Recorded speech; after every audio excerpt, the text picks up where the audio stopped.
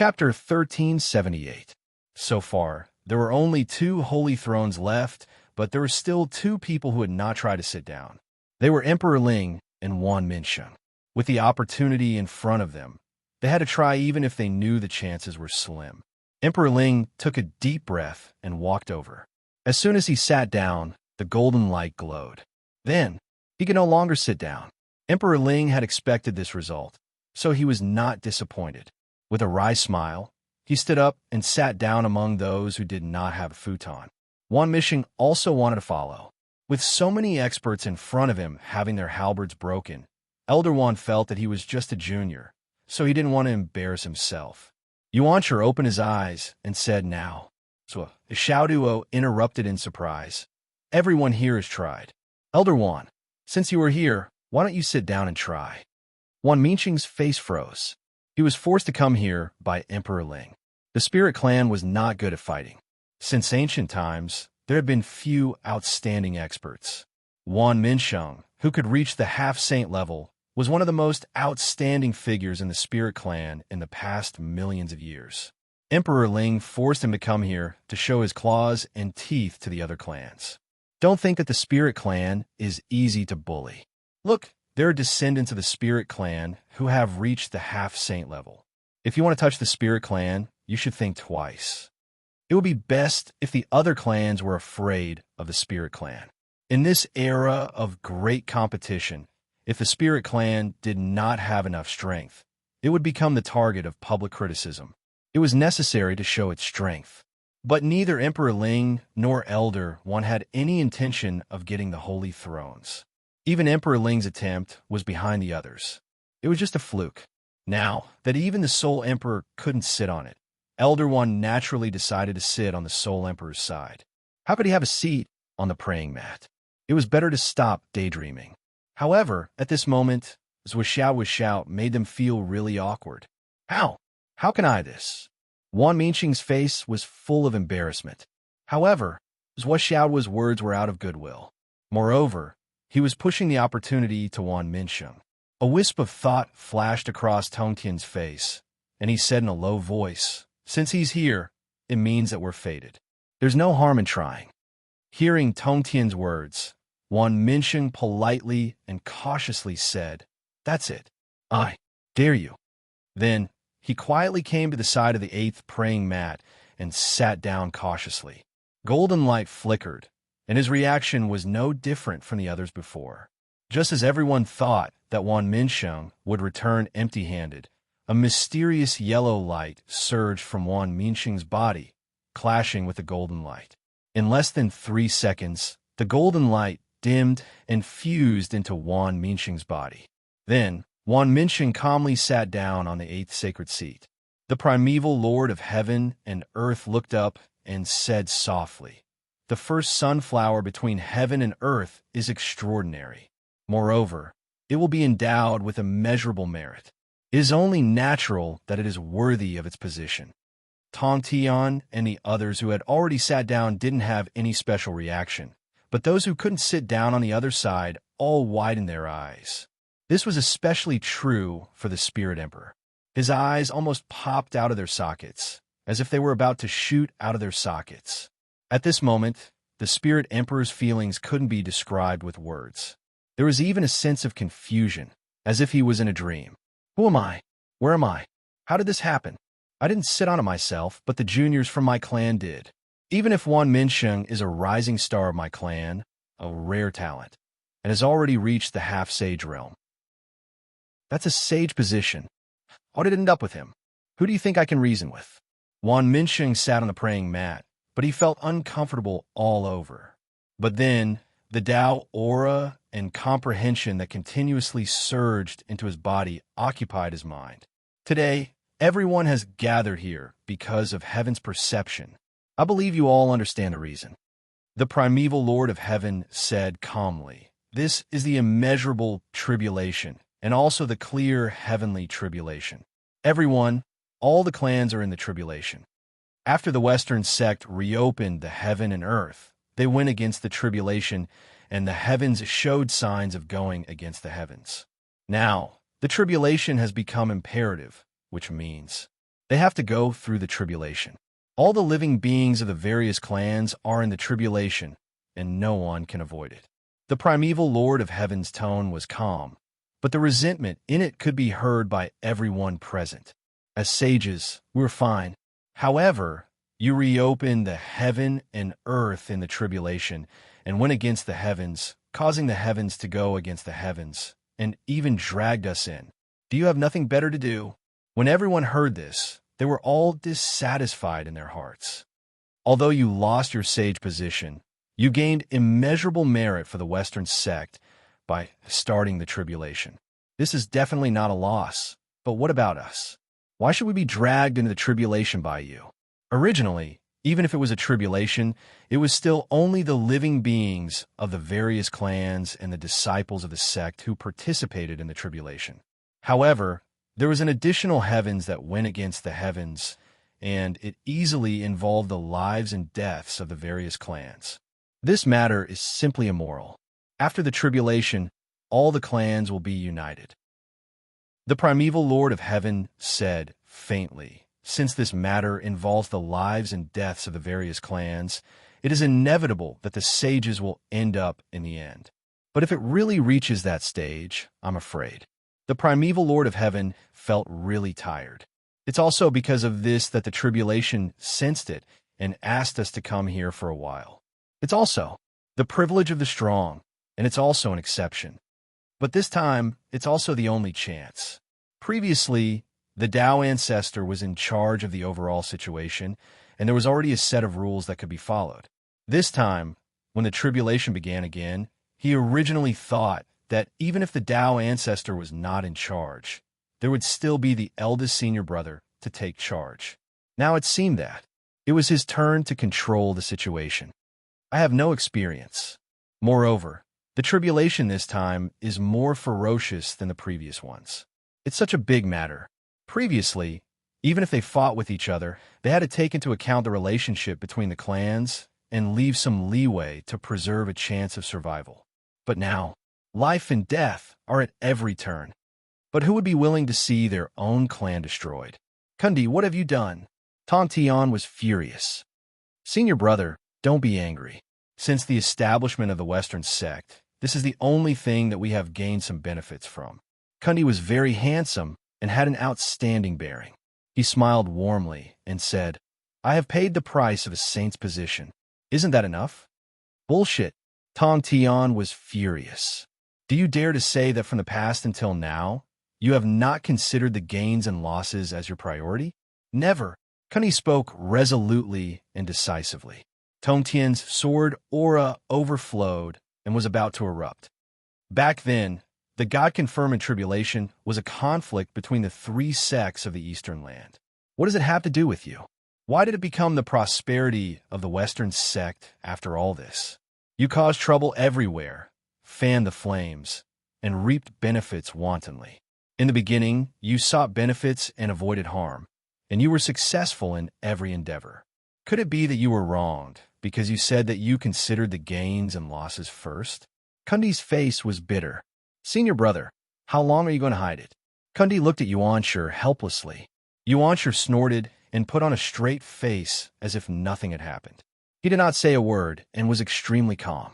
Jie sighed and said, Today, senior brother, Shangxing mentioned the past with certainty.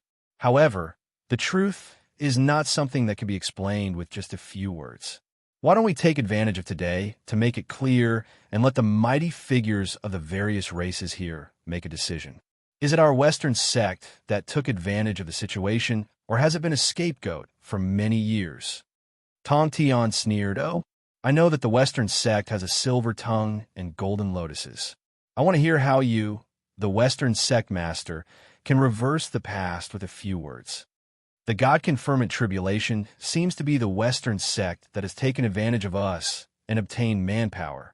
In the future, we will spread the Eastern land and lay the groundwork for the prosperity of the Western sect. However, there are too many schemes involved. There are so many that it is impossible to count. Jie sighed softly. If not, why will my junior brother make such a sacrifice today? Tong Tian said angrily. In the end, it's still just an excuse. You senior brothers can cover up everything by saying that you have sacrificed. Is this what you mean by being the scapegoat? Who are you trying to fool? Why don't I believe it? Could it be that the Western sect has been wronged? Jaehyun's expression did not change. He said in a deep voice, "Senior brother is right. We have indeed been wronged." Ha ha ha. Tong Tian laughed. Then tell me about your grievances. Where is it? Why don't you tell me in detail? When the God-confirmant tribulation started, the Western sect was just established. There was no one, no power, and no name.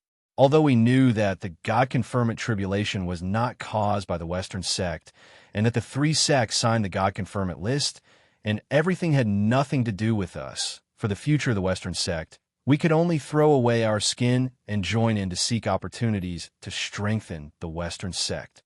All of you here are discerning people. You all know the reason. Except for the moment of war and chaos, how can we, the Western sect, have any chance when the three sects are standing side by side? When the three sects finish their investiture and the general trend is established, there will be no chance for us, the Western sect, to preach to the Eastern land. It's true that we have nothing to do with the God-confirmant tribulation of the three sections. However, it's wrong to say that we only joined to cause trouble. At that time, you didn't know about the situation. Could it be that your two senior brothers didn't know? Jaehyun looked helpless. At that time, if we said that we joined on our own accord, it would be better to say that we were forced to enter the tribulation. If senior brother Jaehyun and I were not saints, we might have died in the God-confirmant tribulation that day. If we don't enter, we will never be able to prosper. When we enter, we will help you bear the karma. However, we were in the situation at that time. We were just blinded. Our original intention was to recruit some disciples when the GS sect was weak and their luck had plummeted. We were already satisfied. Although we were suspected of taking advantage of the situation, at that time, we might have saved the lives of the disciples of the GS sect from another level. Hearing that, the Grand Master of Heaven suddenly stood up. The GS sect is weak? Their luck has plummeted? Senior brother Jaehyun, what you said, haha. Jaehyun smiled bitterly. Senior brother, have you been living in resentment all these years? Didn't you think about it carefully? Back then, the world was fine. Why did you sign the God roll? Just to help the heavenly courts? Just to gather the people on the investiture of the gods? What do you mean by the 12 golden immortals have not broken through to the zenith heaven for 1,000 years and caused the tribulation? What kind of ridiculous reason is that? How can the tribulation be triggered by golden immortals? Senior brother primordial beginning, do you really want me to explain the grudges between the three of you? The primordial beginning closed his eyes and said, "Tell me." Chapter 1379. Zhuan Ti sighed and said, "Back then, the 10,000 immortals of GS School came to court and looked down on the world. However, it's an indisputable fact that the disciples of GS School often cause trouble in the world. Tong Tian, you claim that you teach everyone without discrimination. However, it's also an indisputable fact that you accept but don't teach. In the long run, it's inevitable that the world will be imbalanced.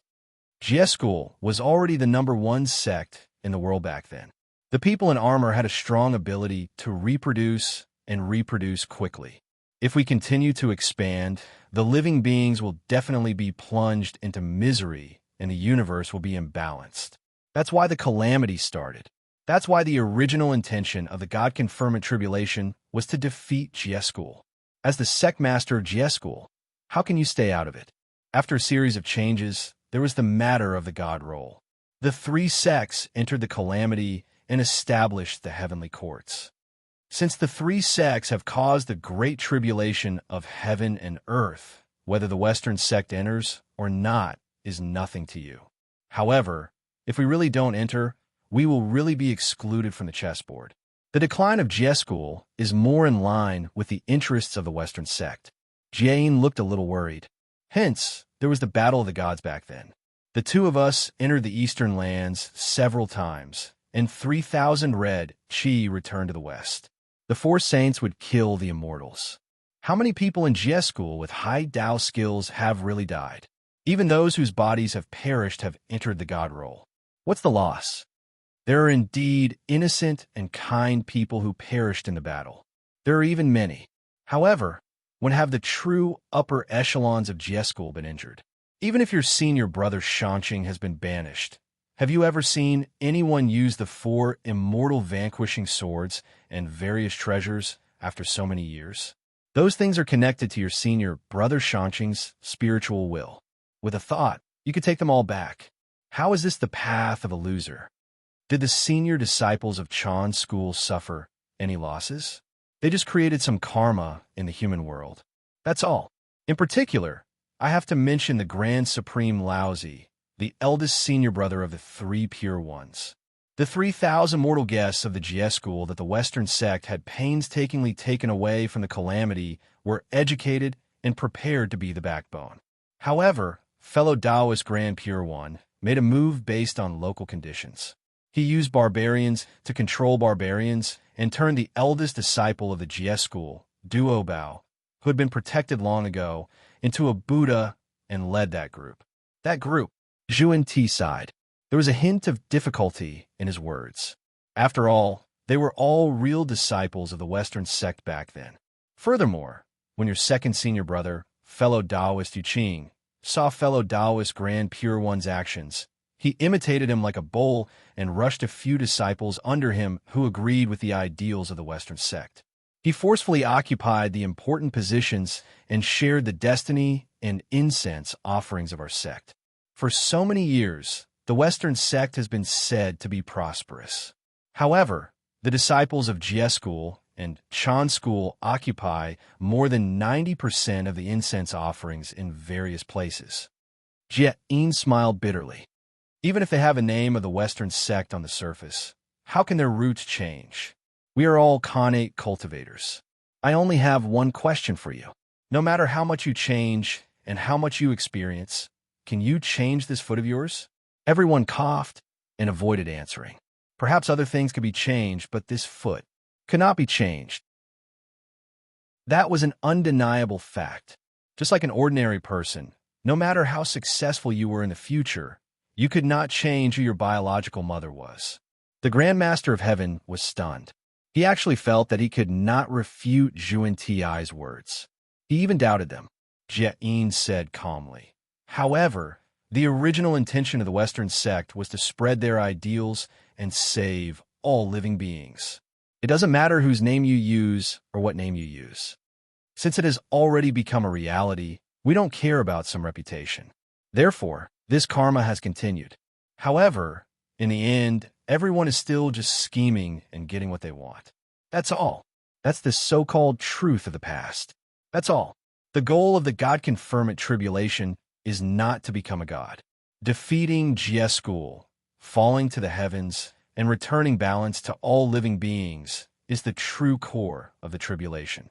The 3 of you are united, but you can't bear to let you lose your position as a saint. Therefore, the Grand Pure One used the heavenly secrets to invite the Tao ancestor to deceive the intelligence of the heavens and let him fall into the tribulation with his true body. He avoided the detection of the heavenly Tao to the greatest extent and increased the tribulation. Otherwise, with the intelligence of the Grand Master of Heaven, how could he not sense that something was wrong with the God-confirmant tribulation? Didn't the so-called 3 sects discuss the God-confirmant tribulation a long time ago? Why did it suddenly take a turn for the worse at the critical juncture? Is there no reason for this? The fundamental reason is that the core of the tribulation has changed to defeating Jieschool, restoring the heavenly courts, and embarrassing the Grand Master of Heaven. The 3 Pure Ones are indeed the strongest saints. With a series of operations, they turned a tribulation into a child's game. On the other hand, senior brother Jie-in and I have lost our destiny because we forcefully crossed the mortal world several times as saints. The final result of the God-confirmant tribulation is that the heavenly courts were restored, Jieschool disappeared, the Grand Master of Heaven hid from the world, and the Western sect prospered. However, the disciples of Chan school and Jieschool entered Buddhism and used the luck of the incense offerings of the Western sect to eliminate the evil aura of the Jieschool of Heaven. After 10,000 generations, they will return. Otherwise, why would senior brother Shanqing appear here today? Shouldn't he still be imprisoned? Jie sighed. Senior brother Yu Qing, now that senior brother Shanqing's tribulation has passed, and he has re-established Jie school, the disciples of the past have returned. Why has the spiritual intelligence shield not been removed? Primordial Beginning said with a straight face, this was set up by the Tao ancestor. How can we go? Jie said, since everything has been said today, then senior brother Yu Qing's disciples, shouldn't they return? Primordial Beginning said calmly, just as Taoist brother said, where are they? What name do they have? They have already spread the teachings of the Western sect for a long time. There's no need for them to return. Just like the treasures of Jie school, although they have returned to Jie school, the name of the Buddha will definitely exist forever. He will still spread the teachings of the Western sect. What's the difference between returning or not to this world and all living beings in the world for generations? Jane sighed. The words of the Primordial Beginning were like a spear attacking a shield. After such a long time, it was already impossible to say who was right and who was wrong, who won and who lost. In this world, there was no constant right or wrong. For those in their realm, when had there ever been such a clear distinction between victory and defeat? Everything was just smoke. The rise and fall of the calamity was just a game. However, there was one thing that was different. Their roots had not changed. Your disciples were attached to us and enjoyed the incense offerings of all living beings. However, they were constantly strengthening your foundation. Although the Western sect seemed to be prosperous, it only bore a reputation. 70% of the benefits belonged to you. Zhuan Ti wanted to speak, but Jane stopped him and shook his head. There is no need to say anything. What we want is to spread the teachings of the sect to the world. As for who will spread it, we don't care. Why should we care? Taking what each of them needed was the way to balance things. If the Western sect obtained the name and benefits, it would be another immeasurable tribulation that broke the balance. There is no need to explain those things word by word. Those who understood would understand. Those who did not understand would be left to him. The Grand Master of Heaven's body actually trembled. He questioned Primordial Beginning, second brother, why didn't you say this before? After Zhuan Ti and Jie revealed the whole story, the spiritual intelligence shield in the Grand Master of Heaven's mind was naturally removed. After all, since he had already said it, there was no point in blocking it. The Prime of Tontian only felt that his mind was clear, and in that instant too many things slowly flowed through his mind. Who are you calling second brother? Primordial Beginning rolled his eyes unhappily. He felt that he had broken his image, so he pulled a long face again and said calmly, back then, I really wanted to beat you up. If I don't, how can I think clearly? Zhuan Ti said that he and Jie entered the mortal world as saints. Didn't eldest senior brother and I personally enter the mortal world? It's just to beat you up. Primordial Beginning pulled a long face. Grand Master of Heaven was speechless. Grand Master of Heaven's body trembled even more. He muttered, back then, my disciples. The Premier said with a straight face, when the three of us established our sects and became sages, I warned you that although such teachings could benefit you temporarily, it would backfire in the long run. But you didn't listen. You said that what I said about those with hair and horns being wet and egg-shaped were unworthy of teachings. But I was just saying, there's nothing wrong with you intercepting a chance of survival for all living beings. However, it's wrong for your disciples to kill living beings and spirits. In detail, without anyone's teachings, a ferocious tiger only needs 3 to 5 years to roar in the forest and dominate an area. It can even harm living beings. However, the cubs of the human race can only be considered adults when they are 18 years old. Moreover, their combat power is far inferior. However, once those hairy and armored people have cultivation and intelligence, they will slaughter living beings in a tragic manner that is unparalleled in the mortal world. You can guarantee that the people you teach will not eat humans, but what about their descendants? A turtle lays dozens of eggs a few times a year. A mouse gives birth to dozens of eggs 12 times a year. A snake gives birth to dozens of eggs a year. You taught your disciples. How can it not teach its descendants? Then, who will the negative karma belong to in the end? Then why did I reestablish the GS school this time? This time, it's not something we can calculate. Primordial beginning pulled a long face and said, however, this time, it turned into a clear heavenly tribulation. Heaven and earth will return to one. In the end, only the spirit race will be left. It belongs to the world of great competition. It's only right for you to return to the GS school. It's also the truth of heaven and earth to fight for a chance of survival. Heaven and earth will return to one. Clear the heavenly tribulation. Only the spirit race will be left. That's right. Since it's a clear heavenly tribulation, then the countless right and wrong in the past will end in this tribulation. And for a long time, the ones who have the most grievances are the dragons, phoenixes, Chilants, the Azura Lich, the Western sex GS school, and naturally, the human race. Primordial beginning said with a straight face, in such a clear heavenly tribulation, it's not surprising that a saint will fall in the end. Therefore, you can return at this time. Tong Tian took a deep breath. However, since I've already understood the cause and effect of my return this time, it's useless to understand. The situation is irreversible. Moreover, you're still unwilling to accept it. Primordial beginning said with a straight face, you can let go of the countless years of conflict in your heart, but can your disciples let go? If they can't let go, how can they clear the sky? The great Tao is heartless. It's a rule that all living beings have feelings. The world of great competition is the time when karma ends. There are many things. Perhaps everyone feels that it's useless, but I've really exhausted my mind to sort out such a line. Novels are one-sided. Everyone has read it. Just laugh and scold. There's no need to take it seriously. Chapter 1380. Tong Tian was silent for a long time. His body was still trembling slightly, and he lowered his head slightly. Although he had regained his wisdom and understood the cause and effect of the past, Tong Tian was still uneasy and uneasy. The original intention of the past was that the eldest brother and the second brother spent a lot of effort to control the situation in order to protect themselves. I can understand this intention. If I still insist that I don't understand, I won't be a saint. But it's still a pity for my disciples back then that they were all lives. They didn't know anything and were taught by me bit by bit. For thousands of years, they were by my side. Why did the situation suddenly change? Why did the whole world target them? Thousands of disciples of the GS school died an unnatural death.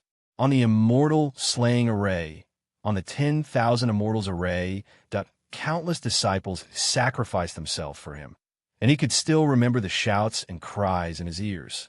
Master, I'm going. Which of my disciples isn't cute? Why did they trigger the heavenly tribulation? Thank you, eldest brother and second brother, for your love. Tong Tian sighed, but I still can't calm down. It's hard to forget the enmity. Tong Tian sighed and said, this heart is hard to calm down. Tong Tian solemnly thanks my two elder brothers for your care and consideration, but I still feel that it's not worth it for my disciples. Even though the great Tao is heartless, it's still a life. The original intention of the GS school is to seize a chance of survival, but they can't be saved. Yuanshi said with a straight face, Tong Tian, you're a real person. True temperament, true meaning, but your truth is really not suitable for stirring up clouds and rain, not suitable for scheming. What's suitable for you should be willful, loyal, and righteous. You should be in the pugilistic world and travel the world. Yes, your true nature is a fatal flaw in the face of the great Tao of ruthlessness. It will only lead to a disaster. The most important thing for the heavenly Tao is to maintain balance. You're loyal and righteous. You've unintentionally expanded your GS school infinitely, but you've fundamentally broken the balance of living beings. I hope you won't forget this lesson. Eldest brother and I have thought that it's already the limit for you to go through the great God-confirmant tribulation. Yuanshi said, after this tribulation, I hope you will be free from now on. Everyone fell into deep thought. Since time immemorial, The world has always been in balance. What's wrong with that? Jane asked. Even the demon ancestor, Styx, and Imperial June agreed with this statement. Yes, heaven and earth were in balance. The people were the people, and the various races were balanced. He would not allow anything to break the balance, nor would he allow any race that broke the balance to grow. At the same time, he would not allow any race to be completely destroyed. So Xiaoduo could not help but be moved. He said, if there is a world where all races are equal, where there is no restriction, and where the strong are respected, perhaps the hierarch's idea will be regarded as the truth. The saint smiled faintly. That kind of world? Since ancient times, when had there ever been such a thing? This kid was just spouting nonsense, making irresponsible remarks. Tong Tian sighed. There was a trace of yearning in his eyes. He said, if there really is such a world, my Jies sect will definitely be the ruler of the world. However, at that time, the Jies sect will no longer be called Jies sect. Zhuo Xiaonian asked curiously. Then what should it be called? The Tongtian sect leader was fascinated by the world that's what Xiaoduo was talking about. He explained with a good temper, at that time, the Jies sect should be called the Holy Sect of All Spirits. Holy Church of All Spirits? That's a good name. It's straight to the point and explains the root. Zhuo Xiaoduo praised from the bottom of his heart. Yuanshi, Tongtian, Jin, Kundi, and Hoto all took a deep look at Zhuo Xiaoduo at the same time. Next was the meeting of the saints. What do you want to say about the life and death of all races? Styx's ancestor, who had recovered slightly, was the first to speak. The Ashura tribe will be the first to withdraw from the dispute. But after that, there was silence for a long time. The meaning of the various forces was obvious. The Ashura tribe had caused so much karma. Could you withdraw just because you said so? You don't look good, but you're dreaming. Styx's ancestor's eyes darkened. He said in a hoarse voice, the heavenly way is constant. Do you really want the Ashura tribe to be annihilated? Still, no one spoke. Everyone's face was extremely cold. Obviously, Styx's ancestors' past actions had angered everyone. Under such an immeasurable calamity, it was inevitable that he would be targeted. The Spirit Tribe. The Spirit Emperor had just spoken when his eyes turned to Wan Minsheng. Obviously, the change of the same position just now had changed the situation.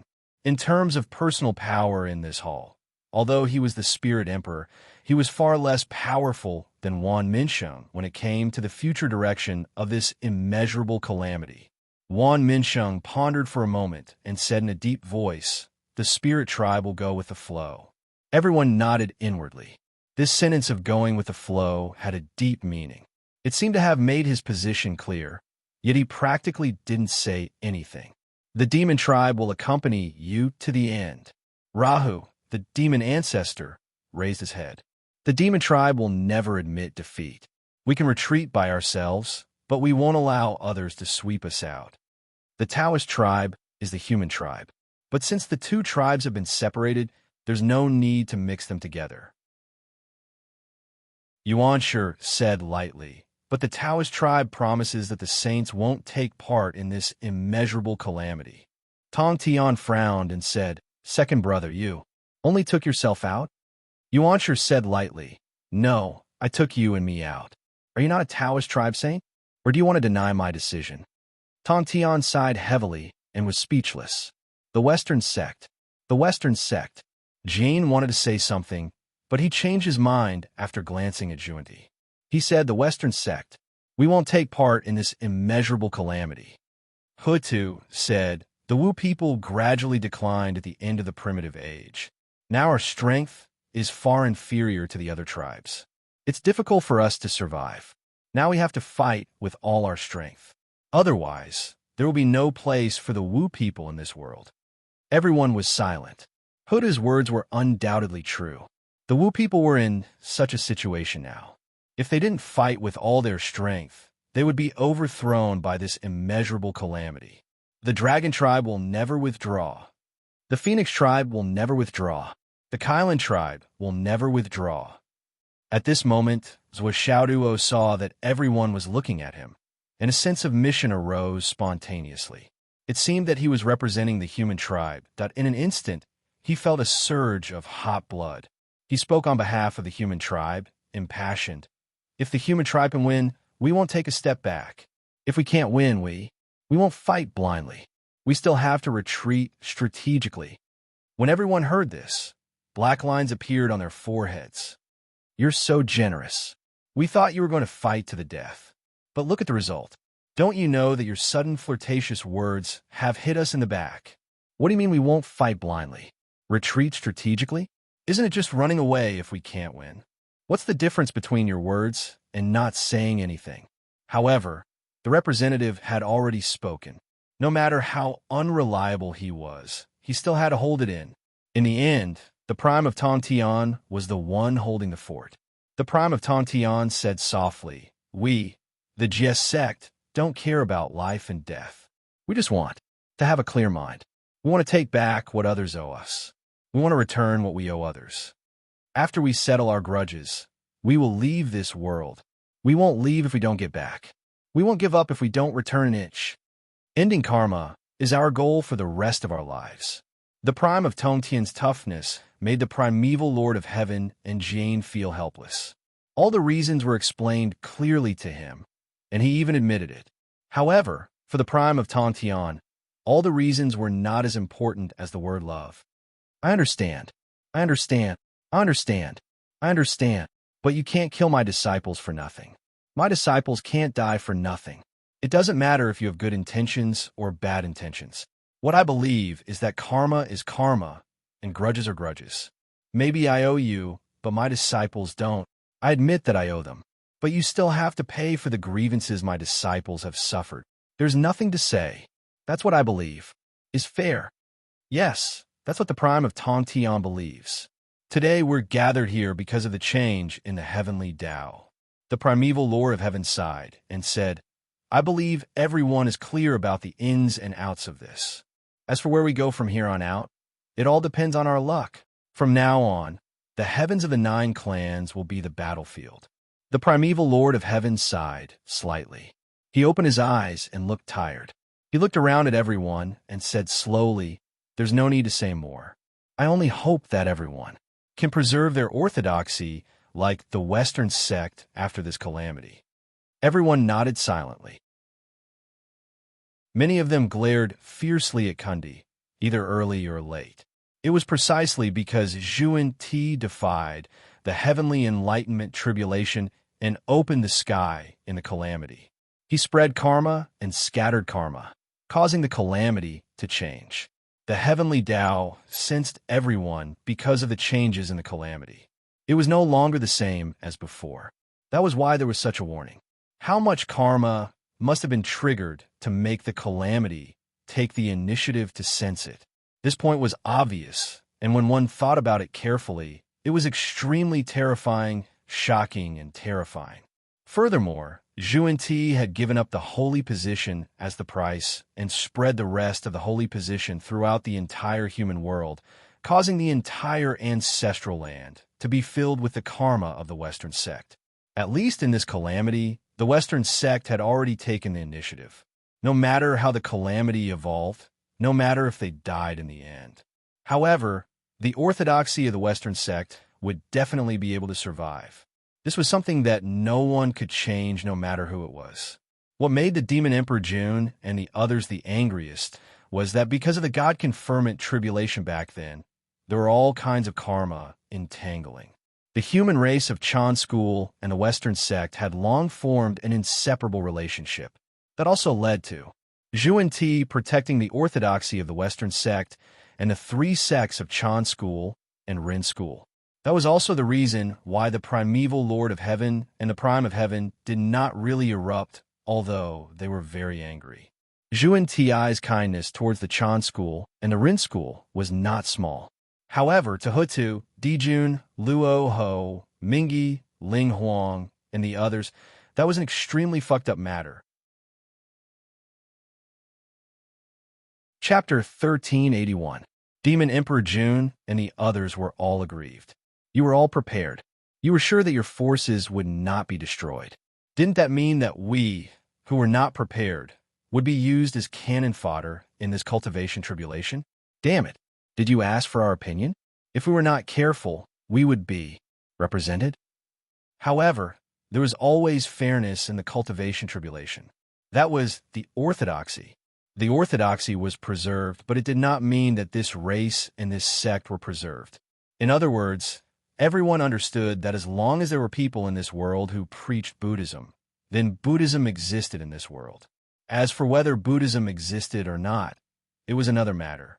There was an essential difference between the two. In other words, if Buddhism existed, the orthodoxy would still exist. This principle was very simple. However, even though Junti could accept it, others might not be able to accept it. Even if you were destroyed, your orthodoxy would still exist. If we were destroyed, would there be nothing left? There was no such logic in the world. Therefore, when everyone walked out of the Purple Cloud Palace, they were all angry. Was this fate? I don't believe in heaven. If heaven wants to destroy me, then I will go against heaven. Junti also went against heaven's initiation tribulation, which led to the current situation. If Junti can go against heaven, can't we? When Zhuo walked out of the Purple Cloud Palace, his heart was filled with confusion. Suddenly, she came. Suddenly, she left. In the middle, she heard some words in confusion and witnessed some things. But it seemed that she did not understand. Why did she come? Why did she leave? What happened in the middle? She was confused and in a trance the whole time. But as soon as everyone walked out of the Purple Cloud Palace, they immediately went their separate ways and disappeared without a trace, leaving the two of them behind. Damn, no one cares about us. So Xiaoduo was a little annoyed. At least there should be a good beginning and a good ending, right? It seems that no one cares about us.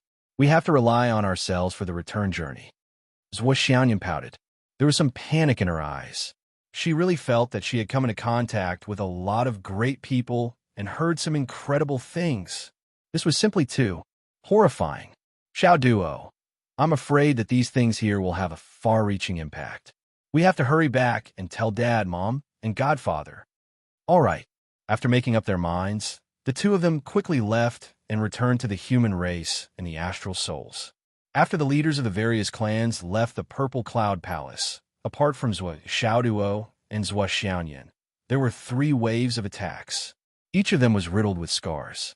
Of course, there was no need to elaborate on this. Everything was as it should be. Their standpoint was already clear.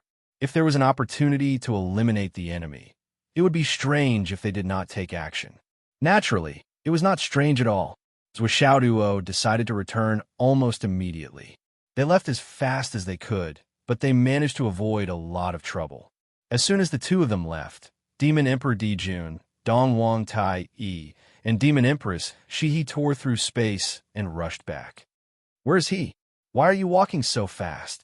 The 3 of them were a little depressed, and they didn't know where to vent their anger. Demon Empress Shihi was especially disappointed. During this trip to the Purple Cloud Palace, the Demon Clan was naturally overjoyed to have obtained a sage position.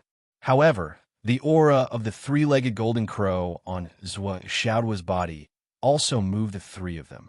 They had been worried for a long time. However, due to various considerations, it was not a good time to make a big fuss. The 3 of them were not in a hurry. They did not expose this layer of karma on the spot. When this meeting came to an end, they would have plenty of time to figure out the situation.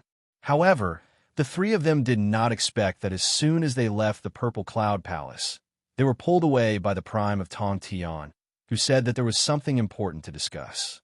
However, after following them for a while, the Prime of Tong Tian said that it was not a big deal and that it would not be too late to discuss it later. Hence, he left on his own. The 3 of them had been fooled. When they came back to look for him, he was already gone. One could imagine how depressed they were. On the other side, Primeval Origin also left with Zhuan Ti and the demon ancestor Luo Ho. Well, to be more precise, it should be said that the 3 sages had taken the demon ancestor away, regarding the joint invitation of the 3 of them. Even someone as strong as the demon ancestor Luo Ho could only follow them to see what was going on. Unexpectedly, as they walked, Primeval Origin left on his own and disappeared halfway. Then, Zhuan Ti wanted to come back to take a look. Coincidentally, Luo Ho also wanted to come back to take a look. He was still thinking about the aura he had sensed on Zhuo Xiaoduo. That was the aura of the god-slaying spear. He could not be wrong. However, Zhuan Ti also went back when Zhuan Ti suggested that they should hurry back. Luo Ho was naturally happy to see this happen. If the two sages of the West also went back, there would be more variables if they sensed the aura of the god-slaying spear on Zhuo Xiaoduo. However, by the time Luo Ho came back to look for him, he would be even later than the three of them. Naturally, he would not be able to see anything. That kid is a human cub. Now that the war between the clans is a foregone conclusion, we will see him sooner or later. There is no need to rush. Everyone thought so. After all, they were all experienced experts who had cultivated for countless years. Their patience was far better than that of ordinary cultivators. In particular, they clearly realized that this kid seemed to be favored by all parties. Primeval Tontian favored him a lot, which was publicly acknowledged by everyone present. There was also the junior of the Ling clan who had just attained the holy position. He seemed to be called Wan Minsheng and had a deep relationship with him. If they really wanted to touch him, it would be difficult to do so. There would be many consequences, at least if they really used force. As long as they were not completely beaten to death, they might face Primeval Tongtian, Zhuan Ti, or even Her Majesty Empress if they faced all five of them at the same time. Even the demon ancestor Luo Ho would probably die in an instant. It was rare to be lucky. What? The Flood Witch and Zhuo Changlu were so shocked that they stood up together. After all, the news that Zhuo Xiaoduo brought back from his trip was too explosive. It was simply earth-shattering. Zhuo Changlu was more concerned that the situation was so serious that it had gone out of control. At least, it was beyond the scope of what the human clan of the Astral Souls could deal with. Zhuo Zhonglu, Wu Yuding, and the rest of the Star Soul Realm's upper echelons were not weak, but at the end of the day, they were still considered aboriginals. They were humans who had only reappeared after the destruction of the continent. They did not have much of an impression of the people that's what Xiaoduo had mentioned. However, because the Umno Alliance continent where the flood which was born had been divided, it had not experienced the apocalypse. Therefore, he still had a clear understanding of the inheritance of the old people and even the ancient legends. Whether it was the Shangqing, Yuqing, Taiqing, Zhuan Ti, these people were all supreme immortals and Buddhas that only existed in legends. It was precisely because he knew about it that he was even more aware of how serious this matter was. To be able to make all of these existences jump out and make careful arrangements, it was not hard to imagine the scale of this cataclysm. All the saints gathered and rearranged their positions to deal with the great calamity. 9 saint positions? In the end, there are only 8. There's still one left? The flood, which was very interested. There is indeed one empty seat, so Xiaoduo said. Oh, Flood touched his chin and couldn't help but be tempted. That was a saint position. He didn't know if he had the chance to sit on it. Elder One also got a saint position. The Flood, which was even more envious. He could ignore everything in the world and didn't care. However, he couldn't ignore the saint position. Based on the Flood Witch's understanding of Elder Wan's cultivation base was naturally extremely high, even higher than his own. Even though he had already reached the level of Ancestor Sorcerer, there was still some difference in his cultivation base. However, in terms of combat strength, she was much better. It was just that they belonged to the same camp, and Elder One had never been known for his combat strength. He only knew who was stronger and who was weaker. Therefore, the Flood, which would not look for Elder One to test her skills. However, now, Elder One, who was not even in the top 3 in terms of combat strength in the 3 continents like the Astral Souls, actually got a saint position. This result made the Flood, which feel like she had eaten a lemon. The root of her teeth was a little, not very strong. However, the Flood which just thought about it and put this matter aside. Through Zhuo Xiaoduo's narration, he was very clear that although the position of saint was good, it wasn't something that anyone could sit on. It wasn't based on one's cultivation base or combat strength. Otherwise, no matter who it was, it wouldn't be Wan Min Sheng Wan Lao's turn to take the position. Now that he sat on the same position, it didn't mean that he was definitely a saint in comparison. Rendezvous Wu had also appeared at this gathering and sat on a saint position. This made the Flood Witch more concerned and excited. Our Rendezvous Wu has appeared in the world again, and he sat on a saint position. As expected, the heavens are protecting our race. Our race has a chance to rise again. The Flood Witch was inexplicably excited. This was the first time in her life that she had heard news about a living Zhu Wu. This news was like a shot of adrenaline to the entire Wu people. Not to mention the fact that the man in white had said that the 8 ancestral sorcerers were still alive but had been sealed by someone. Although the Flood had already begun to investigate this matter, compared to the 8 ancestral magi who had been sealed, and the situation was definitely hidden and difficult to investigate, the ancestral magi of Earth who had reappeared were the seniors of the magi, who were easier to find and contact. The more the Flood Witch thought about it, the more excited she became. Gradually, she lost her composure. How many years had it been? The Wu people had always been walking in the cracks. No matter what kind of strong enemies they faced, they had to fight by themselves. They didn't have anyone to rely on. They could only swallow their broken teeth and swallow their blood. They could only cultivate harder to become stronger and avoid being bullied by others. The main reason why the Wu people had been fighting against the astral souls, the human race, and even the Tao League was that they didn't want to lose their sense of crisis. The other 11 of the 12 great shamans weren't great shamans from the beginning. Every one of them had fought and been beaten up countless times since they were young. Well, half of them were beaten up by their opponents, and the other half was beaten up by the Flood Witch. The Flood Witch was able to become the #1 great shaman early on for a reason. His existence had never been surpassed. Now, the return of the various races had cast a long shadow over the Wu people's heads. No matter if it was the monster race, the Tao League, or the demon ancestor, that everyone knew that the Wu people were no match for them. But no one in the Wu people thought about retreating. No matter what we face, we only have one thought: to charge forward. If we don't charge forward to fight back, what hope do the Wu people have? On the other hand, if we charge forward and still can't fight back, the Wu people will still be finished. Since they're going to be finished, why don't we fight with all our might? Fight to be the first to die, and let the Wu people be destroyed after we die. The Flood, which didn't have a worthy opponent like Zhuo Chonglu when he first started fighting against the astral souls. The 7 swords of the Tao League could definitely suppress the Flood Witch, but the other great shamans of the Umno Alliance weren't there for show. Why wouldn't they join forces with their opponents? The reason was simple. The Umno Alliance never planned to destroy the astral souls and the Tao League. It was because they didn't have any helpers, allies, or people to rely on. They used tens of thousands of years of fighting to cultivate their competitors so that they could become their allies in the future. But not everyone could become their allies. They had to have enough strength, enough weight, and enough value. The Flood, which waited for a long time, but he only met Zhuo Chonglu. The others, even the leader of the Tao League, Taoist Lei, couldn't catch his eye. Facts also proved that the Flood Witch's waiting and cultivation of competitors had indeed improved the overall strength of the Umno Alliance. It had also allowed him to rise to the top of the Wu people, the realm of Zhu Wu.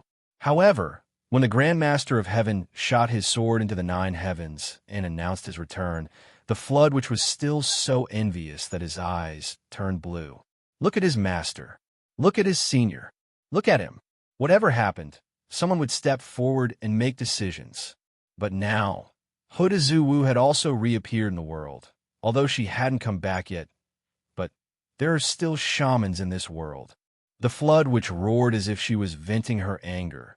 And all of a sudden, he also firmly believed in another sentence, the sentence that had not been verified yet. Brother Zhuo, the Flood Witch turned around and said, in a few days, the Wu people will take action. This will have a far-reaching impact on the future and is very significant. I hope you can help us when the time comes. Zhuo Chonglu smiled and said, are you talking about going to the Demon Emperor's palace to try to save Zhu Wu? That's right. Aren't you afraid that it's a trap? The man in white must be from the Western sect. It's not surprising that they used us to weaken the strength of the demon race. But they wouldn't set up such a trap for no reason, especially one that doesn't benefit them. Moreover, the person who said that was most likely one of the two saints of the Western sect. Saints, their words are law. The Flood Witch said. In that case, let's go. Is what Changlu said, but it's not good to have too many people involved. I mean, we can't have more than 10 people, and we have to be very careful about the choice of people. Dan Kong can skillfully control the power of space. He can go. Raging Fire can go. Poison can also go. If Jean Lin can improve his resistance, he can also go. The Wind Emperor has comprehended the speed of wind. He can increase the movement speed of all of us, so he can also go. The Flood Witch said, on our side, the 6 of us will be the main force. But after thinking about it again and again, I'm sure we don't have enough high-end combat power. If we are intercepted by the Demon Emperor, we can't even escape unscathed, let alone save Zhu Wu. And Brother Zhua and Madame, after splitting open the sky, their strength has improved further. In terms of combat power, they should have reached the level of Sage to be. Flood's words were full of embarrassment. After so many years in his life, this was the first time he asked for help. He talked a lot and finally got to the key point. So Changlu laughed. Don't worry, Brother Hong. Ting and I will go to help. I think the 8 of us will be enough. Flood smiled. Thank you. So Xiao Duo raised his hand. Dad, Godfather, Ninian Cat, and I will go too. Let's make 10 people. It'll be perfect. Do you think you're on the same level as Saints? Because you went to some meeting by chance? What are you going to do? You'll only make trouble if you go. The Flood Witch, Zhua, Changlu, and Wu Yuding all scolded. You don't know the immensity of heaven and earth. We're very powerful now. How can we only make trouble? Zhua Xiaoyan was not convinced and said with her cheeks puffed up. Wu Yuding stood up with a livid face. Let's go. I'll fight with you. I like to see how hard your wings are. Mom. Zhua Xiaoduo rolled his eyes submissively. Mom. Zhua Xiaoyan rolled her eyes blatantly. Open your void-destroying tower. Get in here. Wu Yuding was aggressive. This time, she must teach these 2 little things an unforgettable lesson. I'll let you 2 know that the world is big and there are many masters. Your mother is still your mother. Teaching you 2 a lesson is still like playing a game. I'll let you 2 young cucumbers know that the older the ginger, the spicier it is. Zhua Xiaoduo and Zhua Xiaoyan followed indejectedly. Zhua Changlu and the Flood Witch looked at each other and restrained their momentum as much as possible and followed in. After all, as far as they knew, at least not long ago, the void-destroying tower was gradually unable to bear the momentum of the Flood, which who had reached Zhu Wu's level. At present, Zhua Changlu and Wu Yuding had made a breakthrough and reached a level similar to the Flood Witches. They would have to fight later. One wrong move could cause the void-destroying tower to collapse from the inside out. However, as soon as the 3 of them entered, they immediately sensed that the void-destroying tower had changed again. It could even be said that it was completely different from before. It was not the same thing. Now, the void-destroying tower was like a real continent. They did not know the height of the sky and the depth of the earth. The sky was clear, the clouds were leisurely, and the atmosphere was pleasant. The birds were singing, and the flowers were fragrant. Spiritual qi was everywhere. And the most important thing was that the feeling of being restrained and unable to exert their full power was gone. According to the judgment of Flood and the other 2, even if an expert who was several times stronger than them, or even at the level of a sage, fought in this space, it would not affect the stability of the whole world. Damn, what was going on? This change, this evolution, this progress, it was too damn amazing. The 3 of them could not help but feel surprised. They were even thinking about bringing them along. Just based on this void-destroying tower, with this tower, at least the chance of escaping unscathed would increase by 30%. At least 30%. In a place where no one could see. In the villa of Zhua Xiaoduo and Zhua Xiaoyan in the void-destroying tower. On the sofa, a picture was lying crookedly on the sofa. It was like a drunk person lying on the sofa, sprawled out on all 4s. There was no image to speak of. The Huang sword fluttered and quickly and steadily came to the picture. On the hilt was a cup of spiritual water. Boss, please have some tea. Just turn it upside down. Boss, no matter what, you are still a picture. There must be some places that are not water-resistant. You are the one who is not water-resistant. Your whole family is not water-resistant. The picture scolded wildly. I am formed naturally from the mysterious substance that separated heaven and earth. I'm not afraid of water. What do you know? Pour the water. Immediately, right now. You don't even know how to serve people. What's the use of you? Splash. That cup of spirit water was immediately poured onto the diagram. In an instant, abundant spiritual energy slowly seeped into it, and the rest of the pure water fell onto the sofa. Comfortable, really comfortable. Suddenly, the picture cracked open on its own, like a mouth that opened and closed. It feels good when there's no one to care about me. It feels so good. Cough. The Huang sword was speechless. No one cares about you, but what about me? How did I suddenly go from no one to someone? Is there still any justice in this world that I have never seen anyone use a sword like this? You want me to use the tip of my sword to tickle you, and I can't even scratch you. Was this even something a human would do? Oh, I almost forgot that you're not human.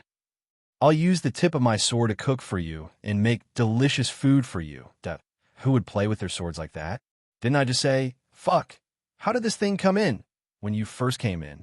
Wasn't it just one sentence? Do you have to hold a grudge until now? Why are you so narrow-minded? Narrow-minded, narrow-minded, narrow-minded? You don't have anything. Swish, swish. Wah, wah, wah. Huff, huff, huff. 2 gusts of wind, and then 2 voices rang out. It was Xiao and the god-slaying spear. The 2 of them were almost completely destroyed by Grandpa Tuesday. He had been taken into the painting and fiercely trained. Training in all kinds of environments was nothing, but he was constantly on the verge of having his soul destroyed. Wasn't that a bit too much? Xiao and Yanshursi had already cursed more than 1,000,000 times in their hearts.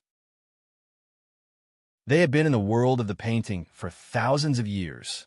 Thousands of years of life and death were just a hair's breadth away from each other. They could easily end up in the netherworld, forever separated by heaven and man. Xiao felt that he had lived up to the name of the 3-legged golden crow by not breaking down. Yanshursi felt that he had lived up to the original god-slaying spear by being able to keep his body and soul intact. Bai and Jiu were in the same boat as them. They had not come out yet. Well, there was another gourd inside, one that came with Grandpa Tuesday. The 3 gourds combined could fight against Grandpa Tuesday. Although Bai and Jiu were still trapped in the world of the painting that Grandpa Tu had created, as long as another person intervened, this experience would come to an end. This situation made Grandpa Tu, who had been very successful recently, furious. He vented all his anger on the Huang sword, who was of the same generation as him. He caught the Huang sword spirit and beat it up, but it was not enough. Gradually, he beat it 3 times a day. Later, the Huang sword's elder was reduced to a servant who served Grandpa Tu, who had a bad temper, to avoid being beaten up. However, he often got beaten up because he did not serve Grandpa Tu well. Now, the Huang sword missed Xiao Duo very much. Although with Xiao Duo was a despicable person who had reached the invincible realm. It was just a despicable person. This hateful Tai Chi diagram was not just a despicable person. Whoosh. Bye-bye, and Jiu came out and jumped onto the diagram. Big brother 2, when are you going to introduce third brother to our mama? He still has a stomach full of elixirs to give. There's no hurry. Grandpa 2 liked Bye-bye and Jiu very much. Hurry up and give me a bit more of your life force. This is the right thing to do. Your big brother 2 is greedy. A few hundred cubic meters will do. You don't look very good, but you're dreaming. A purple gold gourd rushed out with a whoosh. You deceive children every day and steal their snacks. How can you be so shameless? I really despise you. You've lived for so long, but you've degenerated to this extent. What do you know? How can the 2 of them finish using those things? Can't you see that they're already familiar with each other? What's the point of eating those things? If a child drinks milk when he's 3 years old, will he still drink milk when he's 30 years old? Why don't you say that you're already millions of years old, but you still want to trick children into drinking milk? How can you open your mouth like that? Old bastard, I'm just helping. For a moment, the three gourds and Grandpa too were arguing. At this moment, a rumbling sound came from outside. It was easy to tell from the sound that someone was fighting. Oh, Mommy's coming in. Bai and Jiu rushed out in joy. At the side, Xiao instantly transformed from a teenager into a three-legged golden crow. He was still at a loss, and his two round eyes were full of embarrassment. He stood back and forth on his three legs, vividly displaying his uneasiness. She seemed to be a little embarrassed. Grandpa too and the Wahuang sword were very interested when they saw this. Seventh young master, have you recovered your memories? The Wahuang sword whistled gloatingly. Whoosh, whoosh, whoosh, whoosh. Aya, Grandpa too said sarcastically. The seventh prince of the Demon Emperor is going to forget his new mother's saving grace, raising grace, nurturing grace, and nurturing grace. The moment he spoke, he was an old yin-yang, as expected of a noble descendant, as expected of the Demon Emperor's bloodline, as expected of the three-legged golden crow. TSK, TSK, TSK. You don't even need to practice to turn your back on others. You're self-taught, and you can use it freely. You're at the peak of perfection, and you can do whatever you want. I really hate that I couldn't be born in a royal family, so that I could have such mental fortitude. Chapter 1382. Bullshit. Xiao growled, who said I was ungrateful. How could I betray? Betray. He had regained his memory, although he was still the same. He could no longer call her mama. If Xiaoduo was a girl, it would be fine. But he was the seventh prince of the Demon Emperor. How could he call a boy mama for so many years? This kind of shame could not be described with the word bursting. It was so shameful that he could not show his face. It was indescribable. Oh my God, why don't you just let me die? How could I still have the face to see others? Boom, boom, boom. Zhou Xiaoyan showed her amazing strength. She was evenly matched with Wu Yuding. She was not at a disadvantage at all. He had met his match, and the general had met his match. Zhui Zhonglu and the Floodgrate, which were watching from the side, and they were exulting in joy. Wu Yuding was so angry that she was about to die. He had come in to teach his daughter and son a lesson. Originally, he had wanted to beat up the two of them, who didn't know the immensity of heaven and earth until they didn't know where they were. She wanted them to know that not only was their master forever, but their mother would also be their mother forever. She wanted to dispel the unrealistic and naive idea of these two little things going on such a dangerous mission. But when she came in and started fighting, she found that her daughter was tied with her even before her son made a move. So Changlu, that damn guy, was still laughing over there. Why are you laughing? Wu Yuding was ruthless and brought out her true abilities. Her sword Qi caused the wind and clouds to surge. Zhou Xiaoyan was under pressure and could only summon Xiao duo to assist in the battle. Once again, the battle with Wu Yuding was spectacular. The more they fought, the fiercer they became. They fought for more than 2,000 moves. Zhou Xiaoyan was finally defeated. Then, she panted and said innocently, "Mom, can I go with you?" Wu Yuding was speechless for a long time. She didn't feel like a victor at all. She only felt like an old hen that had been defeated. And he was defeated by the little hen. In total, they had exchanged more than 2,300 moves. How long had it been? How did this girl improve so quickly? Not to mention the left and right heavenly kings. His strength might even surpass that old man, the star-plucking monarch. Now, it seems a bit unreasonable to say that you're too weak to go. How infuriating. Zhou Xiaoduo, who was watching from the side, was secretly delighted and inexplicably proud. Dad, Mom, what do you think of the way I've raised my wife? As the person who knew Zhou Xiaoyan the best, Zhou Xiaoduo knew very well that Zhou Xiaoyan hadn't shown her full strength yet. She hadn't even used her ice flame yet. Not to mention that the prime of Tong Tian had given him some defensive treasures that he hadn't used yet. Even if Wu Yuding didn't have the ability to fight with her full strength, after the two of them canceled each other out, they were probably evenly matched. In other words, Zhuo Xiaoyan now had the strength of Wu Yuding, the flood which couldn't stop praising. Little Nyenner's progress is really amazing. This strength is enough to show disdain for the heroes. Wu Yuding said angrily, Xiao Duo, go and teach your godfather a lesson. Okay. So Xiao Duo answered and went out valiantly. He waved his hammers and said, Godfather, don't just praise my wife. Let me tell you, I'm very powerful now. The Great Witch of the Flood glanced at Zhuo Mo with disdain and curled his lips. Then he calmly took out his 1,000 souls nightmare hammer and said with a fake smile, Then let me see the ability of young Master Zhuo. Young Master Zhuo, since you're so powerful, don't beg for mercy later. Why, of course. I'm invincible. Wu Yuding retreated. Zhuo Chonglu secretly transmitted his voice. How is it? Nyenner didn't use her full strength, and her defense is beyond imagination. Wu Yuding said seriously, even if I use all my strength, I may not be able to break it. Zhuo Chonglu looked relieved and said softly, The little girl is finally grown up. Good, very good. Wu Yuding immediately felt as if she had suffered an internal injury.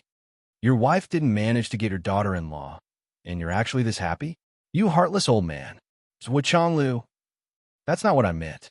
Besides, this girl is not your daughter who was raised and spoiled by you. What does it have to do with me? Why?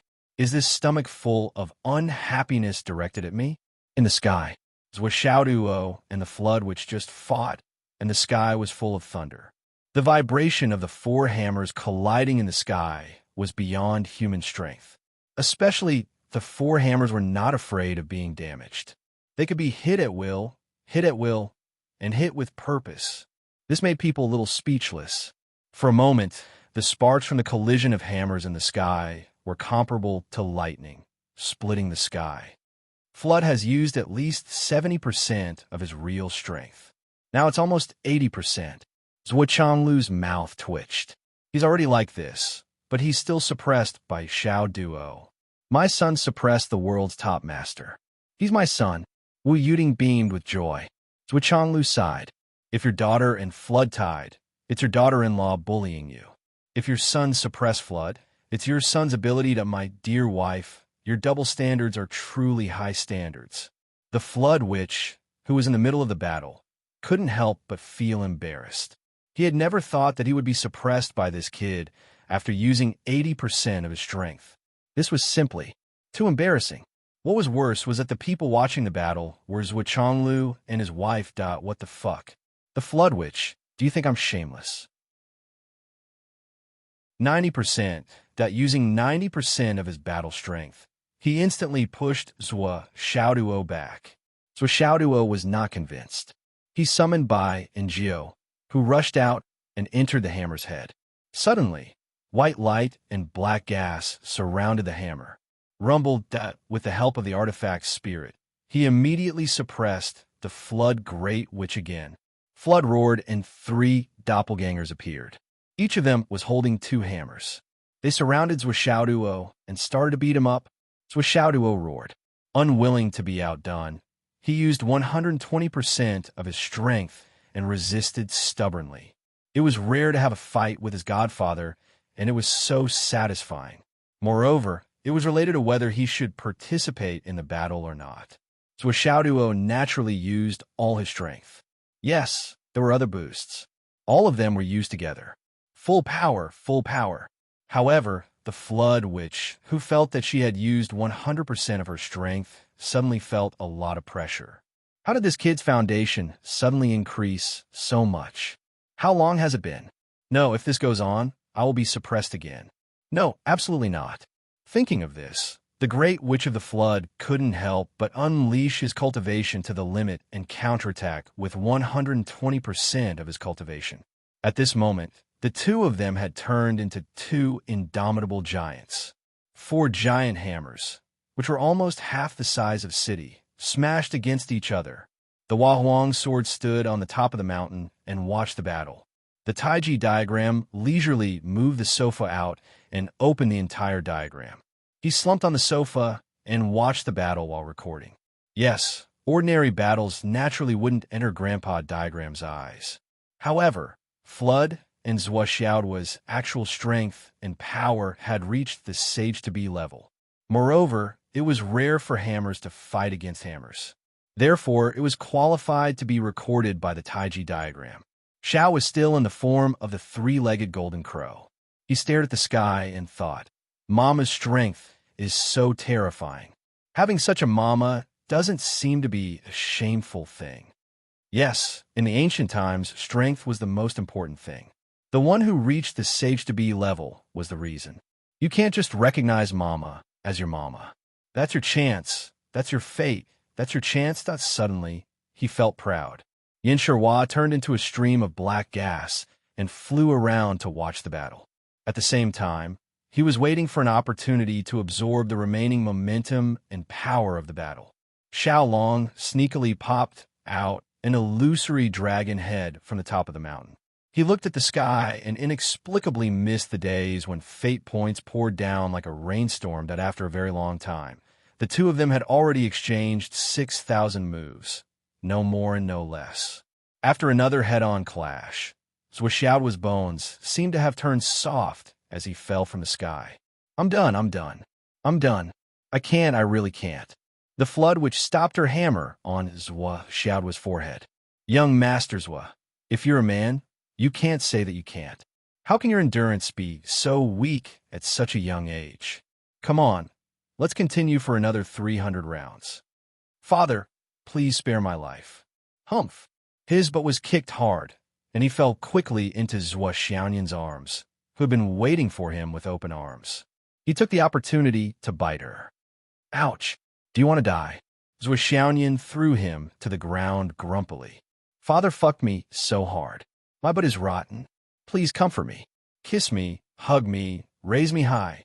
Zhuo Chonglu ignored his son who had fallen to the ground. He just smiled and looked at the flood witch. Brother Hong, how was it? Very good. The flood witch looked refreshed. It was much better than fighting you. My son is stronger than you, his father. It's just a matter of time. Zhuo Chonglu was speechless. Fuck, was the flood possessed by Yuding? Why was the double standard tone so catchy? I'm not exaggerating. What he lacks now is experience and more accumulation. Basically, his battle prowess is only below the two of us. Only you and me. The implication was that his son was already stronger than his wife. Wu Yuding felt uncomfortable listening to him and rolled her eyes one after another. This big guy was too bad with words. Would it kill him to say his combat power is only below you and me? I don't believe that when I teach Xiao Duo a lesson, he won't dare to resist. How dare he? Humph. Only you and me. Only you and me. I'll remember this. I'll get even with you sooner or later. The flood, which was really overwhelmed by the big surprise at this time. She was so surprised that she didn't care about Wu Yuding's feelings. Besides, she was a straightforward person. Even if she had concerns, she would still say so. You're not as good as our son. Can't you tell the truth? Therefore, what Wu Yuding once said about the flood, which was indeed very reasonable. There's a reason why you were single all your life. Flood was in a good mood. The younger generation had finally grown up. The heavens have eyes. The heavens bless the Wu people. Yes, Zhuoxiaoduo is my son. Of course, he is a part of the Wu people. Yes, the flood which said with certainty. Xiao Duo and Yin'er are not only strong, but also have the more advanced annihilation tower. They are more useful than Raging Fire Wind Emperor and the others. Zhuo Chonglu smiled. Then it's settled. Our family will move together. Everyone will participate in this mission. The three nodded at the same time.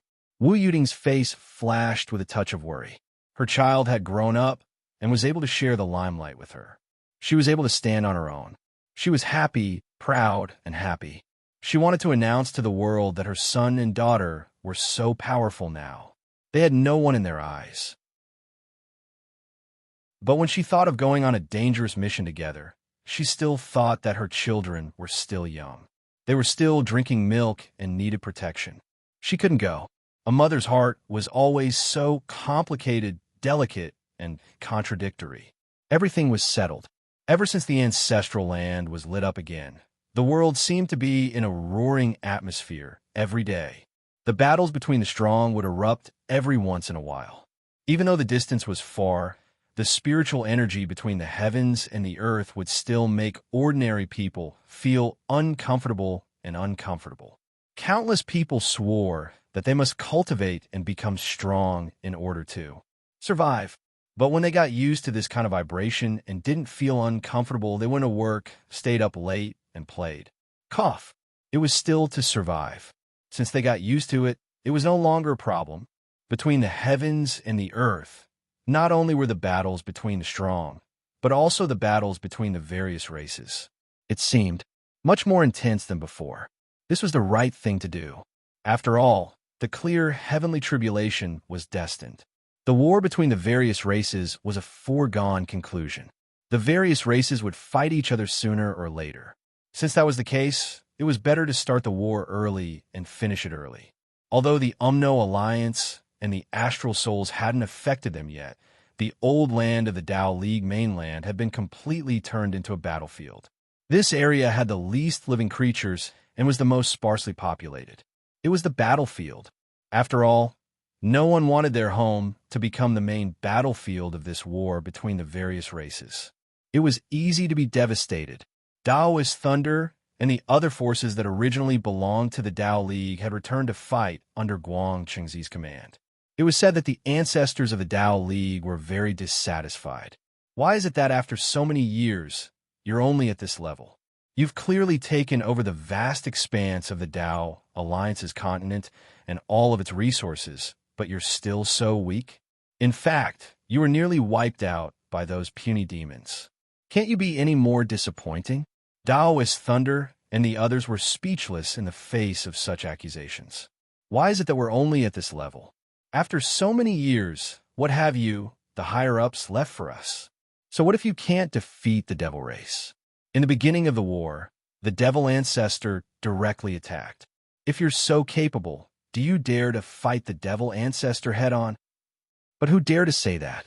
After the flood, which returned, he immediately began to plan to go to the Demon Imperial Palace. This trip was fully supported by Zhuo Zhonglu and his family. All of them went out, which was far beyond his expectations. It was hard to imagine how much help it would bring to this trip.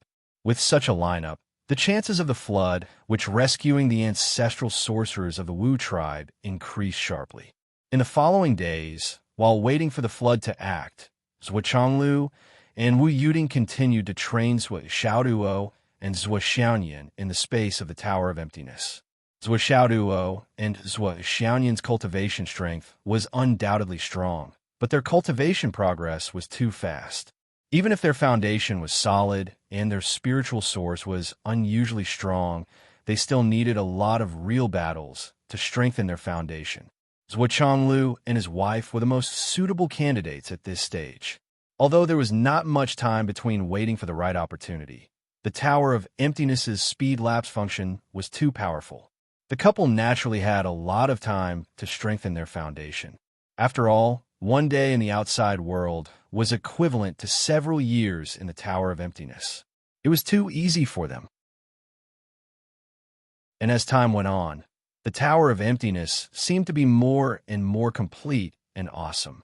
The way of the sky of the Tower of Emptiness gradually showed the embryonic form of the rules. The progress made every day was very surprising. Zhuo Xiaoduo was also shocked. He asked himself, during this period of time, he did not put more high-quality heavenly treasures of heaven and earth in it. How could it suddenly become awesome? Until one day, Zhuo Xiaoduo entered his villa room like a dead dog. He inexplicably found out fuck. When did this painting appear on the wall? No, this was a painting. Inside, there was a white fish and a black fish. They swam happily between the heavens and the earth. Oh, Zhuo Xiaoduo slapped his thigh. There must be something wrong with this painting. The Huahuang sword was crying at the top of the mountain. I was almost bullied to death by him for many years. You actually only found out that there was something wrong with him now. You are really competent as the master of this space. This painting is not bad.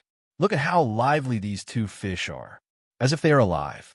Zhuo Xiaoduo went over to study it. I wonder if these two fish can be plucked out? It seems to be quite compatible with Bai and Geo. Will it be more helpful to give it to them? Master picture. You can't pluck it out. I'm only staying temporarily. I will leave in the future. But Xiaoduo began to study it. I have a feeling that this is the one who played tricks on me on the way. His fingers moved around, and he really began to try to pluck it out, but he really could not pluck it out. Xiaoduo flipped his hand and took out the civet cat sword. I don't believe that as the master of this realm, I can't deal with a lousy painting. He could sense that the changes in space were inextricably linked to this map. However, the picture ignored him. Xiaoduo was angry. Now that it is in my hands, why are you ignoring me? Masters want to see how tough you are. He was about to slash it with his sword. Master 2 could not help it. Stop. His voice was crisp and delicate. The Huahuang sword was stunned. Crisp? Delicate? Master 2, you are so big and burly. Xiaoduo was stunned. You can talk. A puff of smoke rose from the picture, and a 7- or 8-year-old little girl with delicate makeup stood obediently in front of Xiaoduo. Don't cut me with your sword. It'll hurt. Ooh. Her eyes were filled with tears, and she looked indescribably pitiful. Wretch. The Huahuang sword, who was waiting on the mountain peak outside to watch the show, directly vomited. Master 2, can't you have a little bit of integrity? You can even transform into a little boy, not to mention the masculine image with a full beard that you usually portray. But now you are transforming into a little girl. Where's your integrity? Where's your shame? You are still crying. Watch me punch you one by one. Little did they know that the Tai Chi diagram was the most mysterious object in the world. It did not have a gender. If I wanted to be a boy, it would be a boy. If I wanted to be a girl, it would be a girl. Compared to other people, he really saw through Xiaoduo. It was easy to communicate with him with such an obedient, cute, clean, and pitiful little girl. And his purpose was only this. You are this painting? Xiaoduo's eyes almost popped out. Yes. Master 2 nodded pitifully. You are a little girl? Yes. Wretch. Wretch. There were several sounds of vomiting outside. He did not know what it was that he had eaten too much. Xiaoduo was skeptical. Then when you're on the road, I was ordered to do so. The little lowly's tender voice said, it was my original master's order to use this method to give you benefits. I was only following orders. It wasn't my original intention. Yes, it is indeed a benefit. Xiaoduo rubbed his chin as he couldn't figure it out. He vaguely felt that something was wrong, but he could not tell what was wrong. The benefits are just this little. Xiaoduo was a little dissatisfied. You trapped me for so long with great fanfare, and you only gave me this little compensation? There's also a gourd of pills. But Master said that you can't take it until you are half saint. Otherwise, there will be side effects. Combat power is not the same as cultivation. If you don't have enough cultivation, there are hundreds of disadvantages to using external items to increase your cultivation too early. The little girl said timidly. She was really as obedient as she could be. Oh, even though Xiaoduo's combat strength was almost on par with the Flood Shaman, his cultivation was at the bottom. At the very most, he was only at the peak of the Golden Immortal Realm. He was truly unable to attain the Half-Saint Realm. The Flood Witch's peak combat power was one thing, but really going all out was another. It was impossible for her to go all out with her son. What pills are so powerful? Xiaoduo was a little itchy. How many pills are there in total? There are a total of 10 furnaces. How many pills are there in 10 furnaces? 9 pills in 1 furnace. So many? I'm afraid the quality is limited. My master is the best in alchemy in the world. The quality of his pills are the best. Xiaoduo felt that this little girl was too honest. She answered whatever he asked. How could she be so obedient? So cute. Looking at her, one punch would make her cry for 3 days, right? Then, he calculated in his heart. 10 furnaces. 9 pills in 1 furnace. How many was that? 90 pills. And the quality of the pills was the best. He was so rich that he could rival a country, right? After calculating for a moment, he said, can you give me 3 pills first so that I can appreciate these so-called top-grade pills? They are with the gourd. Master 2 was aggrieved and timid. The gourd doesn't listen to me. By the way, my master's pills can't be described as the best. They should be heaven grade or divine grade. Ugh. A purple gourd suddenly appeared on the sofa. Then the purple gourd immediately turned into a cute boy. However, the boy was vomiting, retching, his face was full of disgust. He was probably disgusted by Master Tuesday. He was so disgusted that he could not help but vomit. I have never been so disgusted in my life.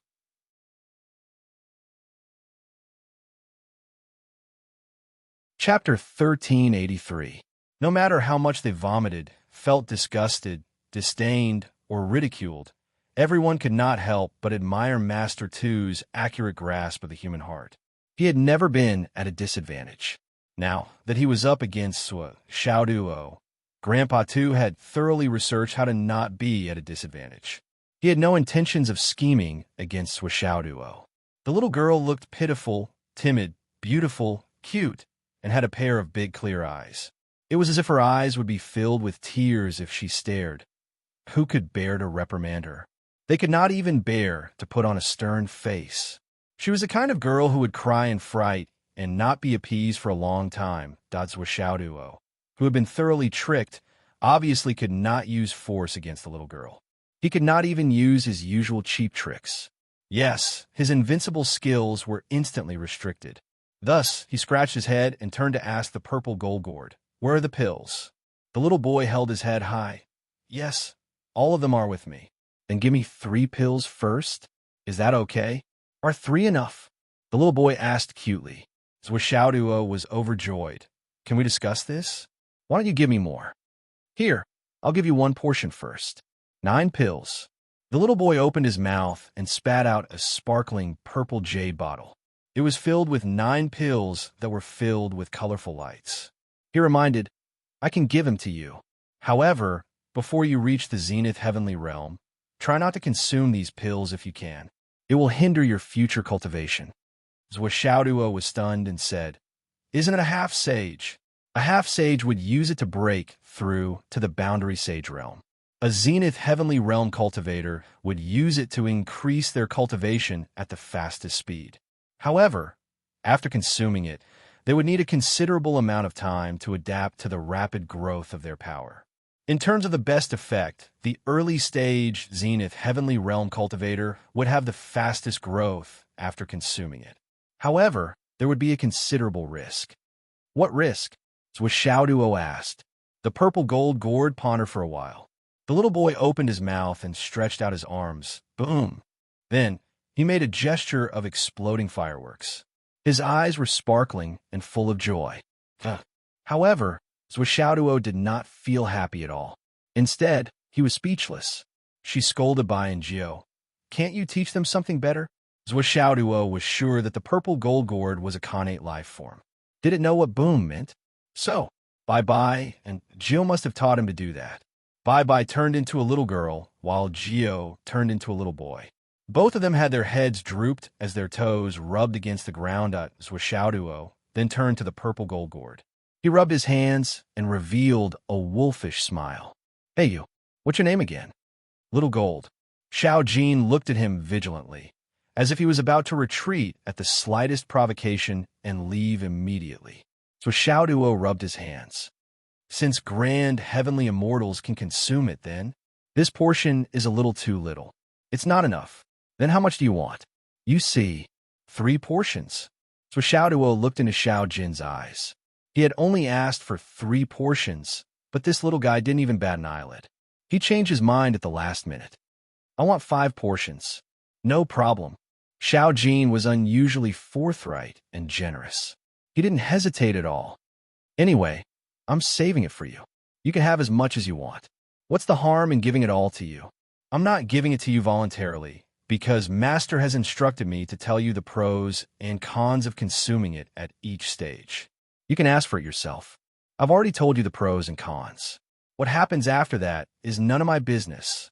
He didn't expect Xiao Jin to agree so readily. Xiaoduo was stunned. He suddenly regretted it was too little. It was definitely too little. He couldn't change his mind now. He didn't know when he could ask for it again. Looking at the row of purple jade bottles in front of him, was Xiao Duo, who still didn't understand the situation, fell into deep regret.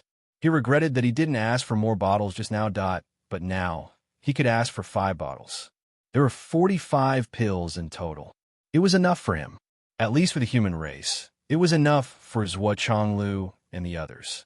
Even if Li Chenglong and the others were included, it would still be enough. He just didn't know what level of cultivation these guys were at now. Zhuo Xiaoduo distributed a few pills on the spot.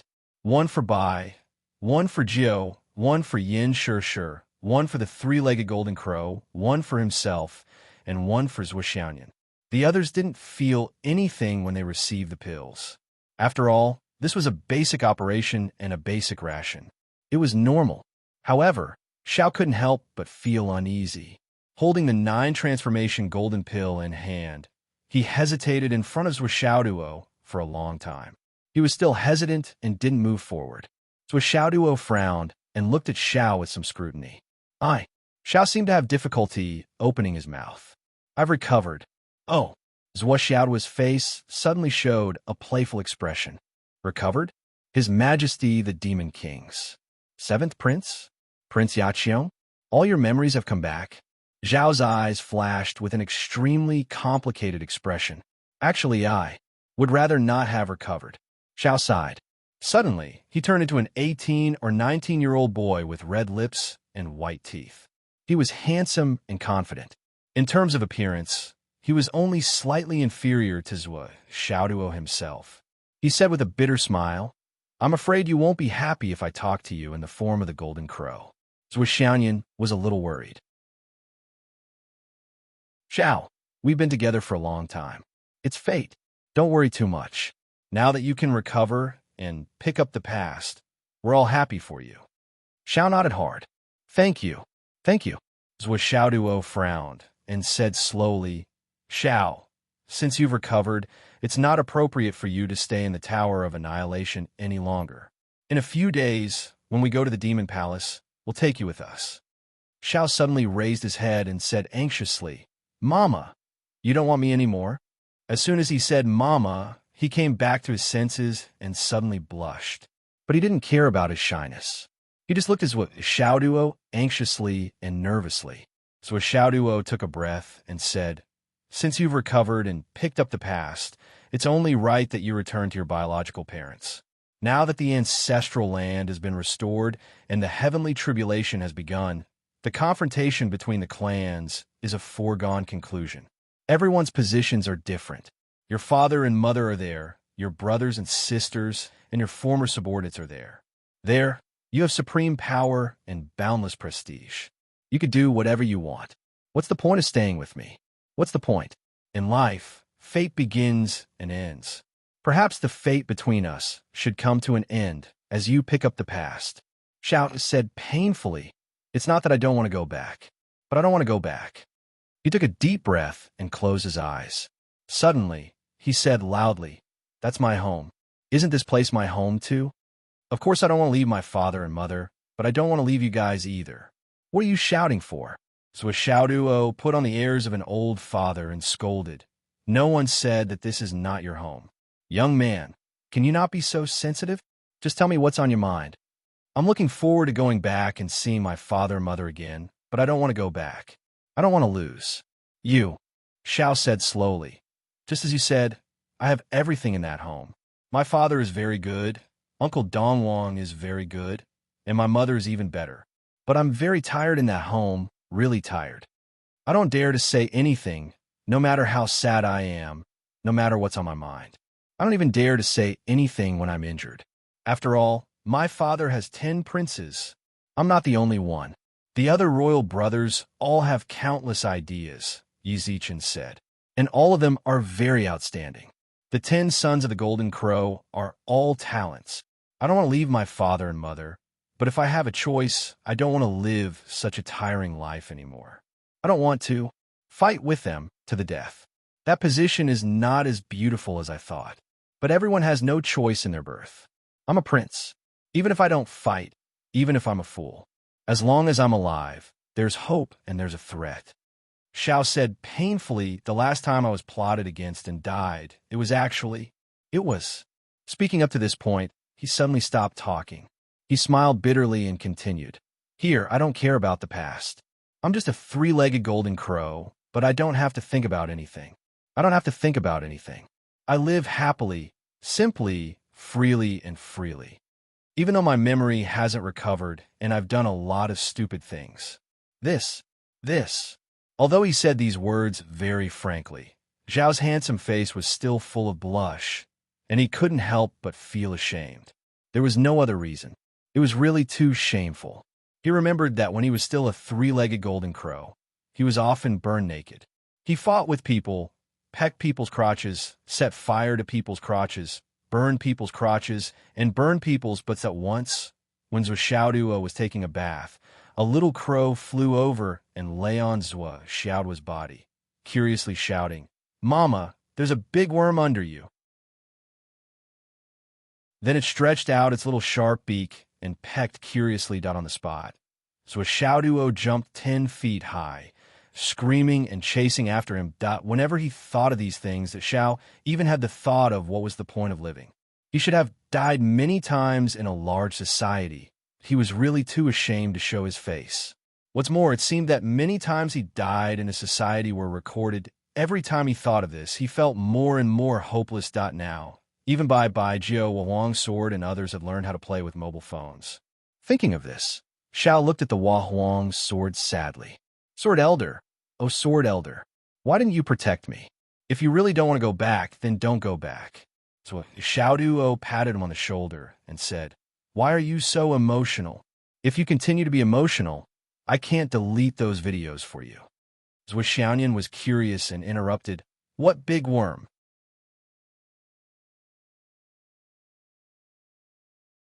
Chapter 1384. Zhao's fair face turned red and begged, "Please delete them all. I beg you. What's the point of deleting them?"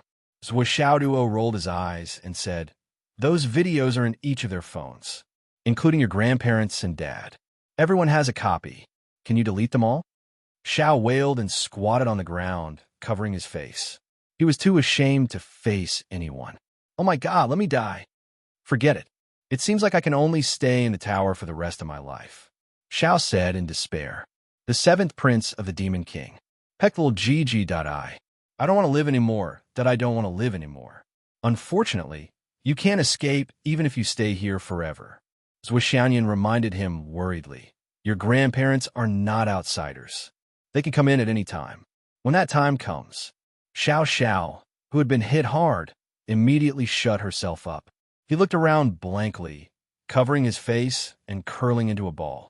His face was full of despair. Master Tu, who still looked like a little girl, and Xiao Jin, the purple golden gourd, walked over and asked curiously, "What video? Is it fun? Let's watch it too." "Don't watch it." Xiao let out a thunderous roar.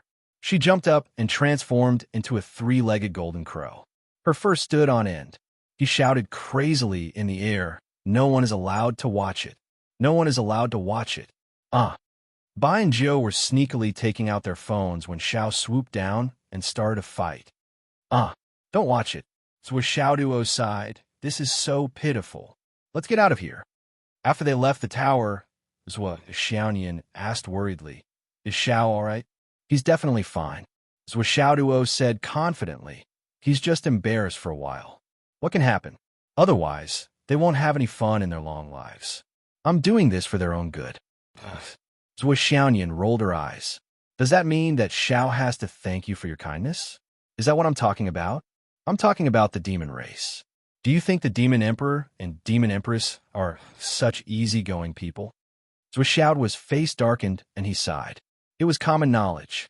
Sooner or later, there would be a war between humans and demons.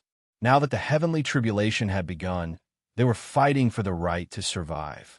When the time came, it was easy to imagine how tragic the battle would be. As for Zhao's identity and position, try to think of a way to get the best of both worlds. Try your best. Zhou Xiaoduo did not want to talk about this matter because he was full of melancholy. How could he not know that there would be a dilemma in the future? However, he did not know what to do when the time came. There's always a way out. Let's take it one step at a time. If only there wasn't a war. Xiao has a home on both sides. Perhaps she would be the happiest among the demon race's 10 great princes. Zhuo Xiaoyan sighed. Why don't we discuss this with Mom and Dad?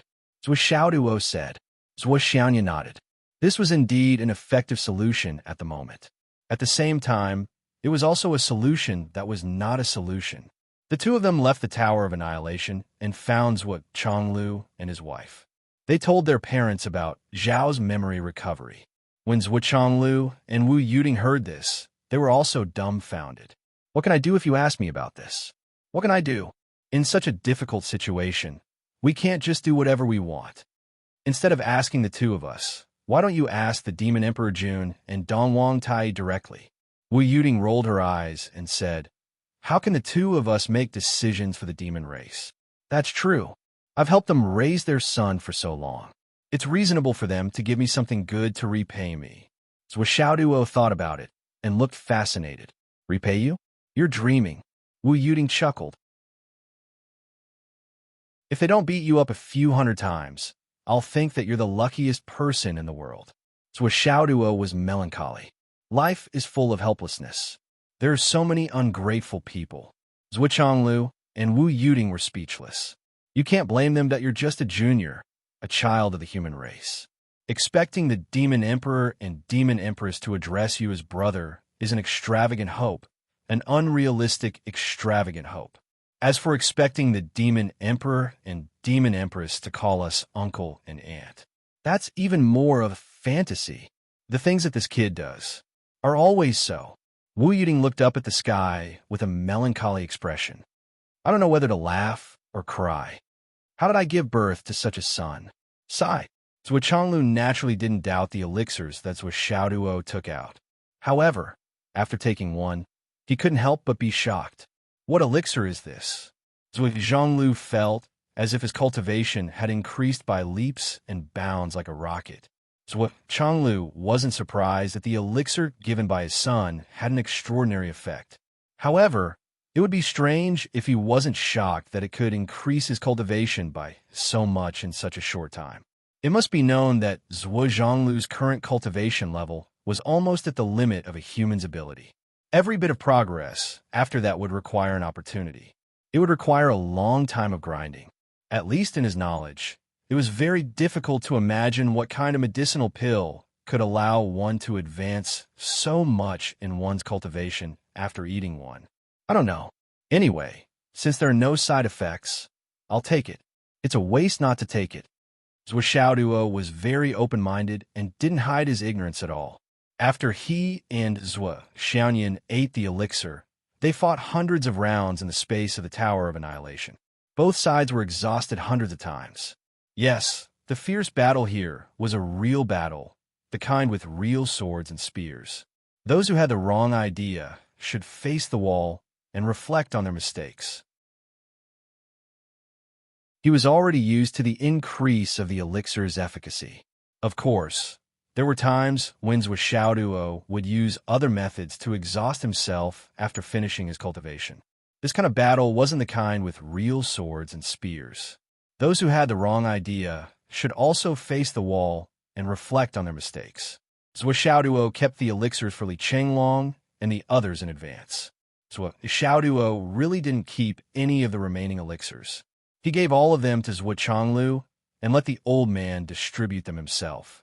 He didn't have to worry about it. With the old man here, everything can be done.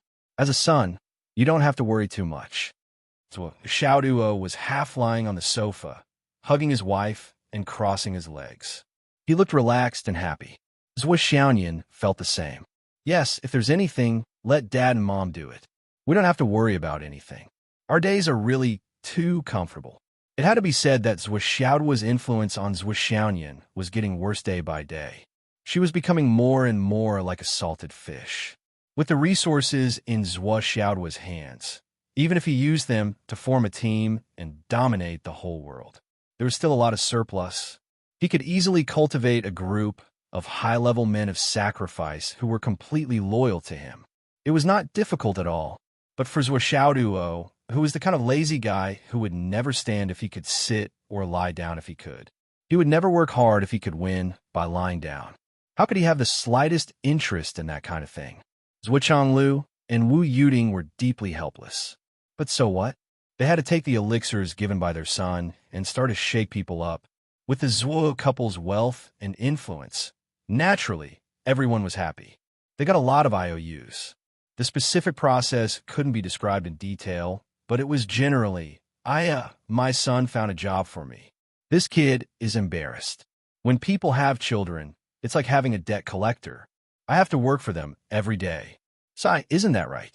Minister, just tell us what you want and we'll do it. Haha, it's not a bad thing. Strictly speaking, it's actually a good thing. What good thing? Let's hear it. The little brat got some elixirs. It's quite good. As long as one's cultivation is above the great heavenly level, one can immediately advance by one level after taking it. This kid is so shy that he's embarrassed to distribute such a good thing. He asked me, his father, to do it. He pushed such a small matter to me. Tell me, what can I count on him in the future? Boss, you're still sad about such a good thing. Can't you be more like Versailles? Boss, I despise you. Hurry up and take out the good stuff. Elixirs above the great heavenly level. My God, what kind of treasure is this? It's a dream item. Tisk TSK. Boss, you're so capable. You can train your son to be so awesome. It's really enviable. That's right. If I had such a son, I'd wake up laughing in my dreams. You still have the nerve to complain. What else do you want him to do? I'm already so old, and I'm running out to do favors for my son. Am I not pitiful? That brat just threw those things to me, and then he didn't care about anything else and ran out to play. I'm just a bag of old bones running here and there to do things for him. What I said just now was from the bottom of my heart. I really don't expect anything from that brat. Zhuo Changlu stroked his beard and looked at everyone with a smile. Tell me, am I pitiful? Tisk. Everyone collectively despised him. Boss, can you be any more despicable? He's just here to show off his son to us. But he's too good at showing off. We can't compare. That's right. If I had such a son, I'd show off every day too. I'd show off from day to night. The bunch of old men were happy. If there were benefits to be reaped, they wouldn't care about him showing off his son. From the beginning to the end, the left and right heavenly kings didn't say a word. The main thing was that they didn't dare to say anything. Everyone was calling him boss. If the two of them dared to say anything, they'd be beaten to a pulp. They couldn't do anything about it. The two of them had a motherly smile on their faces the entire time. Their flattery was endless. Junior brother is so awesome. Xiao Duo is so awesome. That's great. That's great. Uncle Zhuo is so lucky. Master is so lucky. You bunch of trash. You're so much worse than my master. You bunch of trash. How can you compare to my Uncle Zhuo? You'll be so greedy. You won't have such a son, even if you're greedy. Nan Zhengxian, Dongfang Xingyang, and the rest almost rebelled. They really wanted to beat you Dong Tian and Yin Zhonghu up. These two bastards. It's fine if you flatter your uncle and master. But why do you have to step on us when you're flattering us? What a terrible temper. Originally, it was fine if it was just you Dong Tian. We could just bear with it. But now, when did Yin Zhonghu become like this?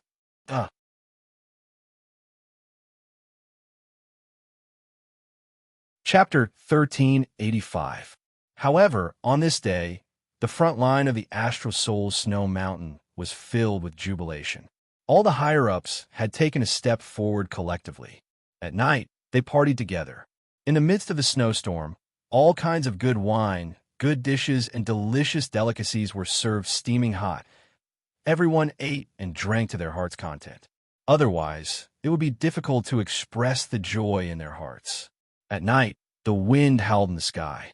The higher-ups were fighting each other to adapt to the sudden increase in their cultivation. They fought in pairs.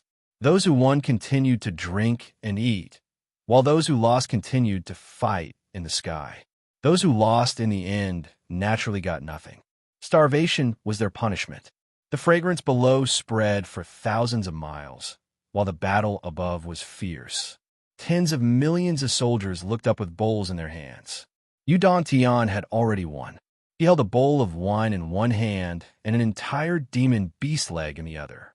He shouted to the sky, "You guys can fight, but don't fight until you piss." Ha ha! 2 days later, Li Chenglong and the others returned with injuries, but full of energy. Other than Gao, Qiao, Vener, and Zhun Piao, who had yet to break through to the Zenith Heavenly Realm, the others were at least at the early stage Zenith Heavenly Realm. Li Chenglong was at the mid-stage Zenith Heavenly Realm. Everyone received a pill each with a new round of IOUs and broke through again. Yes, there were 3 more pills for Li Chenglong. He would give them to Zhun Piao and the others after they broke through. After the astral soul's matter was settled, Zhua Xiaoduo, Zhua Xiaoyan, Zhua Chonglu, and Wu Yuding rode the wind and flew toward the Umno Alliance. Dad, should we give Godfather the pills? What do you think about this? Zhua Chonglu frowned. The matter that Zhua Xiaoduo mentioned was also the matter that had troubled him the most recently. It was the matter that he was most conflicted about, and it was difficult for him to make a decision. Based on the alliance they had formed during this period of time, it should be given to them. Increasing their strength and increasing the overall strength of their allies was beneficial to them. I'm going to rescue Zhu Wu this time, not because I'm a villain, but because Zhu Wu are all ancient masters. Once the rescue is successful, Zhu Wu will all come out. Then, your godfather will no longer be in charge of the Umno Alliance in the future. The future path of the Wu people still depends on the Zhu Wu people's consideration and final decision. So what Chonglu sighed and said, so what I mean is that we can only give your godfather 1 pill. He's the only one who can be considered one of us. As for the others, let's wait for the Zhu Wu to make a decision. Zhua Xiaoduo nodded silently. Zhua Chonglu's consideration was also his consideration. Rescuing Zhu Wu was a great benefit to the Umno Alliance, but it was not very optimistic for the Astral Souls. It was hard to be sure. The Astral Souls helped them rescue them, so the Alliance should be more powerful. However, people's hearts were always unpredictable. What if the Zhu Wu people wanted to dominate the world? Even if they thought in the most optimistic way, the Sorcerer Tribe and the Alliance of Star Souls would survive the heavenly tribulation and even obtain the final victory, who would be in charge of the mainland then? As the supreme leader of the Astral Souls, Zhua Chonglu had to consider this carefully. After all, he was shouldering billions of lives and a future that would last for thousands of years. Thousands of mountains and rivers were crossed in an instant. Naturally, there were some twists and turns along the way. As they walked, there were battles ahead of them.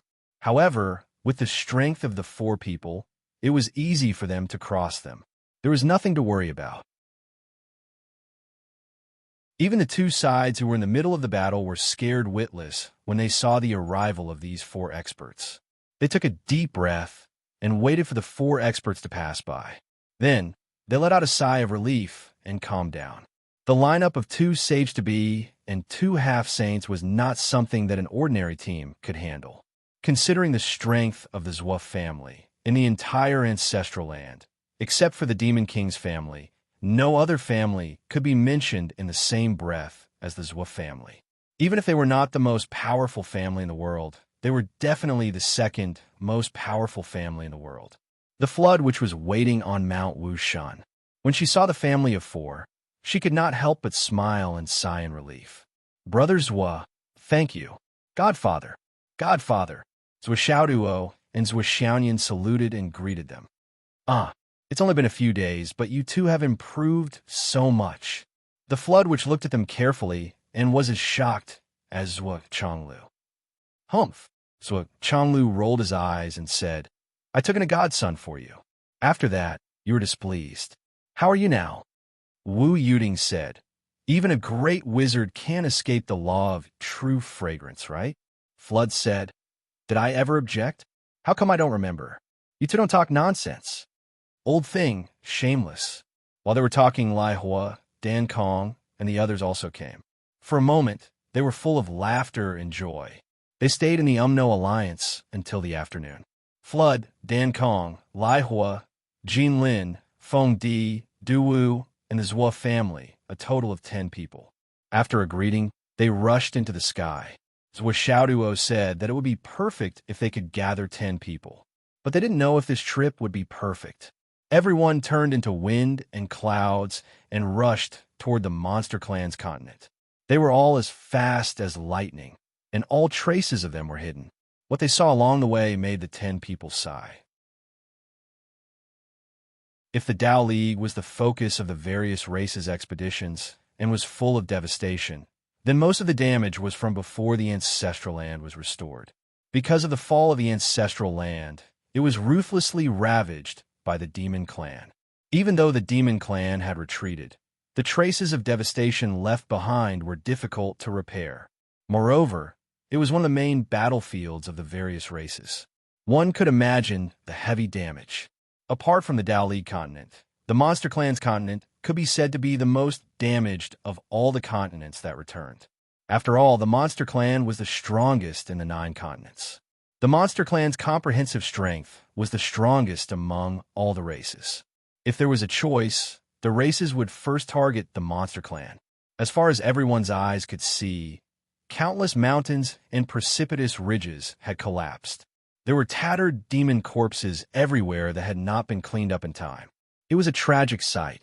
The Demon Clan was attacking the Monster Clan, and there was a loud battle. The Azura Clan was also attacking the Monster Clan, and there was a rain of blood everywhere. The Western Sect was also wandering around. When they saw demons with injuries and incomplete combat power but good talent, they would lend a helping hand and take them away.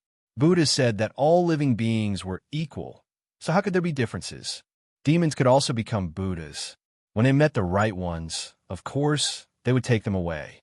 This was just a matter of course.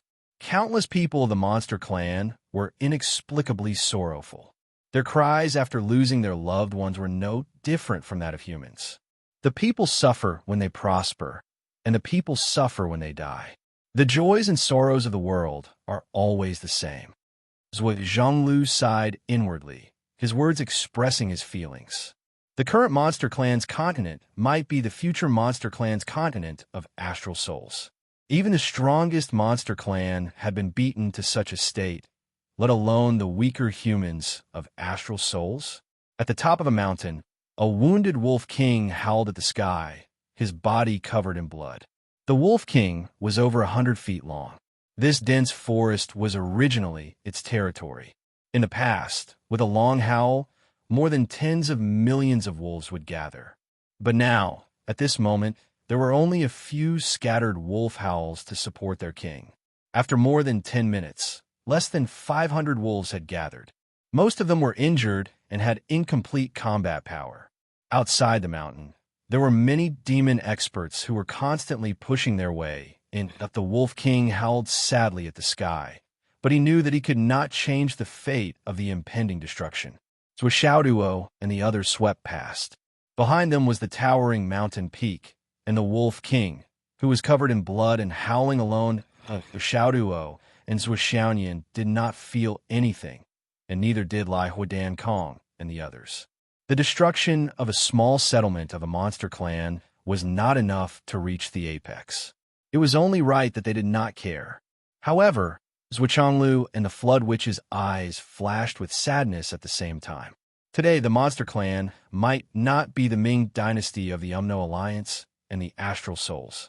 Who knew if the Umno Alliance or the Astral Souls would be better than the Wolf King in the end? That if that day really came, would the one howling at the sky at the top of the mountain be me? No, it definitely would not be me. I should have died in battle long ago. Suddenly, there were 3 balls of flames in front of them. They rose into the sky, illuminating the sky and illuminating the world. It was 3 of the 10 crown princes. They arrived with great momentum, leading an army to reinforce this side. Zhuanglu and Flood saw that the other party was coming menacingly. They were afraid that their whereabouts would be exposed, so they quickly led the crowd to a higher layer of clouds and avoided the path.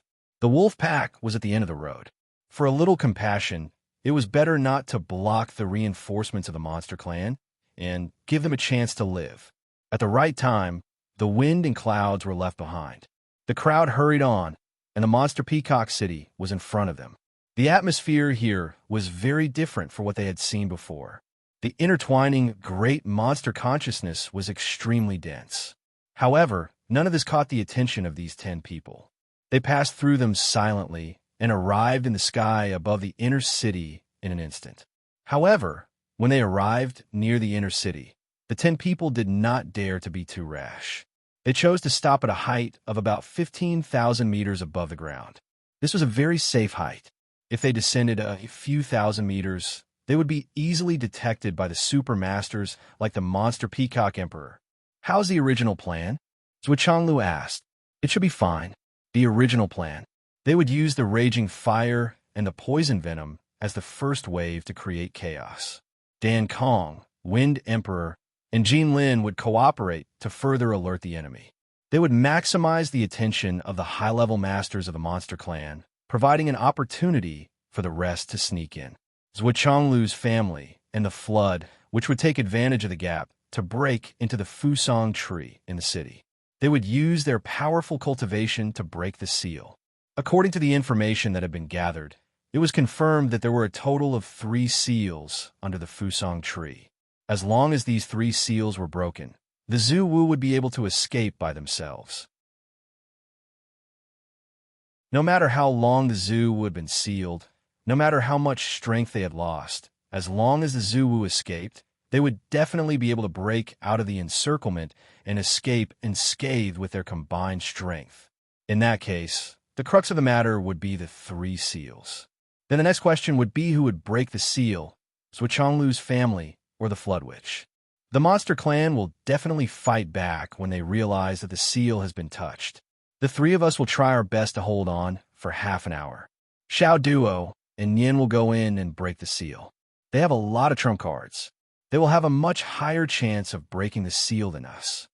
After half an hour, no matter whether the seal is broken or not, whether the plan is successful or not, we must retreat immediately to protect ourselves. The Flood Witch said in a deep voice. Okay, it's decided. Half an hour. It was the most time that the Flood Witch, Father Zhuo, and Mother Zhuo could give them when they were restrained outside. The 5 great sorcerers had used all their strength and methods to destroy the monster clan without scruples. They believed that one of the 3 giants of the monster clan would have to send out a great sorcerer. After half an hour, the great sorcerers who were causing chaos outside would inevitably be suppressed. Once the Dongwang Demon Emperor and the Demon Empress gathered on the other side, the Flood Witch and the others would also be suppressed.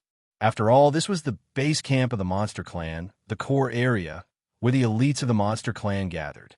To rescue the ancestral sorcerer in such a place, any kind of conspiracy or disguise would be useless and useless.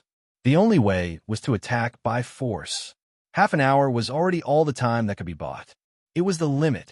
After the plan was set, the great sorcerer nodded and waved his hand. Then, like a meteor, he fell directly from the sky. Du followed him at the same time, one on the left and one on the right. Wind Emperor Dan Kong followed closely behind and landed on the ground as well. The great fire shaman was like a meteorite, smashing down desperately. He even added his fastest movement speed to the momentum of his fall. At the same time, his strongest spiritual power burst out, and a sharp and shrill sound burst out in the air.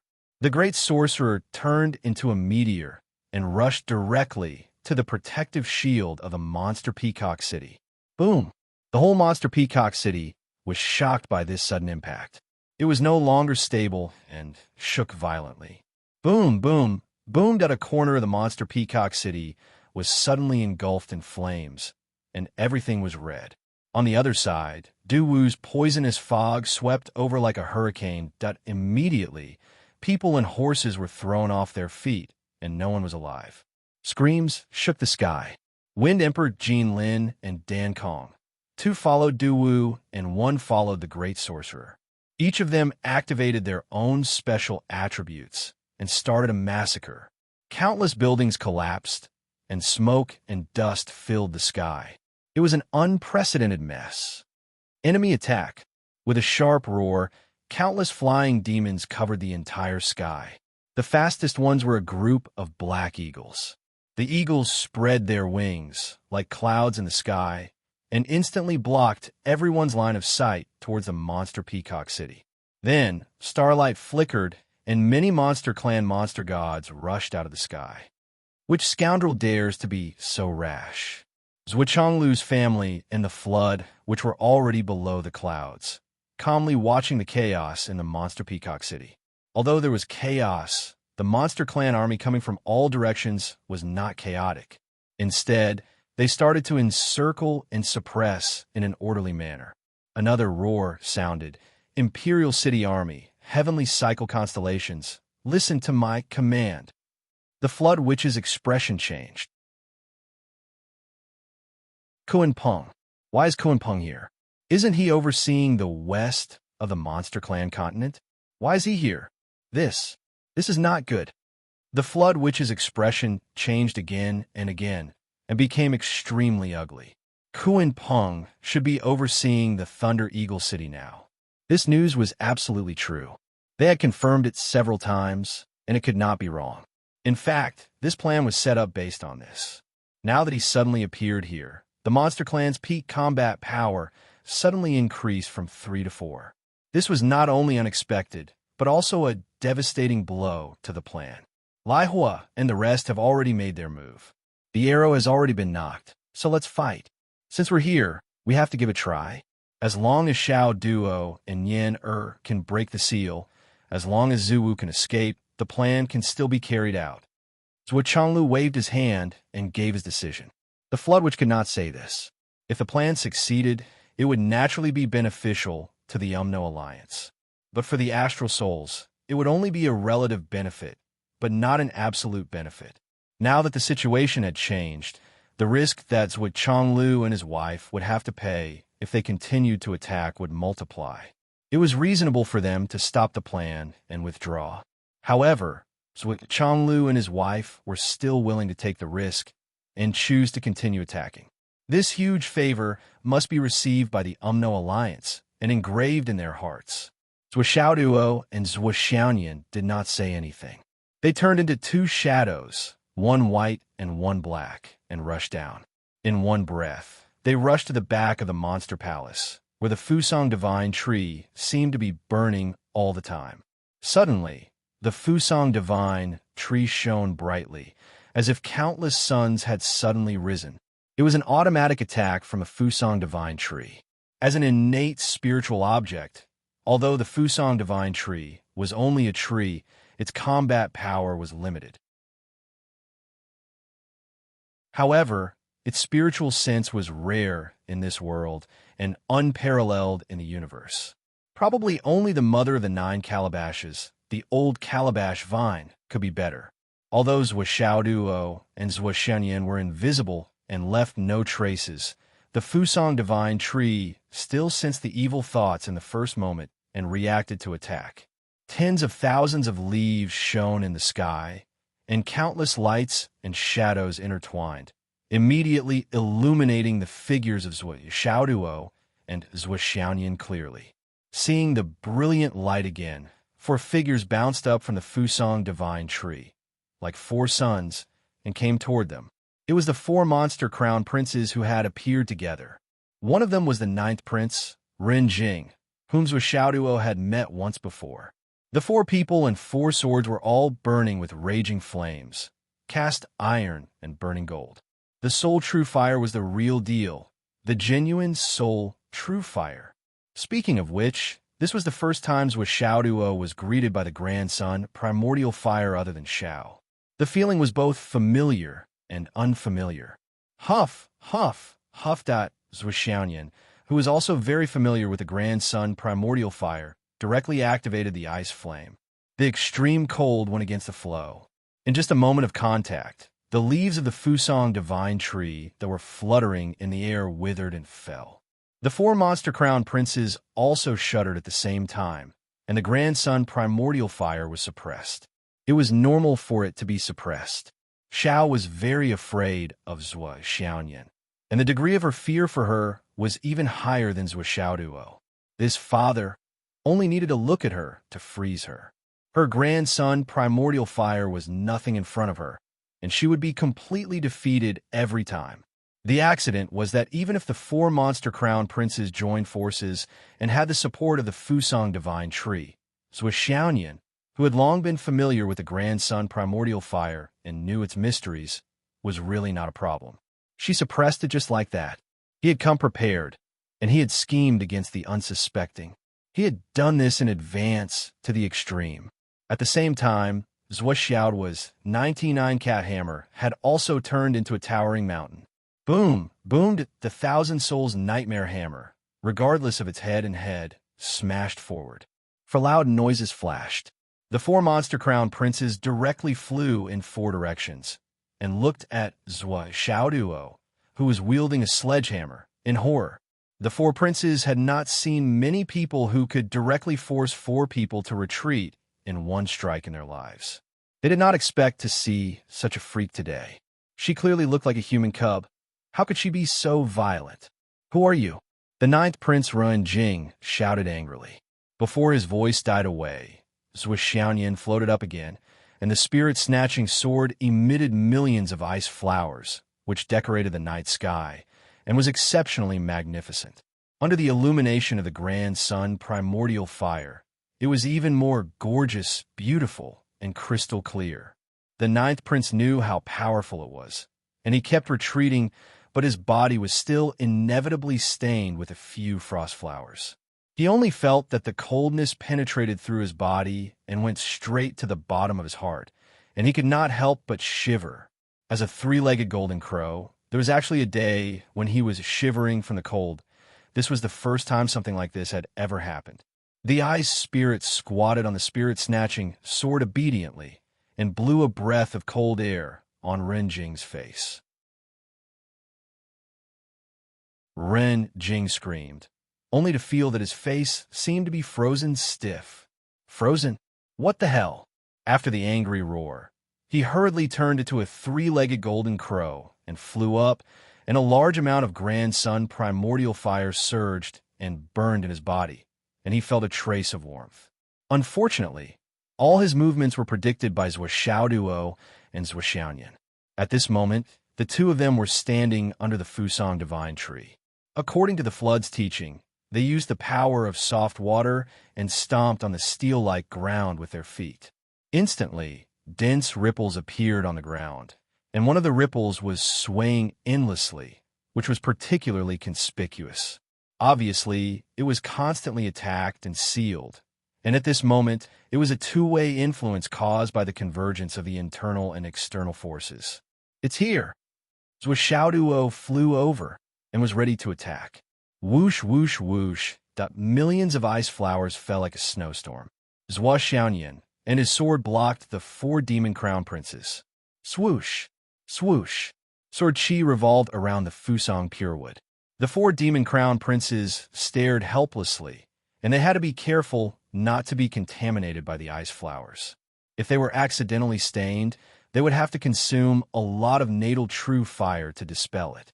At the right time, three strange lights, one white, one black, and one purple gold, flashed out from Zhuoxiao's body and fell on the Fusang divine tree.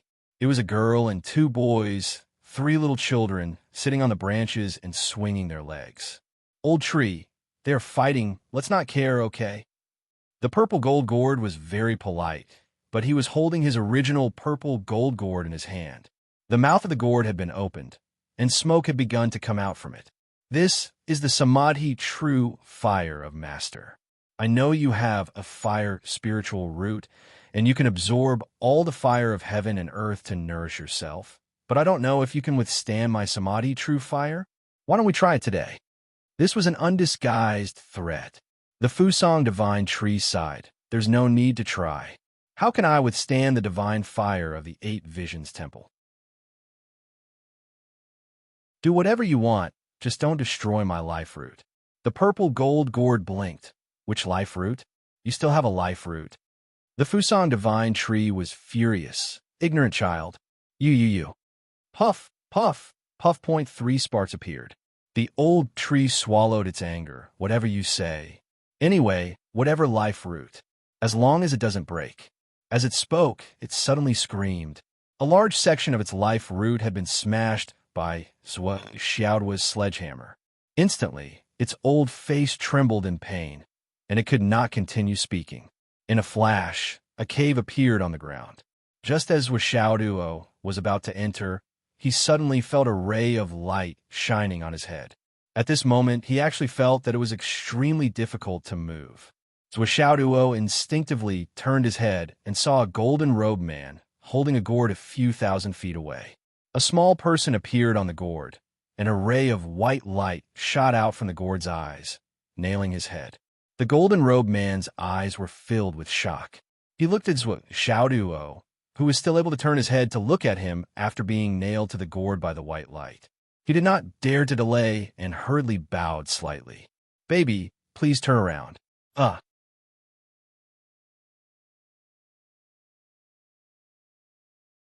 Chapter 1386. That white light started to spin. The Jiubai and the purple golden gourd shouted at the same time, "Xiaowang." So Xiaoduo felt a sharp pain in his neck, as if it was going to break at any time. In a fit of rage, he hammered the white light and scolded, "Spin your ass." With a loud bang, that white light trembled slightly from the impact, but it still pinned Xiaoduo in place. Even with Xiaoduo's current cultivation base and strength, he was unable to break free. Instead, the piercing pain in his neck became even more intense. Damn, is he trying to take away my title as the leader of the Six Sons? With that thought, Xiaoduo panicked. He immediately activated Zhu Rong's primordial fire, which was about to reach the phenomenal stage. In an instant, the primordial fire surged into the sky. "Zhu Rong! Damn it!" The Fusang Divine tree screamed. In a panic, it pulled out all of its roots, then rushed out as fast as it could. However, the Zhu Rong true fire came way too abruptly, and it didn't manage to escape from being burned by the fire. The Fusang Heavenly Tree did not dare to be slow. It quickly mobilized the Grand Sun primordial fire all over its body to counterattack Zhu Rong's primordial fire. The two flames collided with each other. When it finally extinguished Zhu Rong's primordial fire, the giant Trent's legs were already charred black. The Fusang Heavenly Tree was so frightened that it started to sweat. "What is this? What is this?" On the other side, the golden-robed man's primordial spirit was connected to the white light. After being hammered by Xiaoduo, the white light was shaken. Finally, he could not take it anymore and spat out a mouthful of blood. His face was pale. The golden-robed man was obviously a ruthless person. He still refused to stop. His body was covered in flames, and he spat out another mouthful of blood onto the gourd. He shouted, "Treasure, please turn around." Zhu Rong's primordial fire had already wrapped around the white light and was burning intensely like never before. On the gourd in the hands of the golden-robed man, the illusory and incorporeal figure felt Zhu Rong's primordial fire and actually trembled continuously. The dense qi revealed a sense of resistance. However, when the golden-robed man spat out blood essence for the third time and shouted, "Please turn around, treasure," he was still forced to slowly turn around. At the same time, a wave of sadness suddenly rushed into everyone's heart. So Xiaoduo forcefully twisted his neck and directly detonated the elemental fire art at full force. All flames converged and reappeared in the mortal world. Open! The white light flashed and broke. The golden-robed man screamed as he was sent flying backward, blood spurting out of his mouth. However, Xiaoyan quickly followed up with an icy sword qi, piercing through one of the golden-robed man's shoulders. Her graceful figure flashed and directly reached out to grab the gourd in the hands of the golden-robed man. The gourd was already gone. The golden-robed man dodged in a panic and rolled on the ground. He was slashed by Xiaoyan until he was covered in blood. He shouted anxiously, "Are you all watching?" The other three crown princes and the other demon experts roared at the same time and flew over. So Xiaoyan retreated and nailed her feet to the side of the cave. Her sword qi turned into a blizzard and came down from above. The entire demon palace turned into a snowfield. This was the coldest day in the history of the demon palace, which had always been filled with the Grand Sun primordial fire. On the other side, Xiaoduo had already flipped over and entered the cave. Although he saw the yellow gourd, he also heard the calls of Bai and the other small gourds. However, in the midst of a fierce battle, Every minute and every second was precious. He could only let go of some minor details and focus on breaking the seal and saving Zhu Wu. Zhou Xiaoyan forced the four crown princes to retreat with her sword. Then she followed behind with Xiao Duo and jumped down. The emperor's aura shook the sky. Demon Emperor Jun arrived. "Who are you?" The Flood Witch laughed loudly. "Junior of the Wu people, Flood, greets the Demon Emperor." Two hammers appeared. The Thousand Souls nightmare hammers were fully unleashed. However, this time, the Great Witch of the Flood had never done such a thing before. The moment the battle started, he unleashed all of his combat power and opened fire. "Junior." Demon Emperor Jun smiled faintly. A sword suddenly appeared in his hand. With a clang, the sword that didn't look very heavy blocked Flood's big hammer without any effort. Although he seemed calm, Emperor Jun's body couldn't help but tremble slightly. He said in surprise, "You're from the Wu people of Zhu Wu's realm? The Wu people have Zhu Wu again? Not bad, not bad." The Flood Witch trembled all over. "Your Majesty, please enlighten me." Even if it was Zhu Wu's realm, there was still a big gap between the initial stage and the peak stage. It was said that only Zhu Wu, who had reached the peak of Zhu Wu's realm, could compete with the Demon Emperor. The gap between the rest and the Demon Emperor was not small. Otherwise, the Wu people's 12 Zhu Wus wouldn't have fought so fiercely against the Demon Emperor. In the end, many Zhu Wus were sealed.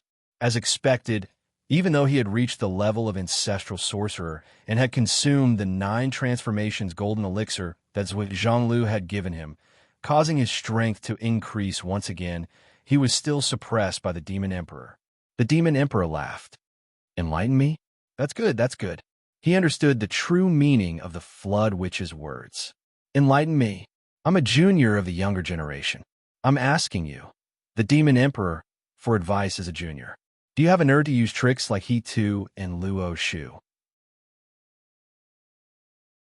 Let's fight with our own strength. Let's see if you, the great senior, have the strength to make me, a junior of the Wu people, admire you." The true cultivators of the primordial world had their own profound cultivation abilities. They were all excellent and had their own trump cards. However, their Dharma treasures were also a huge highlight. There were even things that they relied on that exceeded their own capabilities. For example, if Tai Dongwang didn't have the Bell of Chaos, his strength would be reduced by more than 30%. Another example would be Yao Huangjun. If he had used the He Tu in the Book of the Luo, he would have been easily sucked in by Hong Shui, Zhui Zhonglu, and his wife, who were only quasi-saints. Even if the three of them could work together to break out of the encirclement, it would be impossible without a certain amount of time. Once the three of them were trapped, Dongwang, the Demon Empress, and the Demon Master could easily control Zhui Xiaoduo and Zhui Xiaoyan in the Demon Emperor Palace. Even if the three of them didn't do it personally, the group of Demon Immortals and the Demon Crown Prince were enough to deal with Zhui Xiaoduo. Therefore, the Flood Witch was willing to lower herself, admit that she was a junior, and use words to control Demon Emperor Jun. This was of great significance to this battle. As a great senior, Demon Emperor Jun had to have this demeanor. With his status, if he had to use He Tu and Luo Shu to deal with a junior, it was simply, he couldn't afford to lose face. At that moment, the Flood Witch used all her strength to activate the Thousand Souls Nightmare Hammer and started a great battle with the Demon Emperor. The Demon Emperor was relaxed, as if he had no intention to stop Zhui Xiaoduo from destroying the restriction. This relaxation didn't seem to be fake at all. He completely ignored it, and only allowed the 4 crown princes to lead the palace guards to surround Zhui Xiaoduo and Zhui Xiaoyan. He didn't care about the battle situation, and the feeling of letting things go was too obvious. The Flood Witch's heart was moved, but her hands didn't stop. Suddenly, she said in a deep voice, "Your Majesty, Demon Emperor, have you been prepared for us to rescue Zhu Wu?" Suddenly, her heart sank. If the Demon Clan was prepared, it would be difficult to achieve their goal. But now, it seemed that the Demon Clan was prepared. Even the Kunpeng Demon Master, who was hundreds of thousands of miles away, had secretly returned. This was simply too obvious. The Demon Emperor was still calmly neutralizing the Flood Witch's continuous attacks. He said indifferently, "Of course, I have been prepared. Dijiang, Xianming, and the others are sealed here. As long as the Wu people know, how can they not take action? However, the current situation of the world of great battles has already been decided. It is necessary to let them cross the mortal world again and participate in this immeasurable calamity. Regarding this, I have been prepared." The Flood Witch sensitively grasped the main point. "As long as the Wu people know? Your Majesty, how do you know that the Wu people already know?" The Demon Emperor said indifferently, "When the Wu people passed away, Zhu Wu's legacy couldn't be inherited. You don't even know the cause of this karmic bond? Someone told you that there is a heavenly mystery to guide me. It was so hard to understand." The Flood Witch wielded her hammer as if she was flying. Her combat power increased by another level. She said coldly, "Now that the heavenly mystery is chaotic, even if there's a karmic bond, Your Majesty, without accurate information, it is rare for you to be so calm." The sword in the Demon Emperor's hand shone brightly. The sword light shot straight to the sky. He still said indifferently, "Gonggong Dijiang and the others may understand my calmness, but you don't. You don't deserve to understand." Both inside and outside the city were fighting. Flames were everywhere. It was chaotic. At the right time, a beam of light suddenly surged. The Demon Empress Shiha rushed over. "Is it the remnants of the Wu people?" The sword light flashed. Wu Yuding flashed out from the void. She said, "Your Majesty, the men are fighting. We women are here to play." Shiha's palm hit Wu Yuding's sword head. She said indifferently, "Who are you? How dare you compare yourself to me? You're quite brave." Shiha was graceful and elegant, a national beauty, while Wu Yuding was also a peerless beauty, a beauty capable of causing the downfall of a city.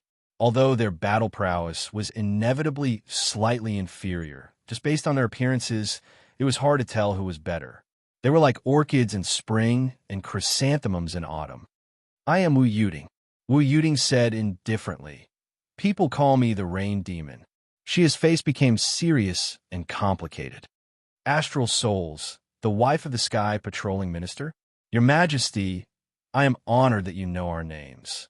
I remember you, but not because you are famous." Shia's attack slowed down. She said softly, "Do you have a son? The one called Zhuo?" "Then what?" Shia hesitated. After a while, she bit her lip and said, "Is there a three-legged golden crow by your son's side?"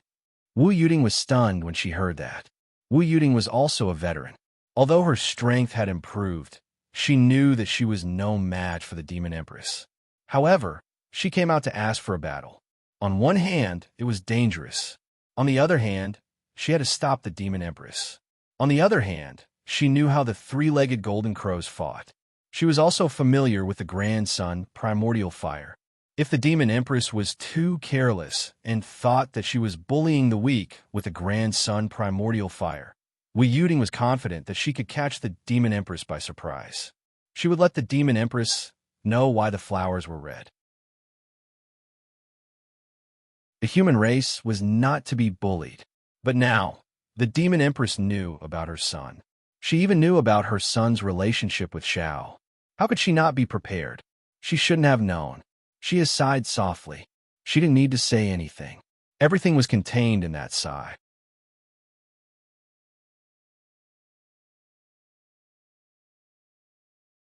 Chapter 1387. After traveling with the Grand Master of Heaven, Shi-He, Di-Jun, and the others already knew about Xiao's name, identity, and background. In fact, his identity and background could not be a secret to such a mighty figure. It cannot be hidden. After she found out about Xiao's identity, she immediately understood that her son was definitely related to this kid. However, because of the Grand Master of Heaven's warning, the Demon Empress and even the Demon Emperor Dongwang were moved. This kid is the successor of Ren School, chosen by my eldest senior brother. He is the representative with full authority. He also has a deep relationship with Jie School. Your Majesty, if you want to do anything, you have to think twice before doing anything. Don't blame me for not warning you in the future. With that sentence, he could already confirm. Her son must have a huge karmic relationship with Zhuo Xiaoduo. When she returned and investigated Zhuo Xiaoduo's information, she quickly found more clues and was even more convinced of this point. Back then, the Crown Prince's Academy did not split up but stayed in the ancestral land. Back then, the seventh prince, Yiqiong, had died in the Crown Prince's Academy. Now his aura had appeared. All of this showed that he was related to the astral souls. Under such circumstances, those who were not blessed could not obtain the seventh prince's follower. So Xiaoduo could meet all the relevant conditions. He was a young hero who improved rapidly. He was a genius of a generation and a genius. He was regarded as the successor of the Grand Pure One and had formed a karmic bond with the Grand Pure One. He also had the help of the primordial beginning. He was also related to the three Pure Ones.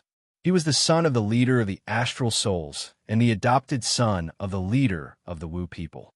Along the way, he had all kinds of magical and awesome things that along the way. He had encountered many fortuitous encounters and gained all kinds of magical abilities that if such a person was not the son of destiny, who else could be? Only this kind of son of providence could possibly find traces of the seventh crown prince on this divided continent of the ancestral land. Furthermore, the seventh crown prince had clearly been confirmed to be dead, yet he was still able to revive. How could such a heaven-defying fate and resurrection be facilitated by an ordinary person? In summary, if someone had the ability to obtain the favor of the seventh prince, that person had to be Zhuo Xiaoduo, even if it was taken as a pet. Was it so easy to take a three-legged golden crow as a pet? Based on all the above, Shiha had come to a conclusion long ago. This time, when she suddenly saw Wu Yuding, Shiha asked this question after careful consideration. Then, she went straight to the point. If he were to beat around the bush, he would only make himself even more confused. He might as well go straight to the point. Yes meant yes, and no meant no. They were all high-level cultivators, so they had some dignity, or rather, some moral integrity. Wu Yuding took a deep breath and said, "The Demon Empress is indeed the Demon Empress. You have sharp eyes and hit the nail on the head." The Demon Empress immediately became excited. Even the sword moves in her hands became a little messy. After a while, she said nervously, "Little Sister Wu, it's their men who beat them up. Let's find a place to talk." As a mother, when she heard the news about her son, she was so excited that she didn't care about anything else. It was already the Demon Empress quality that she didn't forget herself. Wu Yuding was surprised. "You don't care about the seal here?" The Demon Empress was one of the top powerhouses of the demon race. Wu Yuding stepped forward bravely. Her biggest hope was to delay her for a while to buy time for Zhuo Xiaoduo and his wife. Now that the Demon Empress took the initiative to give up the battle, it would be strange if she wasn't surprised. The Demon Empress smiled. "Wu people came today. Of course, it's within our expectations. It might be because of luck. It should be the day when the 8 Zhu Wu escapes. The demon race doesn't want to be a hired thug." "A hired thug? What do you mean?" Wu Yuding was confused. "Someone told the sorcerer tribe about us sealing the ancestral sorcerer, but that person also told us about it." Shia's smile was very calm. "We and the Wu people have an ancient grudge. It's hard to reconcile our two opposing sides. A battle is inevitable. But if we start a war because of someone else's provocation, and we even have to do what the instigator wants, it will make the world look down on the demon race." Shihha smiled proudly. "If we want to defeat the Wu people, we have to do it fair and square. 1,000,000 years ago, we sealed the Zhu Wu. Now we can do it again. However, it's a different matter if you want to treat us as spears, as ferocious tigers that watch from the sidelines. So what if they're the 8 Zhu Wu? We'll let them go." Wu Yuding asked cautiously. "That's not the whole reason, right?" "Of course." Shihha smiled. "Of course there are other considerations." Wu Yuding couldn't help but sigh. She really admired the scheming and broad-mindedness of these ancient powerhouses. Especially broad-mindedness. They could make a plan that lasted for thousands of years, and they could also make the world collapse in an instant. Even if it was an enemy, even if it had been sealed, when it came to the big picture, when it was instigated, it would still give up without hesitation. I can win, I can lose, and I can die. However, if you want to use us as marionettes, no one is qualified enough to do so. Not even a saint. You can do whatever you want to me. What do you know? Therefore, the higher-ups of the demon race had already made a decision after receiving a message from someone. Moreover, just a few days ago, Empress Hutu came to the demon race palace in person and brought up a matter. It's time to fulfill the promise from back then. This sentence made the demon race emperor decide to release them on the spot. In the battle between the shamans and demons, the world was shattered. The Wu people lost. According to the agreement, they sealed themselves. I, Hutu, opened the reincarnation cycle, established the netherworld, transformed the primordial souls of the world, and opened the great Tao of reincarnation for living beings. In order to make up for the karma of the war between the shamans and demons, the people of the world were plunged into misery and suffering, and the world was fair and the vitality of all living beings. What about the demon race? As the victor, the demon race doesn't have to pay a price. The souls of those who died in the battle belong to the netherworld and are under the jurisdiction of Empress Hutu. If the calamity arises again, the shamans and demons will fight again. At that time, life and death, victory and defeat will be up to each other. Are the opponents still there? Of course. What do you think of being schemed against this time, Your Majesty? Opponents may not be eternal opponents. Even if they are eternal opponents, there will be times when they cooperate. This instigation was too clumsy. Your Majesty is indeed a wise person. I'm just afraid that your brothers don't know when to back down and ruin this counterattack. I'll persuade them. The shamans and demons can't just be used as chess pieces. I think so too. Back then, in the completely shattered world, the conversation between the demon emperor and the Zhu Wu was still vivid in his ears. The cause and effect were clear at a glance. Therefore, the battle between the shamans and demons was the most intense battle in the history of the calamity. It was the most tragic battle, but it was also the battle that ended the fastest. The fight started quickly, developed quickly, and ended abruptly as well. Just when everything had developed to the extreme, it suddenly came to an abrupt end. The world returned to peace. Then it began a long period of recuperation. Even the demon race's heavenly court suddenly disappeared after the battle between the shamans and demons.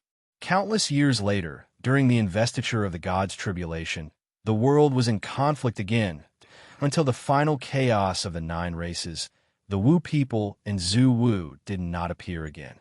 Instead, the Taoists and the Western sect caused a war. The various races joined in, but from then on, the various races were exiled to the starry sky. In the many battles, Goddess Hutu never appeared. She only used all her strength to regulate the netherworld and perfect the 6 paths of reincarnation. Today, the cleansing heavenly tribulation. This was a complete tribulation of the life and death of the entire race. Hutu finally appeared.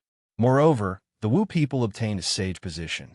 Therefore, when someone instigated discord, both sides realized that it was time to fulfill the secret agreement. However, releasing people was one thing. If you fought and saved them with your true ability, we would let you go so calmly. Firstly, we would not be happy. Secondly, this was also a big show, a big net. Someone schemed against us. Let's see who has the guts to scheme against the shamans and demons at the same time. This was a reverse calculation. The shamans and demons are mortal enemies, but they also appreciate each other. She flashed and took Wu Yuding away. She also disappeared. Then, they arrived at a beautiful grotto heaven.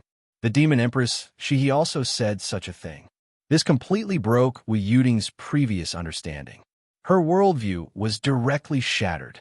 In people's long-held understanding, the battle between the shamans and demons was a battle of life and death. They would kill each other when they had the chance. At the very least, this was instilled in people's minds. However, the demon empress's first sentence was so earth-shattering. The battle between the shamans and demons was a battle of life and death. The demons were powerful, but the Wu people were second. The Wu people were born with strong physiques. Later, the 12 Zhu Wu dominated the world, and dozens of shamans dominated the world. Naturally, they wanted to fight for a place and become the main characters of the world. The demon empress, she said lightly. Therefore, they fought as soon as they came. However, although the battle with the Wu people was fierce, it was the only battle in so many years that they fought to their heart's content without any worries. Everything was decided by the outcome of the battle. There were no conspiracies or schemes between the two sides. Both sides fought as soon as the battle was announced. It was very simple. The Wu people's shamans died in our hands, and they did not complain. Our demon gods died in the hands of the Wu people, and they also left with a smile. There's no unwillingness, no vengeance that will last for generations. We were all from the same era, and our levels were similar. We would not bully the weak. As a Zenith Heaven Realm cultivator, we would never attack a Dao integration cultivator. We could not afford to lose face. Since we were all at the same level, life was life, and death was death. She smiled bitterly. In the end, the Wu people were defeated. The remaining 9 Zhu Wu wanted to commit suicide and accept the fate of the losers. However, Dijun and Tai felt that it was a pity, so they proposed to seal them. They announced their deaths to the outside world, but in fact, they accepted the fate of the losers. They were indeed upright heroes. The future was just as we thought. From then on, the whole Eldritch world became a world of conspiracies. All kinds of schemes, all kinds of discomforts, all kinds of instigation, and all kinds of alienation made us physically and mentally exhausted. Even the Kuan Peng was almost ruined by the scheme. He was betrayed by his friends and family, and he died. Damn it, the ending is approaching, but I have more and more ideas. I really want to knock myself out with the wine bottle. The wine in it.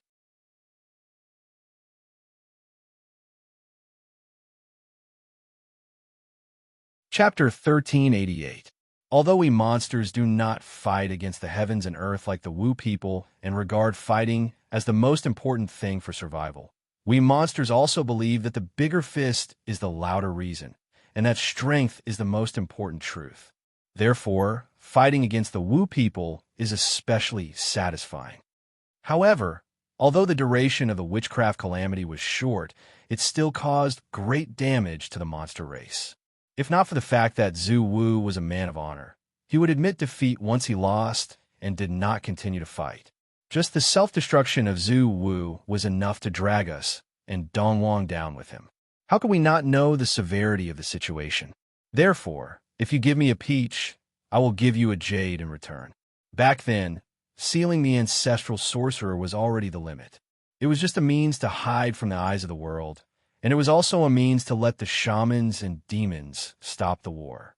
Looking at it now, the descendants of all branches of the sorcerer tribe were still around, and each of them had their own opportunities.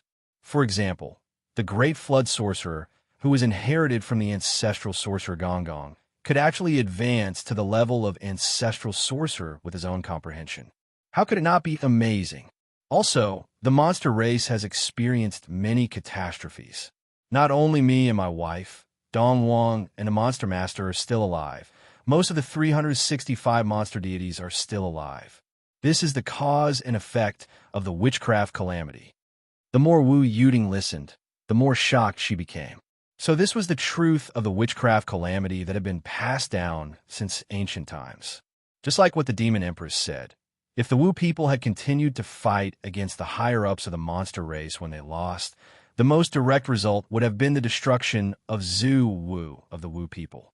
However, it would also have taken away the Monster Emperor and Monster Empress Dongwang, the Monster Master, and a considerable part of the monster deities. However, if that was the case, in the immeasurable catastrophes that followed, the monster race and the Wu people would have been weakened. How could they escape the fate of being destroyed by other forces? Even if there were still fish that escaped the net, they would not be able to rise up again and fight for the main character of the world. The Demon Empress continued. The witch-demon cataclysm was won by the demon race. However, after the cataclysm, the Investiture God's Cataclysm, and the Journey to the West Cataclysm, which symbolized the rise of the Western sect. After many calculations, the demon race was always in the calculations and was constantly weakened. I was sitting at home for no reason and was suddenly bitten. I'm really tired. I'm getting more and more annoyed by this kind of endless calamity. So, we followed the Tao ancestors' advice and withdrew from the conflict. Facts have proven that if we monster clans do not want to retreat and try our best to hold on, we will only be seen as the target of the other clans. We will definitely be targeted to the point of extinction. Even if we are not afraid, who wants to fight in such an atmosphere of conspiracy and be ground to death by a blunt knife bit by bit? Especially after experiencing the battle between pure men like the Great War with the Wu people, when faced with other schemes and schemes, we were bound everywhere and were always furious because of being schemed against by others.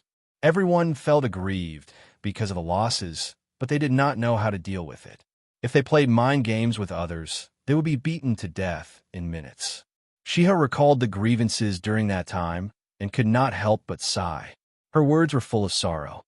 My 10 sons were originally blood brothers. They were so close that they could give in to each other for anything. Moreover, my 10 sons never coveted the position of the Demon King. Everyone knows that the position of the Demon King will end with Jun sitting on it for thousands of years.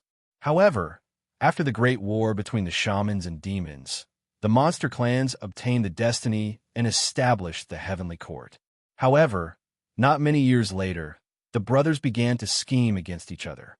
God knows how they were instigated. Then, it evolved to the point where they could not tolerate each other like fire and water.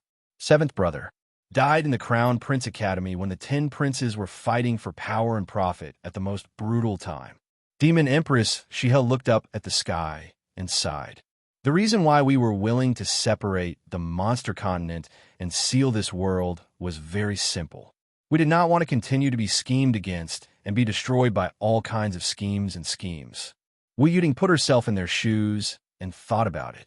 She also felt a chill down her spine. If it were her, she would have fought with a bunch of straightforward people for thousands of years.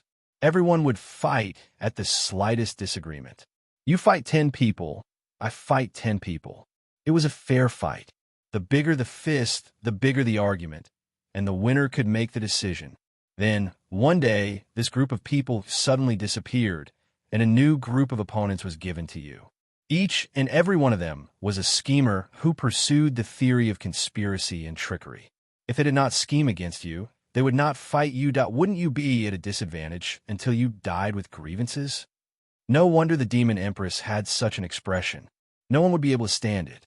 10 blood-related brothers who grew up together were instigated to turn against each other, let alone others. At that time, the demon race made a prompt decision to leave the ancestral land. It was a wise decision, but it was also a coward's decision. If I can't out-scheme you, can I leave? This isn't right. How could the 10 princes be instigated to this extent? Wu Yuding was confused. The demon emperor ruled the world and ruled the demon court. He had a long lifespan. The princes didn't have any chance to succeed him, right? Come to think of it, if one day even His Majesty the demon emperor perishes, then the so-called demon heavenly court will definitely cease to exist. This is a logic that even I, an outsider, can understand. If the 10 princes don't, how can they still fight? Shiha rested her forehead on her hand and said, "That's how it used to be." The 10 little bastards all knew it. But after they were let out for a while, they suddenly changed. And none of them could tell why they changed their minds. Everything was so muddle-headed. There was no reason. Shiha also felt bad. It was true that she was the empress of the demon race, but her true nature was no different from the demon emperor Jun Dong Huang Tai Yi. They were both straightforward and straightforward. She couldn't understand such twists and turns and couldn't be bothered to think about it. Of course, she couldn't understand. How could such a simple and straightforward reason be able to instigate her sons? But this was something that should have been impossible, yet it had happened. And after that, the princes were all confused. Why did she suddenly become confused? Why did she have to fight for the throne? Why did she have to fight for it? Why did she have to fight for the throne? Was she bewitched by Ing? After so many years of self-exile, the demon race finally straightened out their sons. This was also one of the main reasons why the three leaders of the demon race reacted so violently to the instigation of their relationship with the Wu people. Wu Yuting sighed along with her. She couldn't hold back her anger anymore. However, she knew that she couldn't blame Shiha for being calmer than she was. As a mother, she couldn't control her emotions so easily. I don't know.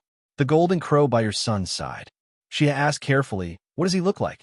Wu Yuting said, Xiao and I. My son looks like a dog, but he's terrible at naming. He's called the golden crow Xiao.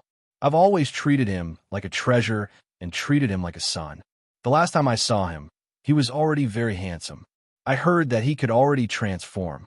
He looks like a chubby 7 or 8 years old child. His combat ability is especially good. He's already in the origin realm. Wu Yuting hadn't entered the Tower of Empyrean Destruction for a while. She had never seen Zhao's youthful appearance after transforming.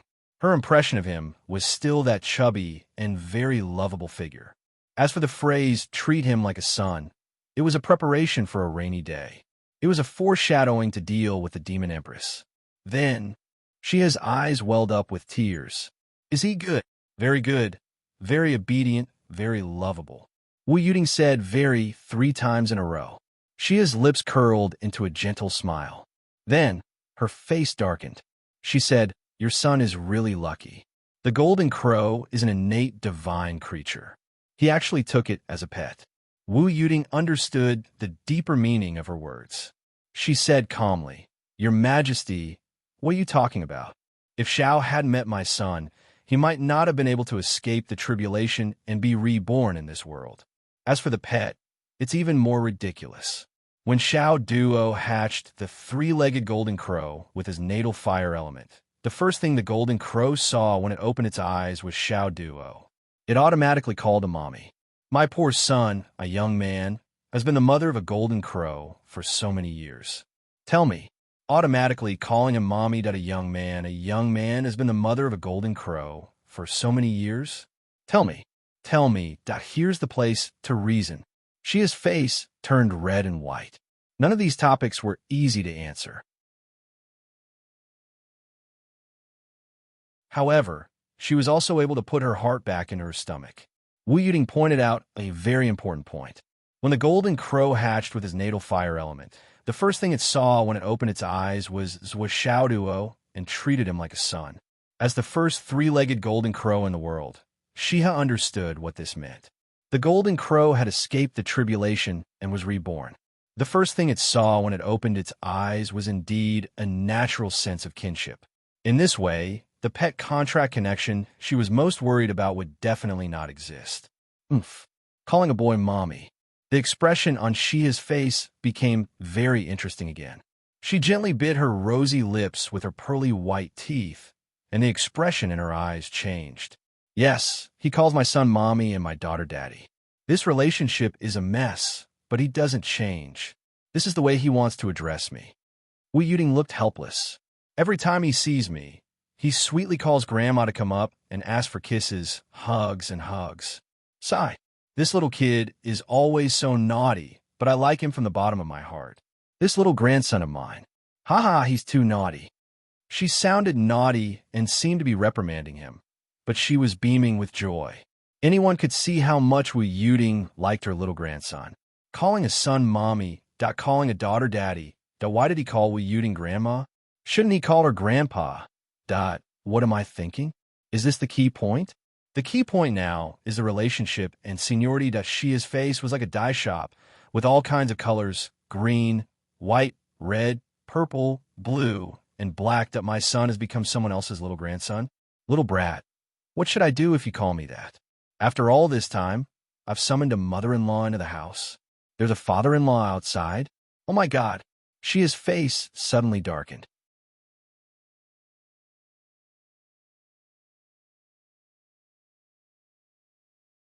Chapter 1389. Cough, cough, cough. Shia coughed. Wu Yuting kept a straight face and pretended that she didn't know anything. Demon Empress, you are. It's nothing. I caught a cold from the wind a few days ago.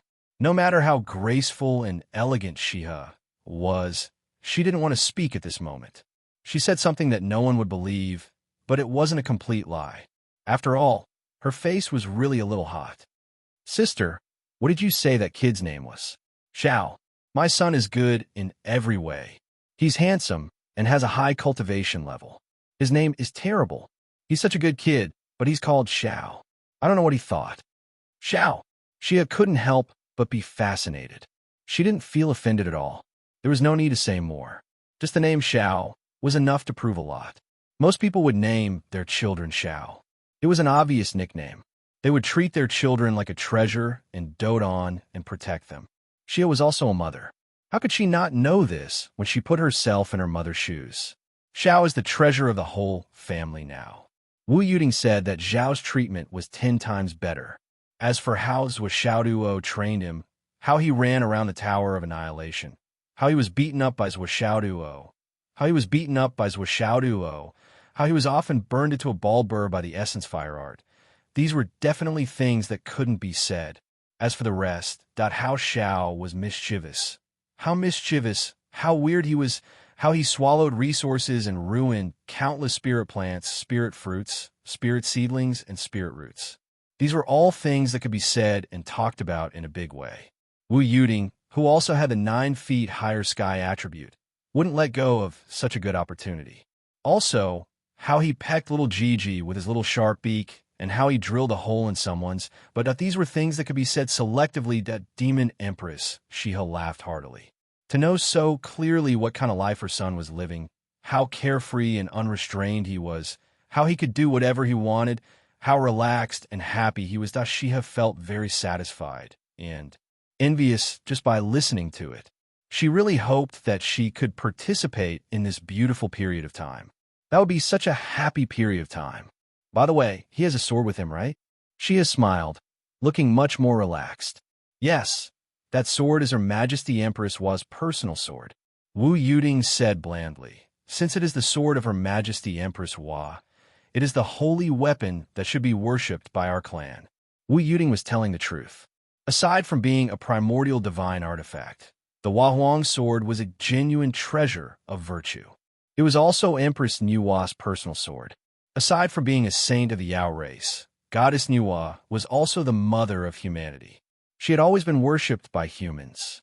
Ever since the Huahuang sword entered the Tower of Void Extermination, it had been recuperating and nourishing itself with countless resources. Occasionally, it would come out to kill enemies spontaneously. The Huahuang sword was originally Empress Hua's personal weapon and had an immortal sword spirit. It could barely be used in a short period of time. Zhuo Xiaoduo and Zhuo Xiaoyan also had their own weapons. Although the Huahuang sword was good, it was not taken seriously by Zhuo Xiaoduo. For Zhuo Xiaoduo and Zhuo Xiaoyan, whether it was the cat spirit sword, the spirit snatching sword, or the 9x9 cat hammer, they were irreplaceable, no matter how easy it was to use them or how easy it was to use them. Not to mention that these weapons had been nurtured step by step since the two were at their weakest. They had a deep relationship with each other. During this period of time, they had encountered a lot of opportunities. They had drunk blood and seized lives, weathered storms, and seen the vicissitudes of life. They had vaguely developed the embryonic form of transforming into divine artifacts. As long as they kept using them for a long time, one day they would surpass the Huahuang sword in all aspects. Therefore, Zhuo Xiaoduo and Zhuo Xiaoyan had never thought of using the Huahuang sword from the beginning to the end. Otherwise, if either of them wanted to, the Huahuang sword would have undoubtedly changed hands since it had been in the Tower of Void Extermination for a long time. Even if it used to be Empress Hua's divine weapon. Now that he was talking about it in front of Shiha, it was of great significance. Shiha smiled more and more happily. Her attitude toward Wu Yuting became much more cordial in an instant. In particular, Shiha was very sure of one thing. Perhaps Wu Yuting and the others had already guessed Zhao's identity, but they didn't know it for a long time before. Because the primitive age and the current historical knowledge of the astral souls had been separated for too long, then there was a problem. They didn't know the identity of your son, but they still treated him like that. There was only one reason. They really liked him. They didn't have any other purpose. And what was more rare was that they didn't want anything, not even a supreme treasure like the Huang sword, a virtuous saint weapon. Didn't that mean that they didn't have any intention of scheming? It was an undeniable fact. They didn't want such a great temptation. What kind of spirit was this? What kind of moral integrity was this? After learning about these things, Shiha felt that if she still had doubts about this family, even if it wasn't intolerable, at least there was no evil smell. If she put herself in his shoes, she knew that she couldn't remain indifferent to a divine weapon like the sword of Empress Envy. Sister's family is really. Shiha praised from the bottom of her heart.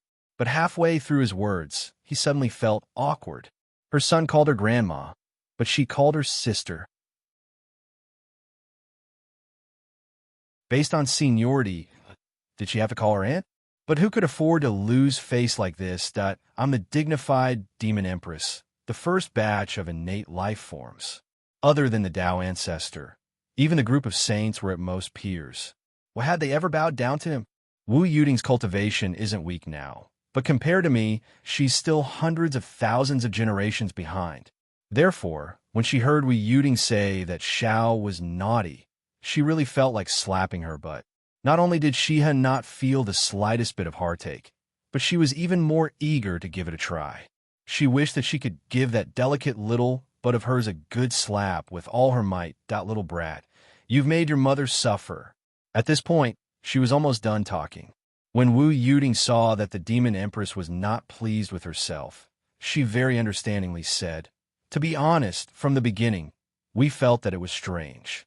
With regard to Xiao Zhao's background, there were many suspicious points. In front of the Demon Emperor and Demon Empress, although we are the younger generation, we are also the existence that stands at the peak of the star soul human race. We boast that we are experienced and knowledgeable, but with regard to Xiao Zhao's background, we do not know anything at all. She finally got to the point. Shia's eyes lit up. Then what do you think? Today's conversation could be said to be the most difficult and indescribable conversation in the Demon Empress life. But it was also the conversation that she looked forward to the most. Although it was awkward, although she felt conflicted, although she was inexplicably embarrassed, although that all of the above were at the extreme. But the joy and comfort in her heart were also at the extreme. As the supreme of the demon race, Shiha had never lowered herself like this in her entire life. She had always been graceful and at ease, the model of the mother of the world. She was so luxurious that people didn't dare to raise their heads, not to mention being embarrassed or at a loss. Being approachable was already the limit. But today, all of this was broken. When Xiao started to have the ability to breathe the soul true fire, we were already thinking. Wu Yuting said, but at that time, we didn't know what was going on. Even now, we don't understand. Zhao's memory hasn't recovered? Or, when we set off a while ago, Zhao's mind was in a mess for a while. It seemed like her memory was recovering, but not completely. Wu Yuting frowned. We don't have much experience in this area. Naturally, we can't be sure. Let nature take its course. She had took a deep breath and said, "Did you find Xiao in Crown Prince Academy?" That day, Xiao Duo did go to Crown Prince Academy to train. But when it comes to the place where he found the Golden Crow egg, it can't be considered Crown Prince Academy. Wu Yuting said, according to Xiao Duo's description, that place is another chaotic world located in Crown Prince Academy. To be honest, his explanation is beyond our understanding. To this day, we still don't understand it. After all, Crown Prince Academy can be considered a paradise, an independent space. Another independent space within an independent space is a chaotic world. At that time, the Astral Souls, the Umno Alliance, and the Tao League couldn't understand it. A chaotic world. Shia's pretty face darkened. What kind of chaotic world is it? According to Xiao Duo, that chaotic world seems to be suppressed by a mysterious force above Crown Prince Academy. It might not be suppressed, but it's the original chaotic world. Wu Yuting wasn't trying to shirk responsibility. She really didn't know much about Zhua Xiaoduo's experience. All those with Xiaoduo had bragged many times, bragging about how he was wise and mighty, and how he could traverse the chaos, but Wu Yuding hadn't experienced a real chaotic world. She wanted to explain it more clearly, but it was difficult. But who were Shiha and the Demon Empress? They instantly understood. There's a chaotic channel in Crown Prince Academy. The Demon Empress's face darkened. A rising anger seemed to be brewing, ready to erupt at any time. At this moment, Wu Yuding still didn't know the true meaning behind the Demon Empress words. She was still confused and didn't know the how and why. Can I meet with your son later? A myriad of thoughts flashed through the Demon Empress's eyes. She had just figured out many things, but she still needed more information to verify them. Maybe Wu Yuding didn't know much about the whole story, but Zhou Xiaoduo, as someone who had experienced it, must know more. And this was related to the bitter history of the demon race for so many years. Moreover, if she met Zhou Xiaoduo, there was a great chance that she could meet Xiao and the Huahuang sword. Not to mention the Huahuang sword spirit. She could learn more about the past from Yiqiong. If she could completely recover her memories through meeting them, everything could be sorted out and everything could be solved. They're still out there trying to save Zhu Wu. Wu Yuding coughed. I'm afraid the Demon Emperor will beat him up. Every year at this time, all kinds of graduation banquets are a headache.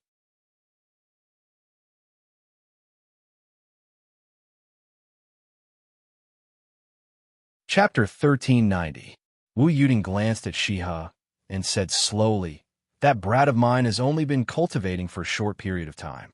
His path has been too smooth, and his temper isn't very good. If he gets hurt, he probably won't cooperate. Then she smiled bitterly and said, Demon Empress, please understand. I don't mean to threaten you. After all, our two clans have a very deep relationship now. That brat's temper is really like he doesn't want to leave when he's pulled. Sometimes it really gives me a headache. I really want to beat his butt until it blossoms. Shiha also smiled bitterly when she heard this. That brat of yours not only has a bad temper, he also has a very strong backer. As for the worries of us injuring or killing him, they don't exist at all. Even the immortal slaying flying blade couldn't do anything to that brat. And it was almost stolen along with the Gordot right now. It's just a show outside. Wu Yuding said, then after this is over, let's have a gathering. Okay. After the agreement was made, the Demon Empress became more spirited. Her eyes were filled with anticipation. Right now, the Demon Empress wanted the battle to end quickly more than anyone else. It would be best if the battle could end immediately. Hurry up and release those few unlucky ancestral shamans of the shaman tribe, and let my son and I reunite as soon as possible. Then let's go out and take a look. Thus, the two women walked out hand in hand. While the two female experts were deep in conversation, the battle outside became more chaotic. At this moment, the four Golden Crow princes had already retreated to the side and were eyeing covetously. On the battlefield, the Demon Emperor was fighting with Chonglu and the Flood Witch by himself. The battle between the three strongest cultivators of the three continents was so violent that the battle space was isolated. Although outsiders could see it from afar, they were unable to interfere. Even a peak expert like the Demon Master was no exception. If he tried to force himself, he would have to endure the backlash from the combined force of the three of them. Based on the cultivation of the three of them, the backlash was enough to heavily injure anyone in the world. As far as the eyes of the demons could see, the three of them did not utter a single word as they continued to attack ferociously. The Demon Emperor single-handedly withstood the Flood Witch and the Sky Inspecting Throne. Not only did he not fall into a disadvantageous position, he even exuded a sense of calmness from time to time, as if he wanted to continue fighting. The Flood Witch and Zhou Chonglu joined forces to resist the Demon Emperor. It seemed like they were able to maintain a stalemate, but in fact, they were already complaining in their hearts. They were all people who had been through a lot. Before coming here, they had already overestimated the Demon Emperor's strength as much as possible. However, they did not expect that they had still underestimated the Demon Emperor. The difference between them was actually so huge. It was almost a qualitative difference. He was originally rejoicing that Wu Yuding had lured the demon empress away. Now, the flood, which was actually worried about Wu Yuding's safety. Jean Fa could not help but become slightly impatient. After all, the demon emperor and the demon empress Dongwang were of the same origin. Even if the demon emperor was the strongest, the demon empress would not be too far behind. Even if the two of them joined forces, they would only be able to fight to a stalemate. Wu Yuding's cultivation was below him and Zhuo Changlu. It was inevitable that it would be difficult for her to fight alone. On the contrary, as the husband, Zhuo Changlu was not worried at all. He was very clear that with Zhuo Xiaoduo as a link and with Xiao as a trump card, Wu Yuding would not be in any danger. What the two of them were most thankful for was that Dongwang Tai had not appeared at all. If Dongwang Tai had appeared at this moment, the difference in their combat strength would have been directly unbalanced. Then, everything would have been over. Now, it was still not optimistic.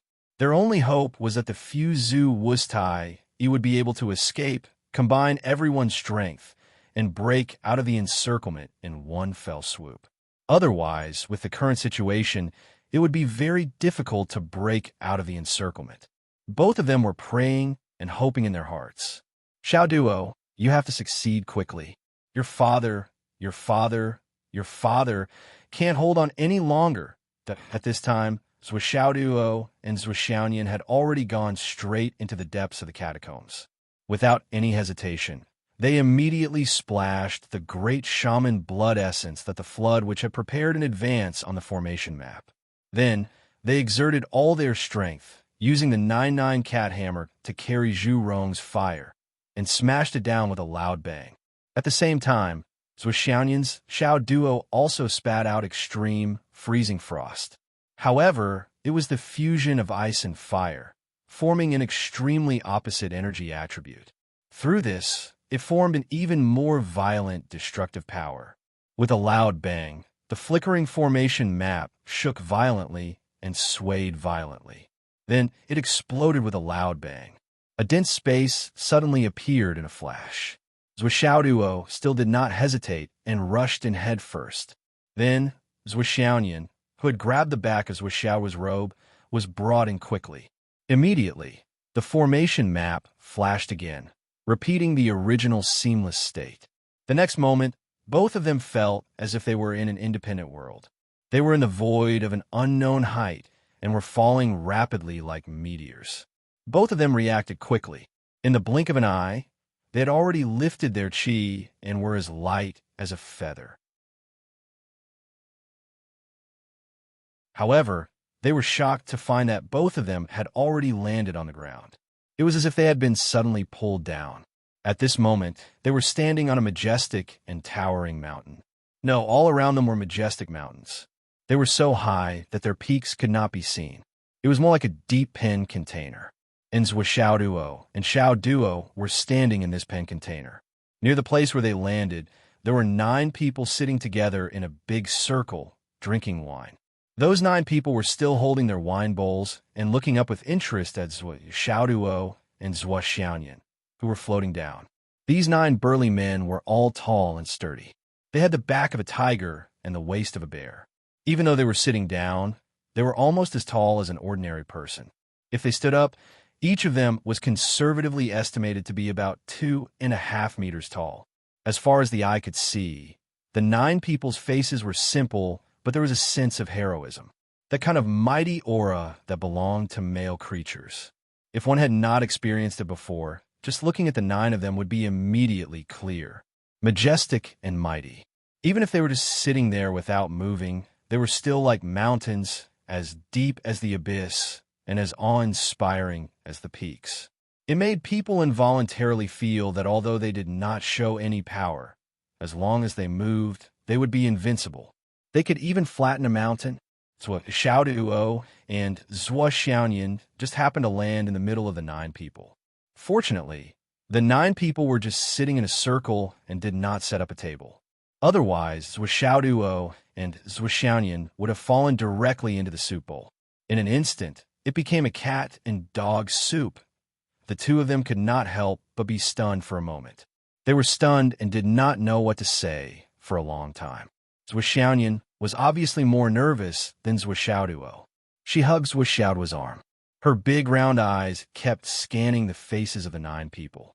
Zhuxiaoduo scratched his head subconsciously. What was going on? How could there be 9 of them? Didn't they say that there were only 8 people trapped in this realm? What was going on with this extra one? This was a very serious error in the information. Looking at the clothes of the 9 big men, they were almost exactly the same. They were all wearing coarse hemp robes. 9 pairs of eyes all stared at the Zhu Rong true fire that Zhuxiaoduo had not yet retracted. After a moment of shock, they all smiled bitterly. I didn't expect that someone from the Wu people would finally come, but it is a disciple of a brother who is no longer here. I don't know if it is a coincidence or not.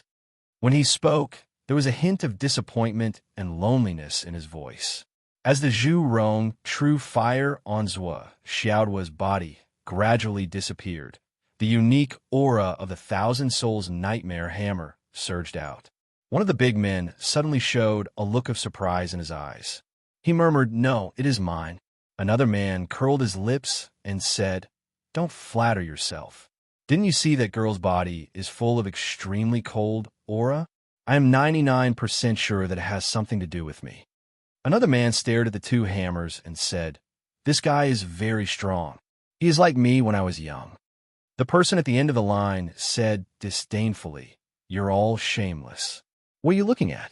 You're all hoping to have something to do with yourself. Are you all blind? Are these 2 brats from our sorcerer tribe? Can't you see that they have the god-slaying sword, the light of the Tai Chi diagram, and all kinds of gourds? How can the Wu people have such talents? How can they have such luck?" "Ha!" The 9th man, who had been silent all this time, laughed. He shook his body and revealed his true appearance. He was wearing a yellow robe, worry-free shoes, and a towering crown. He was majestic and glorious, the ruler of the world. Zhuxiaoduo and Zhuxiaoyan were taken aback. Their eyes almost popped out of their sockets at the same time. First, because they had seen this person before. Second, because this person was not the second leader of the demon clan, the brother of the demon king, Dongwang Tai. Who was he? His Majesty Dongwang Tai. Zhuxiaoduo's lips suddenly opened. He couldn't help but open his mouth wide. Why is he here? The enemy they were most afraid of was His Majesty Dongwang Tai.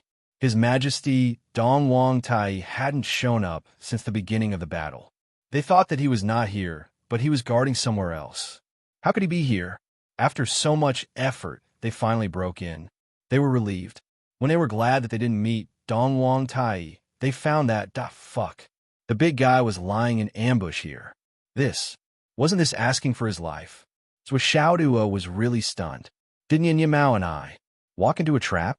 Just as he was feeling scared, Dongwang Tai suddenly shouted, "How dare you, little bastard!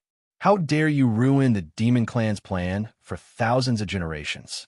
I'll kill you today." As he spoke, he took out the Dongwang bell. His eyebrows were furrowed, and his whole body was filled with murderous intent. He knocked on the Dongwang bell with his palm. Instantly, there was a melodious and pleasant sound. Zhuxiaoduo and Zhuxiaoyan moved at the same time. They had already slipped behind one of the Zhu Wu. Zhuxiaoduo shouted, "Senior Zhu Wu, listen to me. We didn't gather all the elites of the Wu people to rescue the senior Zhu Wu. Now that Dongwang Tai is surrounded by us, it's the best time to work together to get rid of him. Hurry up and attack together. Cut off one of the Demon King's arms and greatly damage the Demon Clan's fate. Everyone attack together. I'll hold the line for you."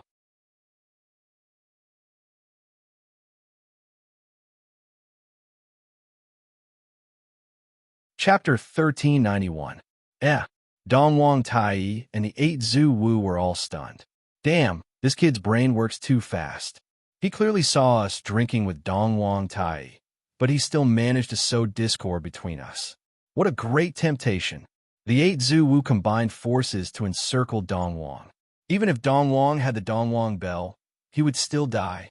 Once Dongwang died, not only would the Demon King lose an arm, but more than 30% of the Demon King's fate would also be lost. So, what reason did they have not to do it? That was right. If the sorcerer tribe and the demon tribe were still at odds with each other, then it would not be a question of why they should not do it. Ha ha ha! Roar! Howl! Ha ha! Waha! Ha ha ha! Dong Wang and the 8 grand magi laughed heartily. Some of them were holding their stomachs, some were slapping their thighs, some were flipping on the ground, some were spitting out saliva. They really didn't care about their image, especially the guy in the middle, who had a leopard head and round eyes, and looked like a hedgehog. He almost spat out his teeth. Duo stuck his head out and looked at the strange scene in front of him. He scratched his head and continued to look confused, not knowing what to do. What's going on? Are you fucking kidding me? Or are you kidding me? Or are you kidding me? Dong Wang stood up and laughed. Congratulations to all of you. Today is the day you will be able to leave this place. From now on, the dragon swims in the sea. The phoenix soars in the sky. The sky is high for the birds to fly, and the sea is wide for the fish to swim. One of the ancestral magi said solemnly, although the feud between the magi and demons has become a thing of the past, the heavenly calamity has begun, and the two races are once again at odds with each other. After leaving this time, there will definitely be a life and death battle in the future. Brother Dong Wang, take care. This is the head of the 6 sons, the head of the grand sun True Flame. Don't let it be schemed against by others. Dong Wang laughed and said, Di Jiang, although I don't have the brain to play tricks, I am better than you. What you said is exactly what I want to say to you. Another ancestral sorcerer said impatiently, Don't open your mouth and keep talking about me. It's so awkward. Is it so difficult to call yourself? I don't like your pretentious dog shit look. You're just a crow. Why are you pretending to be cool? Dong Wang's smiling face suddenly turned ugly. Xianming, are you provoking me? Xianming shrugged and clapped his hands. Instantly, a bone-chilling coldness overflowed. The entire area was covered in ice. The ground under his feet turned into a glacier. The glacier then turned into black ice. All of a sudden, the whole place was filled with ice crystals. He raised his head and said proudly, You're anxious. You're still like this after so many years. You're anxious because I poked you. At the very least, what did I say wrong? Could it be that you're not a crow? Could it be that you're a phoenix? Besides, you keep calling me emperor in front of us. Do you think you're our emperor? Do we recognize you as our emperor? Oh, look at your pale face. I can't believe you're so angry just because I said one sentence. You're really worthy of being a bye-bye in the untainted land. Today, you're still a Bai-Yin. Well, I heard you're still single? Then I should say you're Bai-Yin. TSK, TSK, TSK. Even the air froze as he spoke. Zhuo Xiaoyan saw this scene and couldn't help but feel satisfied. It turned out that there was such an end to the power of ice. She was not alone. Zhuo Duo was dumbfounded by what he saw. Seeing this Xianming Zhu Wu with his own eyes, Zhuo Duo couldn't help but think of the Ice Nether Witch. They had the same ice attribute, the same power of cultivation techniques, and the same temper, but their way of doing things was also exactly the same. Especially that familiar cheap smell. It was like a gust of wind. If he hadn't seen the other party speak, he would have thought that the Ice Nether Witch had come personally. It seems like the Ice Nether Witch not only inherited the Xianming Zhu Wu's cultivation techniques, but also his personality. It's just that the inheritance of his personality is a little too much, but the inheritance of his cultivation technique is a little lacking. Is this the characteristic of the Xianming cultivation technique? This is really breathtaking. Dong Wang was so angry that his whole body was trembling. Xianming, you'll die because of your mouth one day. There won't be any accidents. That's all I'm saying today. Dong Wang was furious. Ha ha ha. I'm scared because of what you said. Xianming shrugged. He didn't care about it from the inside out. The other 7 ancestral sorcerers were speechless. Di Jiang and Gonggong sighed. It wasn't easy for Xianming to live until now. How could a good shaman have such a mouth? They didn't know how many unnecessary wars had been caused by this cheap mouth. In those years, the Wu people had become the enemy of the whole world. Most of it was because of this mouth. The rest was because of the Brotherhood. They couldn't just stand by and watch someone die. Sometimes the Zhu Wu felt lucky. Fortunately, the Wu people only had one such bastard after so many years. If there was one more, they were afraid that it would be really hard to deal with. Young man, Xianming said, who's your master? How can you know Zhu Rong's true fire? Why do you cultivate Gong Gong's great wave magic? Is a little girl beside you a descendant of mine? Why does she cultivate in the same way as me? No danger. So Xiao Duo wasn't scared at all. This guy was taking advantage of his seniority. You're too young to take advantage of your seniority. My family name is Zhua. I belong to the astral souls. Senior Xianming, can we not talk so much? I was not joking with all of you just now. This time, in order to save all of you, the elites of the Sorcerer Tribe and the Star Soul Tribe have really been mobilized. I reckon that there are people who are constantly fighting and dying. I wonder if you still want to maintain your interest? Do you have to make it clear here? If you really don't care, I'll talk with you for a few days. Zhua Xiaoduo's mouth had been trained for a long time. It had been tested for a long time. How about the Ice Hell Shaman? He had never taken advantage of Zhua Xiaoduo's mouth. Zhua Xiaoduo's words made Xianming's stomach full of shit. He opened his mouth but couldn't say anything. He could say, then let's talk. If he dared to say it, Zhua Xiaoduo would definitely keep him company. But the other Zhu Wu would immediately hit him with their fists to shut him up. The sky was dark outside to save them. You want to talk here? If you don't want to talk, just get out. Then what you asked just now was bullshit, wasn't it? At such an important time, you're talking nonsense. What are you doing? You're Zhu Wu. Zhua Xiaoduo really dared to talk back, especially with Dong Wang next to him. With this outsider present, Zhu Wu wouldn't be shameless. The Goblin race and the Wu people had reached an agreement to let them go. But in order to put on a show, the battle outside was real. People died at every turn. It was real. Huff, huff, huff.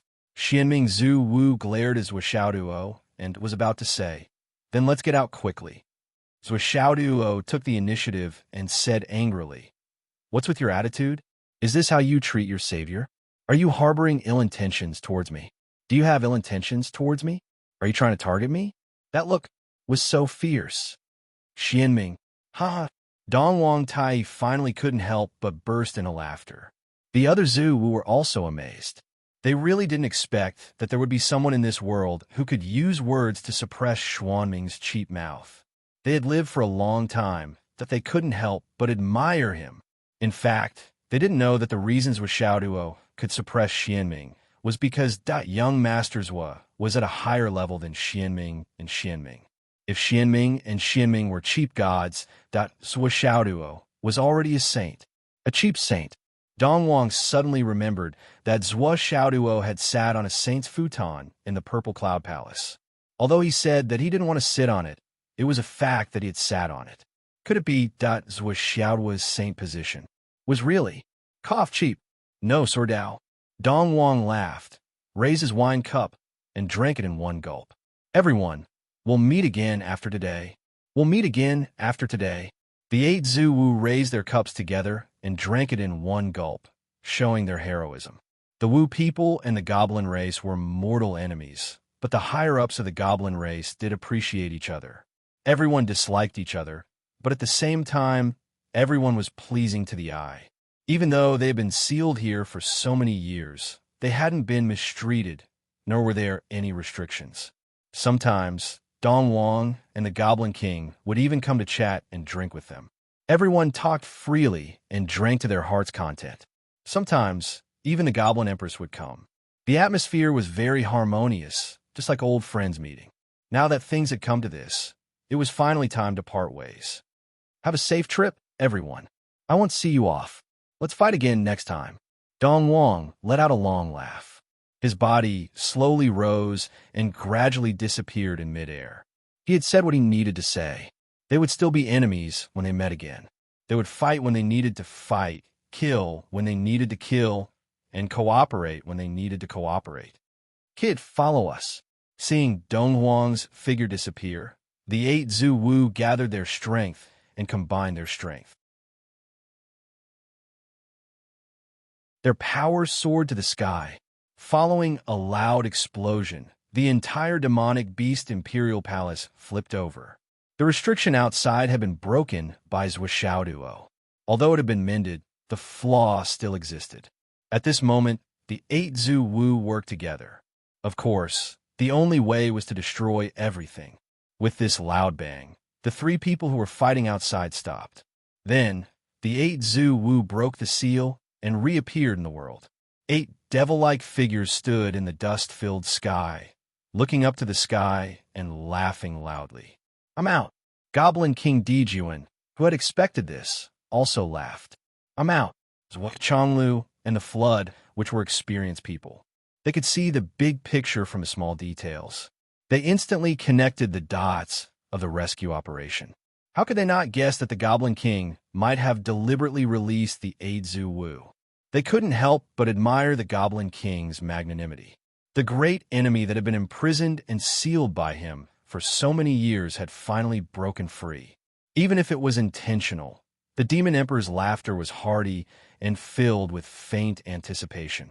It was enough to show how noble and pure his nature was. Gong Zhu Wu laughed and said first, "Emperor Jun, thank you for your hospitality for so many years. We, the Wu people, will definitely repay your kindness in the future." Emperor Jun narrowed his eyes. "Since you have broken out of the seal, you will only be Zhu Wu of the Wu people. There is no need to say anything else. You can go now. There will be a battle between you and us in this calamity. Let's see which of us is stronger." "Do you think I'm afraid of you?" Ancestral sorcerer Di Jiang let out a long howl. "This battle ends here. All members of the sorcerer tribe, stop." Following this shout, the sounds of battle outside the Demon Imperial City slowly died down and gradually came to a stop. The sound of the wind could be heard. Both sides had rushed over.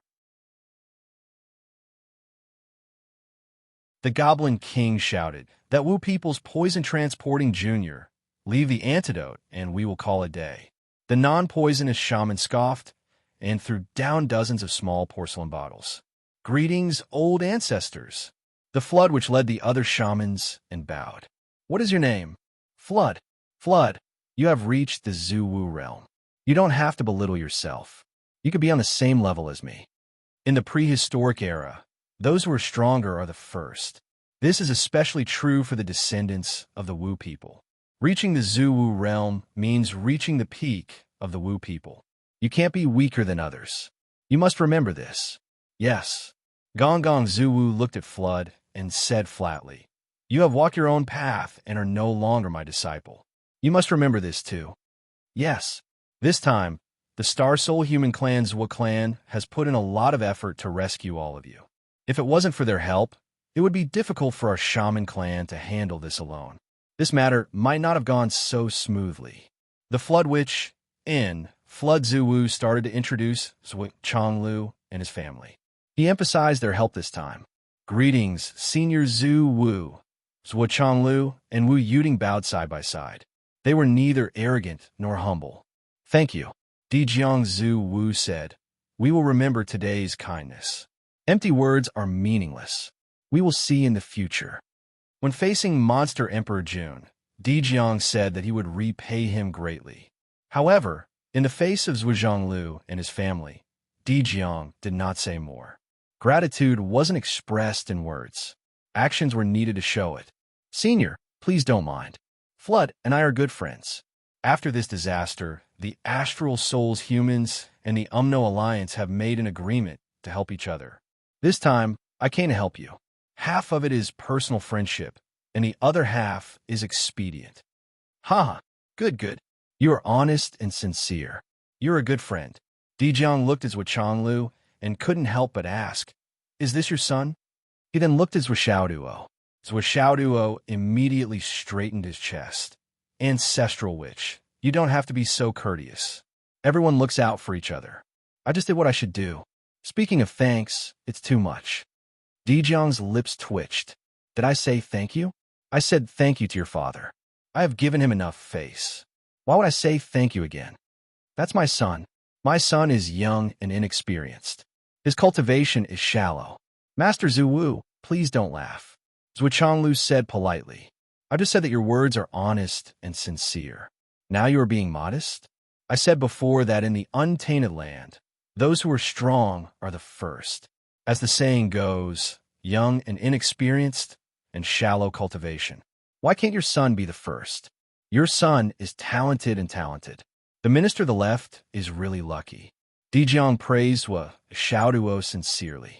He only left the last sentence that he was too embarrassed to say. This sentence was naturally, especially in another aspect, he is even more outstanding. He can be called the best in the world. As for which aspect, those who understood, so there was no need to say it out loud. Let's go. We will settle the score with the demon clan in the future. Dijuan, we are leaving now.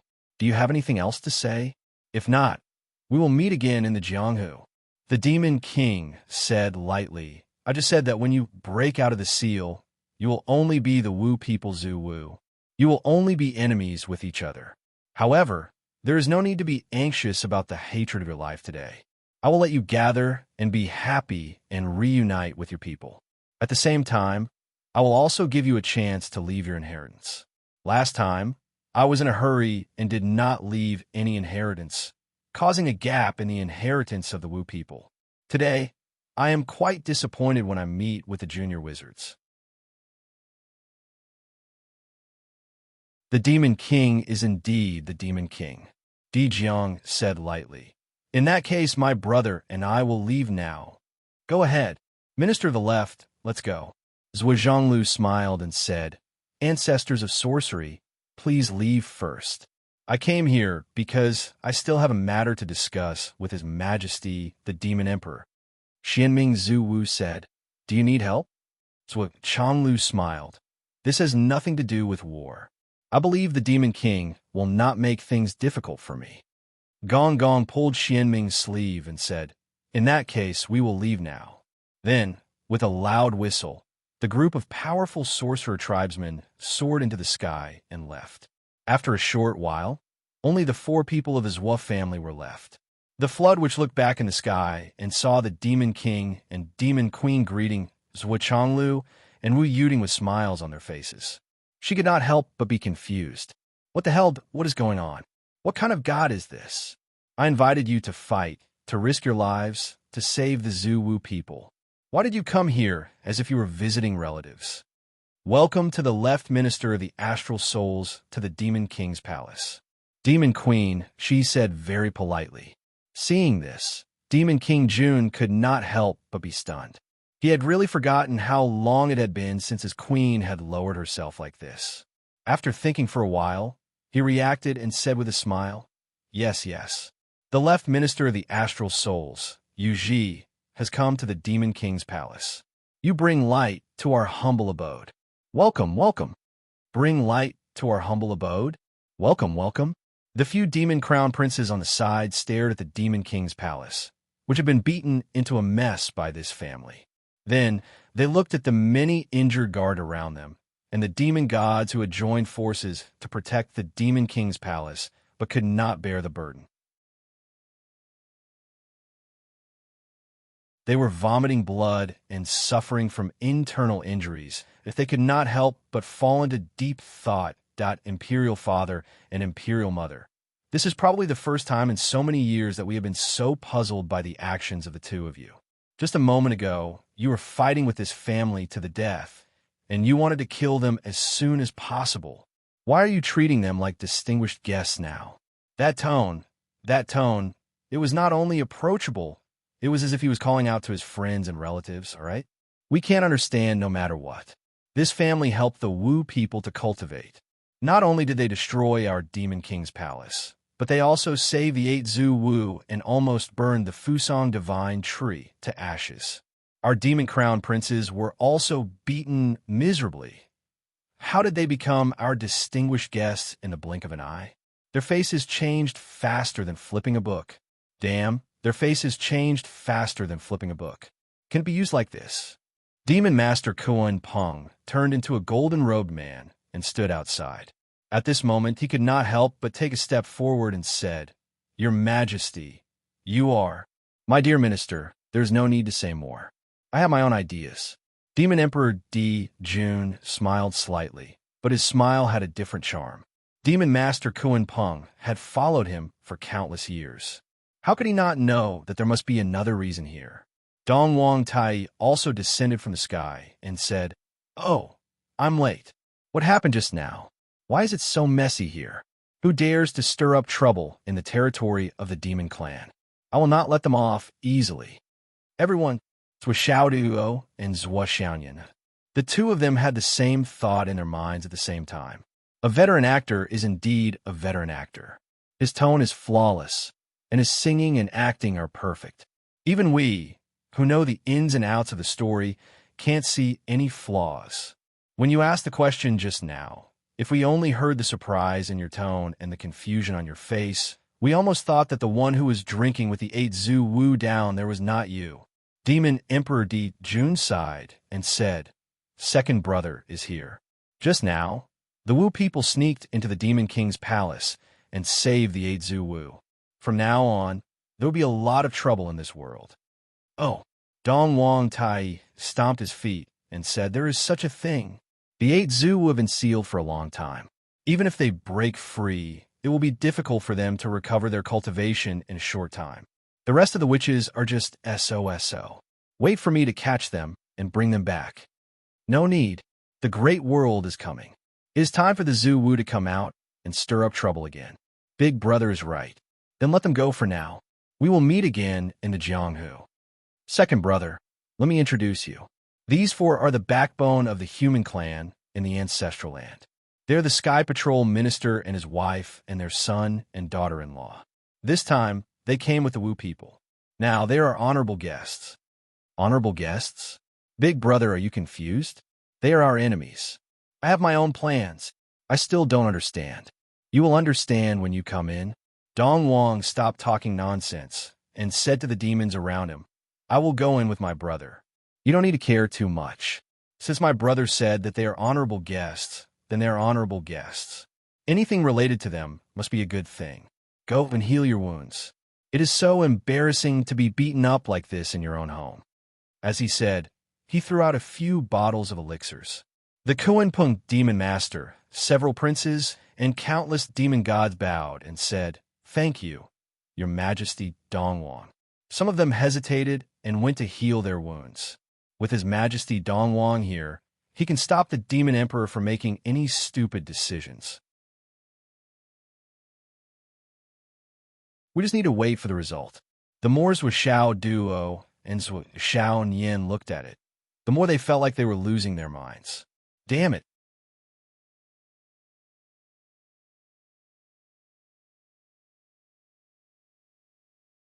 Chapter 1392.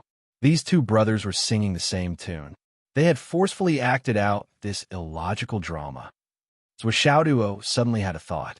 Could it be that for these millions of years, the two of them sang the same tune and coaxed their way through? For example, if the demon race wanted to do something big, everyone wanted to do it, but the two emperors didn't. Hence, Emperor Jun first agreed, and Dong Wang then rushed over to explain the situation. Then, they could turn the situation around and make the entire demon race united. Singing and dancing happily, he then turned to look at the princes and demon immortals, including the Kunpeng demon master, who all looked relieved. It seemed like everything was fine now that Dong Wang was here. From the looks of it, even though his guess wasn't correct, it wasn't far off, especially when he vaguely heard a certain demon god say confidently, "His Majesty is wise and mighty. His martial prowess is invincible. His Majesty the Eastern Sovereign's ability to see the big picture is unparalleled in the world." With His Majesty the Demon Emperor and His Majesty the Eastern Sovereign, with both His Majesty the Eastern Sovereign working together, there will be no mistakes, no mistakes. Sounds of agreement could be heard everywhere. It seemed like the concept of His Majesty's martial arts are invincible, and Dong Wang's foresight is unparalleled, had been deeply rooted. Zhou Xiaoduo, who received further confirmation, couldn't help but prostrate himself in admiration. These two crows, they are really good at acting. If I didn't see it with my own eyes, I would have believed it. That I wonder if this trick can be applied to me and Li Chenglong. I'm invincible in martial arts, and Li Chenglong's ability to see the big picture is unparalleled. It seems that it can be applied. Isn't life like a play, and everything depends on acting skills? When I go back, I'll think about it. It seems like there's a lot of room for improvement. After that, there were no more obstacles. The family of four was welcomed by the Demon Emperor and Demon Empress Dongwang and entered the Demon Emperor Palace after entering. The Demon Emperor dismissed his subordinates and used the Book of Luo.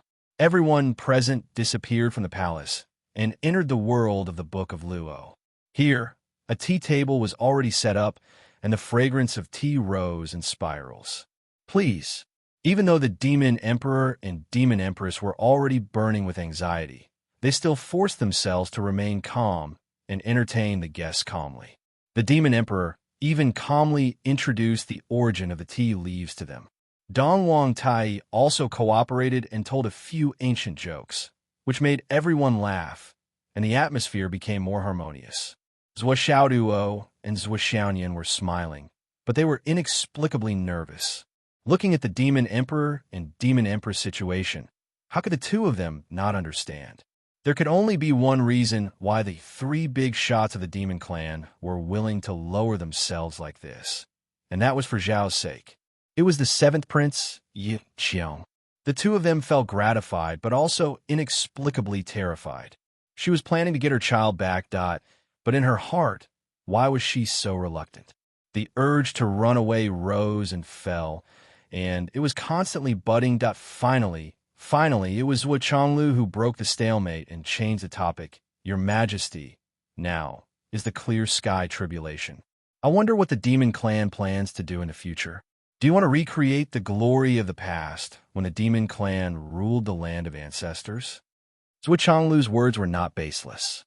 The Demon Clan was the strongest among the various races, and this had always been an indisputable fact. During the Great Shaman-Demon War, the Demon Clan won in the end and became the main character of the world. They established the heavenly court and stood above all living beings in this world. Their glory was unparalleled, and the entire Demon Clan was proud of it. Now that the immeasurable tribulation was about to begin, with the Demon Clan's strength, it was inevitable that they would fight for the main character of the world again. Demon Emperor Jun sighed softly and said, I won't deny it. This immeasurable tribulation is about to begin, and it's extremely disadvantageous for the Demon Clan. Not to mention fighting for the main character of the world. I don't even know if we can survive and not be wiped out. Now that the immeasurable tribulation is about to begin, there are already countless schemes and cruelties hidden within. The Demon Clan has never been afraid of fighting, let alone fighting. However, we hate schemes, or rather, we fear schemes. On the surface, the Demon Clan's strength can be said to be the strongest among all the races, and they are a strong contender for the winner of this immeasurable tribulation. However, it is also because of this that the Demon Clan has become the target of public criticism. Demon Emperor Jun picked up his teacup and drank some tea. His expression was rather worried. Although the various clans and sects seemed to be fighting each other, attacking each other, and fighting chaotically, one thing has long been destined. If they do not first destroy the Demon Clan, or beat them below the average line, there will not be a true life and death battle. Just look at the recent series of battles. Although there are countless casualties among the various races, the real high level and the real peak combat power have almost no losses. From this, it is not difficult to guess. All the chaotic battles so far are merely probing and deceiving battles. Through local battles, they achieve certain goals. That's all. With the current battle level, it is far from the point where the various races are at odds with each other. Demon Emperor Jun sneered.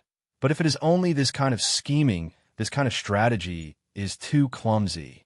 As for your action of rescuing Zhu Wu today, we have already expected it, and even Kunpeng has also guessed it. That's why he specially came back to deal with it. However, he's preparing to catch all of you in one net, and completely cut off the Wu people's top combat power that can affect this immeasurable tribulation. When the Demon Emperor said this, Zhou Chonglu and Wu Yuding subconsciously took a cold breath. Thinking about the lineup of the demon clan, with the 4 magnates together, the possibility of catching the 6 senior sorcerers and the 4 members of the Zwa family in one net was not small. It was almost certain. The purpose of this rescue mission was to catch the enemy off guard, and to gamble on a fluke. Since the demon clan had already prepared, they had already cut off the Wu people's chance to break the seal. But if we do that, we will fall into the trap of others. Of course, we can catch all of you in one net, but in the future, we will have to face the situation of being the enemy of the whole world. Once all of you die in the Demon Imperial Palace, the combined strength of the Sorcerer tribe will be wiped out, and the rest will not be able to withstand a single blow. In order to avoid becoming the next Sorcerer tribe, all the other tribes can only unite against a common enemy and attack the Demon Clan. Only by completely wiping out the Demon Clan will you have a way out. I can even imagine how great the emotions in the continent of the shamans will be when all the elites die. With the shamans' natural disposition to fight against the heavens and the earth and never surrender, they will definitely take revenge. But as long as they come, none of them will be able to return. The shamans will be the first race to be completely destroyed. The first race to be eliminated in the immeasurable tribulation will definitely be the Wu people. But when the Wu people are exterminated, no one will care that it was the Wu people who took the initiative to attack. The fact that the Demon Clan was forced to fight back will only further show the strength and brutality of the Demon Clan. At that time, everyone will be in danger. If there is any provocation, they will all attack together. And your help. If your families all die in the Demon Palace, not only will the Primordial Beginning and the Tontian Sages not let us go, the Rin School, the Chan School, and the Jie School will also take revenge for you. You don't even need to think about the names. What's more, the 3 sovereigns and 5 emperors, who have always been hiding and never participated in any disputes, will most likely leave their secluded places to participate in the war against the Demon Clan. Once the Demon Clan and the Human Clan start a final battle, even Her Majesty Empress will not be able to support the Demon Clan. The best result is that she will not help either side. By that time, the Demon Clan will definitely be the second race to be exterminated after the Wu people. In the immeasurable tribulation, the second race to die. This scheme is indeed the scheme of the sages. They defeated the 3 strongest tribes in one fell swoop. After the war, they will clean up the mess. There will be too many experts who will convert from then on. This is the scheme of the sages. Half of it is an open scheme, and the other half is a conspiracy. Demon Emperor Jun smiled bitterly. We have deduced this result many times after knowing that you are coming to rescue Zuwu. On the surface, a few Grand Magi and a few human experts can involve too much karma. But after a deep analysis, the variables caused by this will have far-reaching effects. Demon Emperor Jun sighed. Even the death of a sage is not as great as the karma of killing you rescuers. So we have decided to do the opposite.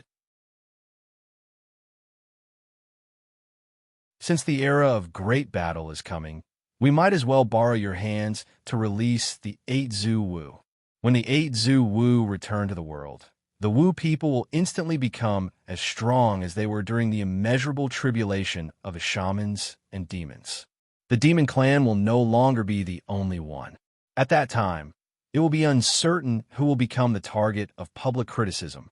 I believe that when this change comes, the chaotic situation will only be more chaotic than chaotic.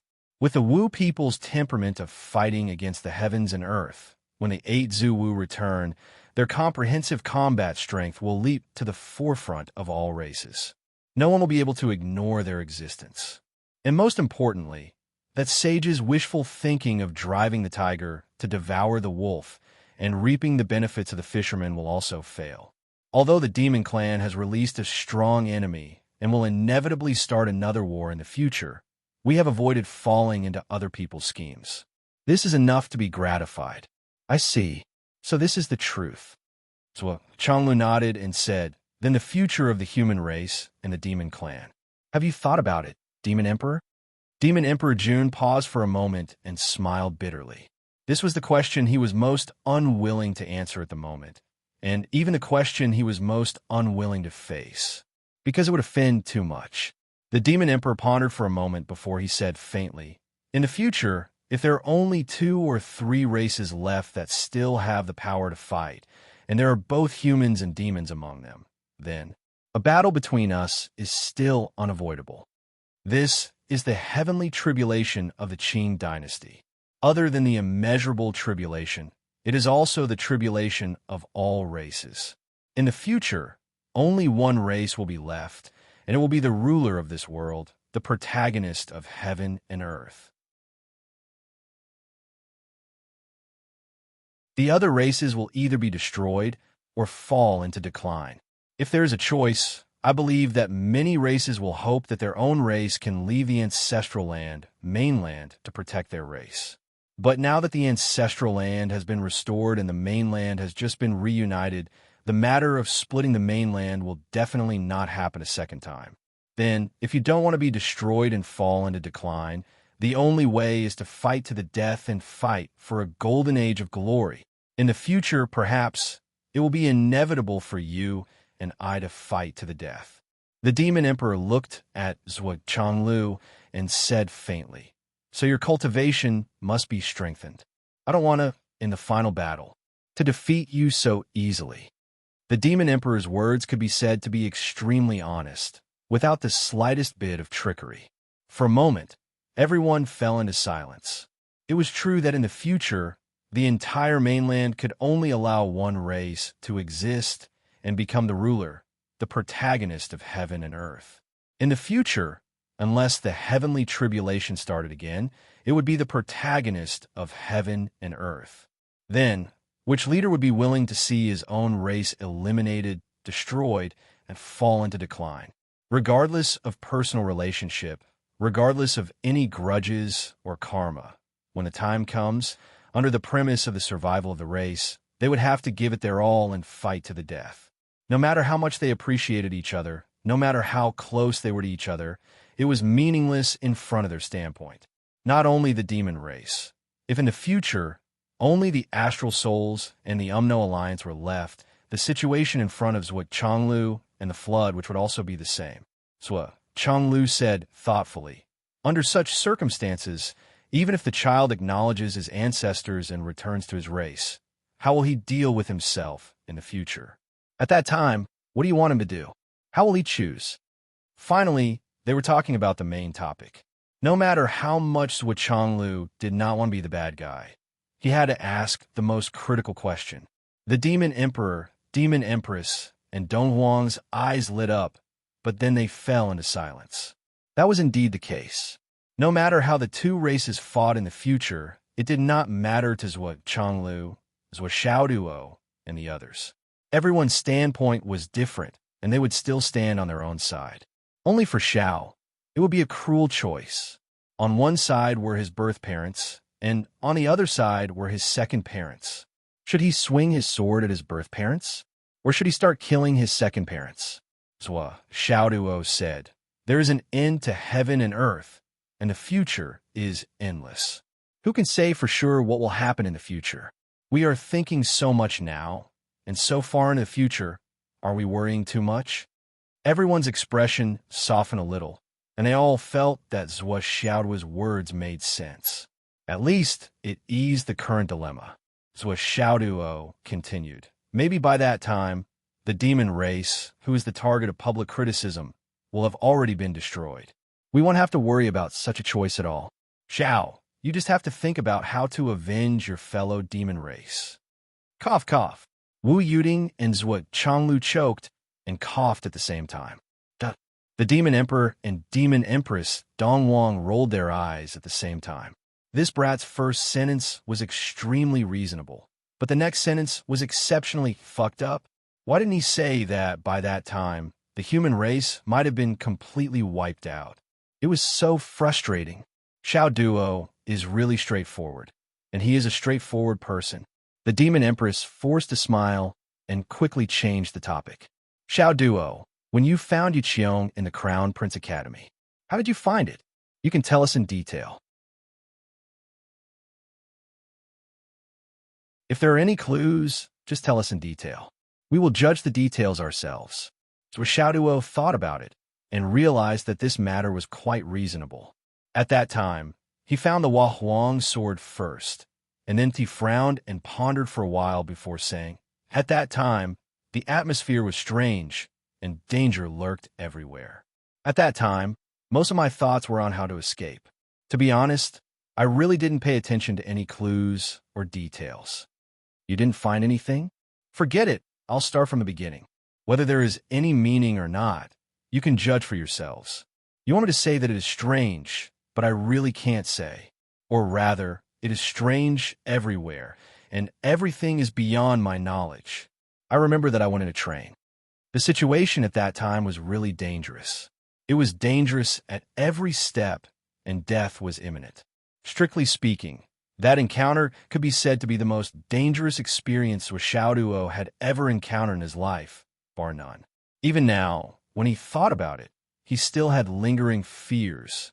Naturally, the experience was still fresh in his mind.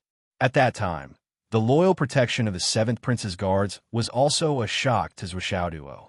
Therefore, he really remembered it clearly. After I found the Huang sword, there were several messages asking for help from the demon immortals. Then, there was the memory playback in the Huang sword. I remember that it wasn't that the message couldn't be sent out. At the beginning of the imprisonment, the Huang sword had already rushed out with the message in the land of chaos. However, at the last moment, a finger suddenly appeared from the void and changed the direction of the Huang sword that was about to break out. There was also some kind of concealment technique. In short, after the Huang sword rushed out of the land of chaos, it directly stabbed into a mountain. Then it was exhausted and went deep into the mountain. It was difficult for outsiders to find it. A finger? The demon emperor, Dongwang, and the demon empress all became nervous at the same time. They asked at the same time, "What kind of finger?" "A finger. It's a finger, a white finger." "Oh, that's right. There seems to be a circle of white light lingering on it. Is there anything else special about it?" "Something else?" "It seems like there is." So Xiaoduo recalled and said, "That finger, when it pushed the Huang sword away, it seemed to say 2 words. 2 words? The demon emperor's eyes were sharp. "What words?" "On me," is what Xiaoduo said. 2 words that I haven't had enough of. On me. Dongwang, the demon emperor, and the demon empress snorted at the same time, their eyes shining fiercely. "Pa!" The demon emperor crushed the teacup in his hand and gritted his teeth. "As expected, it's that bald donkey again. How long are you going to scheme? You actually set up a killing trap so long ago. You're really crazy. I, Dijun, will be irreconcilable with you for the rest of my life." It was because of Yiqiong's incident that the demon master Kuan Peng of the demon clan was almost forced to leave. The demon court almost fell apart. If the demon emperor did not believe that the demon master Kuan Peng would not do such a thing, the demon master would have left with grievances. Now that they thought about the past, how could the 3 demon clan giants not be filled with righteous indignation? Both sides confirmed and thought about this matter repeatedly. So Xiaoduo also took out the Huang sword to prove it. All the doubts of the previous years were solved. Demon Emperor Jun, Dongwang, and Tai Yi all sighed. Unknown child is now. The demon empress was a little expectant. So Xiaoduo coughed and said, "Xiao is out now. You're all shaken up. After a long separation, you probably have endless things to talk about. Now, I have other things to do here. I'm not done yet." "Why don't? What else?" "When I was training in the mountains and rivers, I found the Azure Dragon Temple at the foot of the Whitehead Mountain. There was only a wisp of the Azure Dragon, Lord Soul, left. At that time, the few of us also obtained some of the Azure Dragon, Lord's inheritance." So Xiaoduo said, "Before the Azure Dragon Lord died, he asked me to pass a message to you." Demon Emperor Jun's eyes focused and muttered, "Azure Dragon Lord, Azure Dragon." He took a deep breath and said, "What did Azure Dragon say in the end?" "Azure Dragon Lord asked me to tell you that Azure Dragon did not let you down in this life." Xiaoduo said each word clearly. "Azure Dragon did not let you down in this life." Demon Emperor sighed sadly. I should have thought of this. When the demon court was first established, the 4 poles were unstable. Therefore, the 4 cardinal saints were appointed. They were Azure Dragon, White Tiger, Vermilion Bird, and Black Tortoise. When Azure Dragon was appointed, I did not trust him very much because he was from the dragon race. Back then, I said something. I said, Azure Dragon, today I appoint you as Azure Dragon Lord. There are 4 poles in the sky, and Azure Dragon guards the east. I only hope that you will not let me down in this life. Later, Azure Dragon guarded the east of the 4 poles. He was loyal and devoted, and made the east of the 4 poles become the most stable part of the 4 poles. However, Azure Dragon was still brooding about what I said back then. Demon Emperor stood up, picked up a cup of wine, and faced the east. Azure Dragon, brother, you did not let me down in this life. He gently poured a cup of wine on the ground and said softly, how I wish that you were the one to say these words to me in front of me. He poured himself a cup of wine and drank it in one gulp. I will allow you to guard the east. Although I had my doubts when I was conferred the title, I have never doubted you for 1,000,000 years. If I had investigated you, you would have thrown this sentence in my face long ago. I did not expect that a doubt back then and 1,000,000 years of trust later would cause you to worry. Azure Dragon, as the Demon Emperor and the Master of the Heavenly Courts, I will seize the destiny of the world and use the destiny of the primordial world to steal a corner of the heavenly Tao. As the Demon Emperor spoke, his body suddenly emitted a rich yellow light that shot into the sky. Just as the yellow light was at its densest, the Demon Emperor took a step forward, and 7 stars shone beneath his feet. He stepped on the 7 stars and pointed his sword at the sky. His left hand was like a sword, and a ray of light pierced towards the east. His voice was like thunder, and space trembled. I will allow you, Azure Dragon, to have a next life. With a boom, an illusory green dragon shadow appeared from the east. With a flip, it soared into the clouds and disappeared into the clouds. A golden ray of luck split from the Demon Emperor's body and caught up to the dragon shadow that had already disappeared. Well done, big brother. Dong Wang Tai cheered loudly. The yellow light on the Demon Emperor's body slowly dissipated and was absorbed into his body. He smiled faintly. Azure Dragon, I have not let you down. With this conferment, the Azure Dragon will guard the east forever. The dragon totem is indestructible. The incense will flourish and the future will be promising. It's just a little bit of effort. The Demon Emperor was a little disappointed. He looked up at the sky, as if he was still searching for the illusory dragon shadow just now. He said, it's a pity that even if the Azure Dragon returns, he is no longer the brother Azure Dragon of the past. Another cup of wine was downed in one gulp. Zhuo Xiaoduo's heart was a little shaken. It had to be said that although they would definitely be opponents in the future, the Demon Emperor and Dong Huang's magnanimity made Zhuo Xiaoduo secretly admire them. He thought of the ancient experts he had seen. Apart from Mingyi, the others included Luo Ho of the Demon Clan, Duo Bao, Tong Tian, the Demon Emperor Dong Wang, Kuan Peng, Zhu Wu, and even Juni, who did not sit down in the Purple Cloud Palace, that all of them were indeed worthy of the ancient legends. Every one of them had their own unique demeanor and bearing. Every one of them had their own charm. In fact, until now, in Zhuo Xiaoduo's heart, he had not even found any enemy that he had to kill quickly. Every one of them was so respectable and worthy of respect. Moreover, every one of them was so cute. Even if the Western Juni was constantly scheming, he was always scheming for the Western sect, not for himself. He could even sacrifice everything in order to prosper the Western sect. He could even give up the position of a saint. Everything was for the sake of using the ideals in his heart and the orthodoxy of the Western sect to educate the world and save all living beings. In the eyes of others, such as the Jie school, the Demon Clan, the Wu people, and so on, they all felt that this bald donkey was really detestable. However, in Juni's heart, he was magnanimous and calm. He never thought that he was wrong. What he did was for the Western sect, for the sake of all living beings in the world, and for the sake of all living beings. For this, I can give up everything. I can sacrifice everything. I only have glory, only glory. Where the Tao is, there is no fear of suffering. Even if there is 10,000 deaths, there is no fear. Because this is my Tao. Therefore, in this world, it was really hard to tell right from wrong.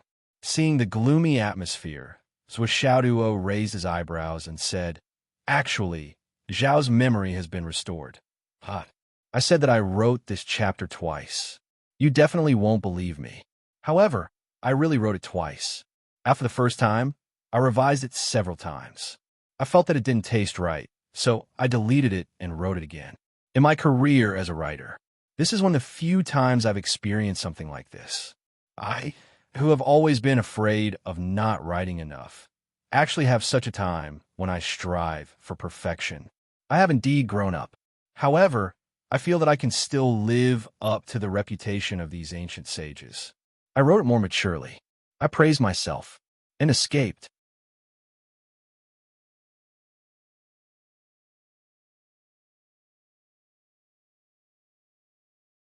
Chapter 1393. His memory has been restored. Hearing that her son's memory had been restored, the demon empress lost her composure and stood up abruptly. She even knocked over her chair, but she couldn't care less. There was only anticipation in her eyes. Where is he now? Right here. Zhuo sighed. Right here. As he spoke, he opened the space-exterminating pagoda, and a ball of fire rushed out. It circled in the air and turned into a 17 or 18-year-old young man dressed in a black robe.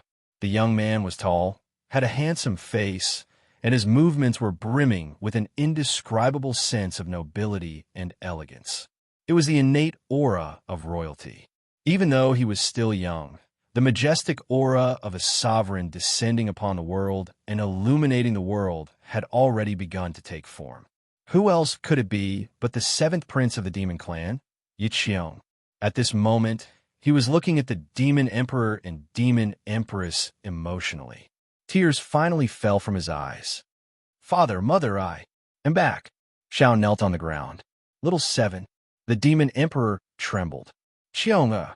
The demon empress screamed and rushed forward, hugging her son tightly in her arms. She closed her eyes and let her tears fall. She hugged him so tightly that she was afraid that if she let go, her son would disappear again. He was gone. Even with the demon empress, an ancient expert, this cry lasted for more than 10 minutes. She still couldn't control it.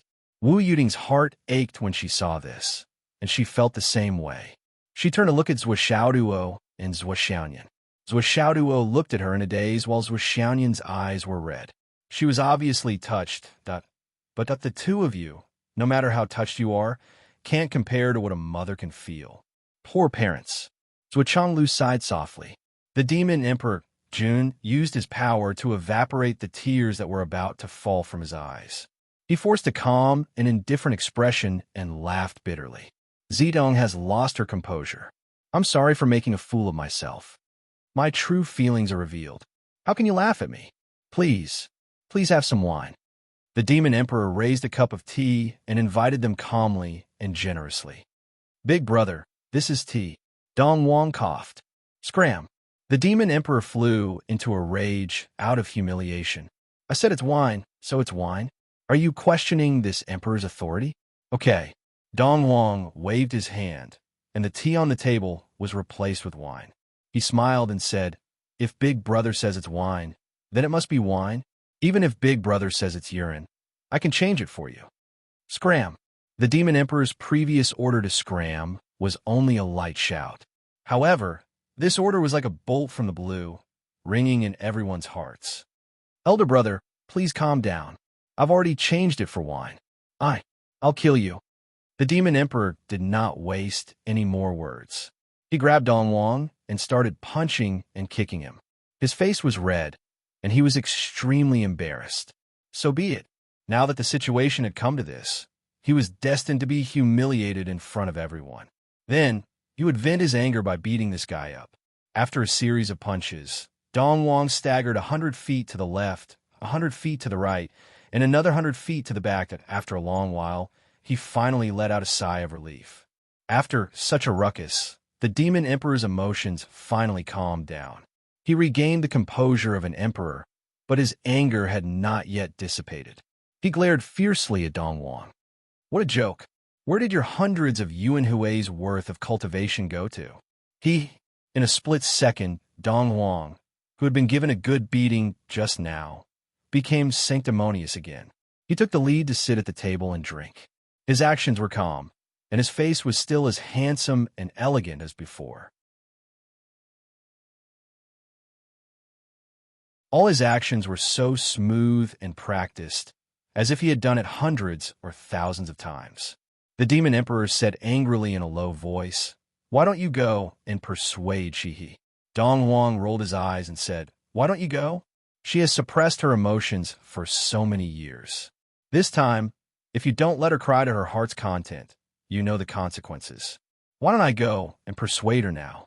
Anyway, you'll bear the consequences. Hold it in. Don't." The demon emperor waved his hand repeatedly. "Let her cry. No one can persuade her." Then, he turned to Zhuo Chonglu. The two emperors regained their composure, shook their heads, and sighed. "I'm sorry. Women's emotions are so fragile." Zhuo Chonglu and his family almost laughed out loud. This way of venting their emotions to the emperors of the demon race was actually the same as Zhuo Xiao was not enough. Thus, while everyone was whispering to each other, the demon empress and Xiao were whispering to each other on the other side. From time to time, they would even sob. Seeing that most of their emotions had been vented, Wu Yuding got up and went over to comfort them. When Xiao saw Wu Yuding coming over, who was still sobbing, instinctively called out, "Grandma is here." Grandma Dashihi's sadness instantly stopped, and her mind went blank. Wu Yuding, who had just walked over, also felt as if she had been struck by lightning. She only felt dizzy and distracted. At this moment, her mind also went blank, just like the demon empress. Grandma, the issue of seniority. It had been there for a long time. However, after Wu Yuding, Zhuo Chonglu, and the demon emperor's family met, they avoided talking about the issue of seniority. After Xiao Zhao's sudden outburst, there was no way to turn the situation around. The demon emperor's eyes widened, and he couldn't maintain his composure. He grimaced, and his face twisted as if he had a toothache.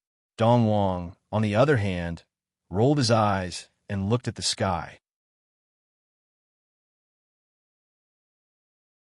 Then, he lowered his head and looked at the ground. Finally, he grabbed his wine cup and studied it seriously.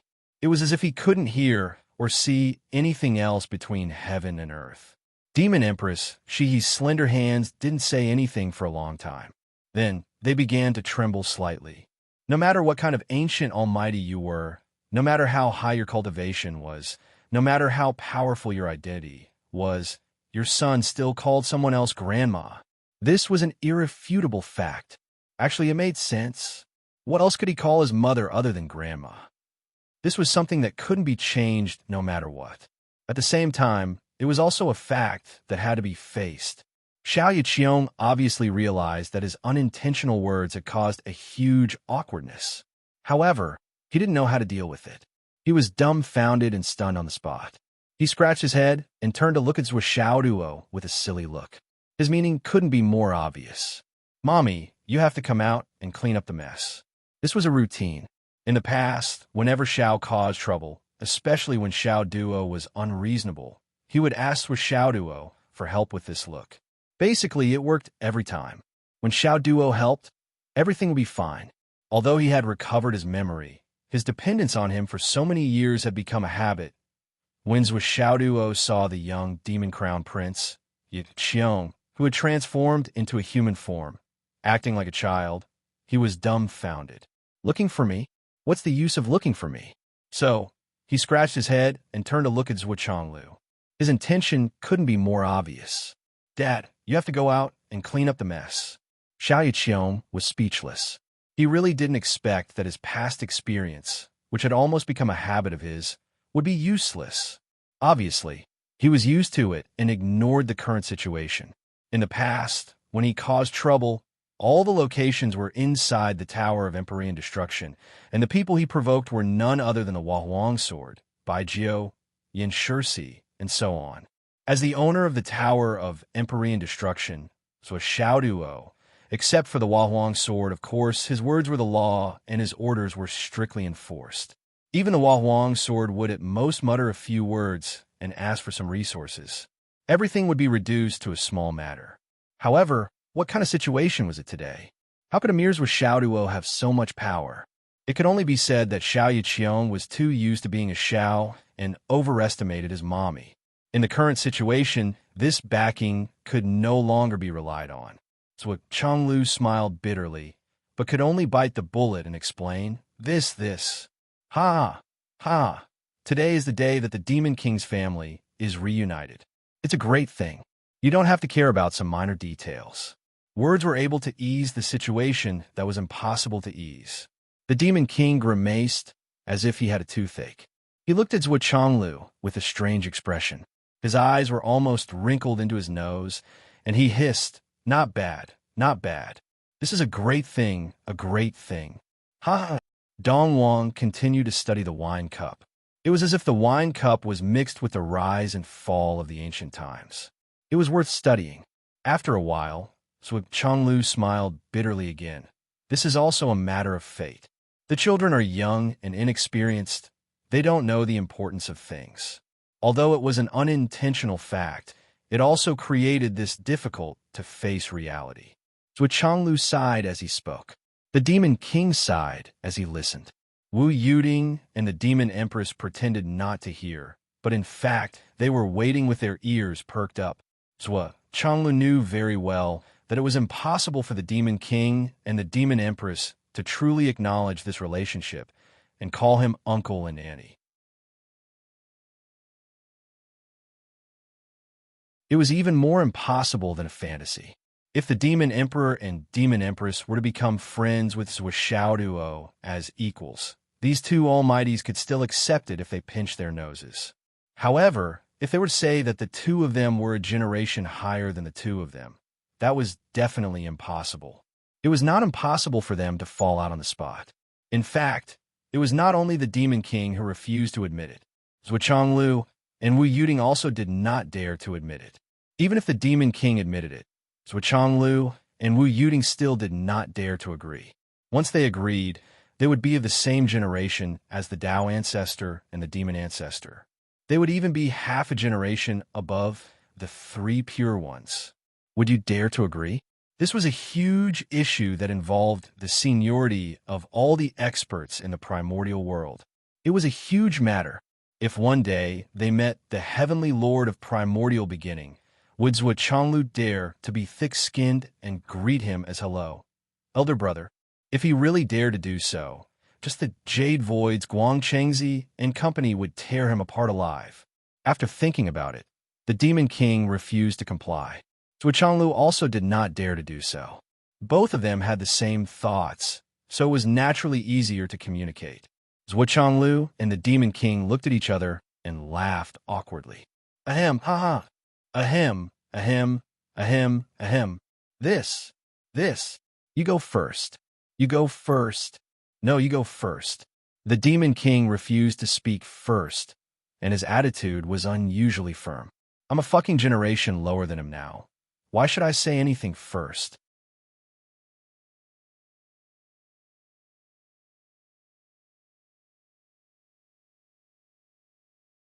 Chapter 1394. Me first? Zhuo Chonglu couldn't help but think of his relationship with Lei Changtian. He thought, how about I call you Big Brother, and you call me Father? But no matter what, he didn't dare to say this out loud. If he said it out loud, the Demon King and Dong Wang would go crazy. This is the Demon Palace. He had to be steady. So Chonglu pondered for a moment and said, Xiao Duo once told me about an unofficial history book. A certain sect's junior brother was humorous and absurd by nature, and he had a childish temper. One day, he forced his martial nephew to become sworn brothers with him, and they had no choice but to agree. After that, the martial nephew said to his own martial nephew, Martial uncle is naive and unrestrained and doesn't care about worldly seniority. It's common for people to be in disarray in the Jianghu, but because of fate, let's talk about our own. I think it's the same for the current situation. but because of fate. Let's talk about our own. Strictly speaking, Zhuge Zhonglu's words seem to be reasonable. However, he really didn't have any confidence in them. But as he said before, the most important thing was the situation. If the other party was willing to compromise, then speaking without confidence was also a myth. The Demon King rubbed his palms and laughed. Not bad, not bad. Good idea. Let's talk about our own. It's good. The Jianghu has always been in disarray. Not caring about worldly seniority is the right thing to do. We are all people who have transcended the world. How can we be bound by it? Haha, good. Dong Wang stopped studying the wine cup and raised his head. It's good to talk about our own. But how exactly? The Demon King said straightforwardly, Xiao Duo and Little Nian are Yiqiong's second parents. Of course they are of the same generation as us. This can't be messed up. Big brother is right. Dong Wang nodded, his face red. This is Yiqiong's fate, and also everyone's fate. We and the left minister. Cough, cough, cough, we have been friends for a long time, and we have heard of his name, so also this. The Demon King stuttered as he spoke. Even if he was the emperor of a generation, he still couldn't speak smoothly. You and his son are of the same generation. Then, he would treat her father as an equal?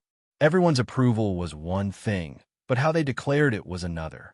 Dong Wang sighed in his heart when he saw his elder brother in a difficult position. However, his face immediately revealed a look of generosity as he slapped his thigh and laughed heartily. We are all at the peak of our respective races. Of course, we are peers. What's there to hide, right? It had to be said that a veteran was indeed a veteran. His Majesty Dong Wang could play the role of sovereign overlooking the world. He could also play the role of a commander-in-chief. He could also play the role of a benevolent elder. And he could also play the role of a strategist now. When he played this kind of second-rate character, he was astonishingly lifelike, and his acting was so good that it was almost bone-piercing. In short, all the embarrassing things were done by Dong Wang. Whatever Big Brother can't do, I'll do it. It's that simple. Demon Emperor Di Jun heaved a sigh of relief. He gave Dong Wang a look of approval and said, although second brother is usually like this, what you said now is really right. I think so too. Dong Wang lowered his head and rolled his eyes. He thought to himself, what can I say wrong? This is something you can't say out loud. Besides, what do you mean I'm usually like this? Am I the kind of person who is usually like this? Isn't it all because of you? If it wasn't for Big Sister, I wouldn't have bothered with you. However, I've accompanied you, Big Brother, to act for my whole life. Up until today, I've tried every role that my acting career, up until now, can be considered flat in every field. In every field, there's a Best Actor trophy. Isn't this what it means to say that life is like a drama, and drama is like life? Is it easy for me? With a brother like you, I'll be like this for the rest of my life. What can I do if I don't accept my fate?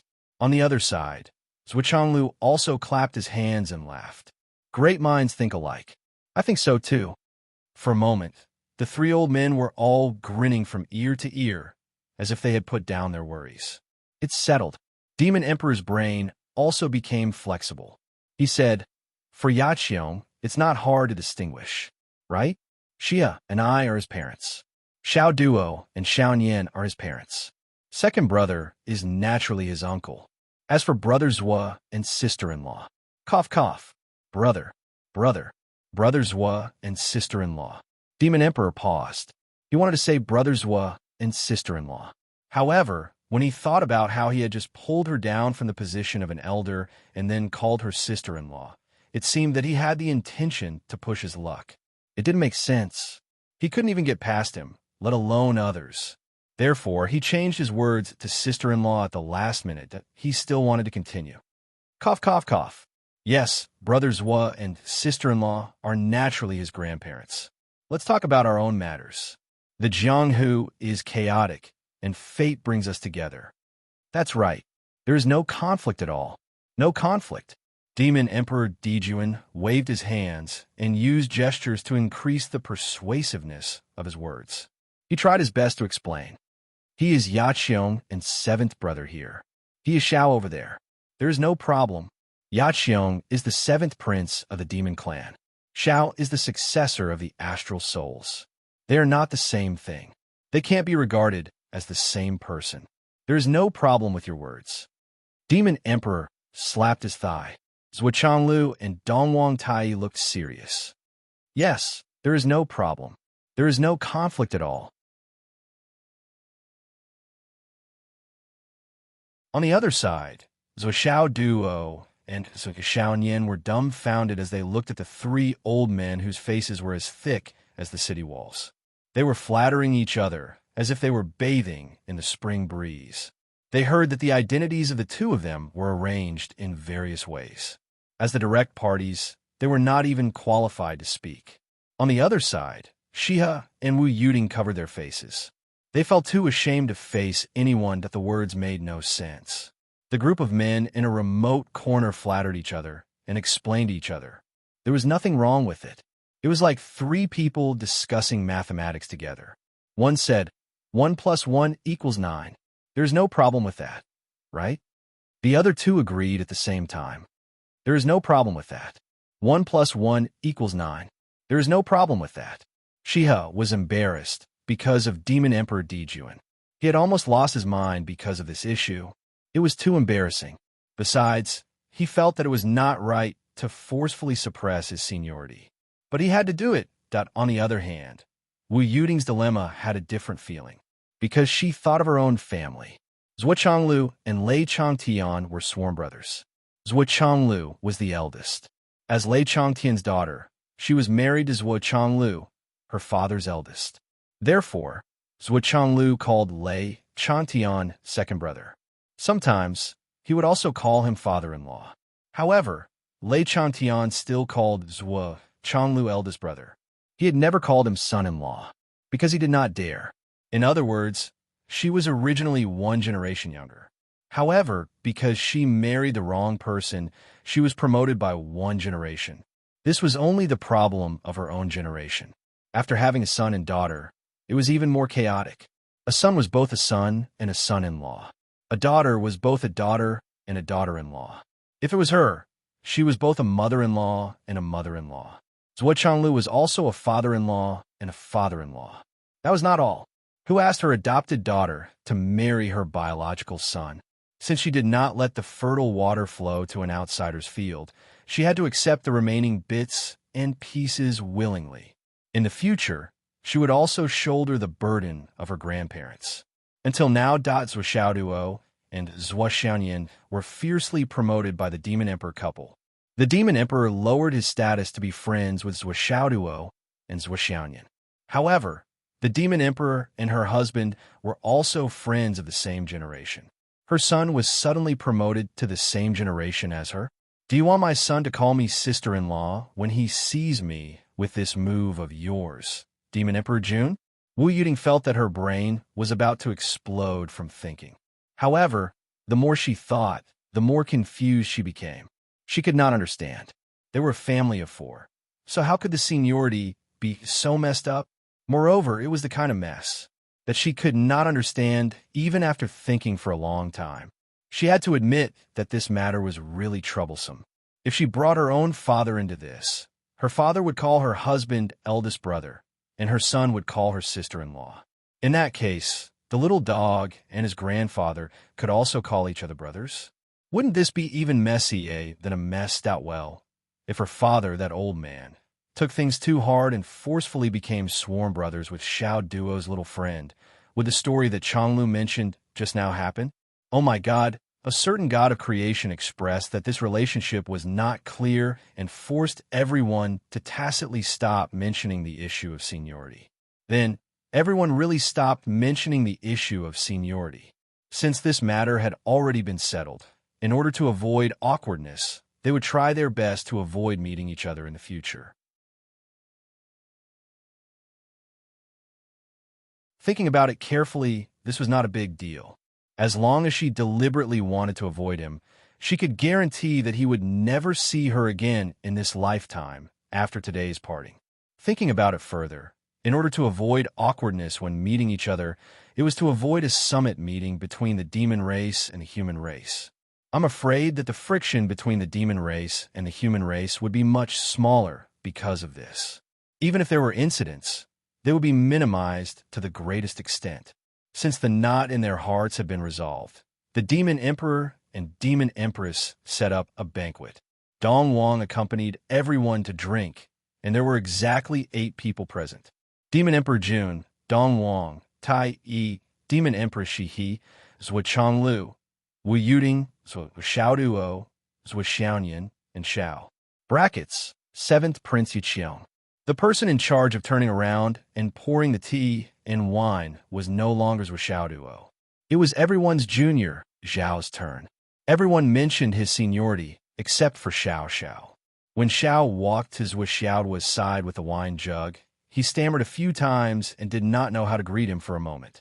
After all, he had now regained his memories, his rationality, and his brain.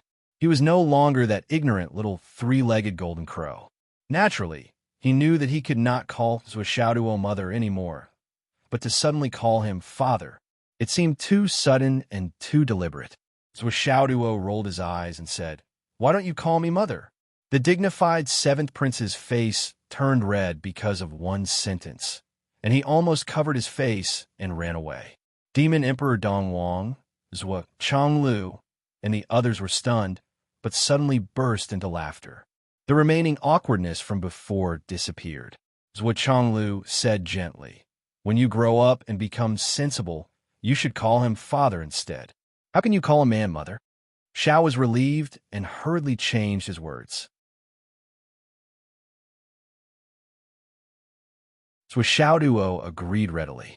He drank a cup of wine together with Zhou Xiaoyan, who was blushing after being called mother. He said emotionally, "It's not easy. It's really not easy to be a mother for so many years. Cough, the taste is wonderful. Let's discuss when we can make you a younger brother."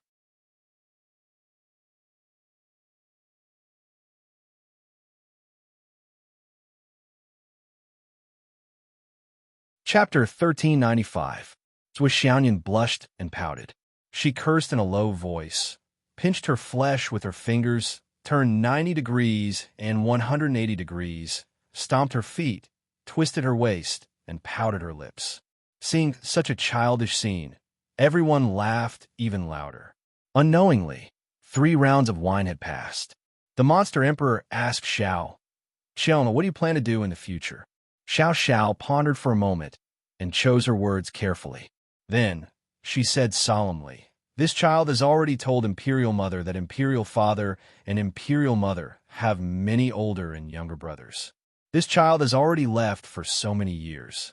So, this child wants to continue following Imperial Father and Imperial Mother, to create a career there." The Monster Emperor lowered his eyes and said, "So you mean, you won't come back? Please forgive me for being unfilial. All right, now that you've regained your memory, you must know what happened in the past. Did any of your brothers participate in it? Is that why you didn't tell me and didn't want to come back?" The Monster Emperor asked. Xiao bit her lips and said, "Let bygones be bygones. Everything is in the past. Imperial Father, please don't look into the past." The Monster Emperor said indifferently, "Is it the youngest?" Xiao trembled. "No. Well, it's him then." The Monster Emperor sighed. "Among the 10 Golden Crow Princes, he's the one who's most inclined to the west. Since you've made your decision, then do as you wish. I'm satisfied to see my son come back today. I have no more regrets." She has smiled with tears in her eyes. "But I still hope that you can stay here for a while. Father and Mother will teach you what you should have learned in the past, but didn't. After that, you can go back and do what you want." Xiao looked at Zhou Xiaoduo with an inquiring look. Zhou Xiaoduo rolled his eyes and said, "Why are you looking at me like that? Since your Imperial Mother has said so, of course you have to listen to your Imperial Mother. Besides, I can save a lot of money even if you don't go back. You big eater, don't you know how much you've eaten of my resources all these years? When you go back, remember to ask your Imperial Father and Imperial Mother for a lot of money to make up for my losses all these years." Xiao didn't know whether to laugh or cry. She laughed, waved his hand, and said generously, "Of course. Brother Duo, don't worry. I'll make sure he fills you up with interspatial equipment when the time comes." Demon Empress Shiha's words were filled with confidence. Considering the wealth of the demon race, no matter how large Xiaoduo's space equipment was, she was confident that she could fill it up in one go. It's not a big deal. Filling his spatial equipment? Zhao's expression immediately changed. Mother, be careful with your words. Xiaoduo's eyes lit up like light bulbs. He said, I didn't expect sister-in-law to be so straightforward and generous. I'll be waiting then. Xiao, on the other hand, had a bitter smile on her face, as if she didn't know what to say. Dong Wang was curious. He asked, what's wrong? Is your father's space equipment very big? How big is it? Is it not enough even with the resources of our demon race? Xiao looked at Xiaoduo. Xiaoduo waved his hand casually and said, Say it. We're not strangers, so there's nothing to be embarrassed about. Xiao sighed and said, why else would I say that I'll follow my father to start a business? My father has a special space equipment. Because of a series of coincidences, it's now a prototype of a small world. No, it's a prototype of a world. It has the earth, fire, water, and wind as its foundation, and the sun and moon as its vitality. It's really no different from a world. Don't talk about filling it up with treasures. Even if we send in all our people, we might not be able to fill it up. A world of its own? Earth, fire, water, and wind? A world of its own? Dong Wang and the Demon King's expressions changed. They turned to look at Xiaoduo in shock, especially the Demon King, who muttered, I understand now. Once your father's world is formed, you'll be the only son in this world? Xiao nodded. Yes. Dong Wang and the Demon King's expressions turned serious. They both gasped at the same time. Although this world is far from being formed, it already has the Dragon of Providence and the Heavenly Providence. It already is everything it needs. It's just waiting for it to be perfected in the future. Xiao frowned and said. The Demon King and Dong Wang grabbed Xiaoduo's hand at the same time. What else do you need? I'll give you everything. At this moment, the aura of the two emperors erupted like a volcano. Xiaoduo didn't understand. Even Zhuo Chonglu and his wife didn't know what this meant. However, the Demon Emperor and Dong Wang were extremely clear about this. What did the existence of such a world mean? What did it mean? This didn't just mean an infinitely large strategic base. It also meant that a god of creation was about to be born. That god of creation was even more awesome than Pangu Hongjun. He was an unbounded expert in the truest sense. Lack of spatial treasures, lack of astral soul's jade powder, lack of creation triangle, lack of treasures, lack of earth veins, lack of dragon veins, lack of everything. It's just a prototype. Of course, it lacks everything. Xiaoduo didn't hold back at all. With such a rare opportunity in front of him, Xiaoduo wouldn't hold back. Dong Wang and the Demon King were already discouraged when Xiaoduo was only halfway through. It really is lacking in everything. You haven't even taken shape yet. Xiao hurriedly said, No, it's really taken shape. My father is used to acting pitiful. You'll know when you go in.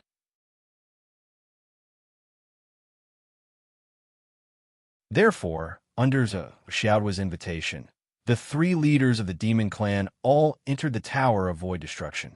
As soon as they entered, the three leaders were collectively stunned. Damn, is this the bleak space that lacks everything that you said? Is this what you meant by lacking so much? Isn't this the prototype already formed? Just like what Qiong said, they just need to continue to fill it up. They don't lack so much at all. It's really a habit of acting pitiful. After coming out of the Tower of Void Destruction, the Demon King and Dong Huang's attitude was 10 times more enthusiastic than before. They held Zhuo Chonglu's hand tightly and said, Brother Zhuo, you must stay for a few more days. We have a lot of things that we need to discuss together. Specific events, specific analysis, in-depth discussion. Xiaoduo, you can play here as much as you want. Whatever you need, no matter what it is, no matter how much you want, just tell me. I'll get you as much as I can. Don't worry, I'll do what I say.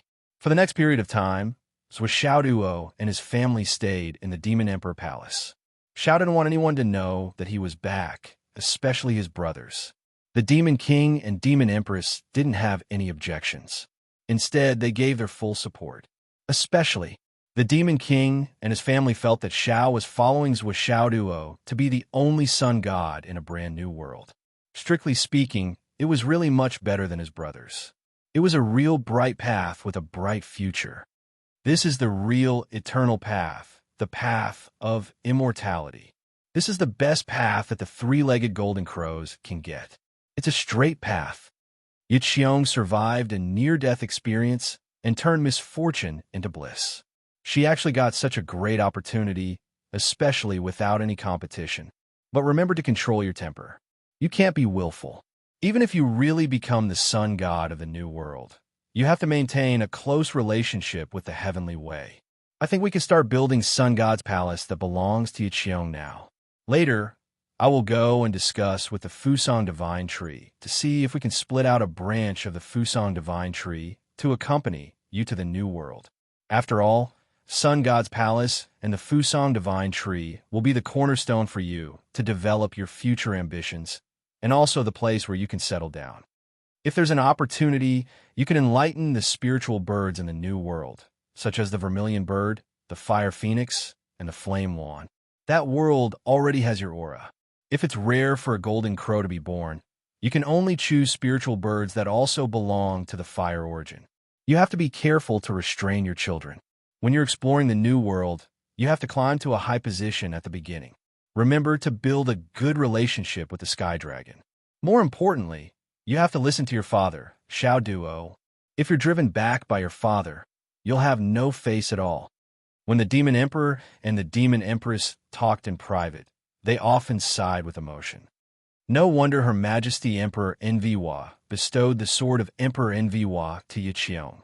Look, if the new world is truly formed and Yiqiong's soul is still closely connected to the sword of Emperor Enrich.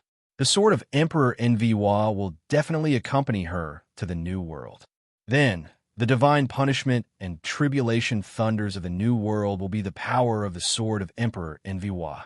Although the Huahuang sword was ranked last among the top 10 immemorial mystical weapons in the past, at that time, it might be a divine weapon of the Great Tao. Her Majesty Empress Hua's foresight is really admirable. The two of them were full of praises. They didn't know that if Her Majesty Empress Hua knew about this, she would most likely be confused. At that time, she just wanted to protect Yiqiong from the tribulation and try to preserve the foundation of the demon clan so that they wouldn't be schemed to fall apart. How? How did it suddenly extend to the new world?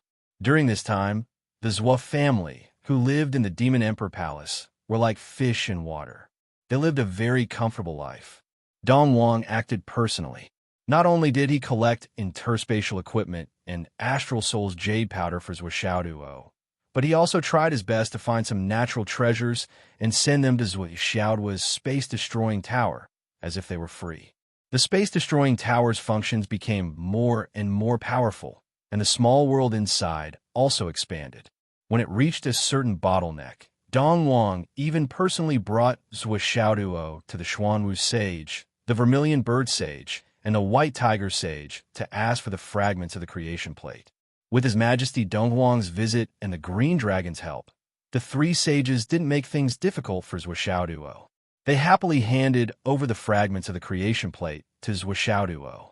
The three sages only made one request, and it was basically the same as if they had discussed it beforehand.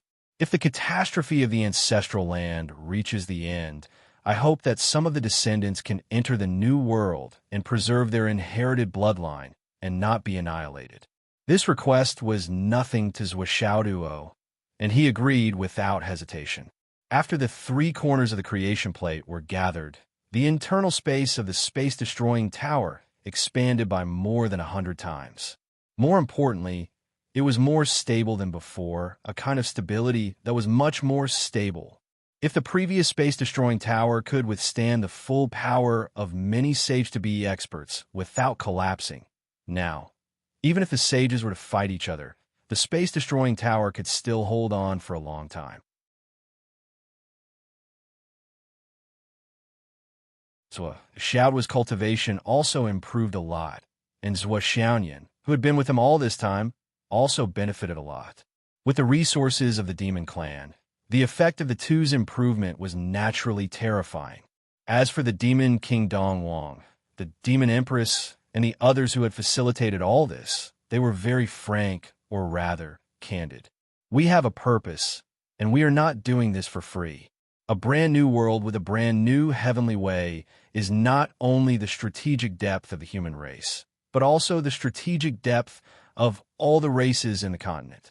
If one day the demon clan is finally defeated and cannot escape the calamity of decline, if the three of us are lucky enough not to die, we will not be entangled, nor will we force ourselves to hold on, nor will we self-destruct. We will only cross the starry sky and search for the eternal great Tao, and will never enter the new world. We hope that the new world and the space-destroying tower can open up a place for the demon clan, so that the bloodline of the demon clan will not be cut off. The day the demon clan is confirmed to be defeated, we will create the illusion that the entire demon clan is dead, and let some of the descendants of the demon clan enter the world of the space-destroying tower. This is the preparation we, as the masters of the demon clan, and also the last step we can do for the demon clan. So we are willing to offer these things, and we are afraid that you will not accept it. Indeed, in the future, there may be a life and death battle between you and me, but the inheritance of our bloodlines and the reproduction of our descendants are already safe. Zhuo Changlu completely understood and accepted such a statement. In this world, everyone's pursuit was different. The poor wanted to have enough to eat. The well-fed people wanted to be well-off. The well-off people wanted to be rich. The rich naturally wanted more. They wanted to enjoy themselves, and it was inevitable that they would think about that after being full and warm. Or they wanted power, and then they would reach the peak. However, there were still pursuits for reaching the peak of power, such as longevity, immortality, and so on. The martial artists wanted to become stronger, and the strong wanted to become even stronger. The peak above, that was the pursuit of immortality and the great Tao. At the end of the day, it was just endless desire and endless pursuit. It was often said that a certain person's knowledge was shallow, or that he did not understand such a shallow principle. However, the so-called shallow knowledge was just that he had not reached that level yet. For example, the poor would never be able to imagine what the emperor was playing with, eating, and using. Apart from the fact that it was difficult for the emperor to imagine how tofu dregs were hard to swallow, he also could not imagine what the immortals who had transcended the mortal world were eating, playing, and using. The so-called immortals also found it hard to imagine why those strong people were so dismissive of the things they pursued. Why were the sages so powerful and boundless? But they turned a blind eye to the suffering of all living beings in the world and remained indifferent. Because every level had its own thoughts and pursuits. Only when one reached a certain position, a certain status, could one understand a little bit what people at that level were thinking and what they were pursuing. Were the demon emperors and other top experts really thinking for their people? Were they really doing it for the common people? Perhaps they were, but it was definitely not their whole life. However, they needed their race to exist. As long as their race existed, the luck of their race would exist, and they would have roots. No matter where they fought in the starry sky, as long as the demon race's roots existed, they would have confidence, and there would be room to turn things around. If there was only one invincible expert left in a race, then what was the meaning of this expert's existence? Other than proving his own strength, there was nothing else, because there was no one else who needed him to fight for himself. Eternal loneliness would collapse sooner or later, and he would be annihilated in the Star River. Because he no longer had his own kind, there was no more meaning to his existence. It was the same for all races. It was also because of this that the demon emperors and other sovereigns were willing to pay such a high price and let Xiaoduo do whatever he wanted. As long as they could guarantee this, it was enough. Because the demon emperors had no confidence that they could survive this clear heavenly tribulation. In the end, his opponents would definitely be the 8 great Zhuwu, Zhuo Changlu and his wife, the heavenly master sage, the heavenly master sage, the heavenly master sage, the heavenly master sage, the heavenly master sage, the receiving sage, the demon ancestor Luo Ho, and so on. Not to mention, there was also a rising star like Zhuo Xiao Duo. His fate and Tao were so dense that it made him tremble. Who could guarantee that they could survive and win in such a battle? Even the demon ancestor Luo Ho did not have such confidence. The clear heavenly tribulation this time involved so many races and heavens. Even if one was as strong as the heavenly master sage, the heavenly master sage, and the heavenly master sage, he would still have to face the joint attack of the 2 sages of the West, the demon emperor Dongwang, the demon empress, and the 8 great Zhuwu. If he was not careful, he could still die. The prerequisite for achieving this goal was that one of the experts mentioned above had to be willing to risk his life and self-destruct. At the cost of his own life, he would be able to severely injure the saint. Then, killing the saint would no longer be out of reach. The consequences would be set in stone. Which one of these people was not a lunatic who would sacrifice himself for their own goals? Not to mention other things, the heavenly master sage Uni was even willing to give up the position of heavenly master sage. If victory was decided in one battle, would he dare to sacrifice himself? Would he sacrifice himself? Or perhaps, among the demon emperors Dongwang and the demon empress, any one of them would resolutely take action in order to give the other 2 a chance to survive. As for the 8 Zhuwu, they were a group of unreasonable lunatics. It was even possible for all 8 of them to sacrifice themselves together and drag a group of experts of the same level down with them. How could they survive such a tragic battle? Even if Tao ancestor Hong Jun was present, he might not have much confidence. Therefore, Zhuo Xiaoduo's backup plan, the space exterminating pagoda, was extremely important at this moment. It was indescribably precious. At the same time, Zhuo Xiaoduo's family was broadening their horizons almost every day. Whether it was Zhuo Changlu and his wife, or Zhuo Xiaoduo and his wife. Demon Emperors Dongwang and the Demon Empress were both experienced and knowledgeable. They casually spoke of ancient grievances, and their words were profound. They sorted out the relationships between them, and strange stories emerged one after another. Zhuo Xiaoduo only realized at the end that the relationship between those peak powerhouses was really complicated to the extreme. It was even more complicated than the relationship between his family. Between any one of them, there were countless grievances and grudges intertwined, and endless karma twisted and turned. They could cooperate at any time, but they could also turn against each other at any time.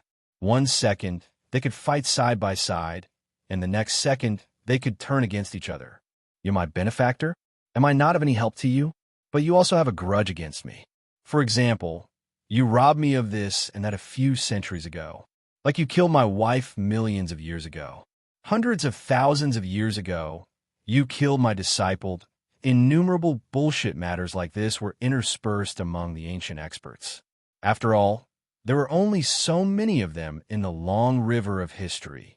You robbed me of my inheritance. You took over my clan. You bewitched my successor. There were too many conflicts and entanglements. For example, the ancient celestial clan, the dragon clan, the phoenix clan, and the Qilin clan. Later on, there was the dragon clan among the demon clan, the dragon clan among the demon clan, and the dragon clan among the spirit clan. There were also the phoenix clan and the Qilin clan.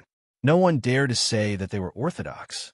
If they insisted, they would only be ridiculed. After listening to the Demon Emperor and Demon Empress Dongwang's narration of many ancient events, Zhuo Xiaoduo became more and more confused about the karma and grievances between the various clans. Actually, it was no wonder. After all, even the Demon Emperor Ancestor Dragon and Primordial Phoenix could not really understand and see through it. In any case, there was nothing wrong with fighting and killing when they met. It was also natural for them to drink tea and chat when they met. As for who was right and who was wrong, according to the Demon Emperor, it was fuck. Who cared about such a small matter as right and wrong now? Karma and grievances were not isolated. Due to fate, they came into being. After listening to the Demon Emperor and the other two big shots of the Demon Clan, Zhuo was inexplicably shocked. The relationships between the ancient experts were really too messy. They were clearly friends, but they were also opponents. They were clearly confidants, but they could fight to the death. They were clearly irreconcilable, but they could still cooperate.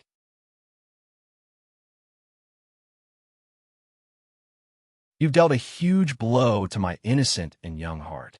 I can say that the mighty figures of the primordial times are too good at playing. I was born upright and plain-spoken. I abhor evil. I don't rub sand in my eyes. Enmity is enmity. Kindness is kindness. Black is black. White is white. I'm so open and aboveboard. It would be abnormal if his head did not hurt after listening to such a complicated relationship. However, these stories were quite interesting. Even though he despised them in his heart, it did not stop Zhuo from listening with relish. At the same time, he also absorbed the essence of the wonderful story. Those in power could not be black-hearted, but they had to understand what black-hearted was. Otherwise, how could they fight against black-hearted? Yes, that was Zhuo's way of doing things. It had always been like that.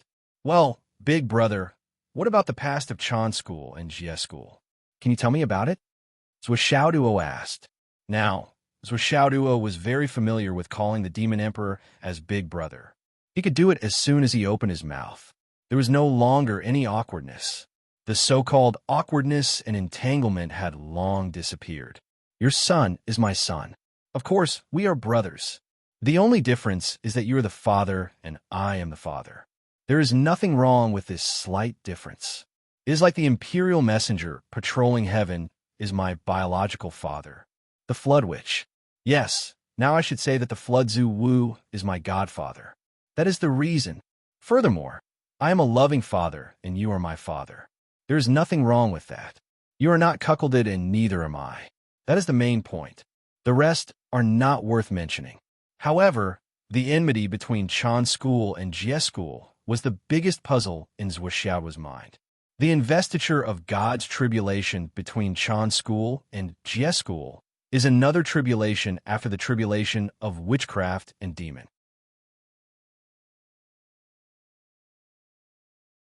However, between the two schools, it is just a battle of ideas. When the Demon King talked about another tribulation, he could not help but sigh heavily. Then he spoke slowly. Of course, what he said was from his own point of view. Naturally, it was mixed with a lot of his own understanding. So Zhuo knew the principles behind it. The Demon King also knew it himself. However, this kind of peerless almighties often had their own unique way of looking at problems. With the Demon King's narration, Zhuo finally understood a lot. The legendary investiture of God's tribulation involved the four dimensions of heaven and earth. The four sects of the West and the heavenly court all participated in the investiture of God's tribulation. It was known as the biggest tribulation since the creation of heaven and earth. The starting point of this tribulation was launched by the Tao ancestor.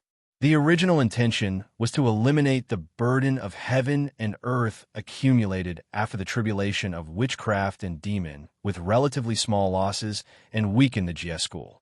Unexpectedly, the tribulation was launched and could not be stopped. It became more and more intense. In the end, it evolved into the four sects fighting to the death. In the end, the Jie School, which was known as the number one sect, was almost completely destroyed. The two battles of the Immortal Slaying Sword Formation and the 10,000 Immortals Formation caused serious damage to the Untainted Land. After the final battle, the Chan School did not win, the Rin School did not win, and the Jie School did not win either. The Western sect seemed to have benefited and even formed the karma of the journey to the West. However, did they really win? They did not. Then who won? Did the Heavenly Court win? The Heavenly Court did not win either. At most, it could only be considered a small advantage. At the end of the day, the investiture of God's tribulation that was planned by the Tao ancestor was to eliminate the killing intent of heaven and earth.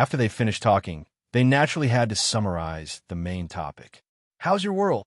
Thanks to the gathering of the other triangles of the creation disk, it should already be as big as the demon continent and the Wu people's continent combined. So what Xiao Duo said, it's actually that big. It's enough. It's not enough. Or rather, it's not the limit. So what Xiao Duo said, it's probably because my cultivation level is still shallow and limited the development of space. Also, although the creation disk has been gathered by the triangles, it's still not complete. It can't reach its greatest effect. That's also one of the reasons. At the mention of that, the demon emperor smiled bitterly and was speechless for a while. He really didn't dare to make any promises on this matter. The creation disk is not complete. Of course it's not complete. It's definitely not complete. Xiao Duo had already obtained most of the fragments of the creation disk. However, the last part of the creation disk was the creation jade disk that had landed in the hands of the Tao ancestor. Back then, the Tao ancestor had used the creation jade disk to fuse with the heavenly Tao and evolve the 3,000 great Tao. That was how the current world was formed. So Xiao Duo, you actually want to snatch that too? I don't know if I should say that he's too ambitious or that he doesn't know the immensity of heaven and earth. Snatching something from the Tao ancestor was a big move that Demon Emperor Jun had never thought of. I can't help you with that. I understand. I can understand that you can't help me get the creation jade disk. I completely understand. However, I hope that you can help me get something else. It's just a piece of cake for Big Brother. So Xiao Duo smiled slyly. However, his words were extremely casual, as if he was talking about a small Xiao. What is it? Your 10th prince has a gourd. So Xiao Duo revealed his true intentions. He bared his fangs and opened his bloody mouth. Huh.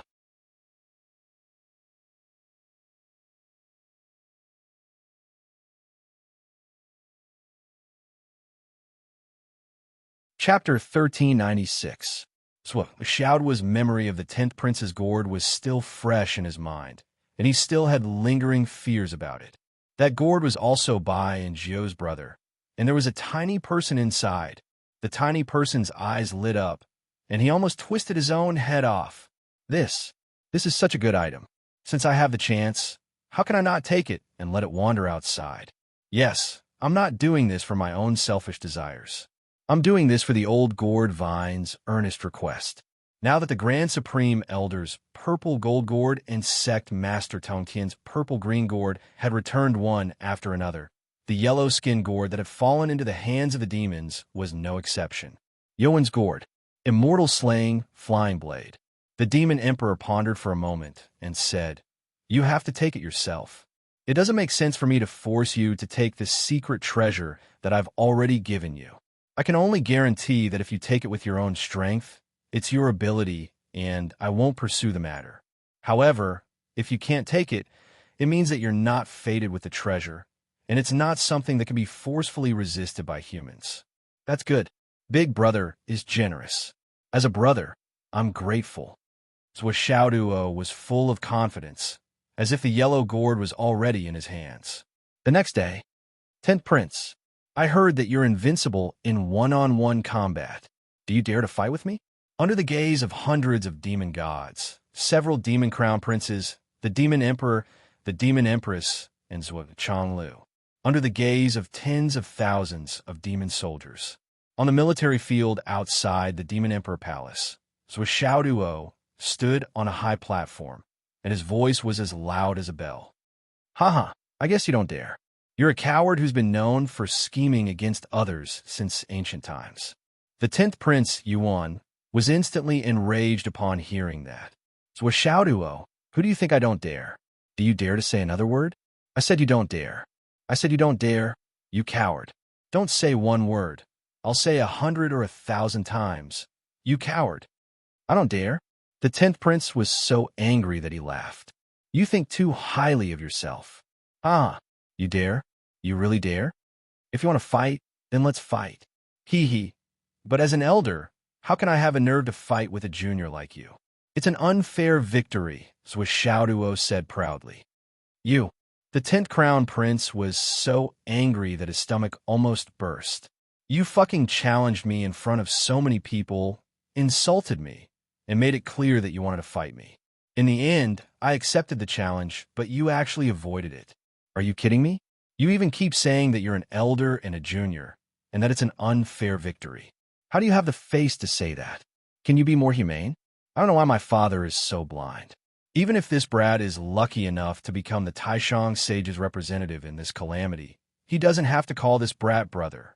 He's really old and muddle-headed. The 10th prince was infuriated. He leaped into the air and shouted, "Zhuxiaoduo, come and fight me. Come and fight me to the death. Let me see how you won without honor, and see who is the laughingstock here." Young people are so impulsive. Zhuxiaoduo sighed with his hands behind his back. You want to fight to the death so easily. You've lived for so many years, but your temperament is still so unstable. Can I, as an elder, give you some advice? Everyone who heard him was a loss. You've already insulted him to the point of his soul exploding, and you still have the nerve to say that his temperament is unstable. How old are you? How can you talk about teaching him a lesson every time you open your mouth? Zhuxiaoduo, come up. I'm not going up, Zhuxiaoduo said reservedly. I've never fought a meaningless battle.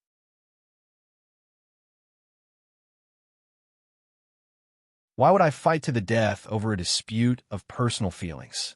Don't tell me that cultivators of my generation who have learned a lot of skills do not advance for the great Tao, but only to fight bravely? How childish. How shallow is that? He was the one who provoked the 10th crown prince first. Now that he was challenged, not only did he not fight, he even taught the person who accepted the challenge a lesson. The demons present all grimaced. There was actually such a person in this world. What do you want for you to fight? The 10th crown prince was going crazy. How about this? Look at you. If I don't fight with you, I really can't let you know how difficult the world is. There's always someone better than you. So Zhuxiaoduo sighed and said, how about this? He flipped his hand and a gourd appeared in his hand. It was the purple gold gourd. This is the purple gold gourd that the Grand Supreme Saint gave me. There are 2 bottles of 9 transformations golden pills in it. So Zhuxiaoduo said magnanimously, as an elder, I have to let you take advantage of me. Although it's a gourd wager, if I lose, not only will this purple gold gourd, but the 2 bottles of golden pills in it will also be yours. However, if you lose, your yellow gourd will be mine. How about that? The 10th crown prince was furious. All right, it's a deal. Although he was angry, he was not stupid. Zhuxiaoduo's purple gold gourd was clearly of a higher grade than his. After all, it was a secret treasure refined by the most powerful saint. Moreover, there were 2 cauldrons of 9 transformations golden pills in it. Purely based on the stakes of the bet, he was indeed the one who had gained a huge advantage. However, after the previous battle, he knew that he might not be Zhuxiaoduo's match if he did not use a Dharma treasure. He said loudly, I agree to this wager. However, the immortal slaying flying dagger is my natal Dharma treasure. I will not abandon it.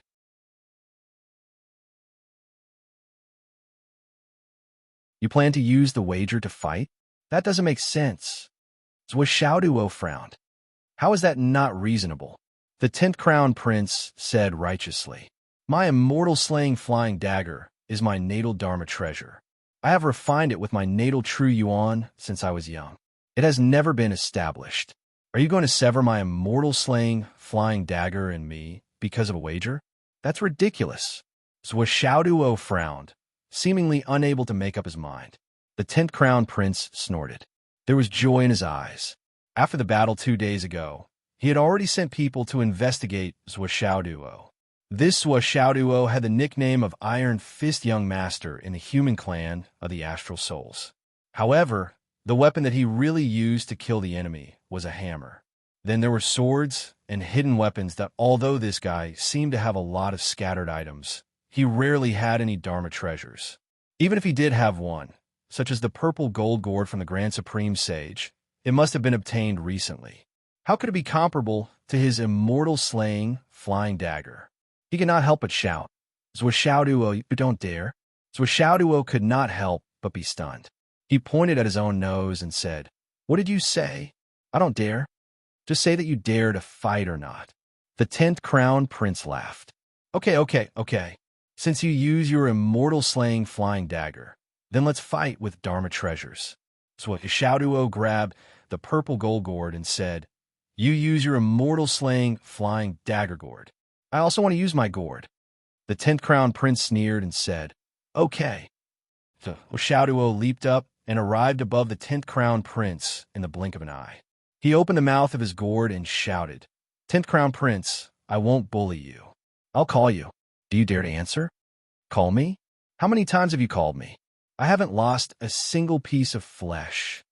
The 10th Crown Prince sneered in his heart. Why wouldn't I dare? 10th Crown Prince. I'm here. Whooshed at the 10th Crown Prince, Yuan disappeared into the purple gold gourd. Everyone was dumbfounded when they saw this. What? What the fuck was this? How did the 10th Crown Prince get sucked into the gourd after calling his name? There was no lack of knowledgeable people present.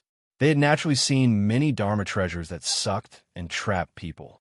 However, these Dharma treasures usually required great power to activate the Dharma treasure.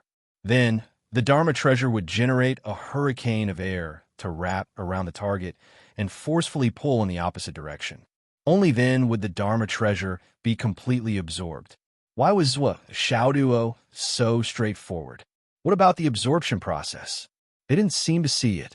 Isn't this too strange? Xiaoduo chuckled and placed the purple gold gourd on the high platform. He said, no need to be shocked. I've already sucked the 10th Crown Prince into this gourd. As his elder, I'll give him an extra advantage. As long as the 10th Crown Prince comes out on his own within 4 hours, he'll still be considered the winner. Everyone thought about it. This was really a good deal. Although the 10th Crown Prince was sucked into the gourd, his Dharma powers were not restricted. Moreover, he had the immortal slaying flying dagger in his hand. He might be able to fight back. Therefore, everyone focused on the gourd on the high platform and observed the subsequent changes with rapt attention.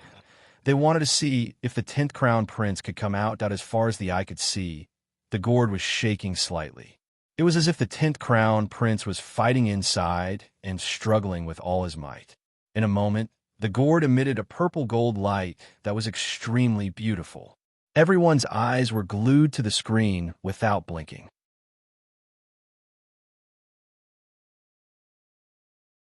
In the gourd, the 10th Crown Prince held a long spear and charged left and right, probing in all directions. However, he seemed to be in the void and chaos. No matter how hard he tried, he could not fly out. Moreover, no matter where he rushed, there was a ball of fire that burned fiercely. The Crown Prince was born with the golden crow sacred body. He was not afraid of fire and could even use all kinds of fire for his own use. However, the purple gold gourd contained the grand pure one's true samadhi fire. How could it be so easy to endure? Xiaoduo had no intention of harming his life. He had instructed the purple gold gourd to deal with it appropriately and not use the power of the true samadhi fire. Otherwise, the 10th Crown Prince would have turned into ashes. The 10th Crown Prince refused to give up and continued to fight everywhere, hoping to be lucky. Suddenly, 2 rays of light, one white and one black, appeared quietly. They were Bai Bai and Jiao. With a cry, the 2 of them each held a pair of sledgehammers and fought with the 10th Crown Prince in the gourd. After a while, another child in purple came out. He imitated Bai Bai and Jiao and also held a pair of sledgehammers and joined the battle. The more the 10th Crown Prince fought, the more strenuous it became. In his fury, he took out the immortal slaying flying blade. He did not expect that the natal Dharma treasure that he claimed to have cultivated with his life would not open no matter how he summoned it. If the gourd did not open, the immortal slaying flying blade inside naturally could not come out. The 10th Crown Prince felt his heart swell. My natal Dharma treasure is actually disobedient now. In this case, how is the gourd different from trash? What use do I have for you?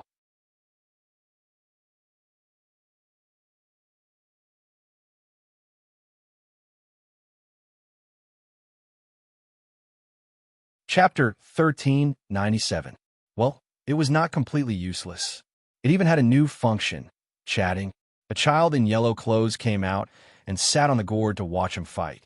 Then, he chatted with the other 3 gourd children intimately. "Ah, you're all here. I thought I saw her wrongly last time. Oomph. What would you do if we didn't come?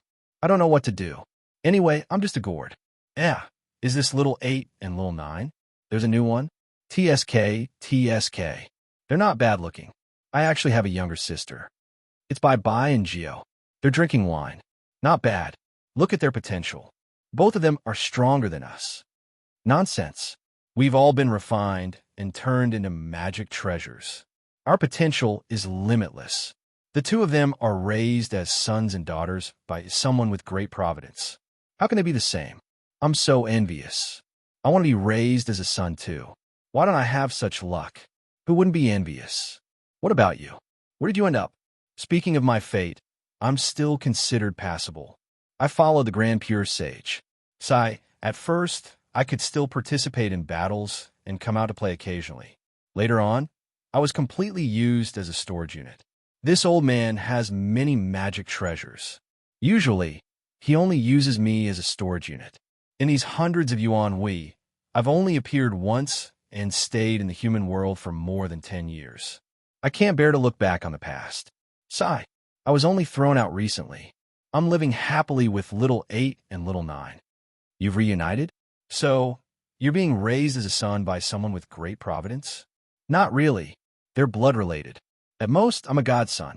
How can a godson compare to a biological son or daughter? The yellow gourd showed sincere envy. Even if he's a godson, he's still a son. I'm so envious that you're reunited and raised as sons. Boo-hoo. I really want to be a son. A godson is fine too. It doesn't matter if I'm a son or a godson. Anyway, I'm living a good life now. You don't know, little 8 and little 9 still have the supplies their mother left for them. It's as boundless as the ocean. They can swim as much as they want in it. I've swum in there a few times. It's so comfortable. I want to swim too. TSK, your master treats you like a treasure. How could he allow you to go? It's not up to him. Do you think I don't know what happened just now? After a while, I, as the master, will accept my loss and will no longer be my master. Ha ha ha. I will soon be able to become a son. That makes sense. By the way, you're just my godson in the past. Don't even think about climbing over my head. Understood, understood. We are all godson. You should tell me quickly. What is Mother's sea of vitality like? Wait, how is our mother now? You'll know soon enough. I'm looking forward to it. Let's hurry up and finish it. 3 gourds were fighting, and one was chatting. The 10th Crown Prince was so angry that his eyes were about to crack, and smoke was coming out of his 7 orifices. There was actually such a thing in the world. The magical equipment that he had cultivated with his life for who knows how many years was actually not listening to his command. He obviously didn't know the crux of the matter, and the current situation was normal. The immortal slaying flying dagger hidden in the yellow skin gourd was one of the few killing weapons in the primordial age. Only supreme-grade, connate numinous treasures could withstand it, and even harder to shield its killing aura. On the other hand, if the yellow skin gourd didn't release the immortal slaying flying dagger, the dagger could only stare helplessly. Apart from being a supreme-grade, connate numinous treasure, the yellow skin gourd was also a connate life form. It naturally had its own consciousness.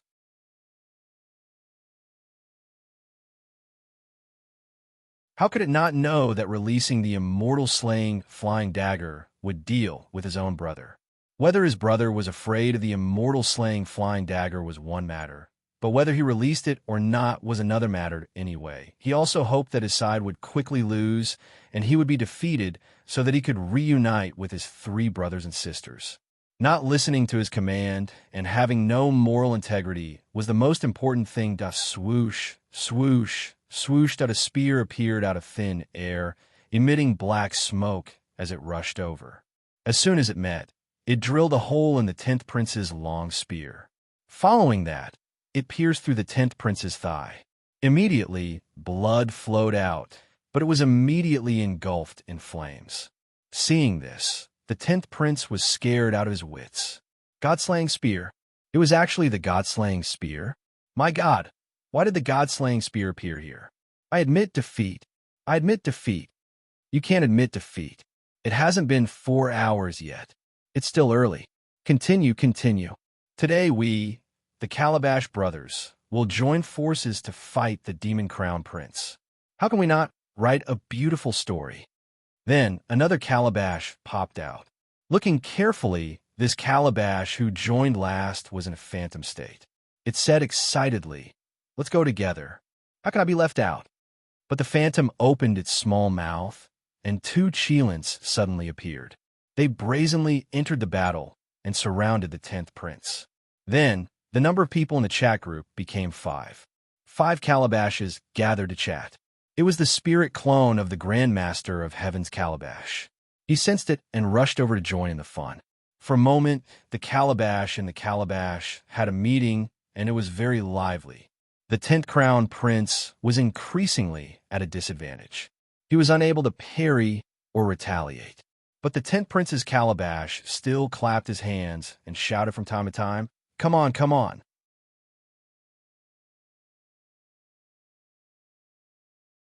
But the target of his cheering was not the 10th Prince, but the enemy of the 10th Prince, that this battle could be considered as a new beginning, and it was full of fun. Any expert from the ancient times would shed tears of sympathy if they saw such a situation. With 4 Calabashes and the god-slaying spear working together, even the Demon Crown Prince might not be able to win. Not to mention the Demon Crown Prince, who was betrayed by his own magic treasure. The 10th Prince felt like he was being beaten every minute and every second. He could not help but cry out miserably. "What's the time limit? Say something." "For hours," Abai said. "How long has it been? It's almost over, right?" "It's not even an hour now. Take your time." The 10th Prince growled in despair. He felt his vision turn black. In other words, he still had to endure 3 hours of crazy ravaging before he could be released. "What the fuck is this stuff?" The 10th Prince held his head with one hand and covered his crotch with the other.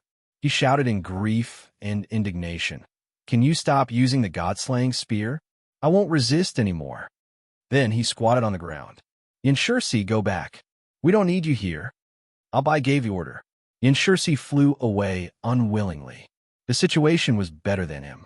The Calabashes were having a meeting, so he had no say in it.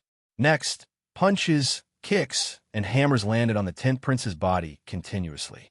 It was an unprecedented, crazy beating that would make anyone who heard it cry. It was purely a one-sided beating. The 10th Prince was like a rubber ball that was being beaten and kicked around. In less than 2 hours, his body was swollen twice. But why would the Calabashes care about this? They felt that it was very satisfying to chat and fight at the same time. So, they continued to beat and talk at the same time. They were already used to it. They giggled.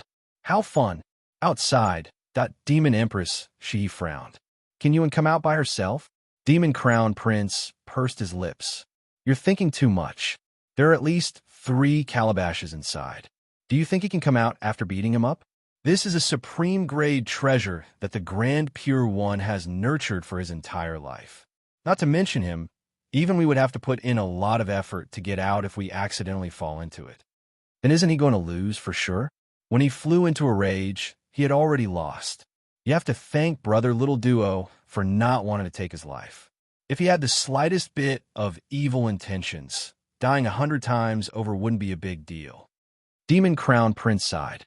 Demon Empress rolled her eyes. "This brat plotted to steal my son's treasure, and I actually have to thank him for showing mercy." She sighed as she thought about it. The Grand Pure One and the Grand Pure One had already handed over their Calabashes. Her son was nothing. Finally, for hours passed. Under everyone's gaze, the purple gold Calabash suddenly shook violently.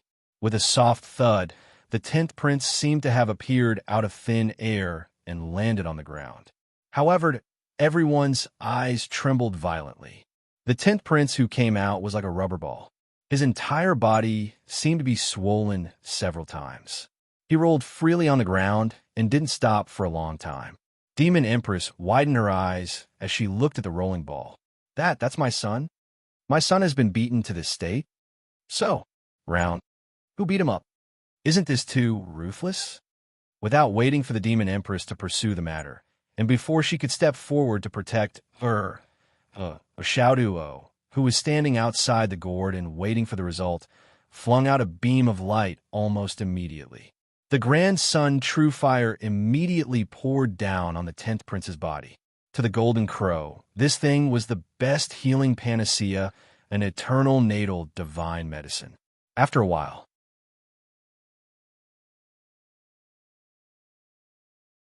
the 10th prince, whose body and appearance had returned to normal, stood up. Only his eyes were still a little hazy. His mind was probably destroyed too badly. His body swayed, and he turned a few rounds dizzily before he saw Xiaoduo's figure. He shook his head sadly. I lost. Without saying anything else, he removed the soul binding with the yellow-skinned calabash. The immortal slaying flying blade was good. However, when the immortal slaying flying blade encountered the calabash of the same origin, it actually produced such a reaction that had long exceeded the 10th prince's expectations. If he didn't experience this personally, he wouldn't dare to believe it, even if he was beaten to death. Anyway, the 10th prince didn't want such a treasure now. Well, mainly, he didn't dare to take it anymore. If you agree to bet, you must accept defeat. You dare to do and dare to accept the consequences. The 10th prince is really open and aboveboard. So Xiaoduo put away the yellow-skinned calabash with a smile. Then he poured out a 9-transformation golden pill from the calabash and handed it over. This is a small token of appreciation from Xiao. Don't mind it. The 10th prince smiled bitterly and didn't argue.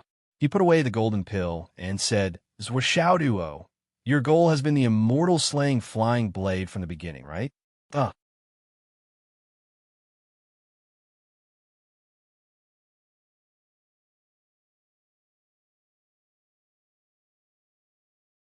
Chapter 1398.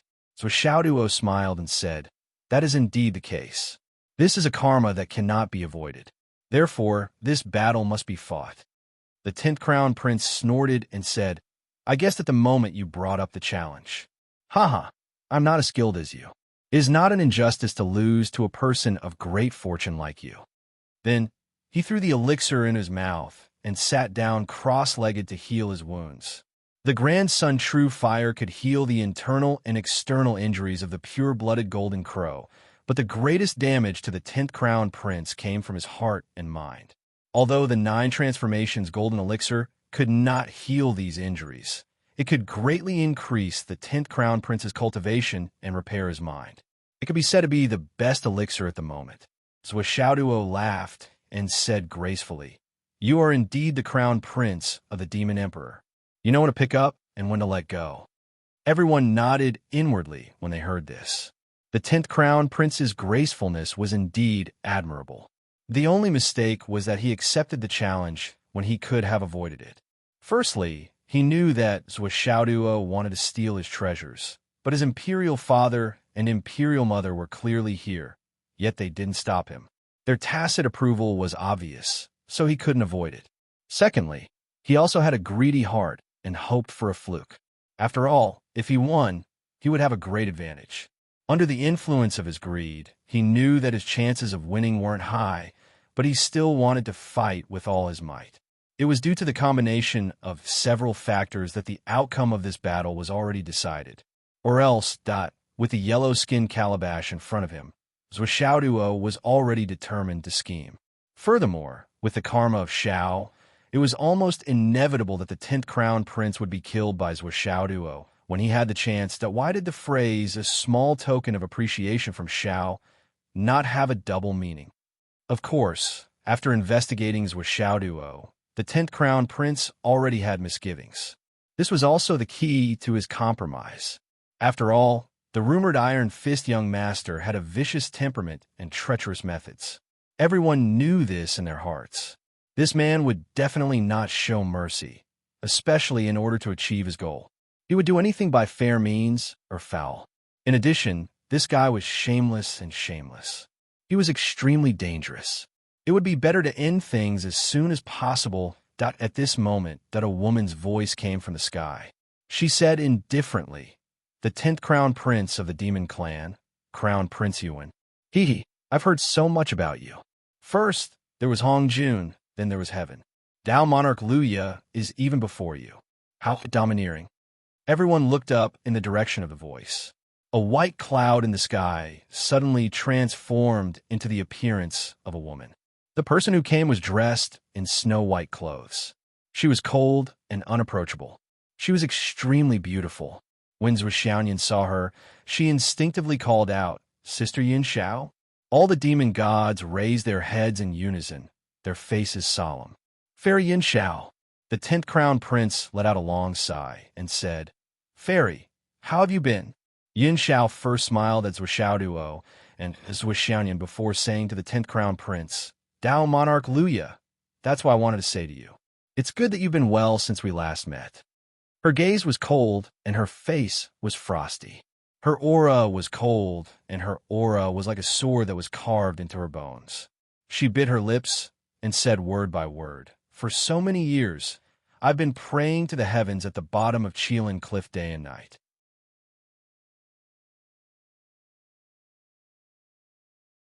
I prayed that you, Tao Monarch Luya, would be healthy and have a long lifespan. I prayed that you wouldn't meet a strong enemy and die in the hands of others. I prayed that you would have a smooth journey and that you would live until I leave Qilin Cliff." These words were full of praises for the good and kind. But in everyone's ears, there was not a single person who didn't shudder, including the Demon Emperor Dongwang and the Demon Empress. Their expressions changed drastically. Every word seemed to be praising and praying for kindness. However, the hatred in every word was so deep that it made one's heart bleed. It was a ghastly sight. It was a bone-deep hatred that could not be extinguished for generations. The 10th crown prince said softly, "Fairy Yin Xiao, why do you have to be like this? The past is over." Yin Xiao smiled coldly and said coldly, "The past is over? I know that you really want the past to be over. However, it's all thanks to you that I can survive at the bottom of Qilin Cliff for so many years. If not for the fact that you're still in this world, my Tao heart would have shattered long ago. I would have collapsed and died. If not for the fact that you're still in this world, I would have died under Ronding's Tao heart attack. Just because you're still alive, I can't die no matter what. Just because you're still in this world, even if the saints and Tao ancestors are gathered, I won't die without a fight." Luya! Yin Xiao suddenly roared into the sky. The wind and clouds surged, and the world changed. "Do you still remember Zhao Gongming? Do you still remember my two sisters? Luya, you're weaker than others.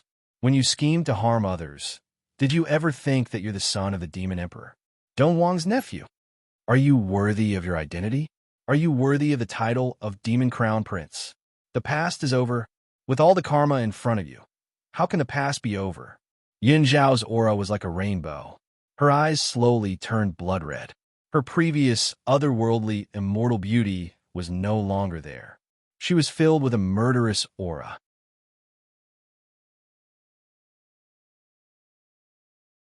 "You just fought and are injured. Although you can do despicable and shameless things, I, Yin Xiao, can't do anything to take advantage of others.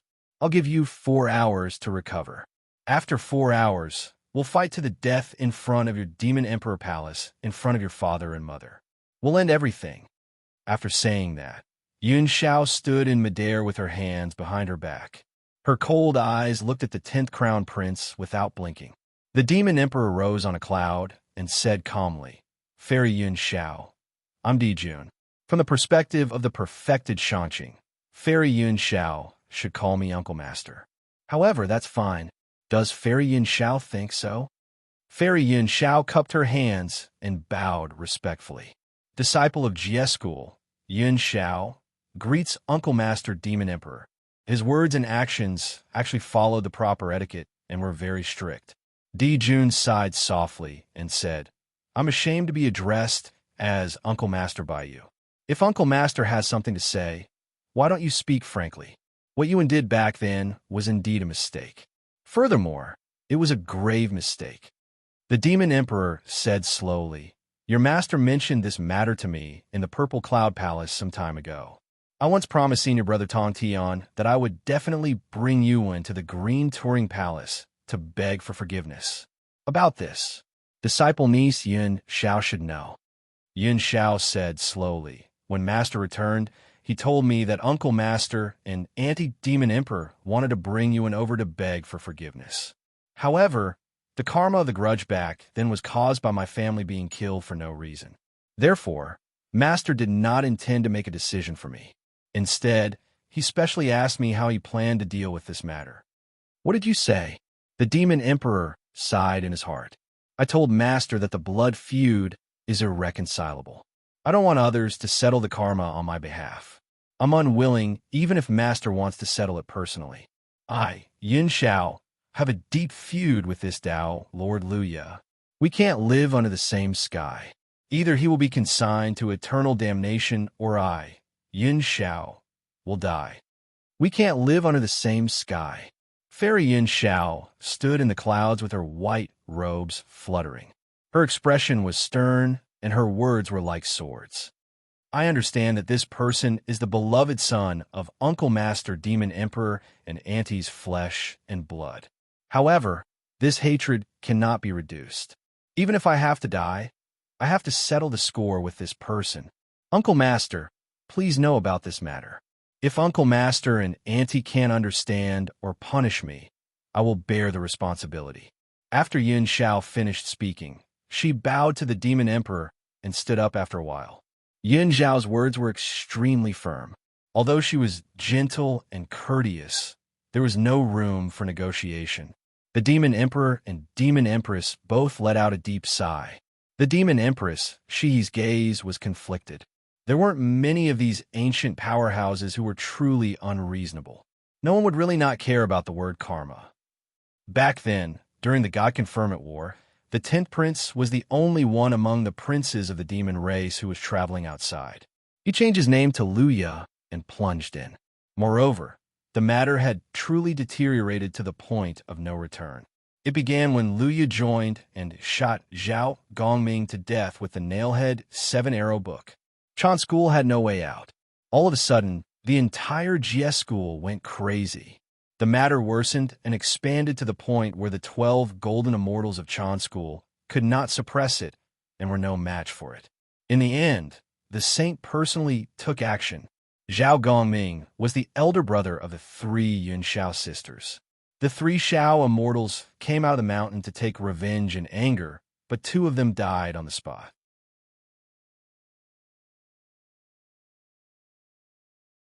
The reason was because of Luya.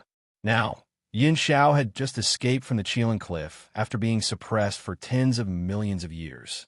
On the other hand, the 10th Prince, who had changed his name to Luya, was still carefree for so many years. Today, when the enemy met, their eyes were exceptionally red. Even if she was crushed, even if the entire demon race had to protect the 10th Prince, Yin Xiao would fight head-on. She would not rest until she was dead. She has sighed and said, Yin Xiao, I understand your thoughts very well. I also understand that this is your obsession. Your elder brother and 2 younger sisters died directly or indirectly in Yuan's hands. It's understandable that you want to take revenge. It's only right. She had said indifferently. I'll allow you to fight Yuan in 4 hours. However, I have to say something first. His gaze was cold as she said indifferently, you have to take revenge for your elder brother's death. If my son dies, I have to take revenge too. We've long understood right and wrong. There's no need to say more. However, as parents, we can't accept the tragic death of our beloved son. It has nothing to do with right or wrong. She has sighed. Yin Xiao, you have to understand. Yuan was definitely not Yin Zhao's match. Once they fought, it would be a dead end. The Demon Emperor and Demon Empress were well aware of that. What happened back then was indeed Yuan's fault. As the rulers of the demon race, we can't confuse right and wrong. That's why we discussed compensation with senior brother Tong Tian many times. We didn't want the 2 families to hurt the harmony. If you insist on killing us, we'll let you kill us. After all, we were in the wrong first. It's only right to repay karma with our lives. However, once Yuan dies, karma will evolve into the grudge between you and us, Yin Xiao. In other words, it's the grudge between GS School and us demons.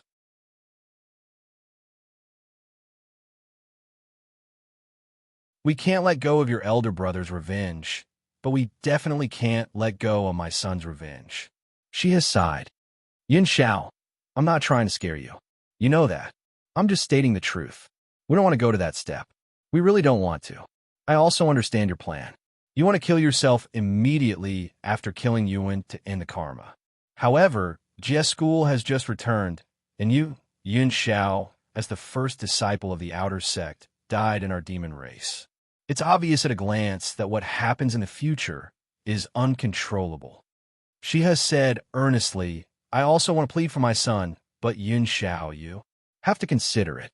After all, although your second sister, third sister, and elder brother's physical bodies are dead, their essence souls are officials in the heavenly court. As long as they're willing, they can still see each other every day. However, if you and Yuan die in this battle, you'll be completely annihilated. This point is different. That's all. Yin Xiao, your uncle Master Demon Emperor, and I won't object to your decision. She had looked at Yin Xiao and sighed. Fairy Yin Xiao's gaze was cold and unchanged. Just as she was about to speak, Xiao Duo suddenly jumped out and said loudly, Sister Yin Xiao, I have something to say to you in private.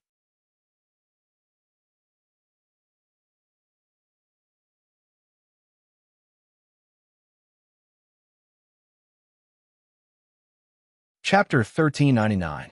Yin Zhao's intention to kill Zhao Gongming was extremely firm. She did not hate others. Even if Zhao Gongming and the two girls had died in Guangqingzi's hands, Yin Xiao did not hate him so much. At that time, the god roll was already halfway through. It had nothing to do with you, Luya. Yet, you suddenly appeared at that time. What does it have to do with you? What does the matters of Chan School have to do with you? Who do you have an old relationship with? Who are you friends with? Are you friends? No one can touch you in any aspect. In the end, you suddenly appeared and plotted against my brother for the sake of a sense of existence. Even if you kill him head-on, I won't have any complaints. However, you can't defeat him head-on, so you actually used a scheme. Yin Xiao had too much hatred in her heart, although the Demon Empress had already explained all the consequences clearly. Yin Xiao understood very well. However, she would never give up. So Xiao Duo leaped up and arrived beside Yin Xiao. He set up a soundproof barrier. Sister Yin Xiao, does the sect master know that you're here today? Master doesn't know. Then you came in the wrong place today. Yes, it's only right to take revenge. So Xiao Duo said patiently. However, isn't it too risky to charge into the Demon Emperor Palace with such fanfare? The Demon Emperor and Demon Empress understand right and wrong. That's why they allowed you to take revenge. What if they don't? If they attack together, how many lives do you have to fill this place? Not to mention, you killed the 10th prince first. It's equivalent to giving others a handle. Wouldn't that be even more uncontrollable? When can't we take revenge? Do we have to kill our way to their headquarters to report? So Xiao Duo did not understand. He felt that Fairy Yin Xiao, who was extremely beautiful, was more or less a little silly. Just like that, he charged over alone. If I don't do that, it'll be difficult to vent my anger. So Xiao Duo was speechless. It was very difficult for him to understand the thoughts of these ancient people. To Yin Xiao, killing Luya in public was the best way to vent his anger and make his thoughts clear. As long as he achieved that goal, it would be worth it even if he died here. However, in the eyes of Xiao Duo, this method was extremely stupid. Why couldn't they kill him? Just go out and find a random corner to kill him. As long as your hands and feet are clean, who would know that you did it? Did they have to make it so grand? Sister Yin Xiao, I'll give you a suggestion. Please accept it on account that I still have some feelings for your GS school. Normal channels don't work. So Xiao Duo had to find another way. He had no choice but to force her to repay his kindness. This was because if the current situation continued to develop, the 10th Prince Yuan would definitely die. Yin Xiao would also die after killing the 10th Prince. So Xiao Duo did not care whether Yuan died or not. But if Cloud Sky died here, this matter would be huge. It would definitely lead to an all-out war between the demons and Jie school. That was for sure. Back then, Zhao Gongming's death had caused an irreversible situation. Yin Zhao's position in Jie school was more important than Zhao Gongming's. Moreover, Jie school had just returned. Yin Xiao was someone they could not afford to lose. Yin Xiao frowned slightly and said, "Tell me, beat Yuan up here. Even if you cripple his cultivation, it's fine, but don't really kill him." Zhua Xiaoduo said, "Let's talk about the future in the future. Now, let's vent our anger first. Sister Yin Xiao, what do you think?" Zhua Xiaoduo tried his best to persuade her. This. Yin Xiao frowned. Clearly, she was not very interested in such a suggestion. She was also not very willing. This guy has done so many things.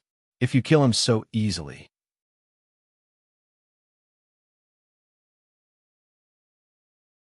Wouldn't it be letting him off easy? Zhua Xiaoduo said bewitchingly. Let's cripple him first and slowly deal with him in the future. Every time we deal with him, we'll vent our anger. How good is that? Yin Zhao's eyes flickered slightly. That makes sense. Then let's do that. Yes. Zhua Xiaoduo finally heaved a sigh of relief. Encountering such a stubborn girl, it was really not easy to convince her. Yin Zhao's personality was comparable to that of Zhua Xiaoyan's. It was very difficult to change the fact that she had made a decision. Zhua Xiaoduo was forcing her to repay him for his kindness and persuading her with reason and emotion. He finally persuaded her. Besides, your brother and sister are in the heavenly courts. Although they are on the investiture of the gods and can't roam around the world like before, their freedom is limited.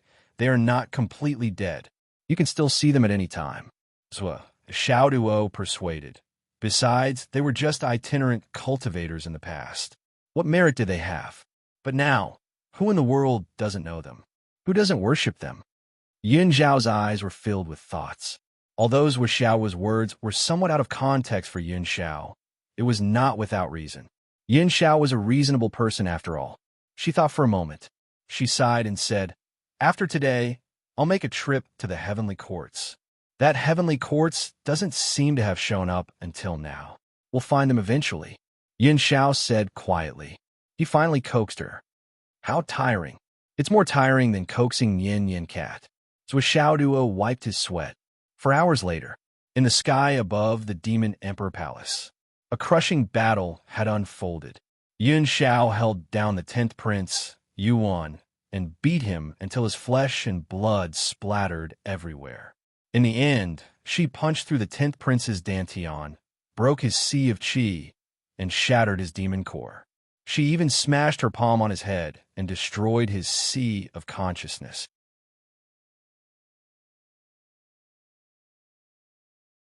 Demon Empress, Shihi trembled all over and gritted her teeth. Her face flushed red and then turned pale. She wanted to soar up and fight several times, but seeing that Yin Xiao did not have the intention to kill, she could only endure it. In the end, the 10th Crown Prince was beaten until he was like a pile of mud. He fell unconscious on the high platform. Yin Xiao also floated down. Martial nephew, you crippled Yuan, destroyed her cultivation, and destroyed her foundation. Yin Xiao stood in front of the Demon Emperor and said in a neither servile nor overbearing manner, "I'll let martial uncle deal with me." The Demon Emperor hesitated for a long time. Finally, he sighed and said, "The grudge ends here. You may go." The Demon Emperor was also angry, but when he thought about how the demon race was already in trouble and was in the wrong first, it was already good that he could keep his life. In other words, it was lucky that Yin Xiao beat him up. If he was carried back after being beaten up like this outside, this grudge would still be formed. Now, the Demon Emperor could only watch helplessly, but he could not say anything else. "Farewell, Yin Xiao." Yin Xiao bowed respectfully and also bowed to the Demon Empress. "I'm sorry, Annie." The Demon Empress' lips quivered, and her eyes were complicated. "Yin Xiao, you won't beat him again in the future, right?" Yin Xiao hesitated and said, "If he recovers. If we meet again in the future, I might have to beat him again. You're such a simple-minded girl. Can't you say a few words to make me feel better?" The demon empress sighed and waved her hand. Get lost quickly. Yin Xiao nodded and bowed. She turned and left on a cloud. When she reached the clouds, she stopped and thought carefully. He murmured, what little duo said makes sense. Now that things have come to this, as long as they don't mess with me in the future, there's nothing wrong with letting this matter go. After all, if they had listened to Master's words and closed the island, there would be nothing that could threaten them. Sigh, I'll find an opportunity to look for them. The white cloud left leisurely. Zhou Xiaoduo stayed in the demon race for half a year. Then he returned to the astral souls continent. He began to train Li Chenglong and the others with all his might. Zhou Changlu and Wu Yuding had also gained a lot from their trip to the demon race this time. After they returned, they trained Yu Dongtian and his son, as well as Yun Zhonghu and his wife with all their might. The battle outside was earth-shattering. On the Umno Alliance's side, after the 8 Zhu Wu returned, they were indeed unwilling to be left out. They quickly joined the battle. Today, they would fight this person. Tomorrow, they would fight that person. Not long after, all the factions, except for the human race of the astral souls, had been beaten up without exception. They had also offended everyone. They had barged into the spirit clan to ask for spiritual herbs and injured many of them. They had deliberately killed many of the demons. The demons were also old opponents. When they met them, they would kill them. As for Jie School, Chan School, and the Western sect, which had nothing to do with them, the medicine Buddha of the Western sect was crippled by the 2 Zhu Wu. There were also many Vajra guardians. The Zhu Wu swept over with red eyes and killed many of them. Saint Jane was furious and personally attacked. The Zhu Wu immediately retreated. When they retreated, they encountered the goddess of Wudong and fought. The goddess of Wudong escaped with serious injuries. Taoist Duo Bao chased after her in anger. The Zhu Wu had already left out on the way. They met a Taoist. It was Perfected Tai. He was just a little badmouth, but he was beaten up by the Zhu Wu. Perfected Yuding risked his life to save Perfected Tai, so the people of Chan School were collectively furious. We didn't provoke the Wu people.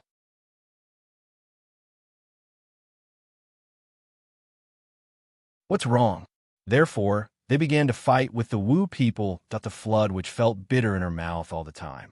For so many years, she had been dreaming of saving the Zhu Wu. Now, she had really done it, and the Zhu Wu had all come out. However, the flood which only had one thought now. Whichever faction was more powerful, she would lock them up again. Before they came out, the Wu people had almost no enemies. When they came out, except for the astral souls, everyone else was an enemy. The Umno Alliance was fighting in all directions. The flood which felt that she was in a terrible fix and was mentally and physically exhausted. At first, she was still trying to clean up her mess, but then she realized that she had already fallen into a shit pit. How could she clean it up? Suddenly, the entire world was an enemy. She had no choice but to fight. You really know how to cause trouble. Sometimes, the flood which came to Zhou Changlu to drink. Not to drink, but purely to complain. Previously, I could still control Aihua and the others, but now, I can't control them. If I hadn't built a large number of heroic soul passes back then, the entire continent would have been destroyed. However, they still enjoy it very much. Every day, they say things like the entire world is an enemy. Why should I be afraid? Sigh. This is fucking. Zhou Changlu couldn't do anything about that. He could only say, drink, drink. Now, the 8 races were in a chaotic war, plus Jie School. The flames of war were everywhere. Only the astral souls was still peaceful. They even slowly recovered some technological communication and could broadcast some news. However, everyone, including the poor people who didn't know martial arts, knew. The flames of war were about to burn. This last paradise could not help but be plunged into misery and suffering. Many couples who often quarreled no longer quarreled.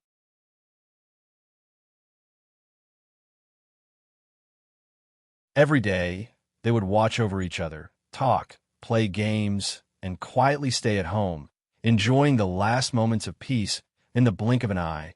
3 years had passed. The battle outside had almost turned the 8 continents into ruins. The flames of war had finally ignited the astral souls. In the end, Only one race could survive the clear, heavenly tribulation. The human race hadn't moved at all. The outside world had been destroyed, but they hadn't fired a single shot. That wasn't it too easy? The human race would definitely be the enemy in the end. Suddenly, the astral souls became the target of public criticism. It's finally the final moment. I'll take 2 days off to organize my thoughts.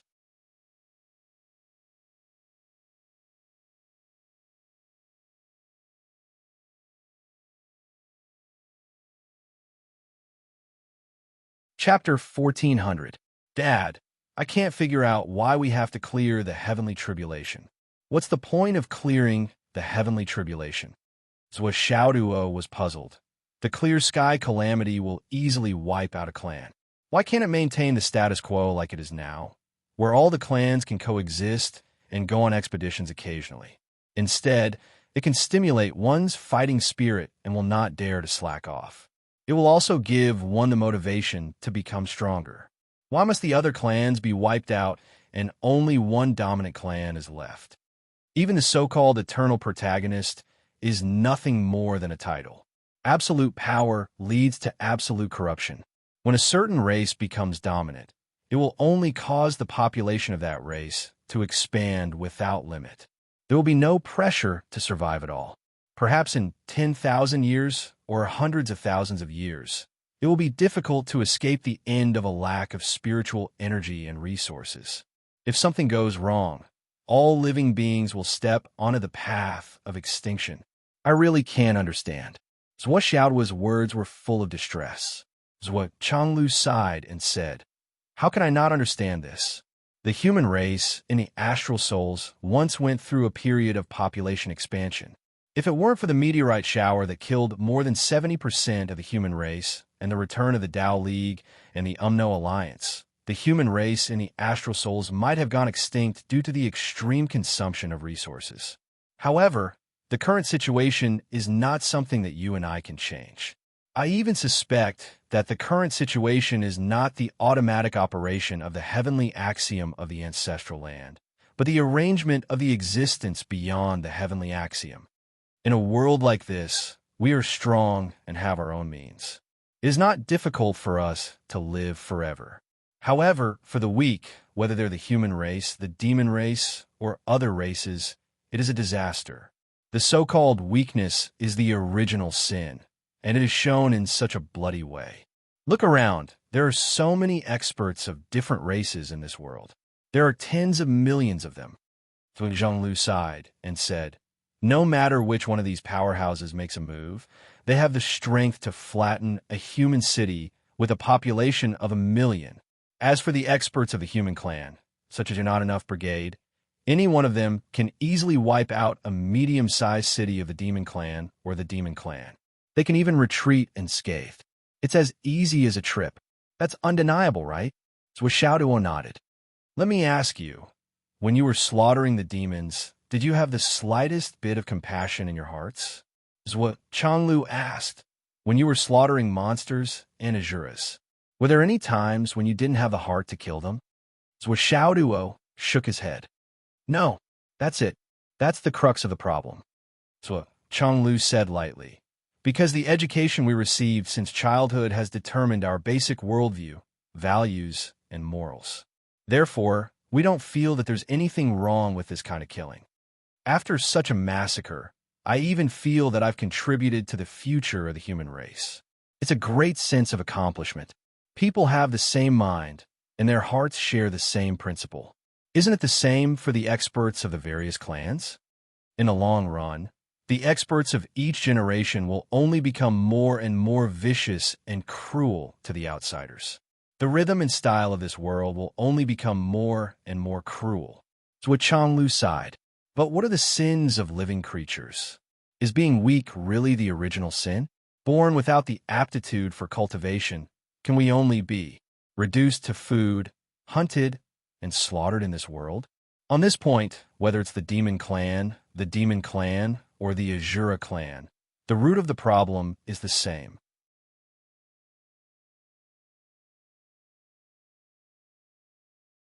We think the demons are cruel, but when we slaughter the cities of the demons, What's the difference in the eyes of the demons? To be fair, when they look at us, they think we're delicious. How is it different from when we cook delicious meat? It's just a difference in the education of the various clans since childhood. There's no need to be harsh. Under such racial differences, it's difficult to unify the thoughts. If there's no restriction in this world, it will continue to be chaotic for a long time. Even if the experts of the various clans join hands and reach a consensus to promote a peaceful situation, it's just a terrifying balance. There's still a hidden danger, and it's just a temporary delay. And this situation is bound to continue until the end of time. Even if there's no cleansing heavenly tribulation, the final outcome will still be the same as the cleansing heavenly tribulation now. A certain clan will be completely strengthened, or they'll exterminate the other clans, or they'll suppress the other clans to establish the absolute right to speak and achieve a de facto unity. This is the inevitable trend, the inevitable result. It is only at that time that we will be able to completely eradicate the problem of becoming food for other races at any time and place and become extinct. So Changlu let out a long sigh and said, as long as the two clans coexist in this world, this kind of thing will never be avoided. After such a detailed analysis, at least I'm full of admiration for the powerful figure who went beyond the heavenly Tao and directly started the cleansing heavenly tribulation in this world. Only at the initial stage of the return of the clans, the cruel war that's bound to come, can be brought to an end as soon as possible and establish a lasting peace for generations to come. Even if there will be wars in the future, there will be the rise and fall of dynasties, and there will be the change of forces. It will only happen among the clans.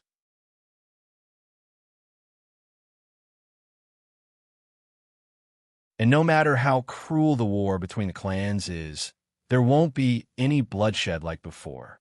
At least in my opinion, once and for all, this is both a crisis and an opportunity for long-term peace and prosperity. In the future, no matter whether it's the Monster Clan, the Demon Clan, the Wu people, or the Spirit Clan left in this world, as long as the unification is achieved, there will be a developed and civilized society in the future. All kinds of systems, laws, inventions, and creations will appear. So Changlu said, just like the development of the land of astral souls in the past thousands of years. Science, technology, civilization, economy. Our development has proved that although we have developed these things, as long as there is a powerful enemy, everything is meaningless. As long as the enemy comes, the so-called civilization will be gone in a day. Only after the war, after the unification is achieved, and after the redevelopment, can we have a long-term prosperity. Otherwise, no matter how valuable, meaningful, and promising the research results are, they will just be like a flash in the pan, like a bubble in a dream. When a giant demon beast's iron hooves fall, the entire city will be gone. How can we talk about science, technology, civilization, and prosperity? Zhuo Changlu said, maybe in the future, we could develop powerful weapons with only science and technology to destroy those giant demon beasts. But for now, it's unrealistic. Of course, the person Zhuo Changlu was talking to was not Zhuo Xiaoduo himself. He looked at the people around him and said earnestly, the person who set this up doesn't care whether the only race that will survive in the future is human or other races. But we have to care about it, and we have to fight for it. We have to do everything we can. Even if we have to sacrifice everything, we have to fight for the chance that human beings will become the only intelligent race in the world in the future and dominate the world. Although the time limit of the protagonist of this world is not eternal, it doesn't matter if it's hundreds of thousands of years or tens of thousands of years. Isn't it good to have that kind of time? Zhuo Changlu sighed.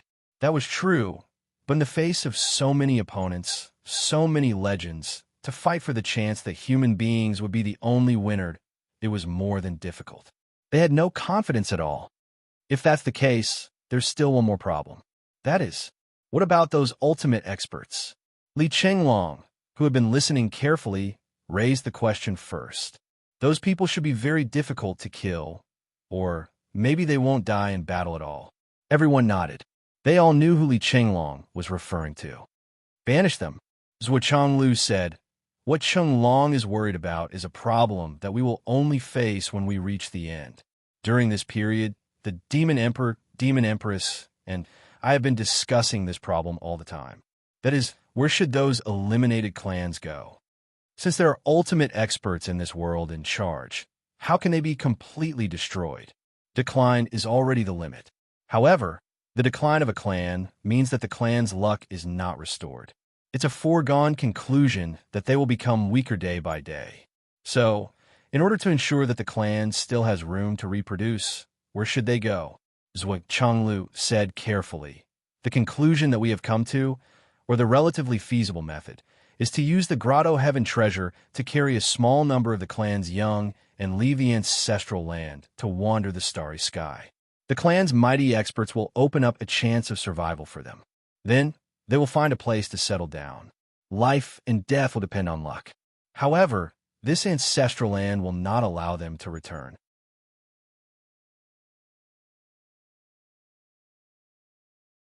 Even then, they will be reduced to the evil clan of the heavenly axiom because of their luck, and it will be difficult for them to survive. In other words, keep your orthodoxy and spirit, but your sect master, and clan leader will have to leave the ancestral land. After the unification, in this world as the ancestral land, there will still be the Western sect, the Jie sect, the Chan sect, the Taoist sect, the Fiend sect, the Spirit sect, the Azura race, the Magi race, and so on. However, there won't be any specific method of inheritance for all of these. They can only keep their orthodoxy and spirit. The real demons, sorcerers, Buddhas, and Taoists, can no longer exist in this world. Even the ultimate experts of each clan will be expelled by the heavenly axiom. Zhuo Changlu smiled faintly. Let this world be dominated by only one clan. Provide the clan with the greatest amount of resources and let them recover in the shortest time possible. Then, they can reproduce and develop.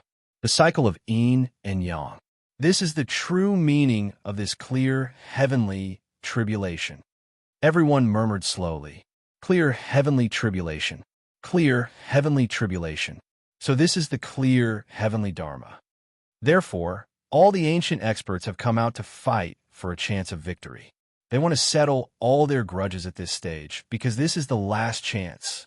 If they miss this chance, most of the ultimate experts will wander to the boundless starry sky. No one knows where they will settle down in the future. They won't have the chance to settle their grudges. These are things that every saint can see. The so-called clear, heavenly tribulation is probably like this. From now on, there will be no more conflicts between clans. Only one clan will rule, and the prosperity will last for a long time. Zhuo Changlu said slowly, that's the principle. However, with the strength of human beings, we don't have the confidence to say that we can become the final world dweller. These words made the hearts of everyone present heavy.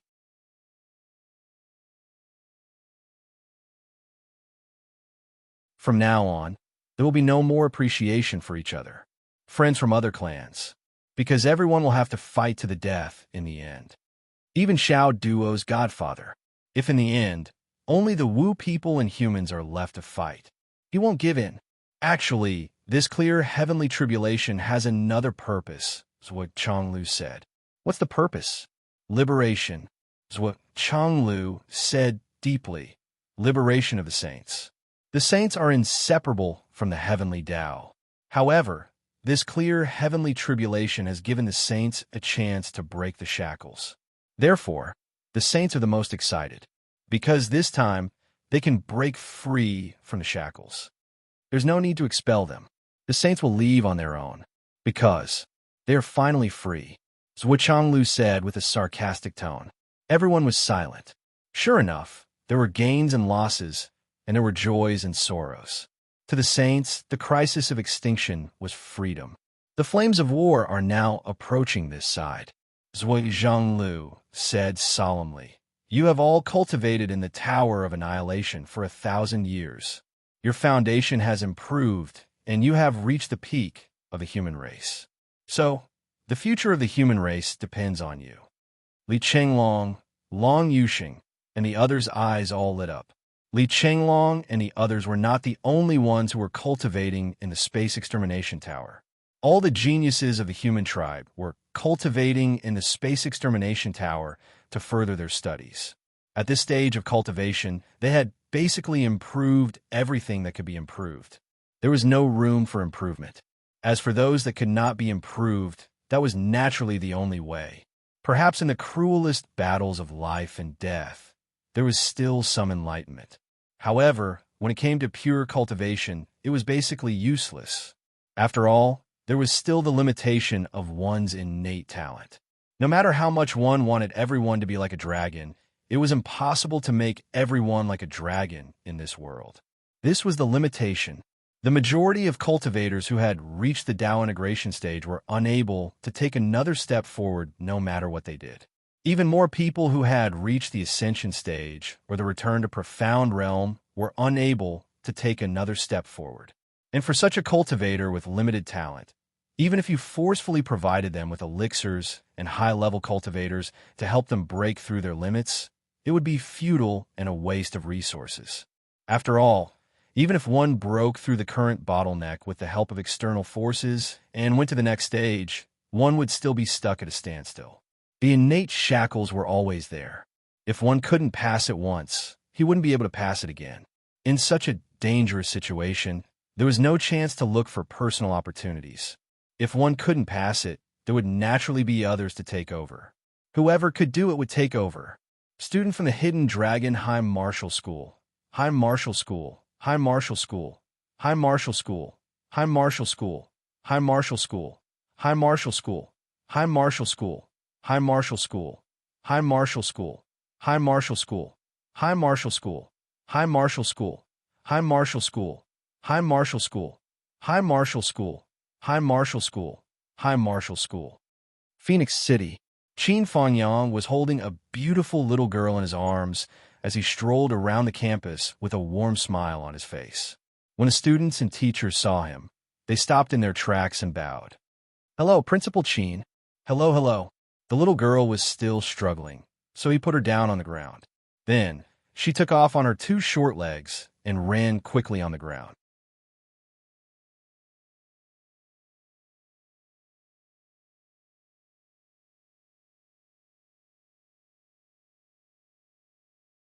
This, what does this mean? Li Changjiang was dumbfounded and didn't know what to do. Last night, the minister sent me a message. Qin Fangyang smiled faintly and said, "The final battle is about to begin. I need to rush to the front line. From now on, the second high school of Phoenix City will be entrusted to you." Li Changjiang and Hu Riyun were stunned when they heard this. The final battle is about to begin? Look after Qinghua. Qin Fangyang smiled and said, "We will win. We definitely will." Li Changjiang's eyes flashed with anxiety. He said, "But you've been looking for the reincarnation of the old principal. You haven't found it yet." Just like that, Qin Fangyang smiled bitterly. "This is all fate. Let's not look for it. We'll talk about it after the battle. Alas, even if we find it now, what can we do? It's just adding to our troubles. If I'm still alive after the battle." Qin Fangyang forced out an amiable smile. Suddenly, a wave of sadness surged from the bottom of his heart. He paused and tried to restrain himself. He said quietly, "If I'm still alive after the battle, we'll talk about it. If I'm dead, then don't mention it. Changjiang, you don't have to say anything. Tonight, accompany me until we're drunk." After saying this, Qin Fangyang raised his wine cup and drank it in one gulp. In the blink of an eye, it was already past midnight. Li Changjiang, who couldn't hold his liquor, was already drunk and unconscious. Qin Fangyang quietly stood up. All the luggage was already prepared and placed in the space ring. Everything that needed to be arranged had already been arranged. In the past few years, he was only the headmaster in name.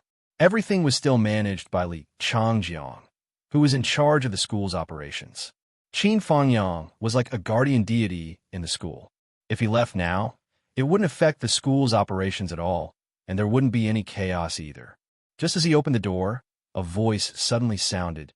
"You're leaving now?" It was Hu Riyun who spoke. Qin Fangyang didn't turn around. He said, "Yes. I have something to ask you." Hu Riyun said softly. "Qing Yu, are you the reincarnation of the old principal?" Qin Fanyang smiled faintly and said firmly, "No." The two of them were speechless for a long time. After a long while, Hu Riyun handed over a spatial ring. "Everything in here is Phoenix City specialties, tea leaves, snacks, and second high school emblem. There's yours, as well as little duos and chunglongs. Each item has its own name, and you can hand it over according to the person's name. Teacher Qin, please take care of yourself." Qin Fanyang reached out and took the ring. He laughed. "If I don't die, I'll definitely come back and be the principal again." Before he finished speaking, he pushed the door open and was already high up in the sky in a flash. Hu Ruoyun quickly chased after him. In the sky, there was a full moon, and its clear light shone over the entire world. Qin Fanyang stood solemnly in the sky, bathing in the clear light. "Take care." Hu Ruoyun waved her hand. In the sky, Qin Fanyang's face was facing Hu Ruoyun from the side. Only a calm smile could be seen, full of peace and indifference. He waved his hand, and his body soared into the sky like a gust of wind. It was as if he had rushed to the moon. Under the clear light of the full moon, Qin Fanyang turned into a gust of wind and rushed away. The moonlight shone on him like water. Wherever he went, the moonlight shone. Hu Riyun looked at the bright moon in the sky in a daze. The clear light shone over the mountains and rivers for thousands of miles. Wherever the wind passed, it flowed over the mountains a few times. She suddenly remembered the poem that the old principal wrote back then.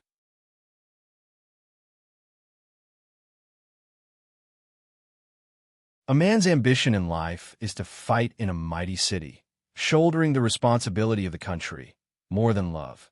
After parting today, I'm not drifting to the ends of the world. My heart is like the bright moon, shining on you every night." Qin Fanyang rushed all the way under the moonlight. Suddenly, he reached the peak of Phoenix, turning around, and suddenly appeared. He turned around and took a deep look at the lights of Phoenix City behind him. In his heart, there was an endless reluctance. He raised his head and looked at the full moon in the sky. "My heart is like the bright moon, shining on you every night." "Qian, I miss you so much." Qin Fanyang murmured softly. He reached out and took out the red spider lily from his chest. He looked at it for a long time. Finally, he sighed. Then, he circulated his energy. With a crisp bang, the jade bottle that was as hard as black gold shattered. Along with the red spider lily in the bottle, it turned into powder that filled the sky and scattered all over Phoenix, turning around. "This battle, there's no chance of survival. Our love is deep but shallow. There's nothing I can do. Qian, I'm leaving." Under the moonlight, Qin Fanyang did not even look back. With a low roar, he tore through space and disappeared in a flash. Out in the distant space, Duo Bao pointed a sword at Buddha Ronding's throat from afar and said calmly, "Buddha of the past, have you regretted what happened back then?" Randang said calmly, "The past is the past. The past is over. What's there to regret? In that case, what if I use your corpse to pay the karma of the disciples of Jie School? Since I lost, everything is naturally feasible." There was a hint of loneliness in Ronding's expression as well as worry. The death of a corpse meant that he would never have any hope of becoming a saint in his life. However, it was a fact that he had lost to Duo Bao. He could only admit it if he did not want to. Beside him, Yun Xiao, Gui Ling, Wu Dang, Wu Yun, and the others looked happy. Today, they could finally seek justice and come to an end. Back then, Randang was in Chan School, and his heart was in the West.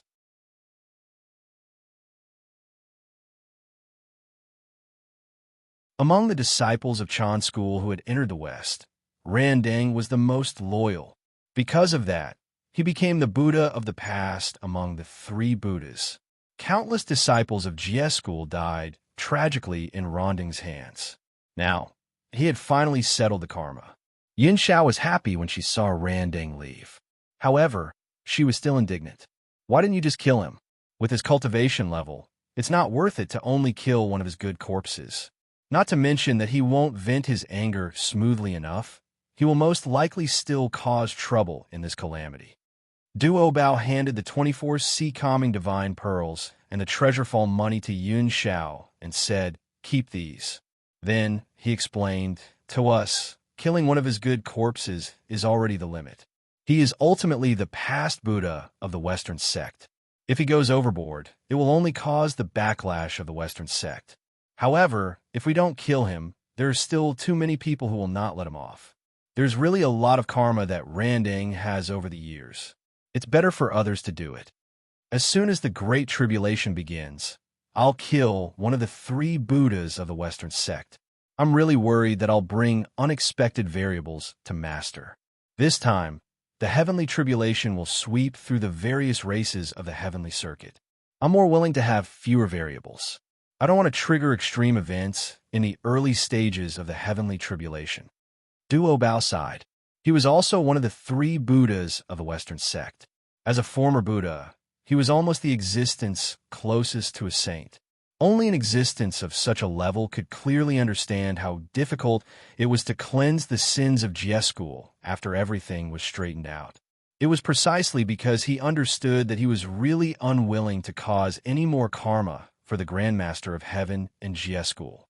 As the eldest senior brother of the Jie school, he had to restrain himself even if he had to end the karma of the past. Apart from having a target, he had to remember to stop. Once he formed a death feud, he would form a death feud with Jie school. Under the heavenly tribulation, he would not rest until he died. To be honest, I want to leave this world with Master, junior brothers, and junior sisters after resolving the karma of the past. We won't cause any more trouble. Think about it. The Ponglai Immortal Island, the Golden AO Island, and the Cloud Immortal Island. The 3 islands would gather and carry the entire Jie school to transcend this world and travel the galaxy. How satisfying would that be? Duo Bao sighed and said, "After so many years, I've been scheming and scheming. It's really too tiring." He looked at the boundless starry sky and sighed. Senior brother has been tired all these years, Yin Xiao. The disciples of a Jie school were all silent. Tears could be seen in their eyes. Yes, it's really too tiring. Yin Xiao held the sea calming pearl in her hand lovingly. She did not care about the treasureful coin that was also a peerless treasure. She lowered her head and said softly, "The next time I see Xiao Duo, I'll give him the treasureful coin and the 24 sea calming pearls. He should be able to use these treasures." She really did not care about those treasures at all. She did not take them seriously at all. She only felt sad. Not bad. It's a good idea to give it to junior brother Xiao Duo. Duo Bao smiled warmly and said, "It seems that junior sister Yin Xiao has a good impression of this kid." Yin Xiao smiled. "It's not just good. Let's not talk about him saving me from the Qilin Cliff. Let's just talk about how he tried his best to stop me from killing Luya when I went to the Demon Emperor Palace to take revenge. He avoided a huge karma." This. Duo Bao took a deep breath and supported his forehead with one hand. He smiled bitterly. "You actually went to the Demon Emperor Palace alone.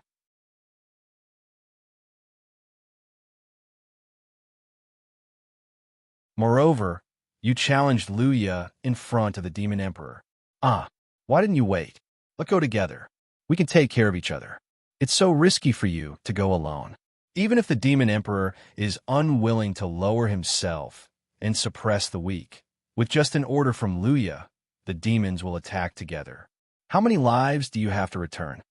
Duo Bao reprimanded. Yin Xiao smiled foolishly. "At that time, I was blinded by hatred. I really didn't think too much. After meeting Master in the Green Touring Palace, I felt that karma had been settled. The anger that I had suppressed for so many years suddenly surged. I could no longer suppress it.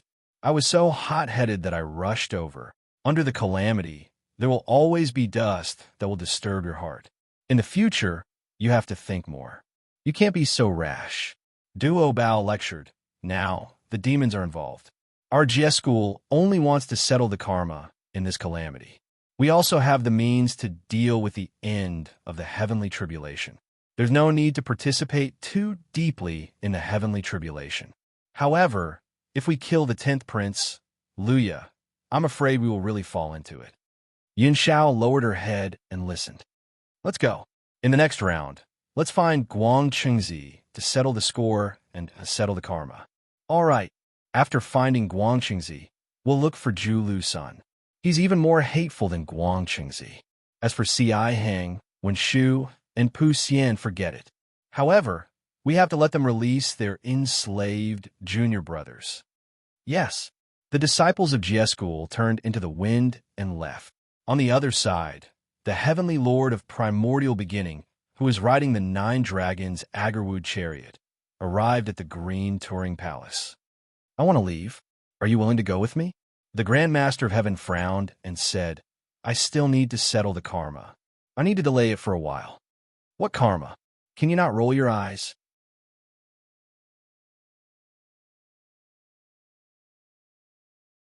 You worry too much. We're all like you. Apart from beating up our brothers, we're sleeping. Really, we don't have to worry about anything. That's because boss hit you. What does it have to do with me? The Grand Master of Heaven snorted and said, before boss left, he left a note for me to settle the score with you. How can there be no reason? As he spoke, he proudly took out the note. However, the moment he unfolded it, he felt as if he had been struck by lightning. The primordial beginning sneered at the side. What did boss leave behind? The Grand Master of Heaven's hands trembled. Suddenly, he roared and shattered the note. He shouted sternly, Old man, don't let me see you again. I want to fight you to the death. I won't rest until I die. He was so angry that he had gone mad. He had been a saint for tens of millions of years, but he was actually defeated by a blank note. Yes, it was a blank note. There was not a single word on it. The words, go and find second brother for what happened back then, had disappeared at some point in time. The primordial beginning sneered. I told you that you have no proof. The Grand Master of Heaven was fuming. After so many years, everything had changed. Only the situation of him being the only one who was at a disadvantage had not changed. You're leaving now. Aren't you going to bring your disciples and grand disciples with you? There are only a few that can be taken away due to the entanglement of grudges. However, you have to take some away. Otherwise, how can your Tao teachings continue? Of course, I have to take them away. But what about your Jie sect? Duo Bao wants to connect the 3 islands as one and use it as a vehicle to travel the galaxy in the future. That's thoughtful. However, the karma you mentioned, is it related to the 3 ancient clans? That's right. Yes, the karma between the Chan sect and Jie sect is nothing more than emotions. After so many years of training, what's there to be unhappy about? The Phoenix clan seems to be scheming against that girl. During this period of time, the Jie sect has received a lot of help from Xiao Duo. The karma is endless. I have to see what the Phoenix clan is up to. Will you take action at the critical moment? You're wrong. It might not be the critical moment. I can take action anytime and anywhere. It's up to you. The primordial beginning did not say anything more. He turned and left. The moment he floated onto the 9 dragons' Agarwood carriage, he finally stopped. After a long time, he sighed. The Grand Master of Heaven. Yes, once we leave this world, we might not see each other again in the vast starry sky for eternity. Take care of yourself. If you encounter any problems, think about it more. Consult with Duo Bao and the others. Don't be stubborn. Yes, I'll follow second brother's instructions. The Jie sect claims to teach everyone without discrimination. You've done a good job. However, you've not done enough to teach. Karma of the heavenly Tao, karma, and karma. You're on your own. Yes. The primordial beginning nodded and did not say anything else. Suddenly, a gourd floated out of the 9 dragons' Agarwood carriage that was slowly leaving the ground. It was a gourd that was covered in purple light and looked extremely noble. I have a karma bond with that kid, but it's only limited to this gourd. You can pass it to him on my behalf. Back then, I was excited when I saw the gourd and obtained it. However, I owed the gourd vine karma. Today, the karma is clear. We have nothing to do with this world anymore. Tong Tian had just received the gourd when the 9 dragons' Agarwood carriage disappeared into the vast starry sky. Tong Tian held the gourd in his hand and stood at the entrance of the green touring palace. He looked lost. He knew that his second senior brother was only here to bid farewell. After parting today, they would never meet again.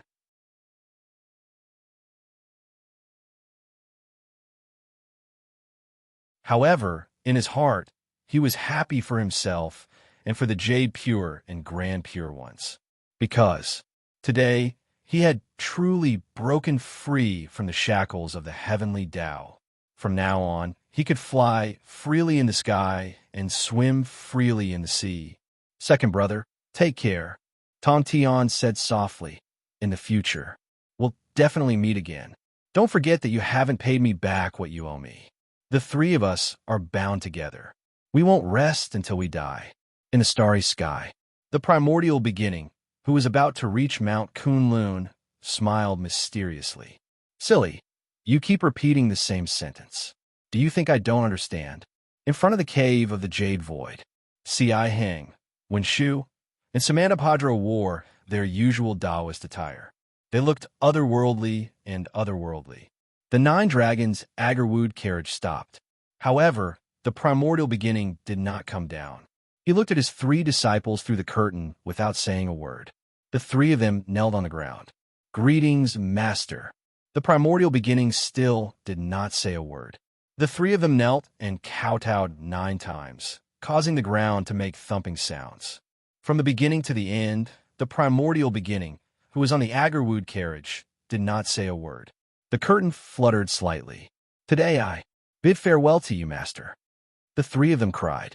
In the future, the galaxy will be ethereal and the heavens will look at each other. I'm unfilial if I can't serve you. Master. There was still silence in the Agarwood carriage. Master. The 3 of them knelt for a long time. After a long time, the primordial beginning finally spoke. Go. Be good in the future. Yes, Master. Thank you, Master. Leave Zhu Lu-sun and Randang behind. Yes. The 3 of them knelt on the ground and mustered their courage. Master, I want to see you again. Please fulfill my wish, Master. The primordial beginning said leisurely. So what if you see me? So what if I don't see you?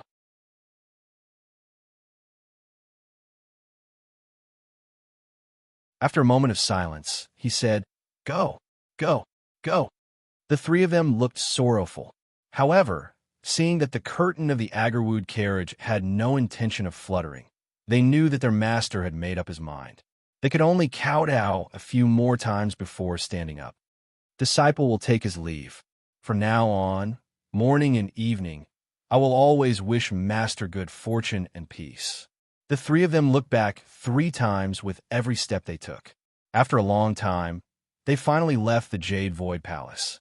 The moment the 3 of them were about to disappear, the primordial beginning appeared in the void and looked at the 3 figures that had already turned into 3 small black dots. His gaze was exceptionally distant. In the distance, Si Heng and the other 2's bodies suddenly trembled. They stopped abruptly on the cloud and knelt down. Master! They hurriedly looked up. They saw clouds rising in front of them. The entire Kunlun mountain had disappeared. The 3 of them could not help but feel sorrowful as tears fell from their hearts. The ancient Buddha Danzhao walked towards the west miserably. Halfway, he met Zhu Lu-sun, who rushed over to save him. When the 2 of them met, all sorts of feelings welled up in their hearts. They sighed endlessly and headed towards the west earth together. Suddenly, a ball of auspicious clouds in front of them surged. A white-robed Taoist walked slowly from the auspicious clouds. The rest lined up beside him. They were all the immortals of Chan School. The white-robed Taoist in the lead slowly opened his eyes and looked at the 2 of them. He said calmly, Buddhas, how have you been? When the 2 of them heard that, their expressions changed drastically. Ever since they betrayed Chan School, the existence in front of them had been their lifelong nightmare. It had never changed. Ever since the day they left, the primordial beginning saint of the Jade, clear lineage, had never seen the 2 of them again.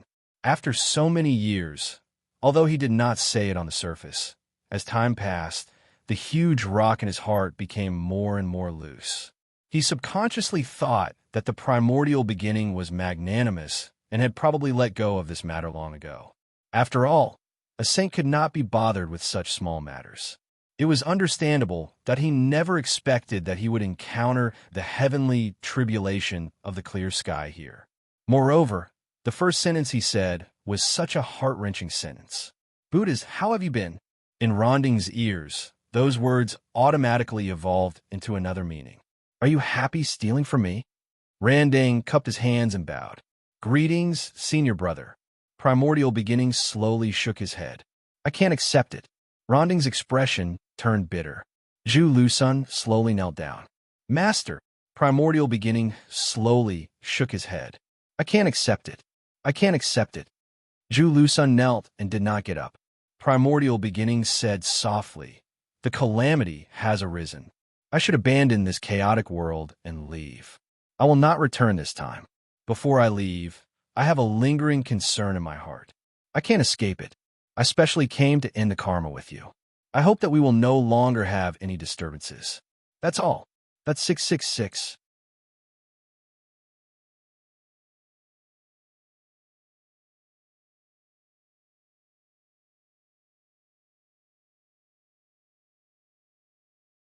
Chapter 1401.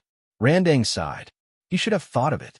The heavenly tribulation this time was a tribulation for all living beings. However, it was a relief for saints. Saints were with the heavenly Tao. While they were indestructible, they were also restricted by the heavenly Tao. There were naturally many things that could not be done according to their wishes.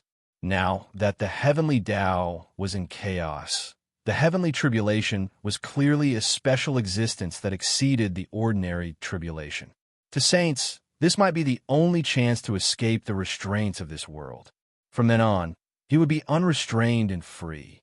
Therefore, not long after the Grand Pure One returned, especially when he sensed that the human race was still protected by someone with great luck, he immediately transcended with his disciples without any reluctance. That was because this opportunity was the only opportunity since the creation of the world, and the saints were guarding the destiny of the various sects. Now, Primordial Beginning was about to leave. However, it was understandable that the primeval Lord of Heaven wanted to get rid of the last bit of karma before he left. However, it was a completely different matter when the person involved in the karma was involved in it. Although Primordial Beginning spoke tactfully and was not angry at all, the two of them knew very well that the karma between the two of them and the Primordial Beginning saint was huge. Fellow Taoist, the past is over. Why pursue it? Fellow Taoist, you have already made up your mind. There's no need to continue fighting. If you don't obtain more karma, it won't be beautiful, Randang said in a low voice. It had to be said that although it was an eloquent argument, it was possible for him to stop from the perspective of the past of Primordial Beginning. If I still want to stay in this world, I should not leave such karma. Primordial Beginning said calmly. However, I've said previously that we won't meet again after leaving this time. If I don't settle the matter back then, it's inevitable that time will pass. How can my thoughts be clear? Primordial Beginning smiled. In that case, I have to ask the two Buddhas to fulfill my wish.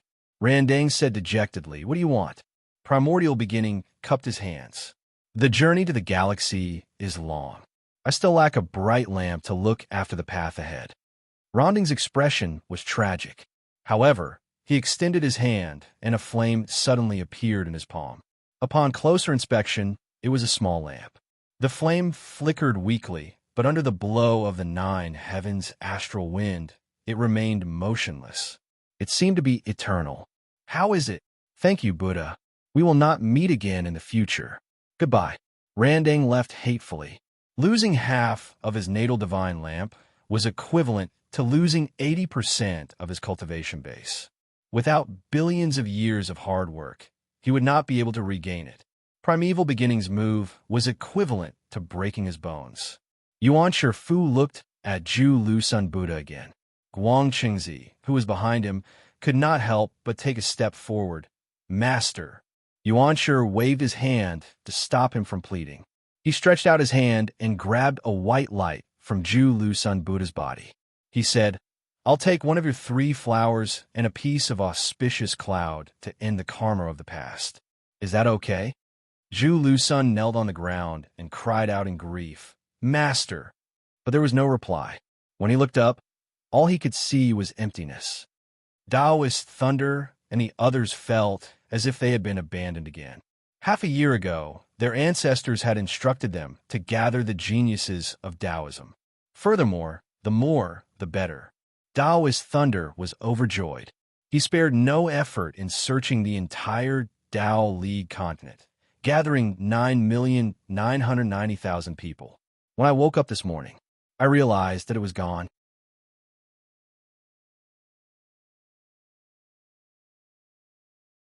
Everything was gone.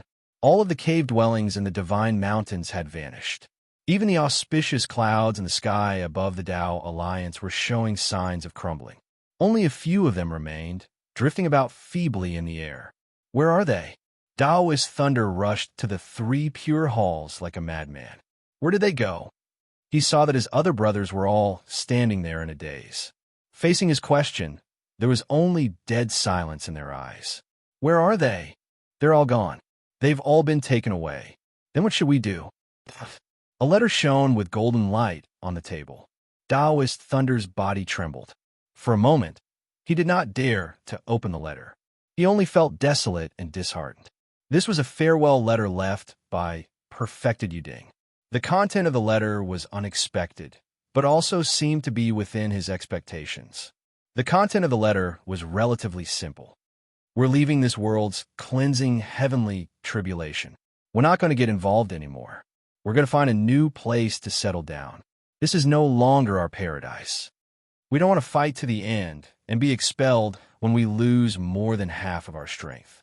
We want to leave with our heads held high and work hard on our own. We've taken the geniuses away, hoping to sow the light of the righteous path in a new place. Although we've left, the ideals and brilliance of Taoism won't die with us. Our orthodoxy won't disappear either. We're not abandoning you. The rest of you only need to surrender to the Astral Souls continent. Then, you'll be Astral Souls humans. The people of the Tao League are the descendants of the people under the rule of the ancient 3 sovereigns and 5 emperors. We're all the same. There's no difference between races. The only difference is the orthodoxy. Now, the last shackle that's holding you back is gone. Return to the Astral Souls human race. You'll become the clear stream of the human race in the Astral Souls.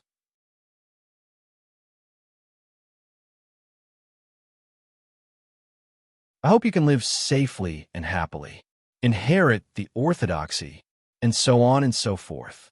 At the end, there was an apologetic farewell, as well as a large pile of high-grade cultivation resources and pills. However, in Taoist Thunder's eyes, all of this was meaningless. After reading the letter, his heart had already turned to ashes. Previously, many ancestors of the Tao League reappeared in the mortal world and instantly took back the old site of the Tao League continent. Everyone in the Tao League was overjoyed, thinking that they could rise again and dominate the ancestral land. Now, everything had changed. How could it be like this? Now that the various races were at war, disputes had already been established. How could he and his brothers handle it with their strength alone? Even if only one demon god from the demon race attacked, it would be enough to crush the current high-end combat power of the Tao League. In such a cruel heavenly tribulation, only experts, powerhouses, pillars of support, and high-level combat power that could enter the battlefield now could maintain the situation. What was the use of large amounts of cultivation resources and pills? Could these allow him to improve to the point where he could fight against a demon emperor within a day? If they could, Taoist Thunder would be more than willing to swallow all these resources in one go, even if it meant he would die from overeating. However, this was obviously unrealistic. We stayed here alone and fought for tens of millions of years. After waiting for so long, you finally came back. Then, after you came back, this place became the most extreme battlefield. After a round of crazy battles, the entire continent was devastated. The original population of 100 billion fell to 10 billion. Then, you guys just patted your butts and left, taking so many cultivation seeds with you. Taoist Thunder and the other 4 felt like crying, dejected and disheartened that overnight, we actually returned to the point where we had no one to rely on, that we were even worse than Zhuchanglu. From the beginning to the end, he didn't have anyone to rely on. What kind of backing was he? He just clenched his teeth and fought, but he still managed to create the most peaceful and prosperous era among the various races. Regardless of whether it was just for show or not, At least the Astral Souls humans were really peaceful. No one came to invade them. But what about us? We were always their leaders. We were one level higher than them. We thought we were more than one level higher than them. For so many years, we were like that. But now, especially in recent years, how come we suddenly couldn't defeat them? Then, the gap between us grew bigger and bigger. We couldn't even catch up to them anymore. We waited so long for our ancestors to come back. We could finally show off our strength again, but they left again. And they want us to surrender to them and become Astral Souls humans? Become a clear stream of the Astral Souls humans? What the hell? Feng, Lei, Shuang, Yu, and Shui stood dumbfounded in the main hall, their hearts filled with confusion. Now, at this very moment, they were especially envious of Taoist Hua and Taoist Yun, who died in battle. Although they had died in battle, they had died valiantly and cleanly. They had died without any worries. No, they would be engraved in the hearts of everyone in the Tao League. Even those who were taken away by them would feel the same. On the other hand, they, who were still alive, had to face this mess. What should we do? Taoist Snow's face was the same color as his name. What should we do? This was also the same word that echoed in the minds of the other four. Could the Tao League hold on? If the ancestors didn't leave, there would be no doubt that they could hold on. No matter what, they could still struggle at death's door. But now they were gone. They were all gone.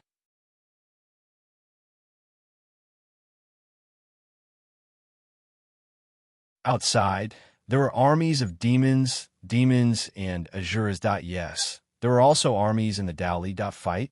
They couldn't win. How could they win? Big brother, what should we do? Now, what should we do? Taoist Rain was uneasy, clearly at a loss. As an early-stage grand heavenly realm cultivator, even his voice was a little shaky now. Even his legs were starting to show signs of not being able to stand straight. How could he not panic when his heart was empty? Taoist thunder drifted out of the hall. Many of the Tao Alliance cultivators below were looking up at him expectantly, hoping that he would give them an explanation. After all, they had all sensed the sudden disappearance of so many divine mountains and immortal abodes. At the foot of the mountain, there were even more people. It was a sea of people. He could see that there was hope and anticipation on everyone's faces. Fight, win, and live. Taoist Thunder's eyes suddenly moistened. I'll go find Old Zhua and discuss the mainland alliance. Taoist Thunder suddenly felt strength in his body again. He said softly, now, the two mainlands must merge. The Tao League has been the dominant force for so many years. Suddenly, they want to merge. I'm worried that some people can't change their minds. Taoist Rain sighed. He naturally knew that the alliance and merger that Taoist Thunder mentioned was only a pretense. The real meaning was to surrender and seek refuge. Those who can't change their minds will only be beaten up by society. There's still hope for survival if they survive, but those who can't, Taoist Thunder said lightly, if they can't change their minds, then so be it. The way out has been given to them. If they can't grasp it, it's no one's fault. Zhuo Changlu was extremely surprised by Taoist Thunder's visit. His eyeballs almost fell out.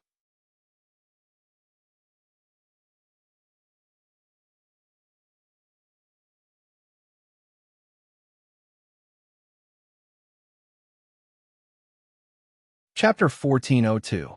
Zhuo Chenglu had only heard that his old friend was in the midst of a fierce battle at the front lines. Why did he come here? After all, both sides were bound to be enemies in the future. Moreover, the other side had ancient mighty figures like the primeval sage, Guang Chengzi, and Shi Jingzi to rely on. It could be said that they were the most likely force to stand at the end of this war. Zhuo Chenglu was even a little envious at first. Based on the above knowledge, Zhuo Chenglu even wondered if the other party was here to take him in. Zhuo Xiaoduo had a lot of contacts with the Prime of Tong Tian and many higher-ups of the Jiao Order. The primeval sage had also consulted him. Although the Tao League was based on the inheritance of Taoism, most of its disciples belonged to the human clan.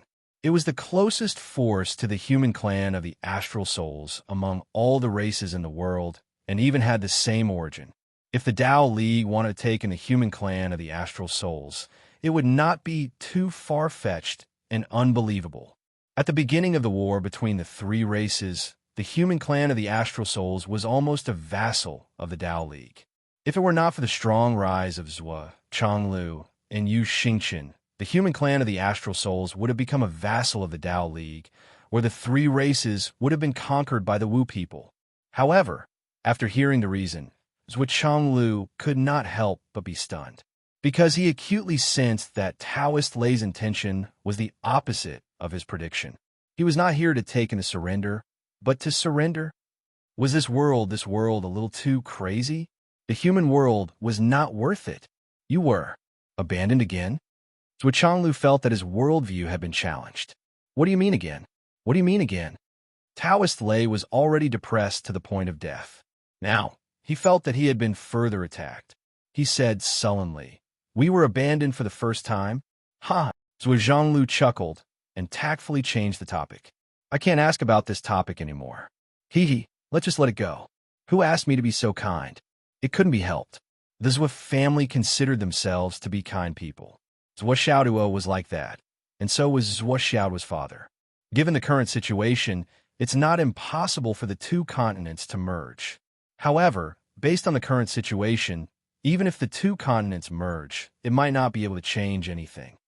Zhuo Chonglu's words were vague. However, Daoist Thunder could understand the meaning behind Zhuo Chonglu's words. All the top masters of the Tao League have left. Even if you merge, what can you do? Let's not talk about other things. Just these 5 materials are the only high-quality resources that you can take out right now, that we don't want it anymore. Daoist Thunder felt bitterness in his mouth. However, he had to admit that this was the truth and the reality. This time, he suddenly realized that Yu Dongtian and Yun Zhonghu, who were originally one realm lower than him and didn't even enter his eyes, had not only caught up with him, but had even far surpassed him. Zhuo Chonglu and Wu Yuding were so strong that he didn't even dare to think about it. He had to look up to them. His current cultivation base was indeed. What do you mean, Brother Zhuo? The past is still vivid in my mind. The Tao League did protect the astral souls of the human race for a long time in the past. The astral souls of the human race have been engraved in their hearts.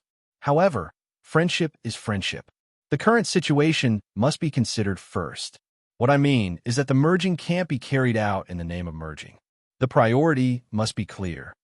So Chonglu said, if the priority is not clear, there will be chaos in the future command.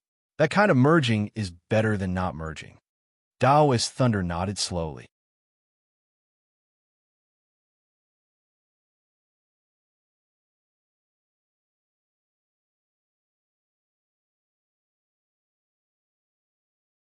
In particular, the construction of the Tao League's defense line on the mainland was so fucked up. Therefore, it was inevitable that the Tao League would give up on the mainland. Okay, Daoist Thunder, who understood the situation, did not waste time. He simply agreed, stood up, and hurried back to pass the order. Master, what's going on? Is the Tao League coming over? I thought he came over today to accept surrender? Yun Zhonghu said. It had to be said that Yun Zhonghu was indeed Zhuo Chonglu's top disciple. The two of them had the same idea. Yes, it's just as you think. So those old ancestors came and left? Yun Zhonghu sneered. At the end of the day, it was us old natives who shouldered everything.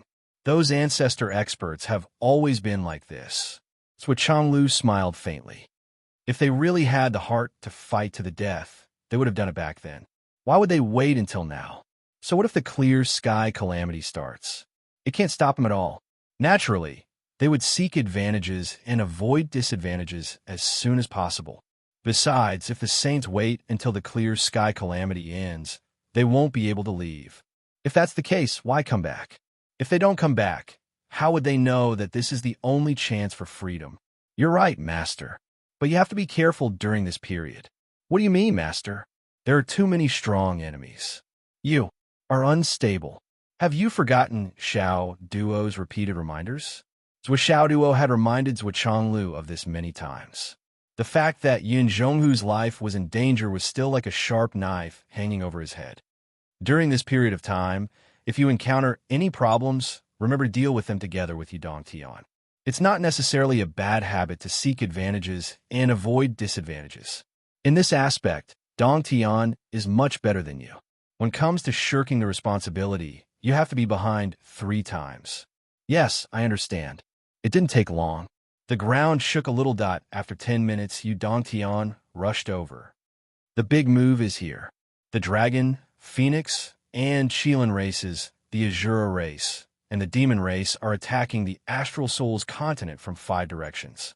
The Ancestral Dragon is personally attacking and destroying the Heroic Soul Pass in the west. What? Everyone stood up in shock.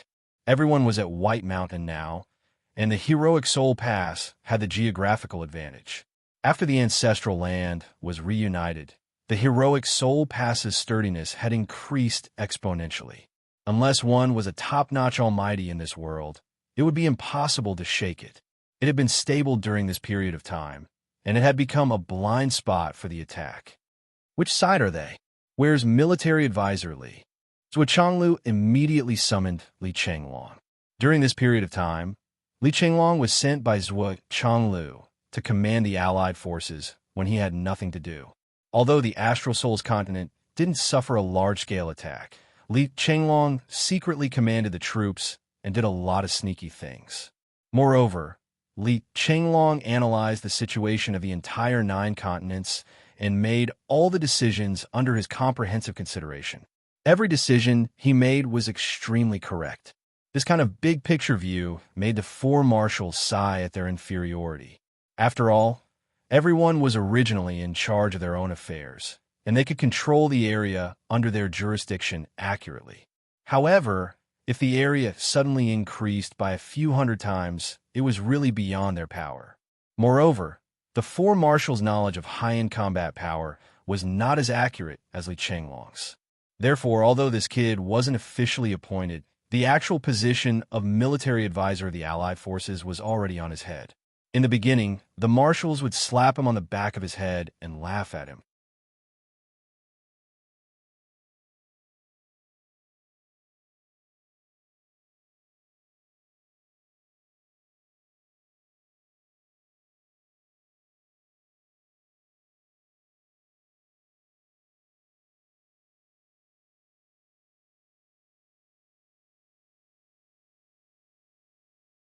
Chapter 1403.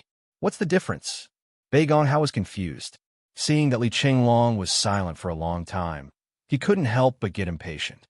Shut up! Dongfang Xingyang yelled at Bai Gonghao. If the Wu people and the demon race were just being set up, then this is the safest development for us. Because we don't have to worry about new enemies.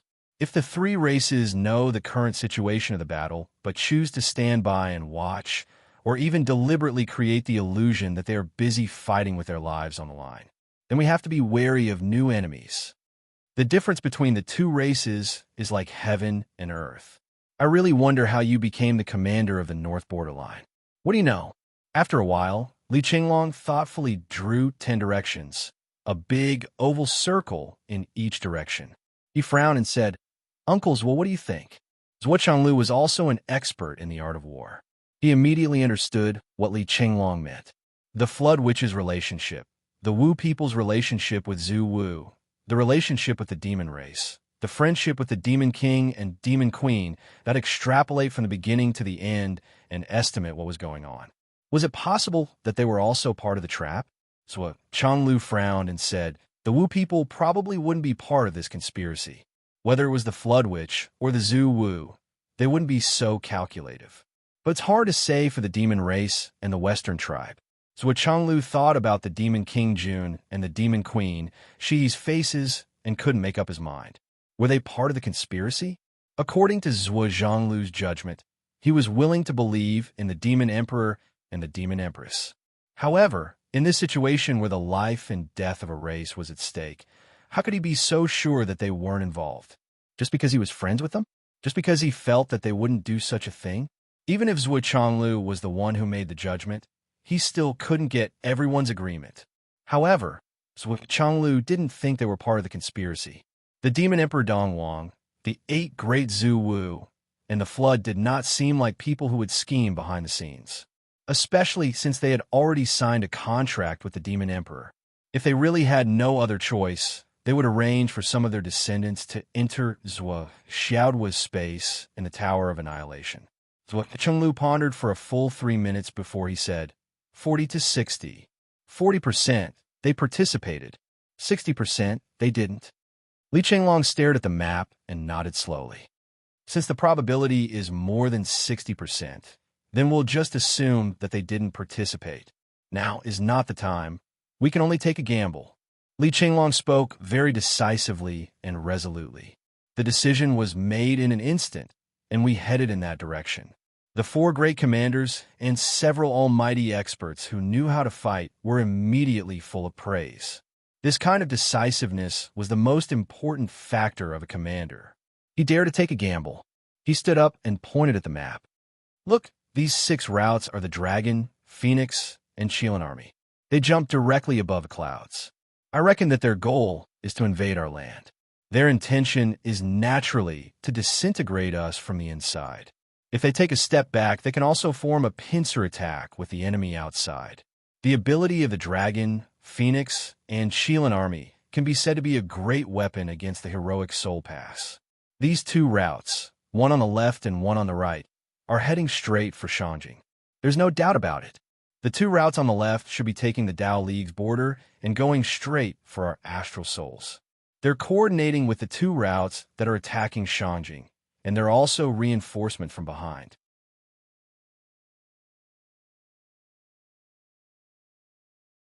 The 2 routes jump down from the sky, and the 2 routes fight steadily and surely to attract our attention to the greatest extent.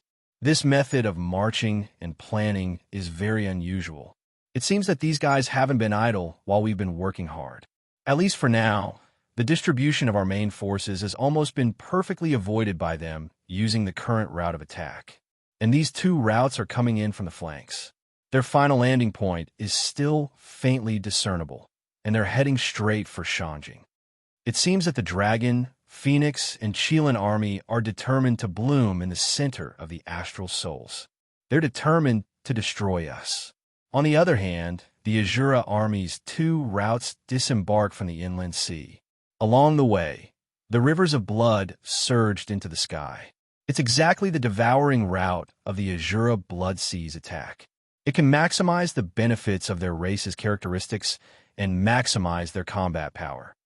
As for the demon race's 2 routes, there's nothing to write home about. They're still attacking fiercely and advancing triumphantly. They're relying on the sharpness of their troops and their tyrannical strength. They're considered the side that's relatively easy to deal with. All in all, this strategy of ambushing from all sides has been set up. The strategic intention of blooming in the center is obvious. Li Chenglong stood in front of the map and said, if Shangjing, the center, is breached, our collapse will continue to spread from the center of the astral souls to the surrounding areas. Coupled with the tyrannical destructive power of the 10 Directions army, we won't have the chance to turn the situation around. The current situation. Li Chenglong pointed to the south and said, the demon race's 2 routes are the furthest away from each other. It seems to be easier to deal with them. However, it's no longer the same as before.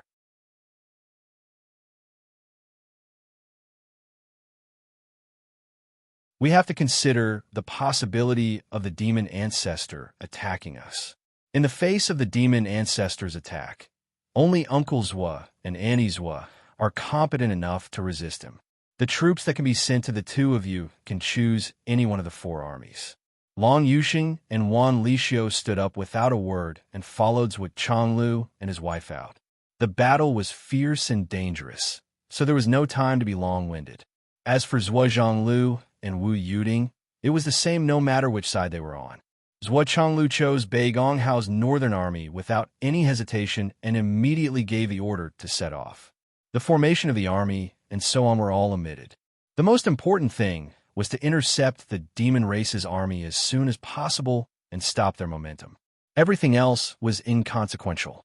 When Zhua Chonglu and his wife brought along high-level cultivators who had the ability to tear space and set off at full speed, Bei Gonghao's orders rang out like a string of cannons. Less than 100 breaths after Zhuo Chonglu and his wife set off, the Northern Army's vanguard rushed out of the camp. Then the Second Army, the Third Army, and the Fourth Army. The command was strict, and the order was carried out in an orderly manner. In the tent, Li Chenglong pointed in the direction of the inland sea and said, "The Azura army's overall strength seems to be the weakest among the invading armies. But the blood god of the Nether River Patriarch has the greatest impact on killing living beings. If we are late by one step, the battle will be out of control, and the consequences will be even more unimaginable. You, sister-in-law, Gao Qiao, and Zhen Piapiao should go together. The army that can be allocated to you is half of the Southern Army. I believe that sister-in-law's power of icebound heaven and earth can restrain the blood sea's devouring power. Yes, I understand. There's one more thing. I hope that you can annihilate the Azura army as soon as possible and then immediately return to Shangjing. Don't think that everything is fine just because you've taken care of the Azura army. The battle situation here in Shangjing is not optimistic. The two of you attacking the Azura army together is using the strong to suppress the weak. It's also the only advantage we have in the current battle situation. I understand. We will finish off the Azura army as soon as possible and rush to Shangjing's rescue." Zhuo Xiaoduo said no more and went out with Zhuo Xianyan, Gao Qiao, and Zhen Piapiao to gather the troops. In less than 100 breaths, many high-level cultivators had gathered. With the three women in the lead, they tore through the void together with Zhu Yin and Xiao. On the other hand, Zhuo Xiaoduo was gathering the remaining half of the army as the second wave. This was because he wanted to put this group of people into the Tower of Annihilation and fly there lightly. When the Tower of Annihilation was opened, everyone would recharge their energy before immediately coming out to kill the enemy. The benefits of this were not limited to just a little bit. Apart from allowing the Southern Army to recharge their energy and even have time to cultivate, the marching speed of the Southern Army was much faster than the Southern Army moving on their own. Just as Li Chenglong had said, the astral souls were besieged by the five forces and ambushed from all sides. Zhuo Xiaoduo's side was the only side that had the advantage. They had to maximize the effect of his side. Only then would the astral souls have a chance of winning. Left and right heavenly kings, senior Qinsha swordsman, Yu Moyan, Divin Li Zhongming, Yu Yin Pai Yibao divide the troops into 4 groups. Lead the Western Army and the Eastern Army to fight the Dragon Army and the Phoenix Army. We must not lose Shangjing. As you command, Emperor, together with Lord Changtian.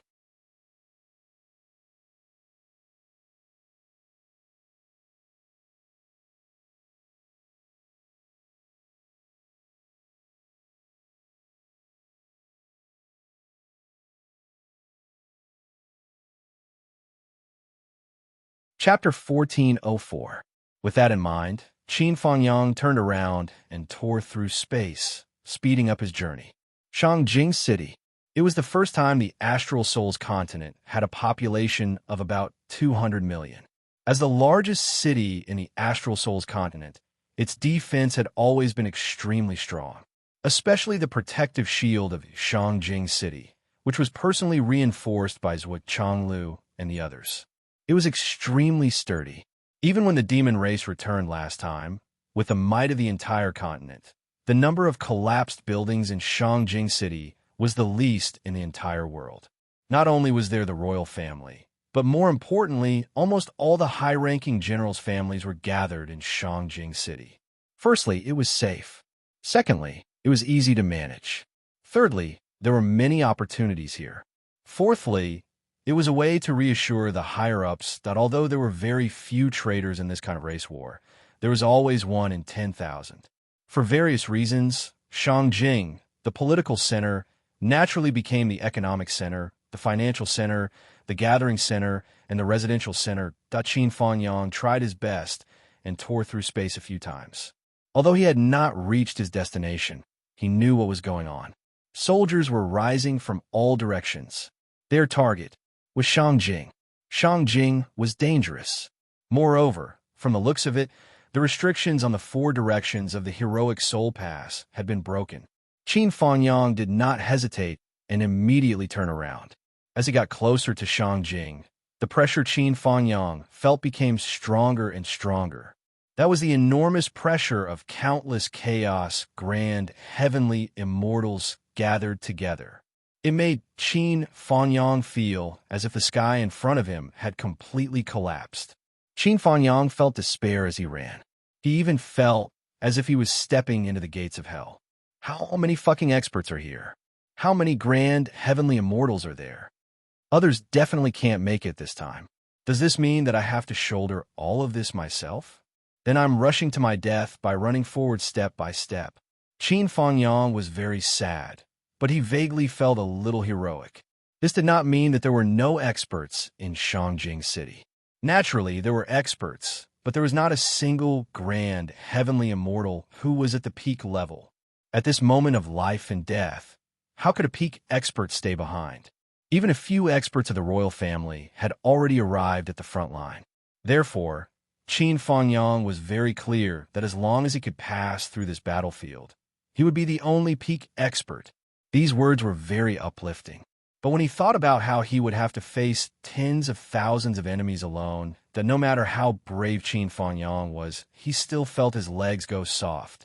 He wasn't worried that he wouldn't be able to block it, nor was he worried that he wouldn't be able to win, because he knew very well that it was simply impossible. However, he was worried that after he died in battle, what would happen to Shangjing if the minister and the others couldn't arrive in time? What about the billions of astral souls? Qin Fangyang felt the cold wind blowing on his face, his eyes filled with determination. His feet also became faster and faster. He clearly knows that he's courting death this time, but he's still running faster and faster. Qin Fangyang said self-deprecatingly, "I'm also a freaking talent. Is there any other way to stall for time while delaying the enemy?" He arrived in Shangjing in a flash. Qin Fangyang was dumbfounded. So it wasn't 4 enemies, but 6. He had miscalculated 2 paths. Fortunately, these 6 enemies had a common flaw. None of them had reached Shangjing, although they were only a few hundred miles away. But if they hadn't arrived, they hadn't arrived.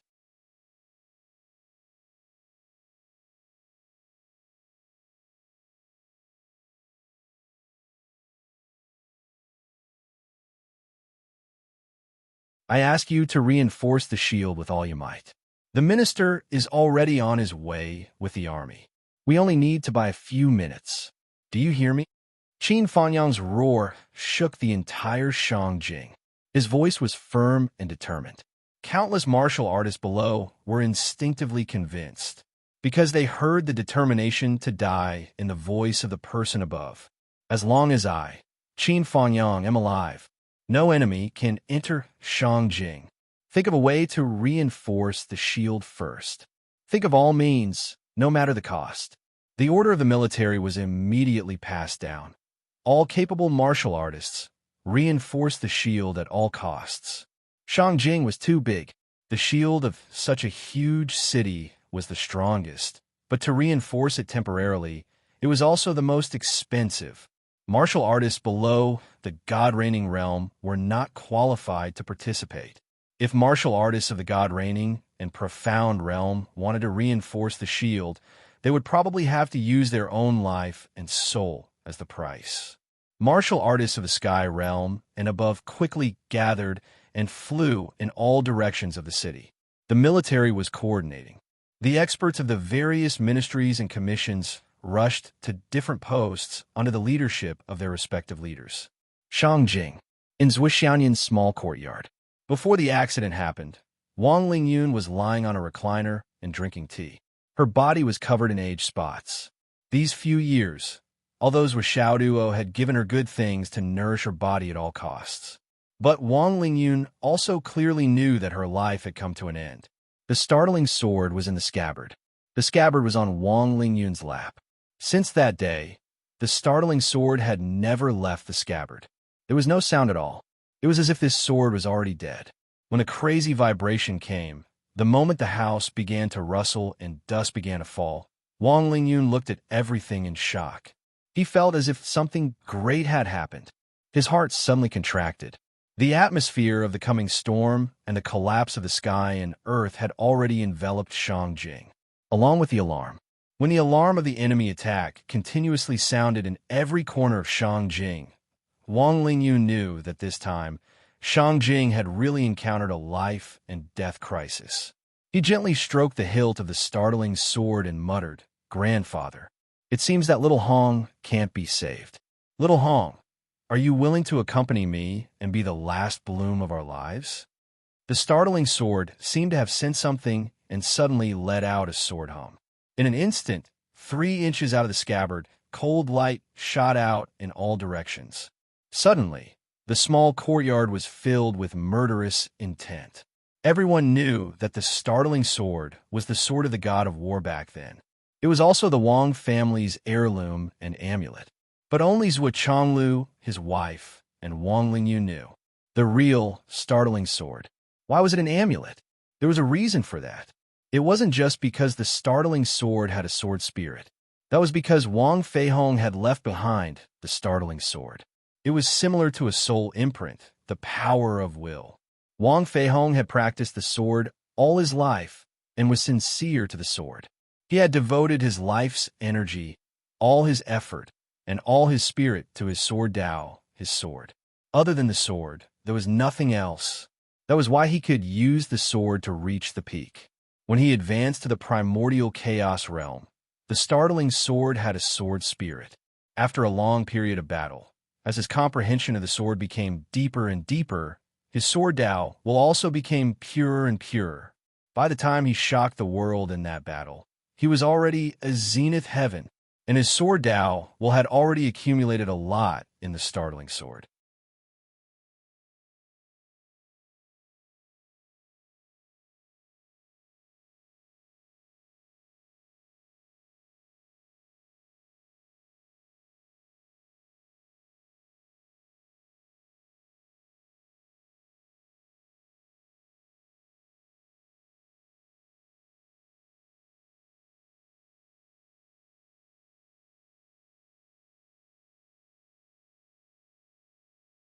For the Azure Dragon Divine Sword, let's fight once.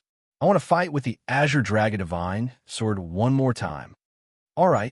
The 7 of them flew down together. They took out all of their weapons and unleashed all of their ultimate moves, each of them showing off their best moves.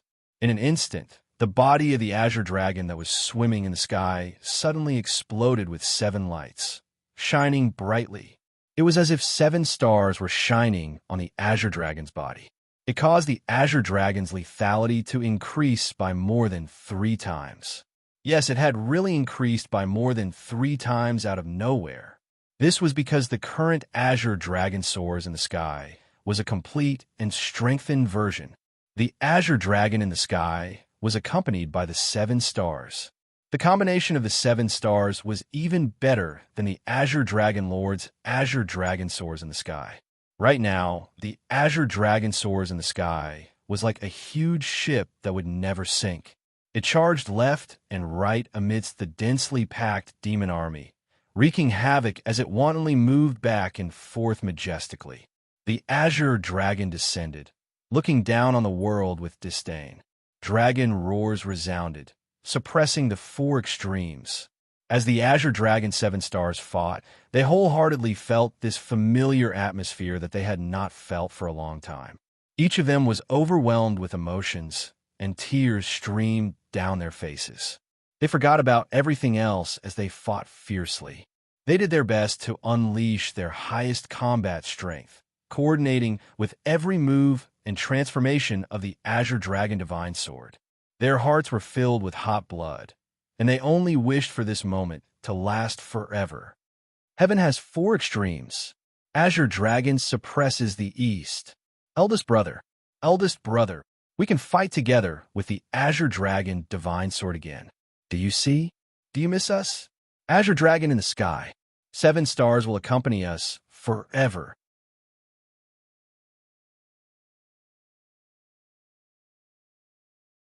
Fortune and misfortune together. Life and death together. Azure Dragon, 7 stars. Our hearts are eternal. We are the Azure Dragon, 7 stars. Eldest brother, we are here to fight with you. The 7 of them roared and fought, increasing Long Yuxing's endurance by a lot. It also allowed the Azure Dragon soars the sky to last for a long time. Everywhere it passed, the Devil Army's lives were reaped in large batches. When the battle reached its climax, it was also time for the Azure Dragon Divine Sword to perform the final move, Sovereign's Descent. The Azure Dragon 7 stars roared again and actually revealed their huge bodies, causing the might of Sovereign's Descent to increase again. As far as the eye could see, the killing circle suddenly expanded by 10 times. Dense and disorderly screams sounded like a tsunami, rising and falling in an endless stream. Even Zhuo Changlu and Wu Yuting were shocked by this unexpected scene. And right at this moment, a ray of light suddenly flashed in the distant void. Everywhere it passed, it was as if the blue sky had turned dark, no longer clear. An extremely fierce, murderous aura suddenly enveloped the battlefield. Even with Zhuo Changlu and Wu Yuting's current cultivation, they could not help but feel as if their hearts were suddenly grabbed by a cruel hand. That was the feeling of impending death. That was the God-slaying spear. The God-slaying spear had finally appeared on the battlefield. Indeed, the demon ancestor Rahu was the backbone of this attack. The God-slaying spear was as swift as ever, arriving in a flash. Its target was actually Long Yuxing, who was wreaking havoc in the Devil Army.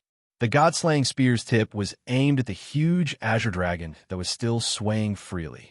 One spear to nail the dragon, one strike to kill. Long Yuxing instinctively felt a life and death crisis approaching. Not far away, Wan Lixio roared and rushed over with all her might. But the God-slaying spear's momentum was too fast and too fierce. It was like a killing lightning that pierced through heaven and earth, descending into the sky in the blink of an eye. The so-called distance, space, and time were all in its eyes. Right at this moment, ha ha ha, a wild laugh sounded.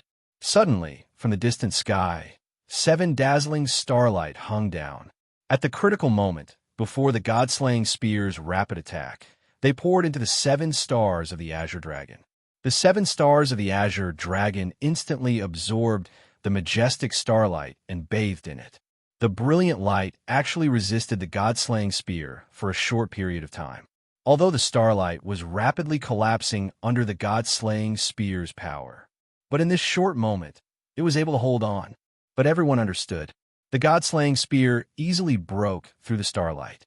Once it broke through, it would be the arrival of death. The God-slaying spear circled and soared into the sky. From above, it charged again. This time was even faster, even more ferocious. To have such a battle in this life. I have no regrets, even if I die. Big brother, you've already gone, and we've also accompanied the sacred sword on its journey. Now, we brothers are here to accompany you. Without the Azure Dragon, the 7 stars of the Azure Dragon are just lonely souls and wild ghosts. What joy is there in life? Big brother, little brother is here. Little sister is here. 7 streaks of starlight rose into the air and collided with the God-slaying spear's attack without any care. It was clearly 7 directions, but they converged into a streak of starlight in the air, as if they were flowing together with the constellations in the sky, and resolutely collided with the God-slaying spear. Seeing the convergence of the 7 stars, the end of the road, the extreme collision with the God-slaying spear was already unavoidable.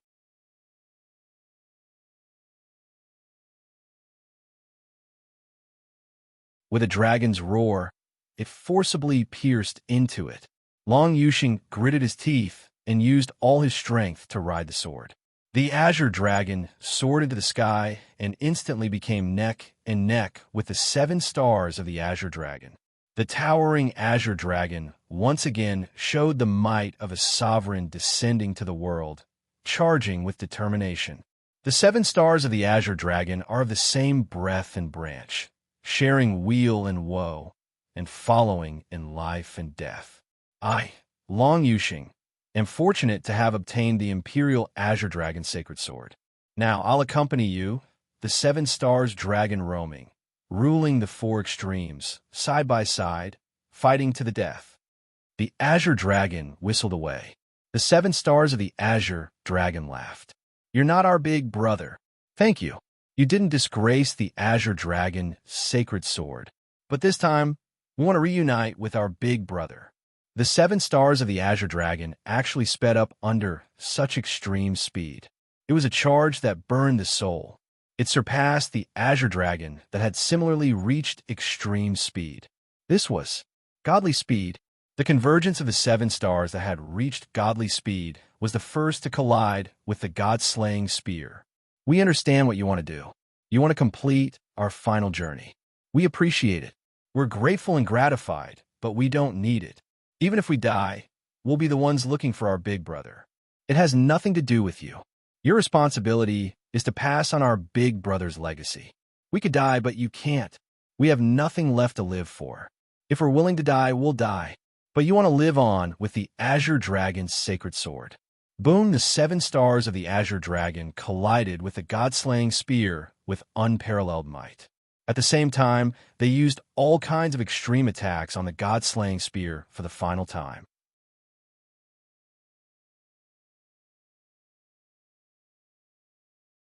No matter how the god-slaying spear's unparalleled sharpness pierced through the bodies of the 7 of them, turning them into candied haws, they still laughed. "Let's go and find our big brother!"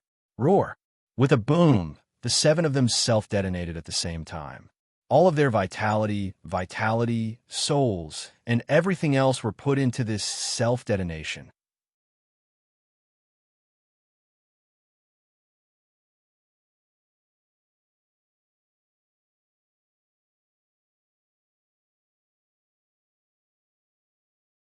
Chapter 1406. Under the unprecedentedly violent explosion, a huge no-man's land was opened up in the middle of the battlefield. It also cut off the battlefield. A huge mushroom cloud rose into the sky. Buzz! The god-slaying spear trembled, somersaulted, and flew back. The shaft of the spear buzzed like a windmill in the air. Long Yusheng, who was nearby, was also sent flying by the impact of the explosion. Fortunately, when the 7 stars of Azure Dragon self-destructed, they had already prepared a backup plan. The force placed here was all pushing force, and there was no explosive impact force. Therefore, Long Yusheng was sent flying 7,000 meters away by the huge force, but he was not injured. With this unprecedented explosion, the huge battle line from east to west was cut off. The 7 stars of Azure Dragon had completely disappeared. Wan Lixio screamed and killed the demons in front of her. She rushed to Long Yusheng like a madwoman and asked incoherently, "How are you? Are you hurt?" I'm fine. Long Yusheng stood up and took a deep breath. The 7 stars of Azure Dragon are gone. They asked for mercy and got it. Don't be too sad.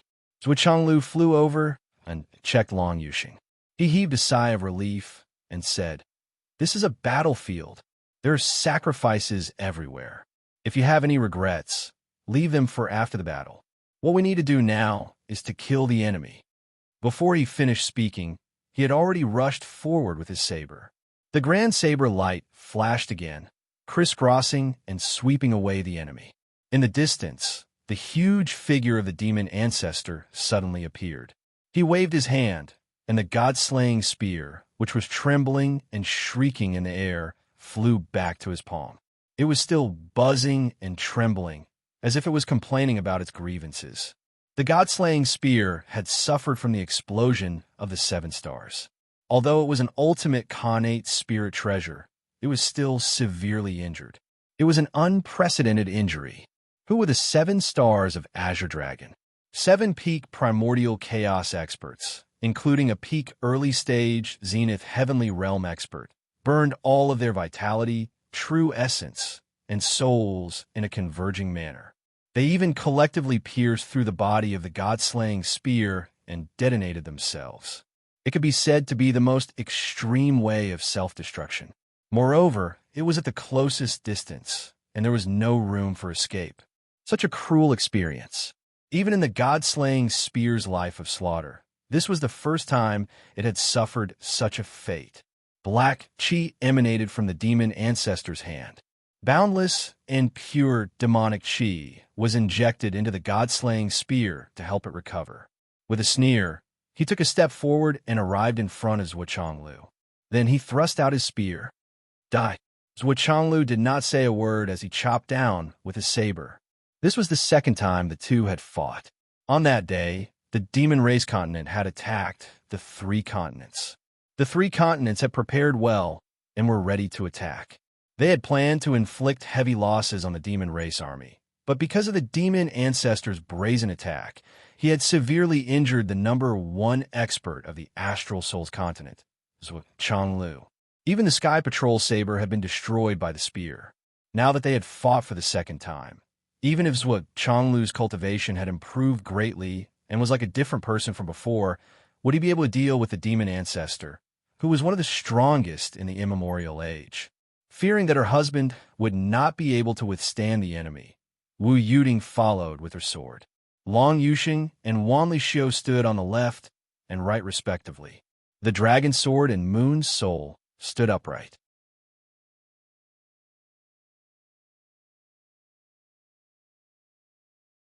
The four of them joined forces to fight the demon ancestor. Although the god-slaying spear had been healed by the demonic chi, it was impossible for it to be fully recovered. As a result, the demon ancestor Raha's combat power had been reduced somewhat. The battle between the five of them caused the entire space to shatter. The demon ancestor Rahu was extremely shocked. These four ants could actually block the great demon ancestor. The god-slaying spear increased its strength and could not help but bring out its true abilities. Boom, boom, boom, that the space cracked and shattered. Zhuo and Wu Yuting were like the mainstays. They did not seek to achieve anything, but they did not seek to make any mistakes. They were 70% defensive and 30% offensive. With the help of Long Yuxing and Wan Lixiu, they actually managed to hold off the demon ancestor Rahu. The Xianyan led Gao Qiao, Zhan Piao, Xiao, and Zhu Yan to tear the space apart. Not long after, they arrived at the shore of the inland sea. As far as the eye could see, the Ashura tribe had broken through the defensive line of the inland sea. By now, the entire inland sea had transformed into a river of blood, with towering waves of blood surging out of the surface of the sea and into the land below. Everywhere it passed, mountains collapsed and cities fell. It was a scene of desolation and endless collapse. Although there was a heroic soul pass on the other side, it could not withstand the continuous impact of the tsunami, not to mention the crazy impact of the infinite blood god sun. After a short period of resistance, the heroic soul pass gradually showed signs of corrosion. Then, the entire pass collapsed. The monstrous blood waves surged toward them. Countless people struggled and screamed in the blood sea. However, after a few ups and downs, they disappeared without a trace. They had all turned into eerie white bones that floated in the blood river. After another tumble, even the white bones disappeared. As it devoured more and more living beings, the blood sea grew bigger and bigger. The blood waves surged.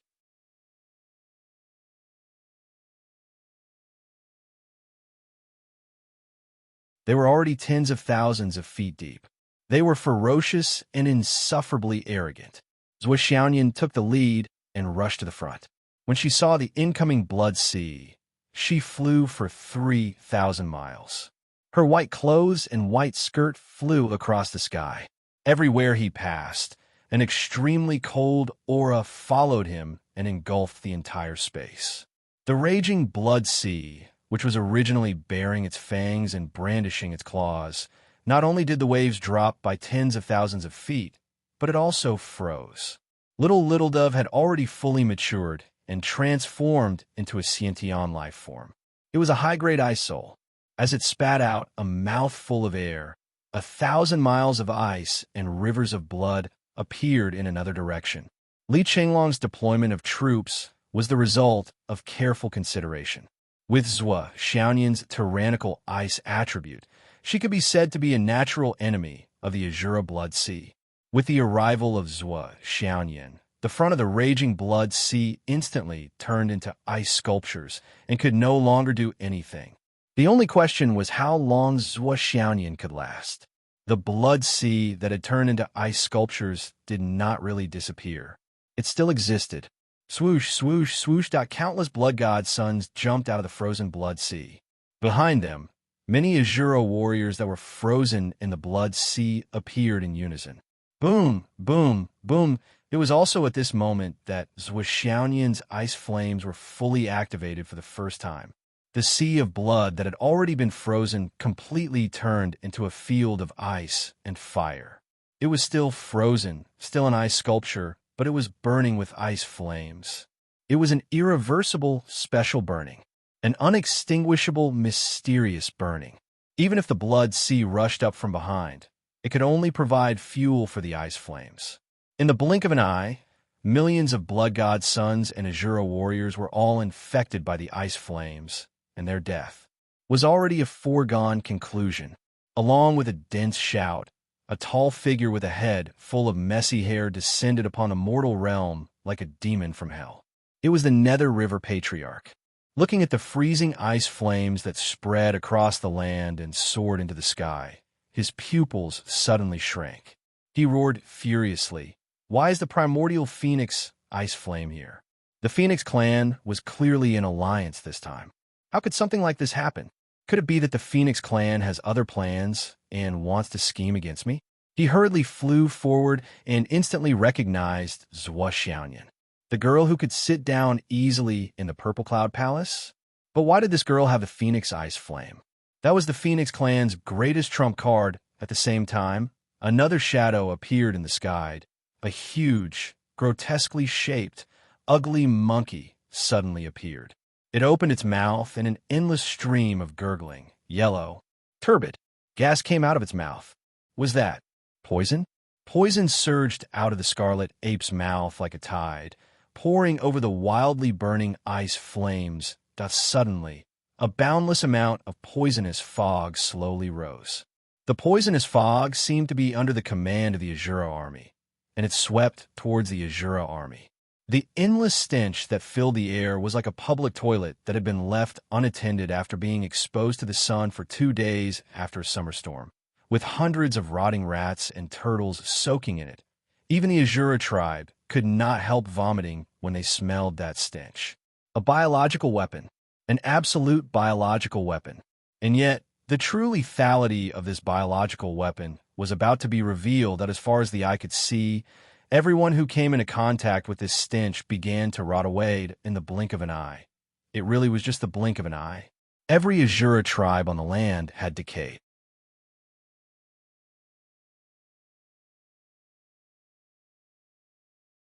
The sky-filling ice flames that touched the bodies of the Azura blood god scions had sealed their doom, but it could still buy them some time. On the other hand, the appearance of this new poisonous fog greatly hastened the death of the Blood Sea army. Even so, the Nether River Patriarch did not care about the massive casualties of the Blood Sea army. His true focus was the Nether River Patriarch's eyeballs almost fell out of their sockets as he roared in rage. "Scarlet Ape? Screw your mother. Why are you here? What the hell? What the hell?" The moment the words left his mouth, his heart began to beat like a drum. The Nether River Patriarch's expression changed. What the hell? Why was the Scarlet Ape here? And in a direct confrontation? That fellow's bad luck. Sigh, there was no need to consider that. Just look at what that fellow had done. The Azura tribe had lost at least hundreds of thousands, and that was just the beginning. By the time this battle was over, there would be more than 1 million casualties, wouldn't there? Could it be that this wasn't bad luck? The Scarlet Ape continued to spray poison, completely ignoring the Nether River Patriarch. Although he knew the Nether River Patriarch, he was not close. Now that they were on opposite sides and the war was dangerous, he did not have the time to pay attention to the Nether River Patriarch. It was more important to continue killing the enemy. Zhuo Xiaoyan, Zhan Piapiao, Gao Xiao and Xiao all covered their noses and looked miserable, their faces contorted as they killed the enemy. That fellow, that's so disgusting. I'm dying from the stench. It's good that you're killing the enemy, but it stinks too much. The antidote you gave us before could only detoxify the poison, but could not block the stench, the Nether River Patriarch yelled. That's the Scarlet Ape? That's the Scarlet Ape. Retreat for now. Why is that unlucky thing here? Fuck. Retreat. Don't charge forward, Blood River. Hold your ground first. How many recommendation votes?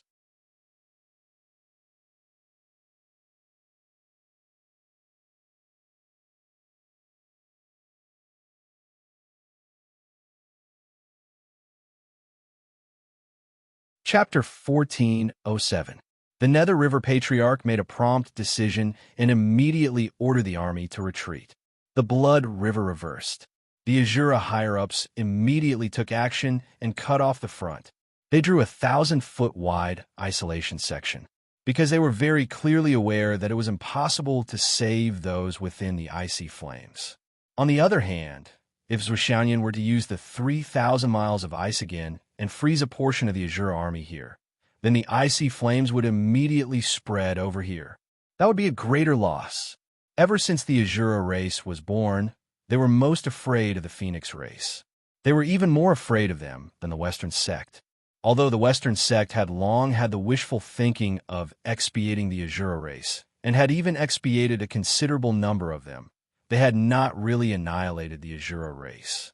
However, the Phoenix race's Nirvana heavenly flame and the primordial Phoenix's ice flames were the natural nemesis of the Azura race. The Phoenix race was proud and pure by nature and did not tolerate the filth of the world. It was precisely for this reason that the Azura race had been chased to the underground Blood River by the Phoenix race during the ancient Dragon Han First Tribulation. It was rare for them to see the light of day. In this joint battle, the Azura race and the Phoenix race were on the same side as the Azura race for the first time. They could at least roam freely and look down on everyone. However, they had not fought for long and encountered the ice flames. Moreover, it was an exceptionally pure and thick ice flame. How could the Nether River Patriarch and the higher-ups of the Azura race not be stunned and puzzled? Wasn't this fucking cheating them? Not to mention encountering Zhu Yindat, just the psychological impact alone was enough to make their hearts beat faster. It was more than 100 pounds. It was simply like thunder, and their hearts and livers were trembling. The higher-ups all looked at the Nether River Patriarch and waited for him to make a decision. The Nether River Patriarch gritted his teeth and said, "The arrow is already on the bow. We have to release it.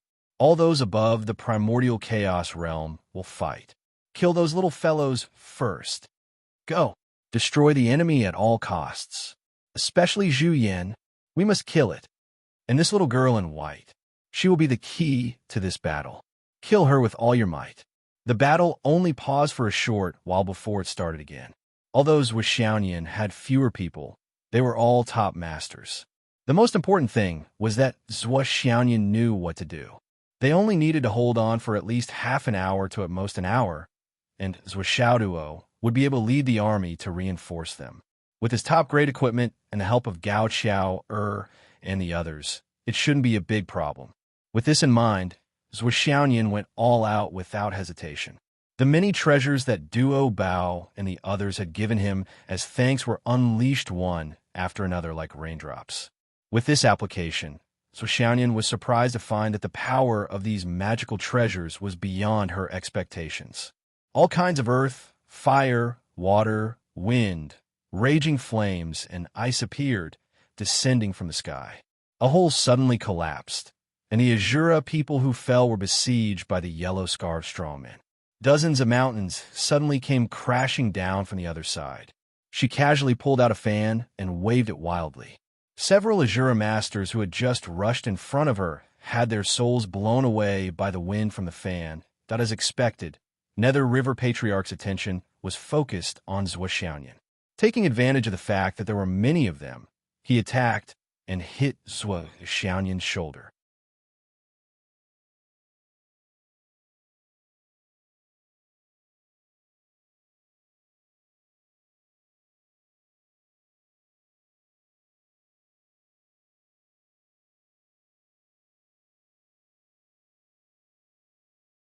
Even if he could grow 3 heads and 6 arms, or even split himself into hundreds, he would still not be able to protect a city. However, when their eyes met the person standing there, especially when they met that calm and indifferent gaze, that kind of wordless aura clearly told you everything. I'm still here. All of you don't move. If you move, kill. I will keep my word. If you don't believe me, you can try. Use your lives to try. With a vigorous dragon roar, a giant dragon of 10,000 feet suddenly appeared above the 9 heavens. It circled around and stood in the void with endless power.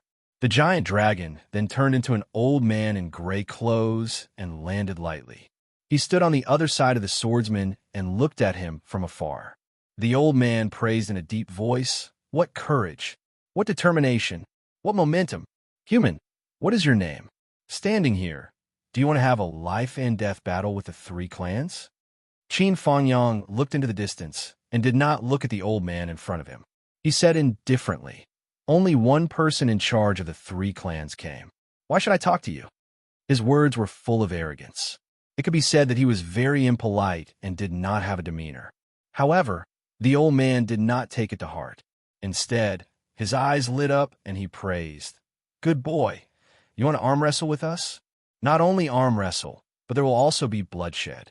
Qin Fangyang sneered and said, "Why? Are you the only one from the 3 clans?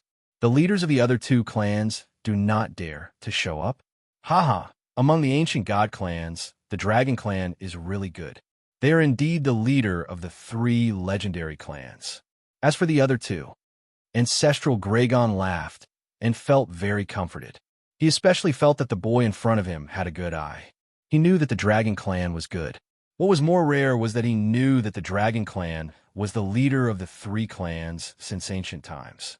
It was simply too delightful. Nonsense. Suddenly, a Qilin roar and a phoenix cry shook the sky.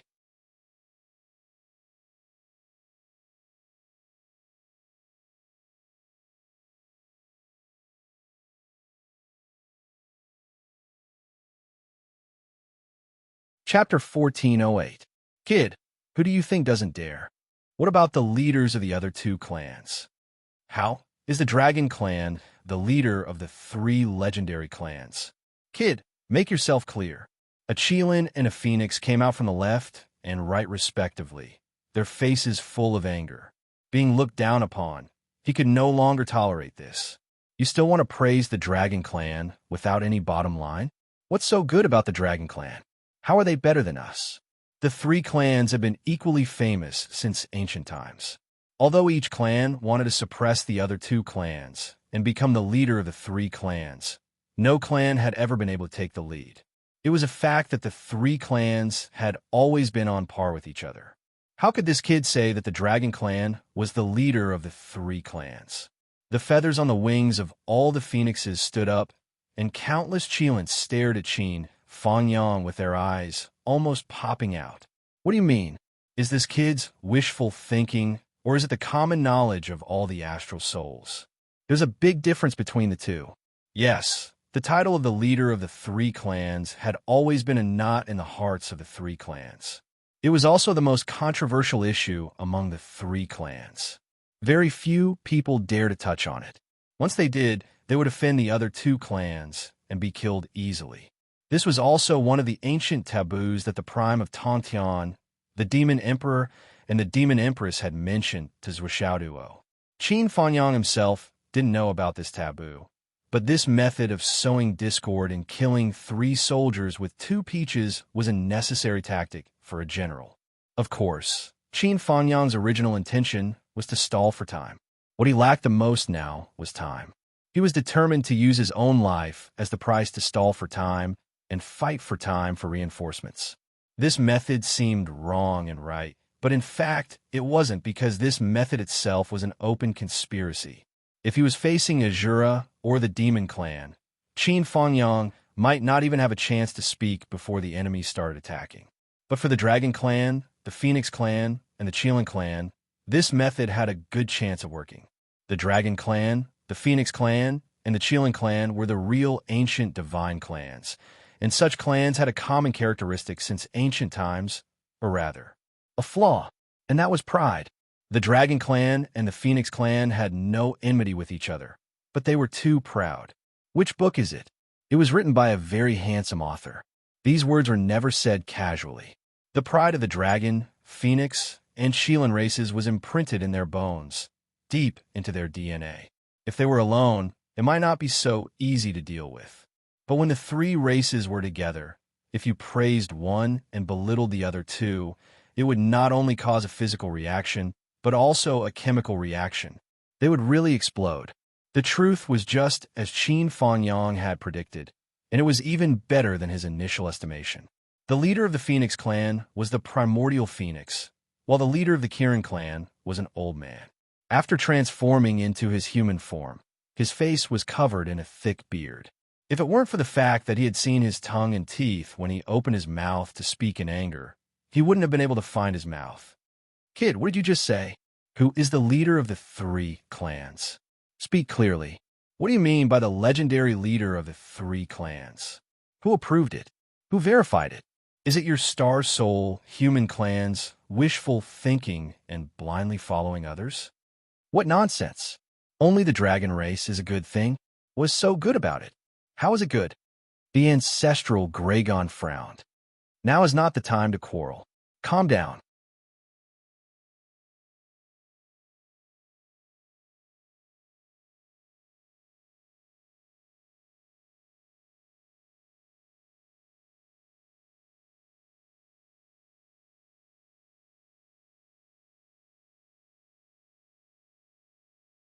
Thank you for your help, seniors. However, today's battle is imperative. We won't rest until one of us dies. The dragon, phoenix, and Sheelan races have been the overlords of the world since ancient times. Today, I want to see who is stronger and who is weaker. The Sheelan revealed a competitive smile on his rough face. Qin Fanyang, how do you plan to fight? The ancestral Gragon and primordial phoenix's eyes also lit up. Although they said that they would not be provoked, this sentence of who is stronger and who is weaker among the dragon, phoenix, and Sheelan races still stirred up ripples in the hearts of the three leaders. This concerned the pride of the three races and the competitive spirit in their bones soared. How can the dragon race be weak?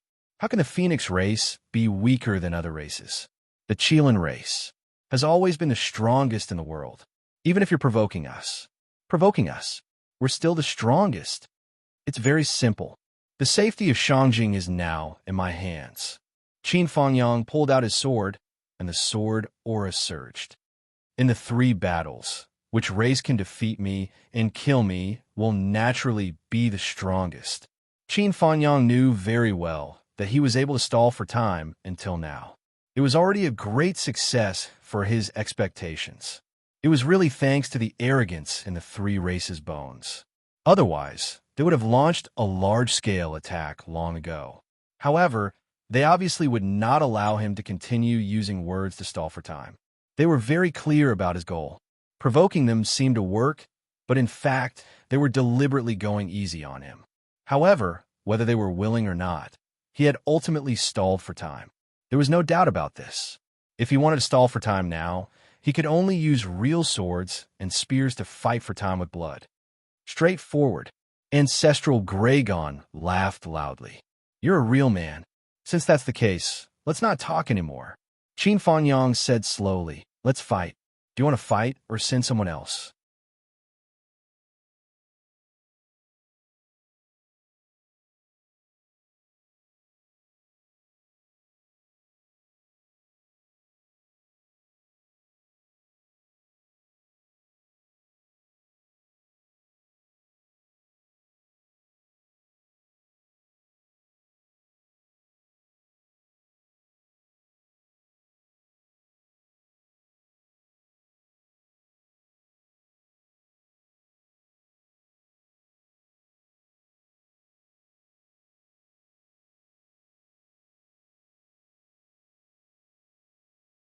A great man like Qin Fanyang, who risked his life to protect others and used his actions to prove his true heart, had long conquered the vast majority of the people of the three clans present. Before the battle, the words of admiration all came from the bottom of their hearts. You flatter me, Qin Fangyang said indifferently. If there comes a day when other clans intend to exterminate the Qilin clan, I believe that Brother Mo will also make the same choice as me. Charge forward bravely and fight to the death. Mo Yi's eyes flickered. Brother Qin is actually my confidant. It's a pity that we're on opposing sides. After this battle, I'm afraid I won't have the chance to discuss wine with Brother Qin. He focused on the bloody flesh on Qin Fangyang's chest and the sword energy that was still wreaking havoc without end. His eyes turned to pity. Qin Fangyang was silent for a moment and said indifferently, "Martial artists of my generation, seeking benevolence and obtaining benevolence. Dying on the battlefield has always been the highest glory.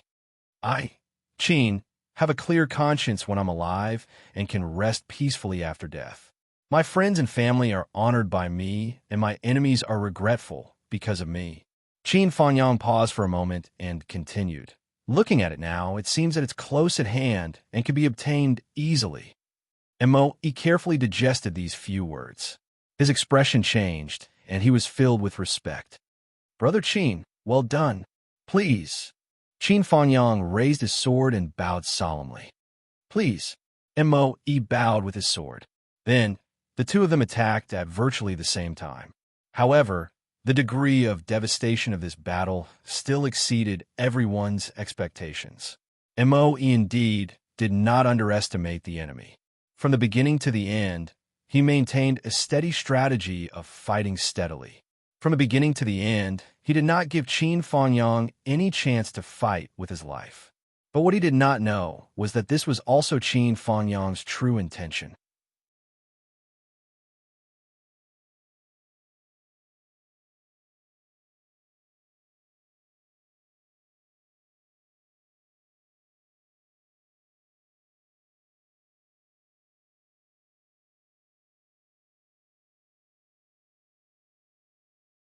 I'm fighting to the death. When was there ever a victory or defeat?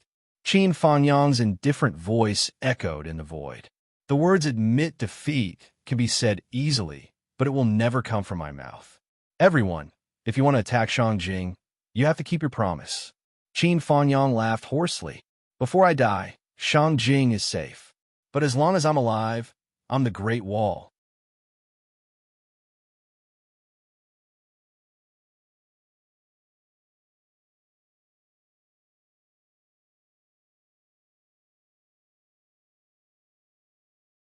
Chapter 1410. The primordial phoenix was speechless. He could argue with Qin Fangyang. We're talking about the outcome of the 3 battles. This matter is not up to you, Qin Fangyang. However, Qin Fangyang was so injured and still adhered to his original intentions. What was the point of arguing? It would only lower his status for no reason. The ancestral Qilin let out a long sigh and said in a deep voice, "Time has been delayed for too long. Even if this person is a hero, we have already given him enough face. Mo kill him." Hesitation and respect flashed across the black Qilin's eyes. If possible, he really didn't want to kill Qin Fangyang. Such a respectable enemy. He had really shed his last drop of blood for his goal. Now, he was only left with his willpower to forcefully hold on. Risking his life to protect others, everything was put into action. At this moment, in order to stall for more time, in order to have more hope, Qin Fangyang didn't even self-destruct. Even if he was injured time and time again, even if he knew that continuing to fight would only result in his death, and that he wouldn't even have a chance to recover his losses, he still chose not to self-destruct. Because after self-destructing, it would be the time for the 3 races to attack Shangjing. It wasn't easy for him to use words to force the dragon, Phoenix, and Qilin to promise that he wouldn't die in Shangjing. How could he give up so easily? Even though he knew that hope was slim, he still used all his life to try. "Brother Qin, give up." Mo Yi's usual dense sword light actually relaxed a little as he said softly, "You've already tried your best." Qin Fangyang didn't say a word, but the sword light suddenly became sharper. The other party's sword momentum slowed down. Based on a martial artist's instinct, the sword light suddenly expanded. However, His mind was already in a trance. In a trance, he seemed to have returned to the moment when he went out to travel with Qianqian. That was the most beautiful memory in his life. The corner of his eyes was filled with deep affection. The tip of his nose was filled with fragrance. Qianqian.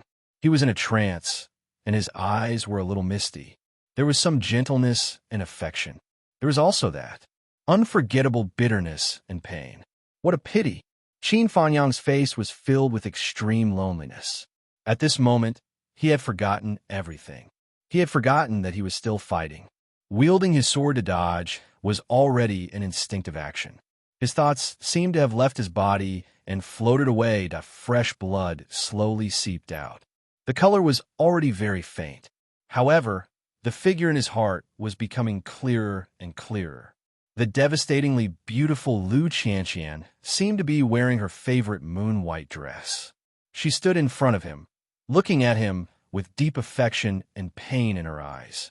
We were supposed to be a celestial couple, but the wings of a pair of mandarin ducks were broken. I'm still in my prime, but you're already old. You have a reincarnation cycle, but I don't have a chance to be reborn. Don't hold me in your dreams anymore, and don't recover your memories. The rest of your life must be peaceful and happy. I only hope that you will be satisfied in this life. Qin Fangyang murmured. His voice was low and ethereal. On the other side, the black Qilin blocked Qin Fangyang's sword and asked in surprise, "What did you say?" He couldn't hear clearly. "Say what?" Qin Fangyang's thoughts were interrupted. It seemed like a few little fellows had appeared in front of him again. Zhou Xiaoduo, Li Chenglong, Long Yuxing, Wan Li Xiu. Zhou Xiaoduo seemed to still be asking for trouble. Qin Fangyang revealed a smile from the bottom of his heart and murmured, "I really want to beat you up again." With a clang that Moe blocked Qin Fangyang's sword. He didn't use much strength, but Qin Fangyang staggered and actually lost his balance. Sigh. Moe sighed softly.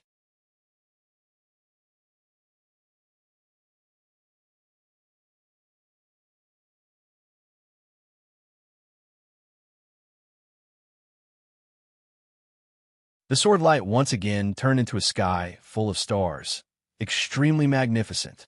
Qin Fangyang. I'm sorry. Qin Fangyang laughed hoarsely. You have nothing to be sorry about. I, Qin Fangyang, have nothing to be sorry about. I, Qin Fangyang, have a clear conscience in this life. Ha! The remaining half of his body swung his sword at an unprecedented speed. At the last moment, he used up what little energy he had left to perform the move of man and sword as one. His entire person turned into a dazzling star and soared into the sky. At the last moment, he was completely desperate and resolute, but his eyes were filled with longing and concern. Qianqian must be happy in this life. Xiao Duo must work hard. At the real last moment, he no longer thought about his mission. What hung in his heart were those two people. The sword light was like a shooting star, resolutely rushing into the black Qilin's sword light galaxy. The last murmur drifted in the wind. The two sword lights, one strong and one weak. The stronger the weaker. But this was the most intense and extreme collision since the start of the battle. Between heaven and earth, there was a sudden tremor. The entire protective shield of Shangjing City was also like ripples of water, swaying back and forth. A mushroom cloud suddenly rose into the air, and the surrounding area was filled with explosions. But Qin Fangyang had already disappeared forever. In mid-air, the long sword shattered into powder, like the spring rain drifting in the air. In the sunlight, it flickered like a rainbow. Between heaven and earth, there was a dead silence. Qin Fangyang, what a hero! Ancestor Dragon, Ancestor Phoenix, and Qilin stood solemnly in the air and bowed together. He deserves the highest respect. Then they turned around and ordered, "The Astral Soul's reinforcements are coming. Time is not on our side. We have to break Shangjing City's protective shield as fast as possible. First, we have to destroy the Astral Souls, the core of the human race, without delay." Yes, countless experts of the three races agreed in unison, gathered their strength, and were about to attack. At this moment, A sword light suddenly arrived without warning, as if it had crossed the void and arrived. The bright brilliance illuminated all directions, as clean and cold as snow. And what came was only a sword that no one was controlling. This sword swept across the sky, and the cold sword intent swept in all directions. What a divine sword! Ancestor Dragon's eyes lit up, and the joy of seeing a prey suddenly surged. This is definitely a rare divine weapon. Your ancestor have benefited from it. Ancestor Dragon stretched out his hand to grab it.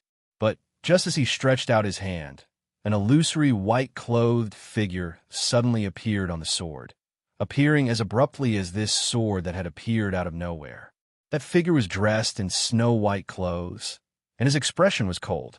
Ancestor Dragon was inexplicably shocked. This is soul materialization? This is fucking unbelievable. This was Wang Lingyun's illusory figure holding the sword, trying hard to imitate Ancestor Dragon's appearance. Although Qin Fangyang's battle did not last long, how could Shangjing be completely unaware? It was just that the strength of those guarding Shangjing was greatly lacking, and trying their best to stabilize Shangjing's protective shield was already the limit.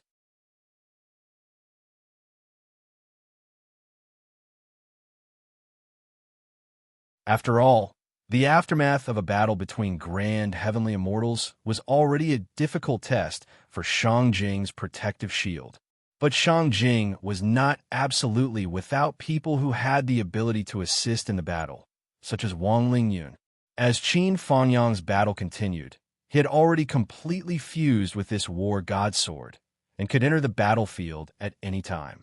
If it was someone hot-blooded, they might have seen Qin Fangyang's heroism, and under the heat of the moment, they would have already rushed up to fight alongside him. And even if they were die, they would have no regrets. But Wang Lingyun did not choose to do so.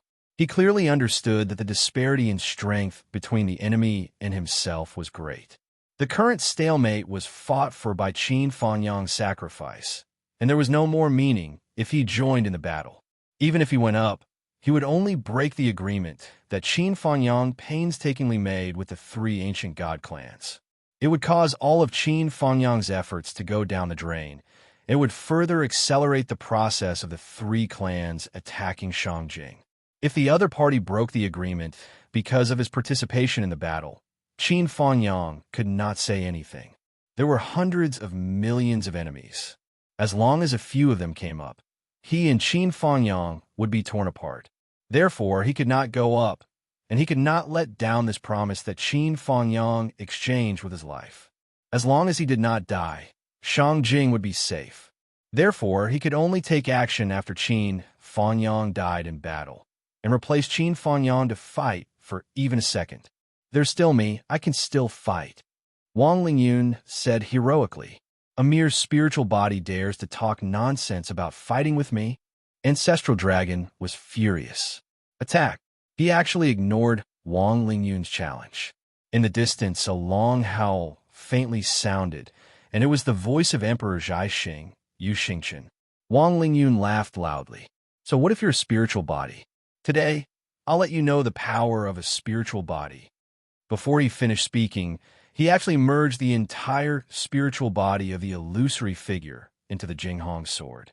Suddenly, the sound of a sword rang out, shaking the sky. The Jinghong sword rushed straight into the sky, and sword energy and sword intent spread in all directions in an extremely frenzied manner.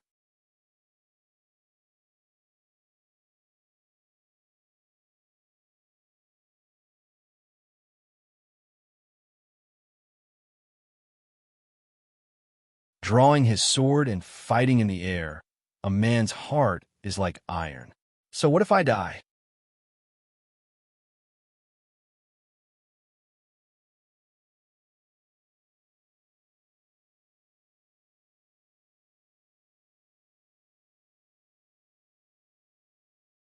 Chapter 14:11. Yu Xingchen and Lei Chantian were the first to appear, followed by Li Chenglong, Xiang Bing, and the rest. Countless soldiers surged out. In an instant, more and more people surged, as if there was no end to them. In a short period of time, they had already filled the sky. As far as the eye could see, the human clan experts of the Astral Souls had arrived in Shangjing and were confronting the hundreds of millions of soldiers of the three god clans. Both sides were heavily fortified and filled with murderous intent. After a while, the other two groups led by the left and right heavenly kings, Sword Saint Qin, and the others also arrived. The human clan camp was even more powerful. The actions of the ancient god clans were not only swift, but also targeted the vital points. The most important thing was that the Hero Soul Pass had set up a no-fly zone, which was far less effective against the flight ability of the three clans compared to the other clans. Although the three groups had already rushed to the rescue, they still fell behind the enemy. Even if they rushed and almost broke their legs, it was only now that they arrived. Everyone knew that the current Shangjing was just an empty shell. The Star Soul human clan had placed all of their living forces in the outer regions with the intention of defending against the enemy outside of the country. Now that the enemy had caught them off guard and taken drastic measures, it immediately caused everyone to be exhausted from running for their lives. On the way here, everyone was frantic. They were afraid that when they arrived, they would see a scene of desolation, a scene of misery and suffering, and the destruction of the Shangjing. Now that they had arrived, they saw that Shangjing was unharmed. Everyone was surprised and simultaneously heaved a sigh of relief.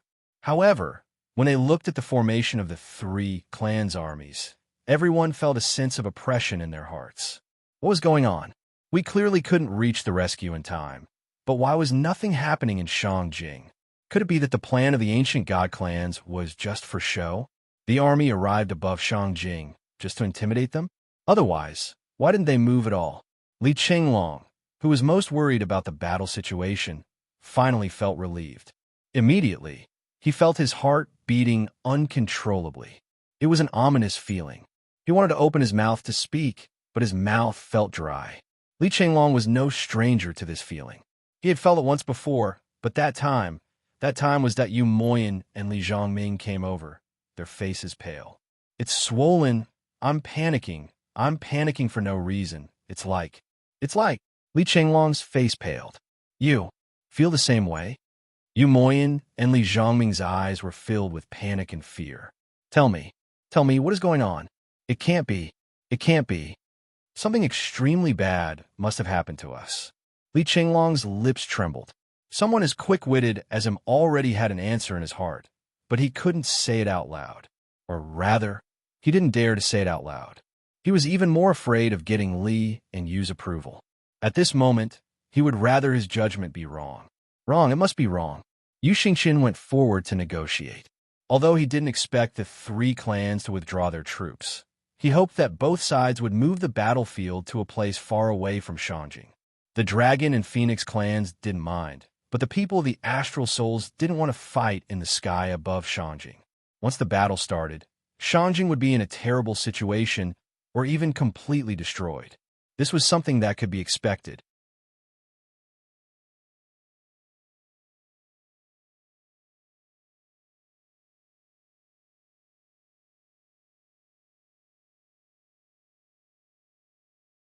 In the end, he returned safely and even improved greatly. Perhaps it would be the same this time, but he couldn't do it. His heart became more and more chaotic. There was only chaos, extreme chaos. Teacher Qin. Tears flowed down the faces of the three people silently. The reason why Shangjing was able to remain intact until now is all because of Teacher Qin and Wang Lingyun. Because these two people risked their lives to protect Shangjing, you guys were able to come to their rescue. Everyone recounted everything that Qin Fanyang had done in detail. LV Yingfeng's eyes were red and tears flowed down uncontrollably. Qin Fanyang was his son-in-law. His daughter was long gone. Now, his son-in-law was also gone.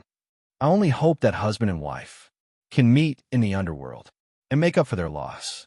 Yu Moyan gritted his teeth and said furiously, Shangjing has hundreds of millions of people, but no one came out to fight with my teacher? So many people are just going to watch my teacher die in battle without doing anything. What kind of shameful thing is this?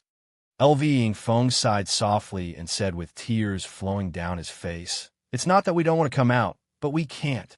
If I could, I would have been the first to stand in front of Qin Fangyang. Our battle strength is shallow.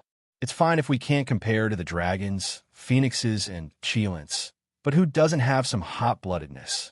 But Qin Fangyang put in a lot of effort and risked his own life to use words to temporarily suppress the three races, giving Shangjing a chance to be saved. It's a small matter that we came out to die, but if we ruined all of his plans because of this, we wouldn't be able to make up for it. If the three races really broke their promise and attacked directly, wouldn't Qin Fangyang's sacrifice be in vain? All of the martial artists in Shangjing are about to explode from holding back. Although the martial artists in Shangjing didn't participate in this battle, there are more than 5,000 profound return martial artists, more than 1,000 Sky Soar martial artists, and more than 200 Dao integration martial artists.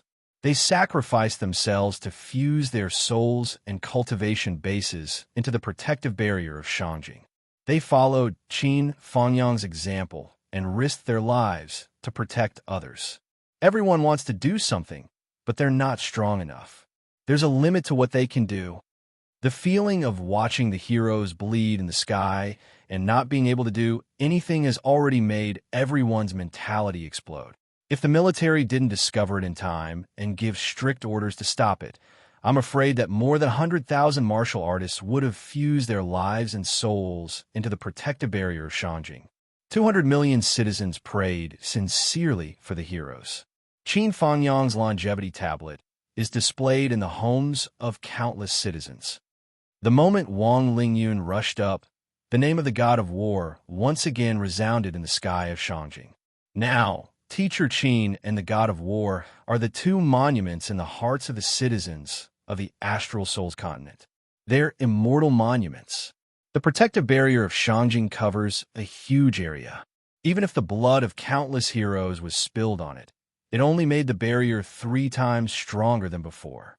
Although the barrier still can't withstand the attacks of high-level divine beasts like the dragons, phoenixes, and Qilins, the blood of the soldiers and the souls of the brave warriors are attached to it in the most devout manner. They've really given up their lives to be with the barrier. They've all turned into the barrier. It's not that no one fought side by side with Qin Fangyang, but there were too many people who chose to use the same method as Qin Fangyang.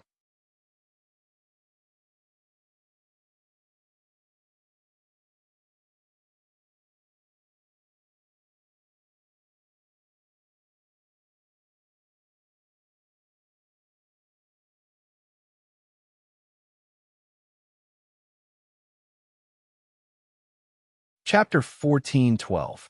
When Zhuo arrived at the place where Xiaoyan was fighting, he was a full 10 minutes late.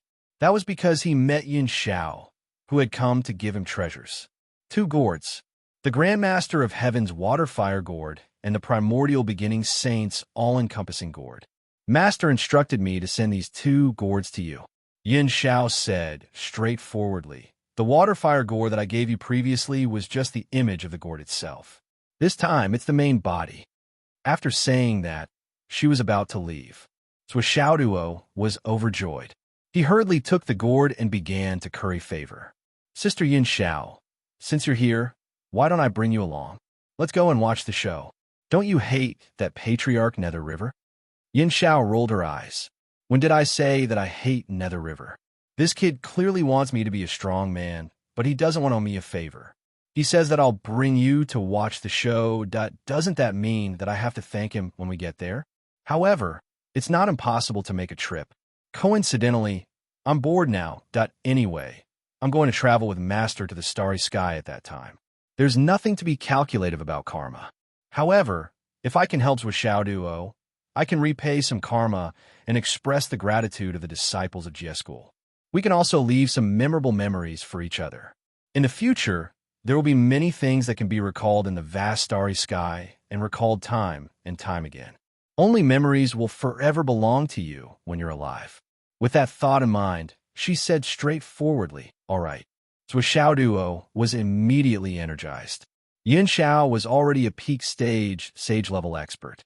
With such a powerful help, What was there to be afraid of? No, it should be that he was not afraid in the first place. Now, only the mountain was confident.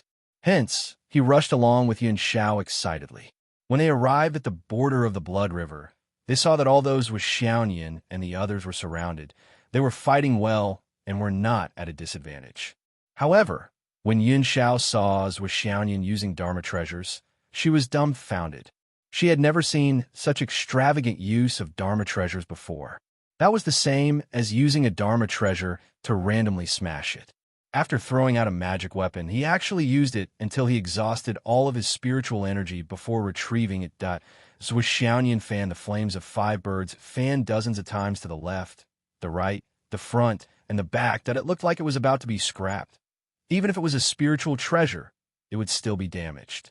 Every time it was used, it would need a long time to nourish its vital energy before it could be used again. If Zhuo Xiaoyan used it like this, the flame of 5 flames and 7 birds fan would not be able to recover without hundreds of years of nourishment. Seeing that the power of the fan of flames and birds was gradually diminishing, Zhuo Xiaoyan remembered to put away. Instead, she threw out the great seal of 9 cauldrons and raised it in the air. One after another, mountains came crashing down as if they were free, causing the Blood River to surge. The Nether River Patriarch was also an ancient authority. For a moment, he did not dare to fight Zhuo Xiaoyan head-on and was forced to hide from her. He only dared to find trouble with Gao Qiao and Zhun Piapiao. However, wherever he went, Zhuo Xiaoyan would chase after him. The Blood River army of hundreds of millions surrounded Zhuo Xiaoyan and the others from all sides. However, at least for now, they did not pose any threat to Zhuo Xiaoyan and the others. At least for now, Zhuo Xiaoduo could have come a few hours later, not to mention 10 minutes later that after arriving at the scene, Yun Shao was about to make a move. She really could not bear to see Zhuo Xiaoyan's prodigal behavior.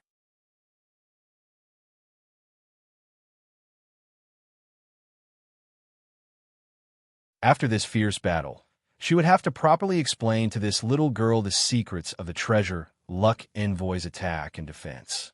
However, she saw Zhuo Xiaoduo rushing to the center of the battlefield. With a few swings of his giant hammers, he created a central area. Standing on the spot, he laughed obscenely and waved his hand. Instantly, a void portal appeared. Rows of soldiers in bright armor were actually in a battle formation, charging out with great momentum. A total of 3 million soldiers appeared on the battlefield in less than 10 seconds. What kind of speed was this? This was the real tactic of exploding in the center. In the next moment, Zhuo Xiaoduo began to wantonly throw out the heavenly secret order on his body. At the same time, he also threw out the Zhu Yan's poison that he had collected before like grenades. Then he took out the earth hair dryer that he had not used in a long time. Not only did he use it himself, he also gave one to Zhuo Xiaoyan and the others with the highest cultivation. Then he continued to operate. His life was endless, and his actions did not stop. With another wave of his hand, a total of 6 gourds appeared in his hand. The original Bai and Jiao, the 3 pure gourds, each from the Tai Ching, Yu Qing, and Shangqing sages, and a yellow-skinned gourd that carried the immortal slaying flying saber. These 6 innate gourds appeared for the first time in the mortal world. Guys, go out and do it. Do it with all your might. Little White and Little Jiao cheered and took the lead to rush out. They had done this kind of thing too many times.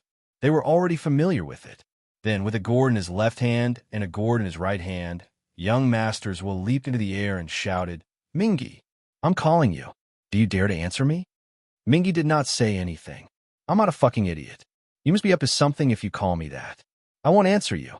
However, he suddenly felt that something was wrong with him.